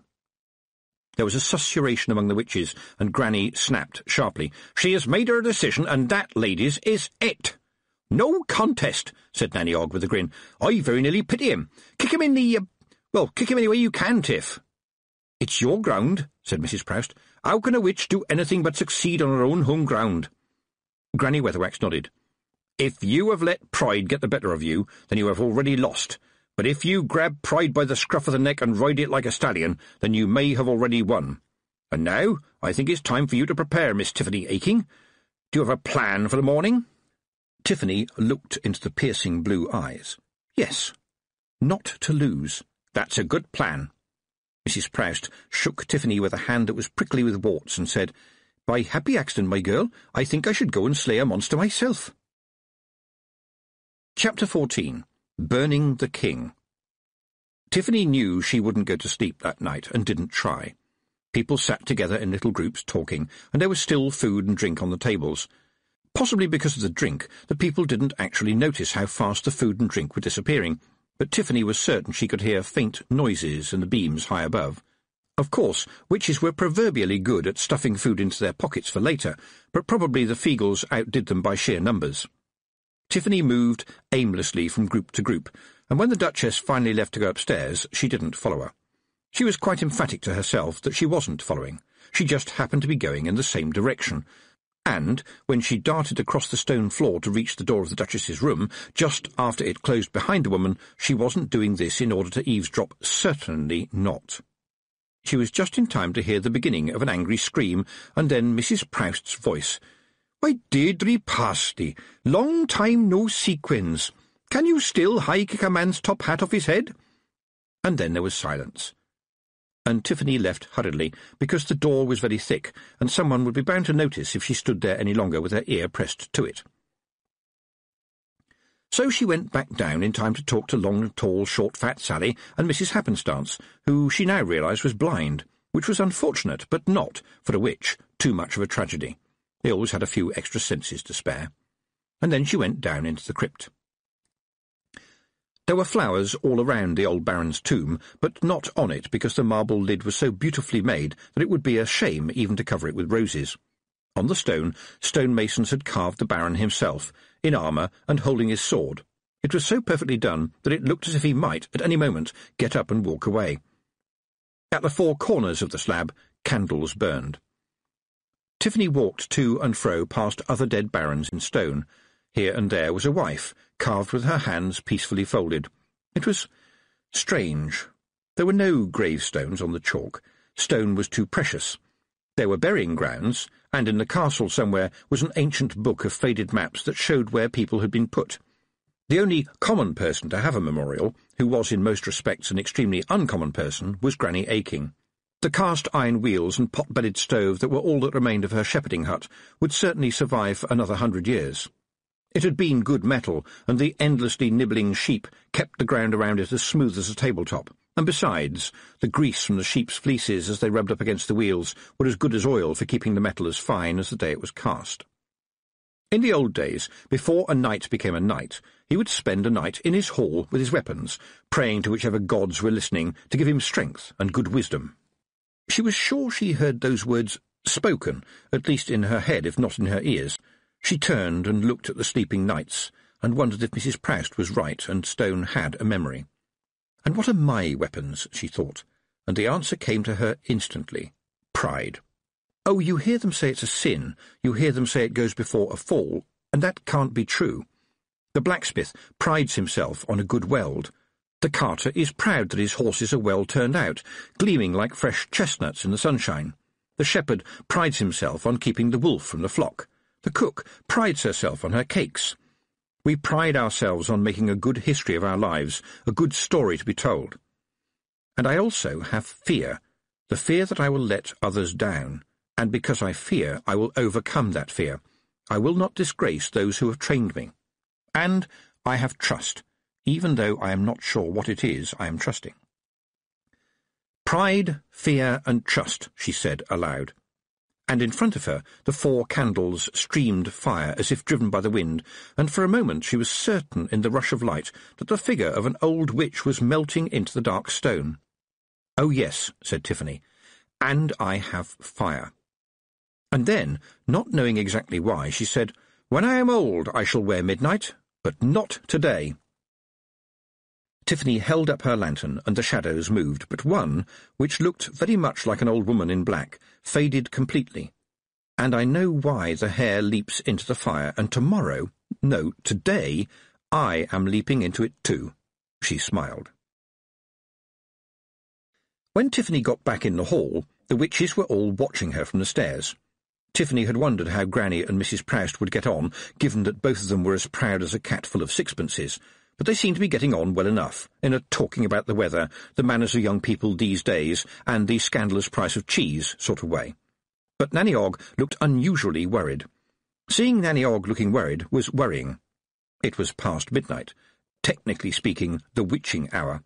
In real life, every hour was a witching hour, but nevertheless, the way the 2 hands on the clock stood straight up was slightly eerie. "I hear that the lads came back from their stag night fun," said Nanny, "but it seems to me they've forgotten where they left the groom. I don't think he is going to go anywhere, though. They are pretty certain they took his trousers down and tied him to something." She coughed. "That's generally the usual procedure. Technically the best man is supposed to remember where, but they found him and he can't remember his own name." The clock in the hall struck midnight. It was never on time. Each strike may as well have hit Tiffany's backbone. And there, marching towards her, was Preston, and it seemed to Tiffany that for quite some time wherever she had looked there was Preston, looking smart and clean, and, somehow, hopeful. "Look, Preston," she said, "I haven't got time to explain things, and I'm not certain you would believe them. No, you probably would believe them if I told you them. I have to go out there to kill that monster before it kills me." "Then I will protect you," said Preston. "Anyway, my commander-in-chief might be out there somewhere in the pigsty with a sow sniffing his unmentionables, and I represent the temporal power here." "You?" Tiffany snapped. Preston stuck out his chest, although it didn't go very far. "As a matter of fact, yes. The lads made me officer of the watch so that they could all have a drink, and right now the sergeant is in the kitchen throwing up in the sink. He thought he could outdrink Mrs. Ogg." He saluted. "I'm going out there with you, miss, and you can't stop me. No offence meant, of course. However, by virtue of the power invested in me by the sergeant, in between him throwing up into the sink, I would like to commandeer you and your broomstick to assist me in my search, if that is all right with you." It was a dreadful question to ask a witch. On the other hand, it was being asked by Preston. "All right, then," she said, "but do try not to scratch it. And there is one thing I have to do first. Do excuse me." She walked a little way over to the open door of the hall and leaned against the cold stonework. "I know there are Feagles listening to me," she said. "Oh, aye," said a voice about 1 inch from her ear. "Well, I don't want you to help me tonight. This is a hag thing, you understand?" "Oh, aye, we seen the big posse of hags. It's a big hag night, the new." "I must—" Tiffany began, and then an idea struck her. I have to fight the man with no eyes, and they are here to see how good a fighter I am. And so I mustn't cheat by using Feagles. That's an important hag rule. Of course, I respect the fact that cheating is an honourable Feagle tradition, but hags don't cheat, she went on, aware that this was a huge lie. If you help me, they will know, and all the hags will put me to scorn. And, Tiffany thought, and if I lose, it will be Feagles versus hags, and that's a battle that the world will remember. No pressure, eh? Aloud, she said, You understand, right? This once, just this once, you will do as I tell you, and not help me. Aye, we understand ye, but ye ken that Jeanie says we must look out for ye at all times, because ye are our Hag of the Hills, said Rob. I'm sorry to say that the Kelder is not here, said Tiffany, but I am, and I have to tell you that if you help me this once, I will no longer be your Hag of the Hills. I'm under a geese, ye ken. It's a hag geese, and that's a big geese indeed. She heard a group groan, and added, I mean it. The chief hag is Granny Weatherwax, and you know her. There was another groan. There you are, then, said Tiffany. This time, please, let me do things my way. Is that understood? There was a pause, and then the voice of Rob Anybody said, Och, aye. Very well, said Tiffany, and took a deep breath and went to find her broomstick. Taking Preston with her didn't seem such a good idea as they rose above the roofs of the castle. Why didn't you tell me that you were scared of flying, she said. That's hardly fair, said Preston. This is the first time I've ever flown. When they were at a decent height, Tiffany looked at the weather. There were clouds above the mountains, and the occasional flash of summer lightning. She could hear the rumble of thunder in the distance. You were never far from a thunderstorm in the mountains. The mist had lifted, and the moon was up. It was a perfect night, and there was a breeze. She had hoped for this. And Preston had his arms around her waist. She wasn't sure whether she had hoped for that or not. They were well down onto the plains at the foot of the chalk now, and even by moonlight Tiffany could see dark rectangles where earlier fields had been cleared. The men were always meticulous about not letting the fires get out of hand. Nobody wanted wildfire. There was no telling what that would burn. The field they reached was the very last one. They always called it the King. Usually, when the King was burned, half the village was waiting to catch any rabbits that fled the flames. That should have happened today, but everybody had been otherwise occupied. The chicken houses and the pigsty were in a field just above it, at the top of a bank, and it was said that the King grew such bountiful crops because the men found it much easier to cart the mulch onto the King rather than take it all to the lower fields. They landed by the pigsties to the usual ferocious screaming of piglets, who believed that no matter what is actually happening, the world is trying to saw them in half. She sniffed. The air smelled of pig, she was sure, absolutely sure that she would nevertheless smell the ghost if and when he was here. Mucky though they were, the pigs nevertheless had a natural smell. The smell of the ghost, on the other hand, would make a pig smell like violets by comparison. She shuddered. The wind was getting up. "Are you sure you can kill it?" whispered Preston. "I think I can make it kill itself. And, Preston, I absolutely forbid you to help me." "I'm sorry," said Preston. "Temporal power, you understand. You can't give me orders, Miss Aking, if it's all right by you." "You mean your sense of duty and your obedience to your commander means that you must help me," she said. "Well, yes, miss," said Preston, "and a few other considerations." "Then I really need you, Preston, I really do.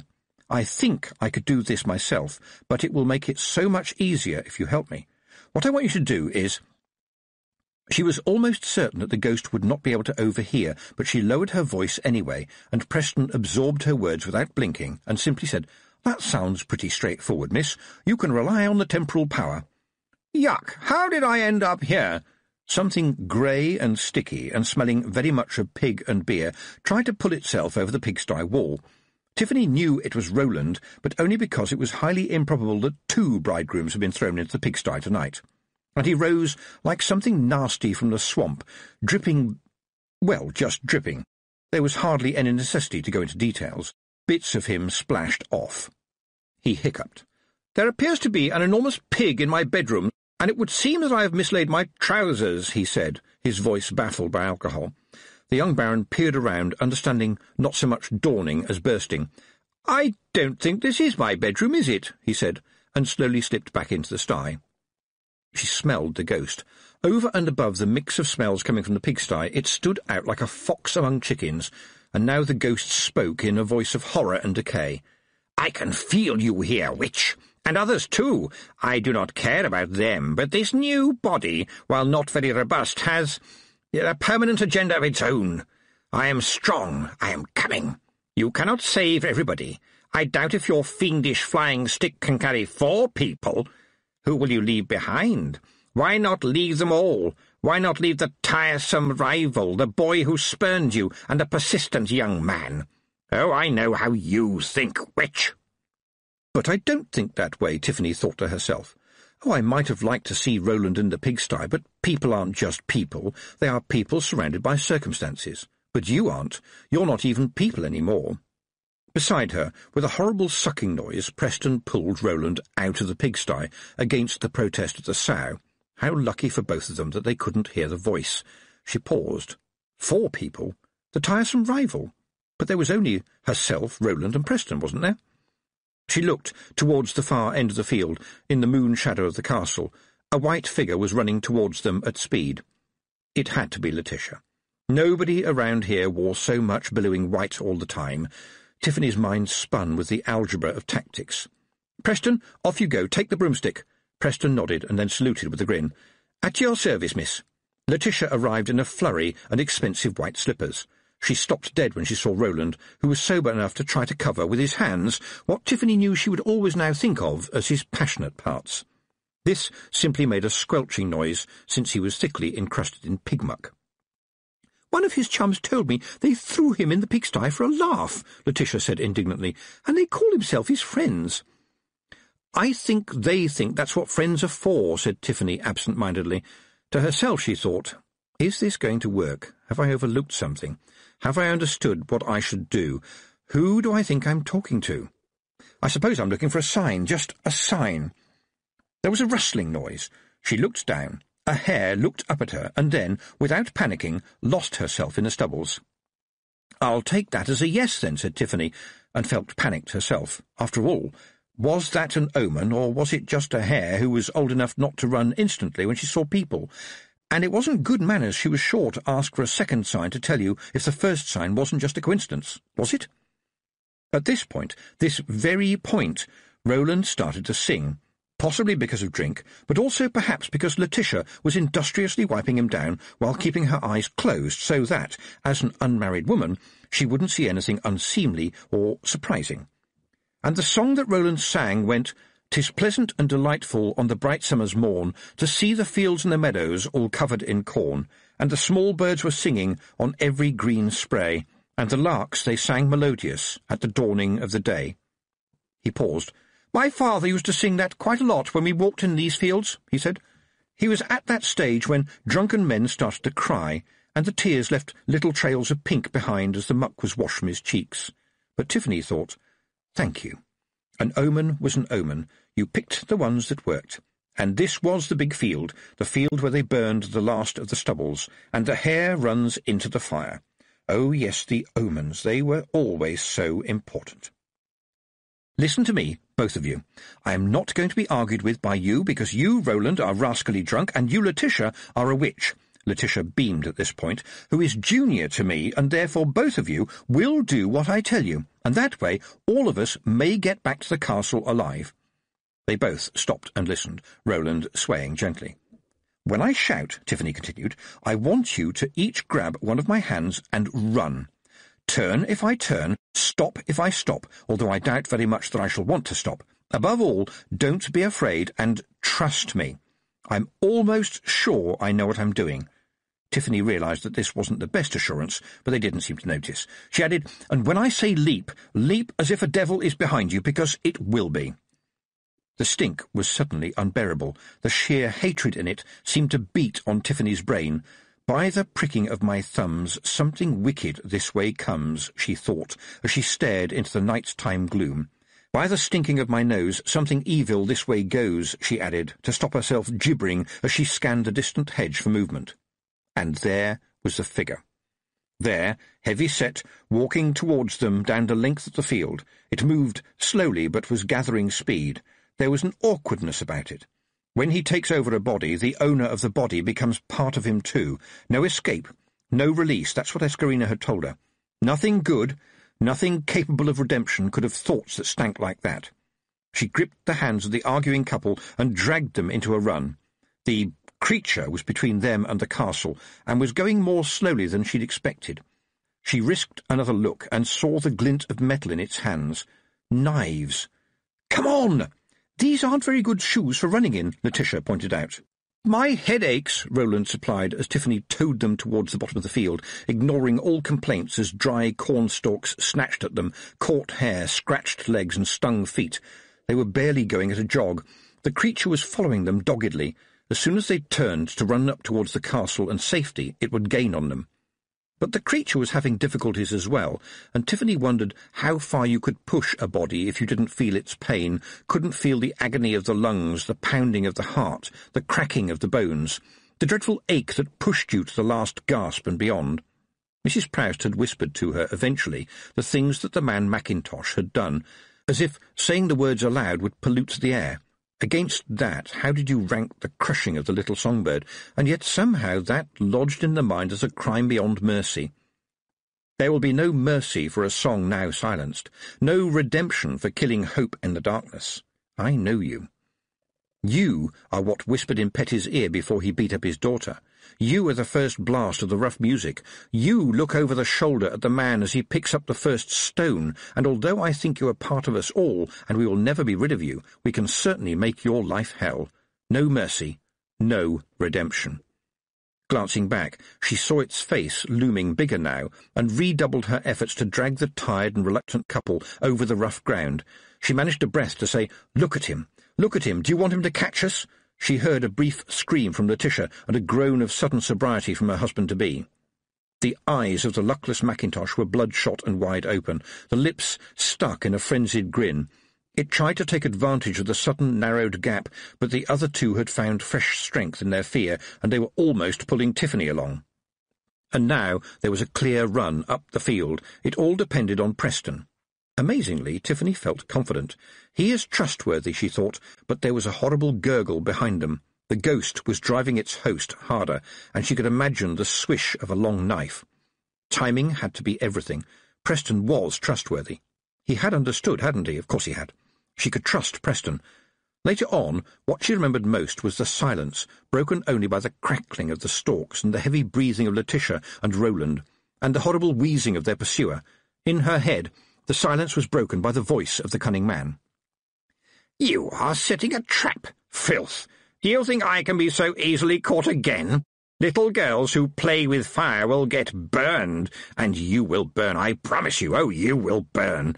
Where then will be the pride of witches, vessels of iniquity, handmaidens of uncleanliness, defilers of all that is holy?" Tiffany kept her eyes fixed on the end of the field as tears streamed out. She couldn't help it. It was impossible to keep the vileness out. It drizzled in like poison, seeping into her ears and flowing under her skin. Another swish in the air behind them made all three runners find redoubled strength, but she knew it couldn't go on. Was that Preston she saw in the gloom ahead? Then who was the dark figure beside him, looking like an old witch in a pointy hat? Even as she stared at it, it faded away. But suddenly fire burst up, and Tiffany could hear the crackling as it spread like a sunrise across the field towards them, sparks filling the sky with extra stars. And the wind blew hard, and she heard the stinking voice again, "You will burn! You will burn!" And the wind gusted, and the flames blew up, and now a wall of fire was racing through the stubbles as fast as the wind itself. Tiffany looked down, and the hare was back, running along beside them without any apparent effort. She looked at Tiffany, flicked up her legs, and ran directly towards the fire now, seriously ran. "Run," Tiffany commanded. "The fire will not burn you if you do what I say. Run fast, Roland. Run to save Letitia. Letitia, run to save Roland." The fire was almost on them. "I need the strength," she thought. "I need the power." And she remembered Nanny Ogg saying, "The world changes, the world flows. There's power there, my girl." Weddings and funerals are a time of power. Yes, weddings. Tiffany grasped their two hands even tighter, and here it came, a crackling, roaring wall of flame. "Leap!" And as they leapt, she screamed, "Leap, knave! Jump, whore!" She felt them lift as the fire reached them. Time hesitated. A rabbit sped past beneath them, fleeing in terror from the flames. He will flee, she thought. He will run from the fire, but the fire will run to him, and the fire runs much faster than a dying body. Tiffany floated in a ball of yellow flame. The hare drifted past her, a creature happy in her element. "We are not as fast as you," she thought. "We will get singed." She looked right and left at the bride and groom, who were staring ahead as if hypnotized, and pulled them towards her. She understood. "I am going to marry you, Roland. I said I would." She would make something beautiful out of this fire.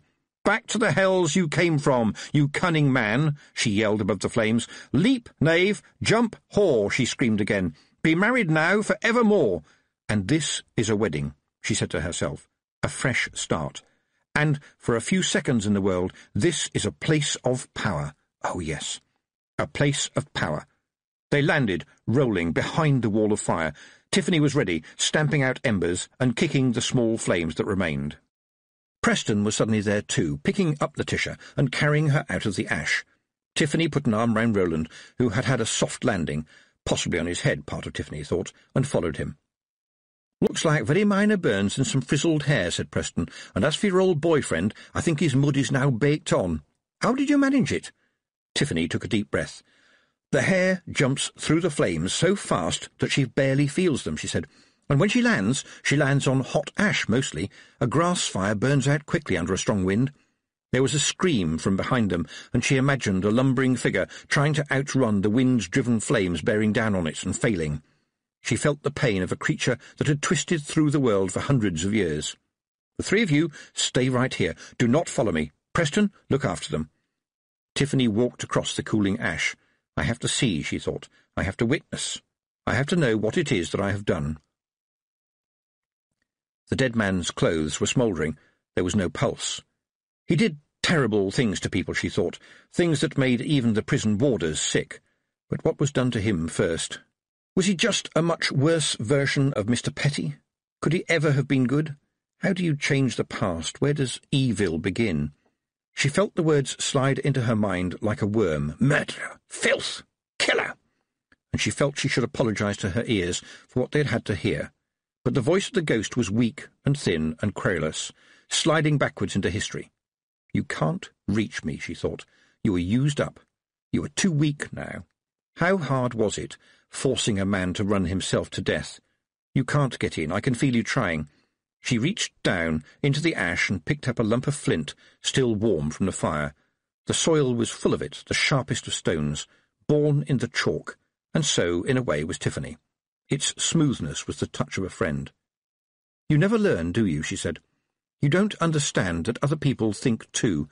Of course, you wouldn't run into the fire, but in your arrogance you never realized that the fire would run to you." Your power is only rumour and lies, she thought. You bore your way into people when they are uncertain and weak and worried and frightened, and they think their enemy is other people when their enemy is, and always will be, you, the master of lies. Outside you are fearsome, inside you are nothing but weakness. Inside I am flint. She felt the heat of the whole field, steadied herself and gripped the stone. How dare you come here, you worm? How dare you trespass on what is mine? She felt the flint get hotter in her hand and then melt and flow between her fingers and drip onto the soil as she concentrated. She had never tried this before, and she took a deep breath of air that somehow the flames had cleansed. "And if you come back, cunning man, there will be another witch like me. There will always be another witch like me, because there are always going to be things like you, because we make space for them. But right now, on this bleeding piece of earth, I am the witch, and you are nothing. By the blinking of my eyes, something wicked this way dies." A hiss in her mind faded away and left her alone among her thoughts. "No mercy," she said aloud. "No redemption. You forced a man to kill his harmless songbird, and somehow I think that was the greatest crime of all." By the time she had walked back up the field, she had managed to become, once again, the Tiffany Aching who knew how to make cheese and deal with everyday chores, and didn't squeeze molten rock between her fingers. The happy but slightly singed couple were beginning to take some notice of things. Letitia sat up. "I feel cooked," she said. "What's that smell?" "Sorry, it's you," said Tiffany, "and I'm afraid that wonderful lace nightshirt might just about be usable to clean windows from now on. I'm afraid we didn't leap as fast as the hare." Letitia looked around. "Is you all right?" "Right as rain," said Preston cheerily. "The wet pig muck really helped." Letitia paused for a moment. "And that thing?" "Gone," said Tiffany. "Are you sure Roland is all right?" Letitia insisted. Preston grinned. "Absolutely tickety-boo, miss. Nothing important has been burned away, although it might be a little painful when we take the crusts off. He's somewhat baked on, if you get my meaning." Letitia nodded, and then turned slowly to Tiffany. "What was that you said when we were jumping?" Tiffany took a deep breath. "I married you." "You? That is to say, you? Married, which is to say, wedded us," said Letitia. "Yes," said Tiffany. "That is to say, certainly. Jumping over the fire together is a very ancient form of marriage. Doesn't need any priests either, which is a great saving on the catering." The possible bride weighed this one up. "Are you sure?" "Well, that's what Mrs. Ogg told me," said Tiffany, "and I've always wanted to try it." This seemed to meet with Letitia's approval, because she said, "Mrs. Ogg is a very knowledgeable lady, I must admit. She knows a surprising number of things." Tiffany, keeping her face as straight as possible, said, "A surprising number of surprising things." "Oh, yes, Letitia cleared her throat rather hesitantly and followed up her with an "Is something wrong?" said Tiffany. "That word you used about me while we were jumping, I think it was a bad word." Tiffany had been expecting this. "Well, apparently it's traditional."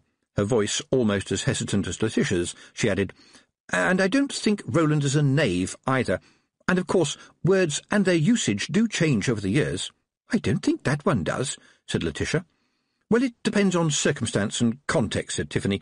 "But, frankly, Letitia, a witch will use any tool at hand in an emergency, as you might learn one day. Besides, the way we think about some words does change. For example, do you know the meaning of the word buxom?" She thought to herself, "Why am I making this small talk? Oh, I know.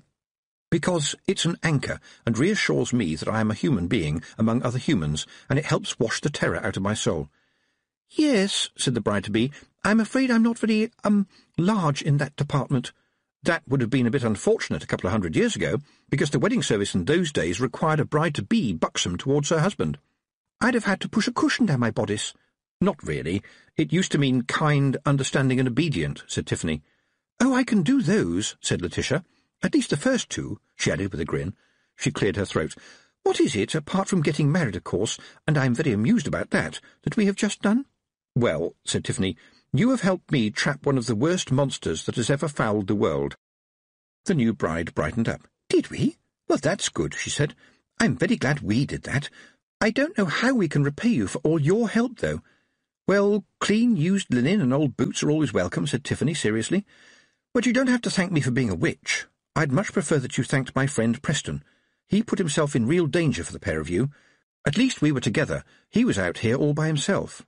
"That is, in point of actual fact," said Preston, "not entirely accurate. Apart from anything else, all my matches were damp, but fortuitously Mr. Daft Woolly and his chums were very kind enough to lend me some. And I've been told to tell ye that was okay, because they was helping me, not ye. And although there are ladies present, I have to say that they did assist in getting things going quickly by flapping the flames with their kilts. A sight, I may say, that once seen is never forgotten." "I would very much have liked to have seen it," said Letitia politely. "Anyway," said Tiffany, trying to get the mental picture out of her mind, "it might be best to concentrate on the fact that you will be somewhat more acceptably married by Pastor Egg tomorrow. And you know something very important about tomorrow? It's today." Roland, who was holding his head and groaning, blinked and said, "What is?" Chapter 15. A Shadow and a Whisper. It was, on the whole, a pretty good wedding in Tiffany's opinion, a pretty good wedding. Pastor Egg, aware of the unusual number of witches in the audience, kept the religion to a minimum. The blushing bride walked up the hall, and Tiffany saw her blush a little more when she caught sight of Nanny Ogg, who gave her a cheerful thumbs-up as she passed. And then there was the throwing of the rice, followed of course by the careful sweeping up of the rice, because it was wicked to waste good food. Then there was general cheering and congratulations, and, to the surprise of some, a happy, beaming Duchess, who chatted merrily, even to the maids, and appeared to have a kind and reassuring word for everybody. and only Tiffany knew why the woman shot occasional nervous glances towards Mrs. Proust. Tiffany left then to sneak away and help Preston in the King field, where he was digging a hole deep enough so that the plough would never find the charred remains that were collected and thrown down it. They washed their hands with vicious lye soap, because you could never be too careful. It was not, strictly speaking, a very romantic occasion. "You'll think he will ever come back," said Preston as they leaned on their shovels. Tiffany nodded. "The cunning man will, at least. Poison is always welcome somewhere. What will you do now he's gone?" "Oh, you know, all the exciting stuff. Somewhere there is always a leg that needs bandaging or a nose that needs blowing. It's busy, busy all day long. That doesn't sound very exciting." "Well, I suppose so," said Tiffany. "But compared to yesterday, that kind of day suddenly seems to be a very good day." They headed towards the hall, where the wedding breakfast was now being served as lunch.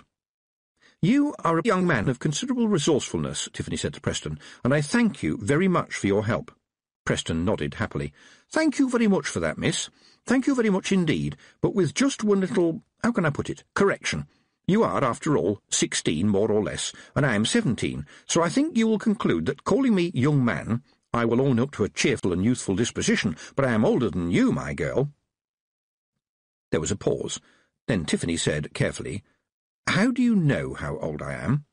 "I asked around," said Preston, his eager smile never leaving his face. "Why?" Tiffany didn't get an answer because the sergeant came out of the main door with confetti cascading off his helmet. "Oh, there you are, miss. The Baron's been asking after you, and so has the Baroness." He paused to smile and said, "Nice to have one of them again." His gaze fell on Preston, and the sergeant frowned. "Lollygagging again, as usual, Lance Private Preston?" Preston saluted smartly. "You are correct in your surmise, Sergeant. You have voiced an absolute truth." This got Preston the puzzled glare he always got from the sergeant, and there was also a disapproving grunt, which meant, "One day I'll work out what it is you're saying, my lad, and then you'll be in trouble." Weddings can be rather similar to funerals in that, apart from the main players, when it's all over, people are never quite sure what they should be doing next, which is why they see if there is any wine left. But Letitia was looking radiant, which is compulsory for brides, and the slightly frizzled bits of her hair had been neatly concealed by her brilliant, sparkly tiara. Roland had also scrubbed up quite well, and you had to be quite close to him to smell pig. "About last night," he began nervously. It did happen, didn't it? I mean, I remember the pigsty, and we were all running, but—" His voice faded away. Tiffany looked at Letitia, who mouthed the words, "I remember everything." Yes, she really is a witch, Tiffany thought. That's going to be interesting. Roland coughed. Tiffany smiled. "Dear Miss Aking," he said, and for once Tiffany forgave him his public meeting voice, "I am well aware that I have been party to a miscarriage of natural justice vis-à-vis your good self." He stopped to clear his throat again, and Tiffany thought, "I really hope that Letitia can wash some of the starch out of him. With this in mind, I spoke to young Preston here, who talked to the kitchen girls in his cheery way, and found out where the nurse had gone. She had spent some of the money, but most of it is here, and it is, I am happy to say, yours." At this point, somebody nudged Tiffany. It was Preston, who hissed, "We found this too." She looked down, and he pressed a worn leather folder into her hand. She nodded in grateful thanks and looked at Roland. "Your father wanted you to have this," she said. "It may be worth more to you than all that money. I would wait until you're alone before you look at it." He turned it over in his hands. "What is it?" "Just a memory," said Tiffany. "Just a memory." The sergeant stepped forward then and tipped a heavy leather bag onto the table among the glasses and flowers. There was a gasp from the guests. "I'm being watched like hawks by my sister witches," thought Tiffany, "and I am also being watched by practically everyone I know, and who know me. I've got to do this right, and I've got to do this so that everybody remembers it." "I think you should keep it, sir," she said. Roland looked relieved, but Tiffany went on. "However, I have a few simple requests on behalf of other people." Letitia nudged her husband in the ribs, and he spread out his hands. "This is my wedding day. How can I refuse any request?" The girl Amber Petty needs a dowry, which, incidentally, would allow her young man to buy his indentured master craftsman. And you might not be aware that he sewed the gown that is currently adorning your beautiful young wife. Have you ever seen anything finer? This got an immediate round of applause, along with whistles from Roland's chums, who whimsically called out things like, "Which one, the girl or the dress?" When that was over, Tiffany said, "And furthermore, sir, and with your indulgence, I would like your pledge that any boy or girl from the chalk with such a similar request will find you obliging. I think you will agree that I am asking for a lot less than I am returning to you. Tiffany, I believe you are correct, said Roland, but I suspect you have more up your sleeve. How well you know me, sir, said Tiffany, and Roland, just for a moment, went pink. I want a school, sir. I want a school here on the chalk. I've been thinking about this for a long time, in fact for longer than I had worked out the name for what I wanted. There's an old barn on Home Farm that isn't being used right now, and I think we could make it quite acceptable in a week or so. Well, the travelling teachers do come through every few months, said the Baron. Yes, sir, I know, sir, and they're useless, sir. They teach facts, not understanding. It's like teaching people about forests by showing them a saw. I want a proper school, sir, to teach reading and writing, and most of all thinking, sir, so people can find out what they're good at, because someone doing what they really like is always an asset to any country, and too often people never find out until it's too late. She deliberately looked away from the sergeant, but her words had caused a susurration around the room, Tiffany was glad to hear. She drowned it out with, There have been times lately when I dearly wished that I could change the past. Well, I can't, but I can change the present, so that when it becomes the past it will turn out to be a past worth having. And I'd like the boys to learn about girls, and I'd like the girls to learn about boys. Learning is about finding out who you are, what you are, where you are, and what you are standing on, and what you are good at, and what's over the horizon, and, well, everything. It's about finding the place where you fit. I found the place where I fit, and I would like everybody else to find theirs. And may I please propose that Preston is the school's first teacher. He pretty much knows everything there is to know as it is. Preston bowed low with his helmet off, which got a laugh. Tiffany went on, And his reward for a year's teaching work for you will be, yes, enough money for him to buy the letters to go after his name so that he can become a doctor. Witches can't do everything, and we could do with a doctor in these parts. All this got a big cheer, which is what generally happens when people have worked out that they are likely to get something that they won't have to pay for. When that had died down, Roland looked the sergeant in the eye and said, "Do you think you can manage without Preston's military prowess, Sergeant?" This precipitated another laugh. That's good, Tiffany thought. Laughter helps things slide into the thinking. Sergeant Bryan tried to look solemn, but he was concealing a smile. "It would be a bit of a blow, sir, but I think we might just about manage, sir. Yes, I think I can say that the departure of Lance Private Preston will enhance the overall efficiency of the squad, sir." This caused more general applause from people who hadn't worked it out, and laughter from those that did. The Baron clapped his hands together. "Well then, Miss Aking, it would appear that you have got everything you asked for, yes?" "Actually, sir, I haven't finished asking yet. There is one more thing, and it won't cost you anything, so don't worry about that." Tiffany took a deep breath and tried to make herself look taller. "I require that you give to the peoples known as the Nakmak-Feegle all the downland above Home Farm, that it should be theirs forever in law as well as in justice. A proper deed can be drawn up, and don't worry about the cost. I know a toad that will do it for a handful of beetles. And it will say that for their part the Feegles will allow all shepherds and sheep untrammelled access to the downs, but there will be, and this is important, no sharp metal beyond a knife. All this will cost you nothing, my Lord Baron, but what you and your descendants, and I hope you are intending to have descendants—" Tiffany had to stop there because of the gale of laughter, in which Nanny Ogg took a large part, and then she continued, "My Lord Baron, I think you will assure yourself of a friendship that will never die. Gain all, lose nothing." To his credit, Roland hardly hesitated and said, "I would be honoured to present the Nakmak-Feegle with the deeds to their land, and I regret, no, I apologise for any misunderstandings between us. As you say, they deserve their land by right and by justice." Tiffany was impressed by the short speech. The language was slightly stuffy, but his heart was in the right place, and slightly stuffy language suited the Feegles very well. To her joy, there was yet another susurration in the beams high over the castle's hall, and the Baron, looking a lot more like a real Baron now, went on, "I only wish that I could tell them this personally right now." And from the darkness above came one mighty cry of, "Crevens!" The wind was silver and cold. Tiffany opened her eyes, with the cheer of the Feegles still ringing in her ears. It was replaced by the rattle of dried grass in the wind. She tried to sit up, but got nowhere, and a voice behind her said, "Please don't wriggle, this is very difficult." Tiffany tried to turn her head. "Escarina?" "Yes, there is somebody here who wants to talk to you. You may get up now. I have balanced the nodes.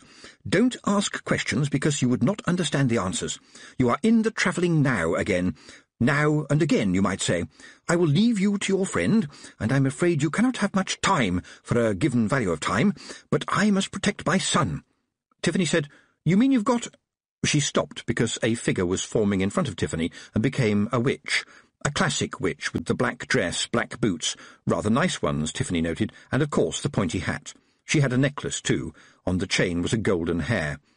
The woman herself was old, but it was hard to say how old. She stood proudly like Granny Weatherwax, but like Nanny Ogg, she seemed to suggest that old age or something wasn't really being taken seriously. But Tiffany concentrated on the necklace. People wore jewellery to show you something. It always had a meaning, if you concentrated. All right, she said. I have just one question. I'm not here to bury you, am I? My word, you are quick, said the woman. You have immediately devised a remarkably interesting narrative and instantly guessed who I am. She laughed. The voice was younger than her face. No, Tiffany. Interestingly macabre though your suggestion is, the answer is no. I remember Granny Weatherwax telling me that when you get right down to it, the world is all about stories, and Tiffany Aching is extremely good at endings. I am? Oh, yes. Classic endings to a romantic story are a wedding or a legacy, and you have been the engineer for one of each. Well done. You are me, right, said Tiffany. That's what the you-have-to-help-yourself business was about, yes? The older Tiffany grinned, and Tiffany could not help noticing that it was a very nice grin. As a matter of fact, I only interfered in a few small ways, like, for example, making certain the wind really did blow very hard for you, although, as I recall, a certain colony of little men added their own special excitement to the venture. I'm never quite certain if my memory is good or bad. That's time travel for you. You can travel in time? With some help from our friend Escarina, and only as a shadow and a whisper. It's a bit like the don't see me thing You have to persuade time not to take any notice. But why did you want to talk to me? Said Tiffany. Well, the infuriating answer is that I remembered that I did, said old Tiffany. Sorry, that's time travel again, but I think I wanted to tell you that it all works out, more or less. It all falls into place. You've taken the first step. There's a second step, said Tiffany. No, there's another first step. Every step is a first step if it's a step in the right direction. But hold on, said Tiffany. Won't I be you one day, and then will I talk to me now, as it were? Yes, but the you that you talk to won't exactly be you. I'm very sorry about this, but I'm having to talk about time travel in a language that can't really account for it. But in short, Tiffany, according to the elasticated string theory, throughout the rest of time, somewhere an old Tiffany will be talking to a young Tiffany, and the fascinating thing is that every time they do, they will be a little bit different.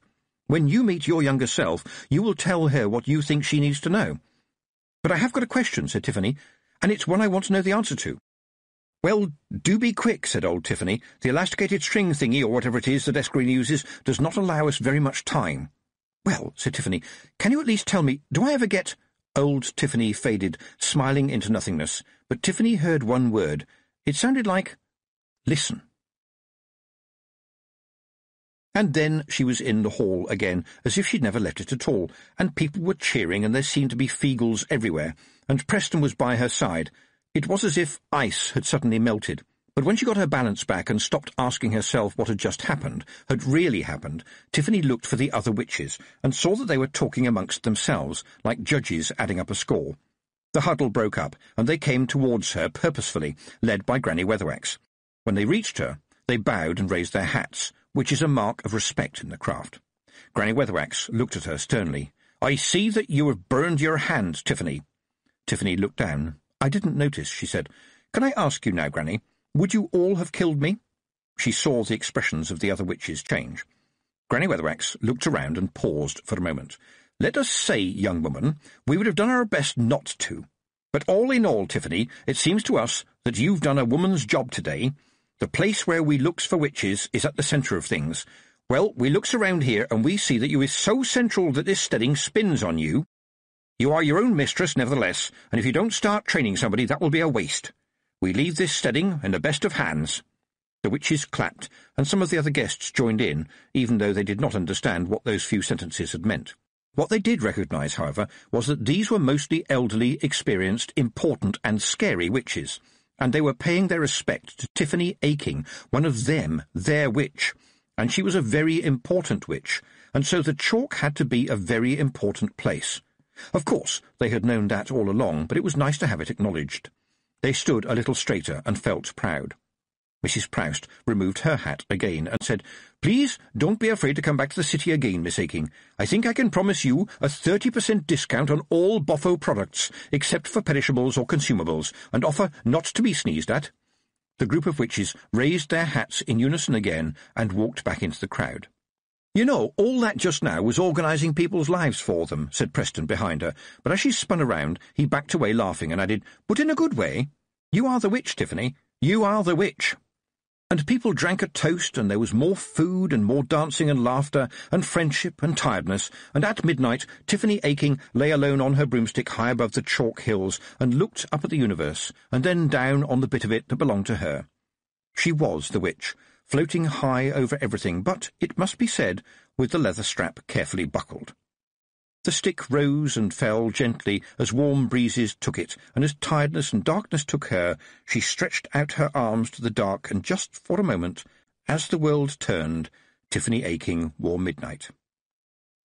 She didn't come down until the sun was crusting the horizon with light, and she woke up to birdsong. All across the chalk the larks were rising, as they did every morning, in a symphony of liquid sound. They did indeed sing melodious. They streamed up past the stick, paying it no attention at all, and Tiffany listened, entranced, until the last bird had got lost in the brilliant sky. She landed, made breakfast for an old lady who was bedbound, fed her cat, and went to see how Trivial Boxer's broken leg was doing. Mr. and Mrs. Boxer had been slightly more educated than was good for them, and thought that Trivial was a good name for their third child.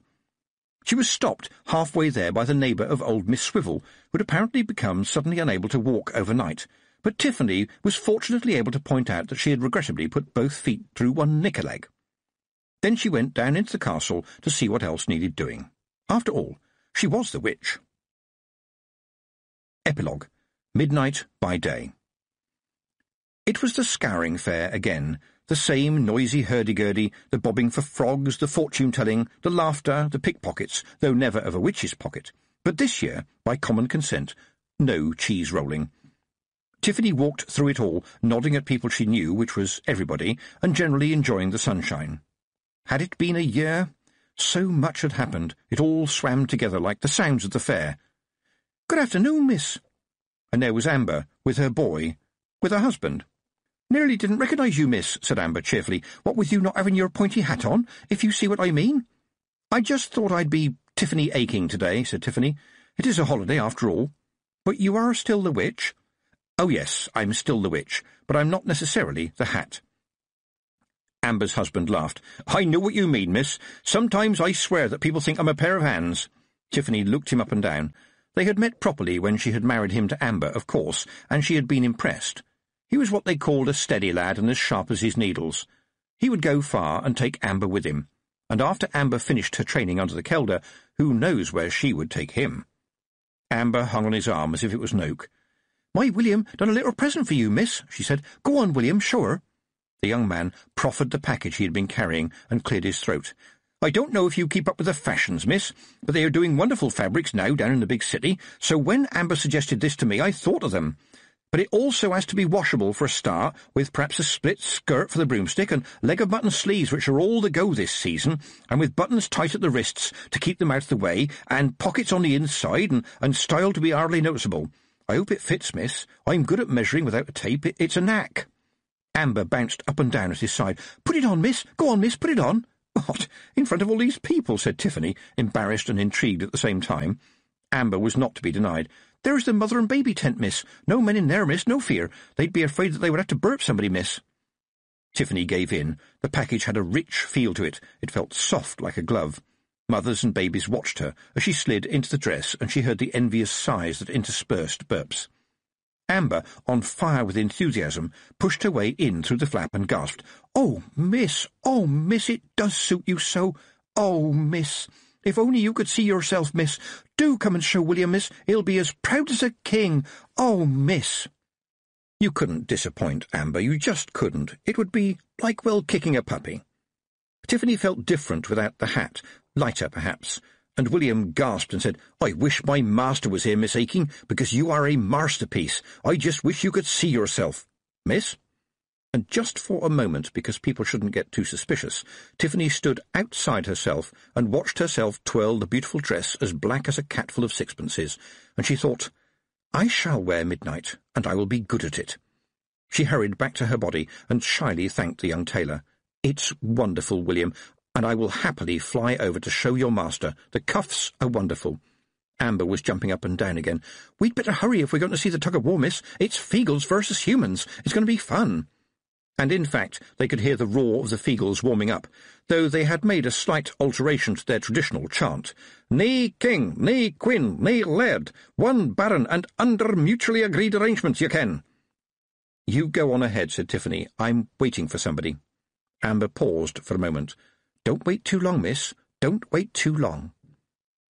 Tiffany walked slowly in the wonderful dress, wondering if she would dare wear it every day, and hands came past her ears and covered her eyes. A voice behind her said, "A nosegay for the pretty lady? You never know, it might help you find your beau." She spun around. "Preston."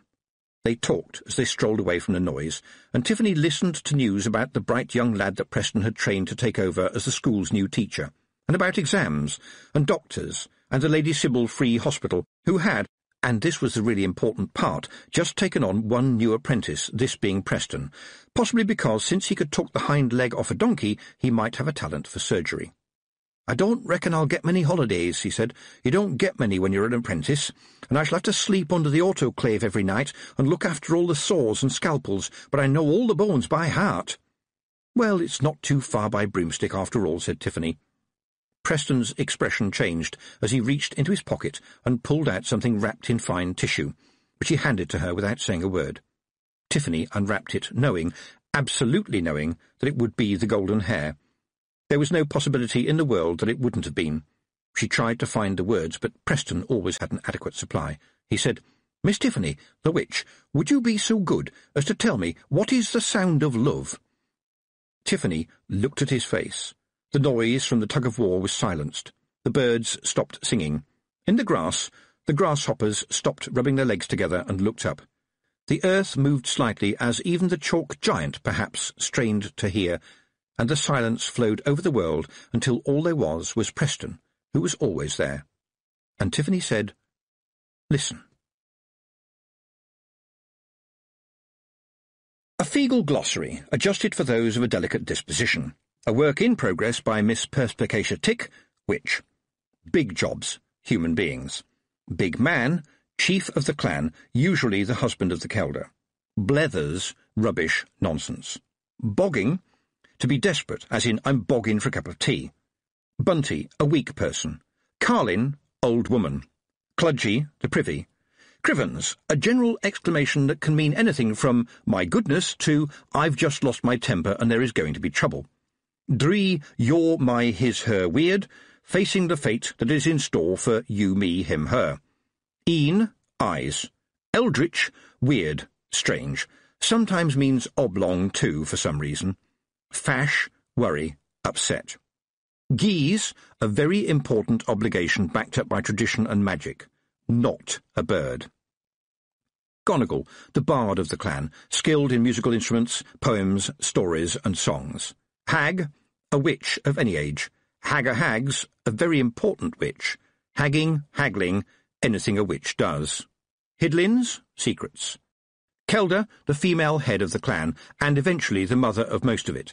Feagle babies are very small, and a kelder will have hundreds in her lifetime. Lang Syne, long ago. Last world. The Feagles believe that they are dead. This world is so nice, they argue, that they must have been really good in a past life and then died and ended up here. Appearing to die here means merely going back to the last world, which they believe is rather dull. Mudlin, useless person. Pished, I am assured that this means tired. Schemy, an unpleasant person. Scuggan, a really unpleasant person. Scunner, a generally unpleasant person. Ships, woolly things that eat grass and go bar, easily confused with the other kind. Spavey, see Mudlin. Special sheep liniment. Probably moonshine whiskey, I'm very sorry to say. No one knows what it'd do to sheep, but it is said that a drop of it is good for shepherds on a cold winter's night, and for Feagles at any time at all. Do not try to make this at home. Spog, a small leather bag at the front of a Feagle's kilt, which covers whatever he presumably thinks needs to be hidden, and generally holds things like something he is halfway through eating, something he'd found that now therefore belongs to him, and quite often, because even a Feagle can catch a cold, it might hold whatever he was using as a handkerchief, which might not necessarily be dead. Steamy, only found in the big Feagle mounds in the mountains, where there's enough water to allow regular bathing. It's a kind of sauna. Feagles on the chalk tend to rely on the fact that you can only get so much dirt on you before it starts to fall off of its own accord. Whaley, a general cry of despair. Author's note. My job is to make things up, and the best way to make things up is to make them out of real things. When I was a small boy, just after the last ice age, we lived in a cottage that Tiffany Aking would recognise. We had cold water, no electricity, and took a bath once a week, because the tin bath had to be brought in from its nail, which was outside on the back of the kitchen wall, and it took a long time to fill it, when all my mother had to heat water with was one kettle. Then I, as the youngest, had the first bath, followed by Mum and then Dad, and finally the dog if Dad thought it was getting a bit niffy. There were old men in the village who'd been born in the Jurassic period and looked to me all the same, with flat caps and serious trousers held up with very thick leather belts. One of them was called Mr. Allen, who wouldn't drink water from a tap because he said it's got neither taste nor smell. He drank water from the roof of his house, which fed a rain barrel. Presumably he drank more than rainwater because he had a nose that looked like two strawberries that had crashed into one another. My dad told me it's called drinker's nose, but he was probably wrong, as the condition, I'm told, is a type of adult acne called rhinophrema, but I suspect that this is too much information. Mr. Allen used to sit out in the sun in front of his cottage on an old kitchen chair, watching the world go by, and we kids used to watch his nose in case it exploded. One day I was chatting to him, and out of the blue he said to me, "You seen stubbles burning, boy?" I certainly had. Not near our home, but when we drove down to the coast on holiday, though sometimes the smoke from the burning stubbles was so thick that it looked like a fog. The stubbles were what was left in the ground after most of the corn stems had been cut. The burning was said to be good for getting rid of pests and diseases, but the process meant lots of small birds and animals were burned. The practice has long since been banned for that very reason. One day, when the harvest wagon went down our lane, Mr. Allen said to me, "You ever seen a hare, boy?" I said, "Yes, of course. If you haven't seen a hare, then imagine a rabbit crossed with a greyhound, one that can leap magnificently." Mr. Allen said, "The hare ain't afraid of fire. She stares it down and jumps over it and lands safe on the other side." I must have been about 6 or 7 years old, but I remembered it because Mr. Allen died not long afterwards. Then, when I was much older, I found in a second-hand bookshop a book called The Leaping Hare, written by George Ewart Evans and David Thompson, and I learned things that I would not have dared to make up. Mr. Evans, who died in 1988, spoke during his long life to the men who worked on the land, not from the cab of a tractor, but with horses, and they saw the wildlife around them. I suspect that maybe they had put a little bit of a shine on the things they told him, but everything is all the better for a little bit of shine, and I have not hesitated to polish up the legend of the hare for you. If it is not the truth, then it is what the truth ought to be. I dedicate this book to Mr. Evans, a wonderful man who helped many of us to learn about the depths of history over which we float. It is important that we know where we come from, because if you do not know where you come from, then you don't know where you are, and if you don't know where you are, then you don't know where you're going. And if you don't know where you're going, you're probably going wrong. Terry Pratchett, Wiltshire, 27th of May, 2010. That is the end of I Shall Wear Midnight. It was written by Terry Pratchett and read by Stephen Briggs. This has been an ISIS Audiobooks presentation. In their shed they found the ponies, sturdy little beasts of the kind loved by hobbits, not speedy, but good for a long day's work. They mounted, and soon they were riding off into the mist, which seemed to open reluctantly before them and close forbiddingly behind them. After riding for about an hour, slowly and without talking, they saw the hedge looming suddenly ahead. It was tall and netted over with silver cobwebs. "How are you going to get through this?" asked Fredegar. "Follow me," said Merry, "and you'll see." He turned to the left along the hedge, and soon they came to a point where it bent inwards, running along the lip of a hollow. A cutting had been made, at some distance from the hedge, and went sloping gently down into the ground. It had walls of brick at the sides, which rose steadily until suddenly they arched over and formed a tunnel that dived deep under the hedge and came out in the hollow on the other side. Here Fatty Bolger halted. "Good-bye, Frodo," he said. "I wish you weren't going into the forest. I only hope you'll not need rescuing before the day's out. But good luck to you, today and every day." "If there are no worse things ahead than the old forest, I shall be lucky," said Frodo. "Tell Gandalf to hurry along the east road. We shall soon be back on it, and going as fast as we can." "Goodbye," they cried, and rode down the slope and disappeared from Fredegar's sight into the tunnel. It was dark and damp. At the far end, it was closed by a gate of thick-set iron bars. Merry got down and unlocked the gate, and when they'd all passed through, he pushed it to again. It shut with a clang, and the lock clicked. The sound was ominous. "There," said Merry. "You've left the Shire, and are now outside and on the edge of the old forest." "Are the stories about it true?" asked Pippin. "I don't know what stories you mean," Merry answered.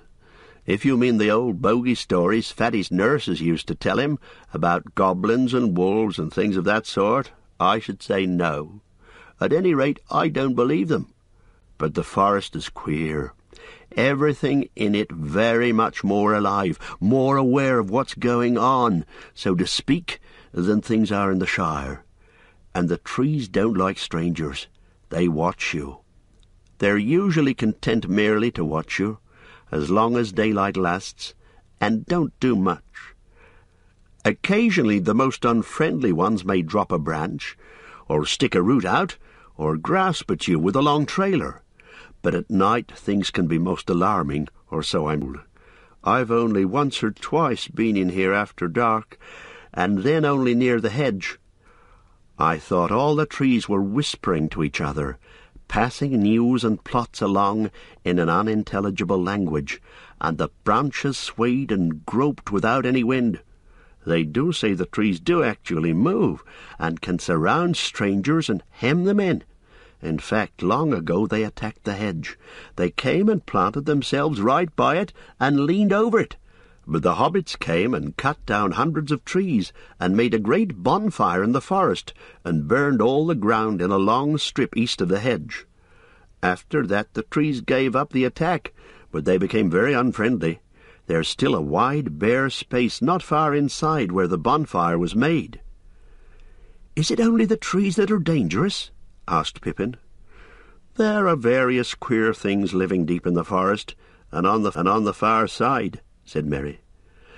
"Or at least I've heard so, but I haven't seen any of them. But some things make paths. Whenever one comes inside, one finds open tracks, but they seem to shift and change from time to time in a queer fashion.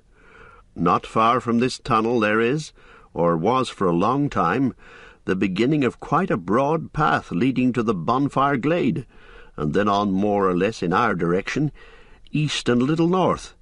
That is the path I'm going to try and find."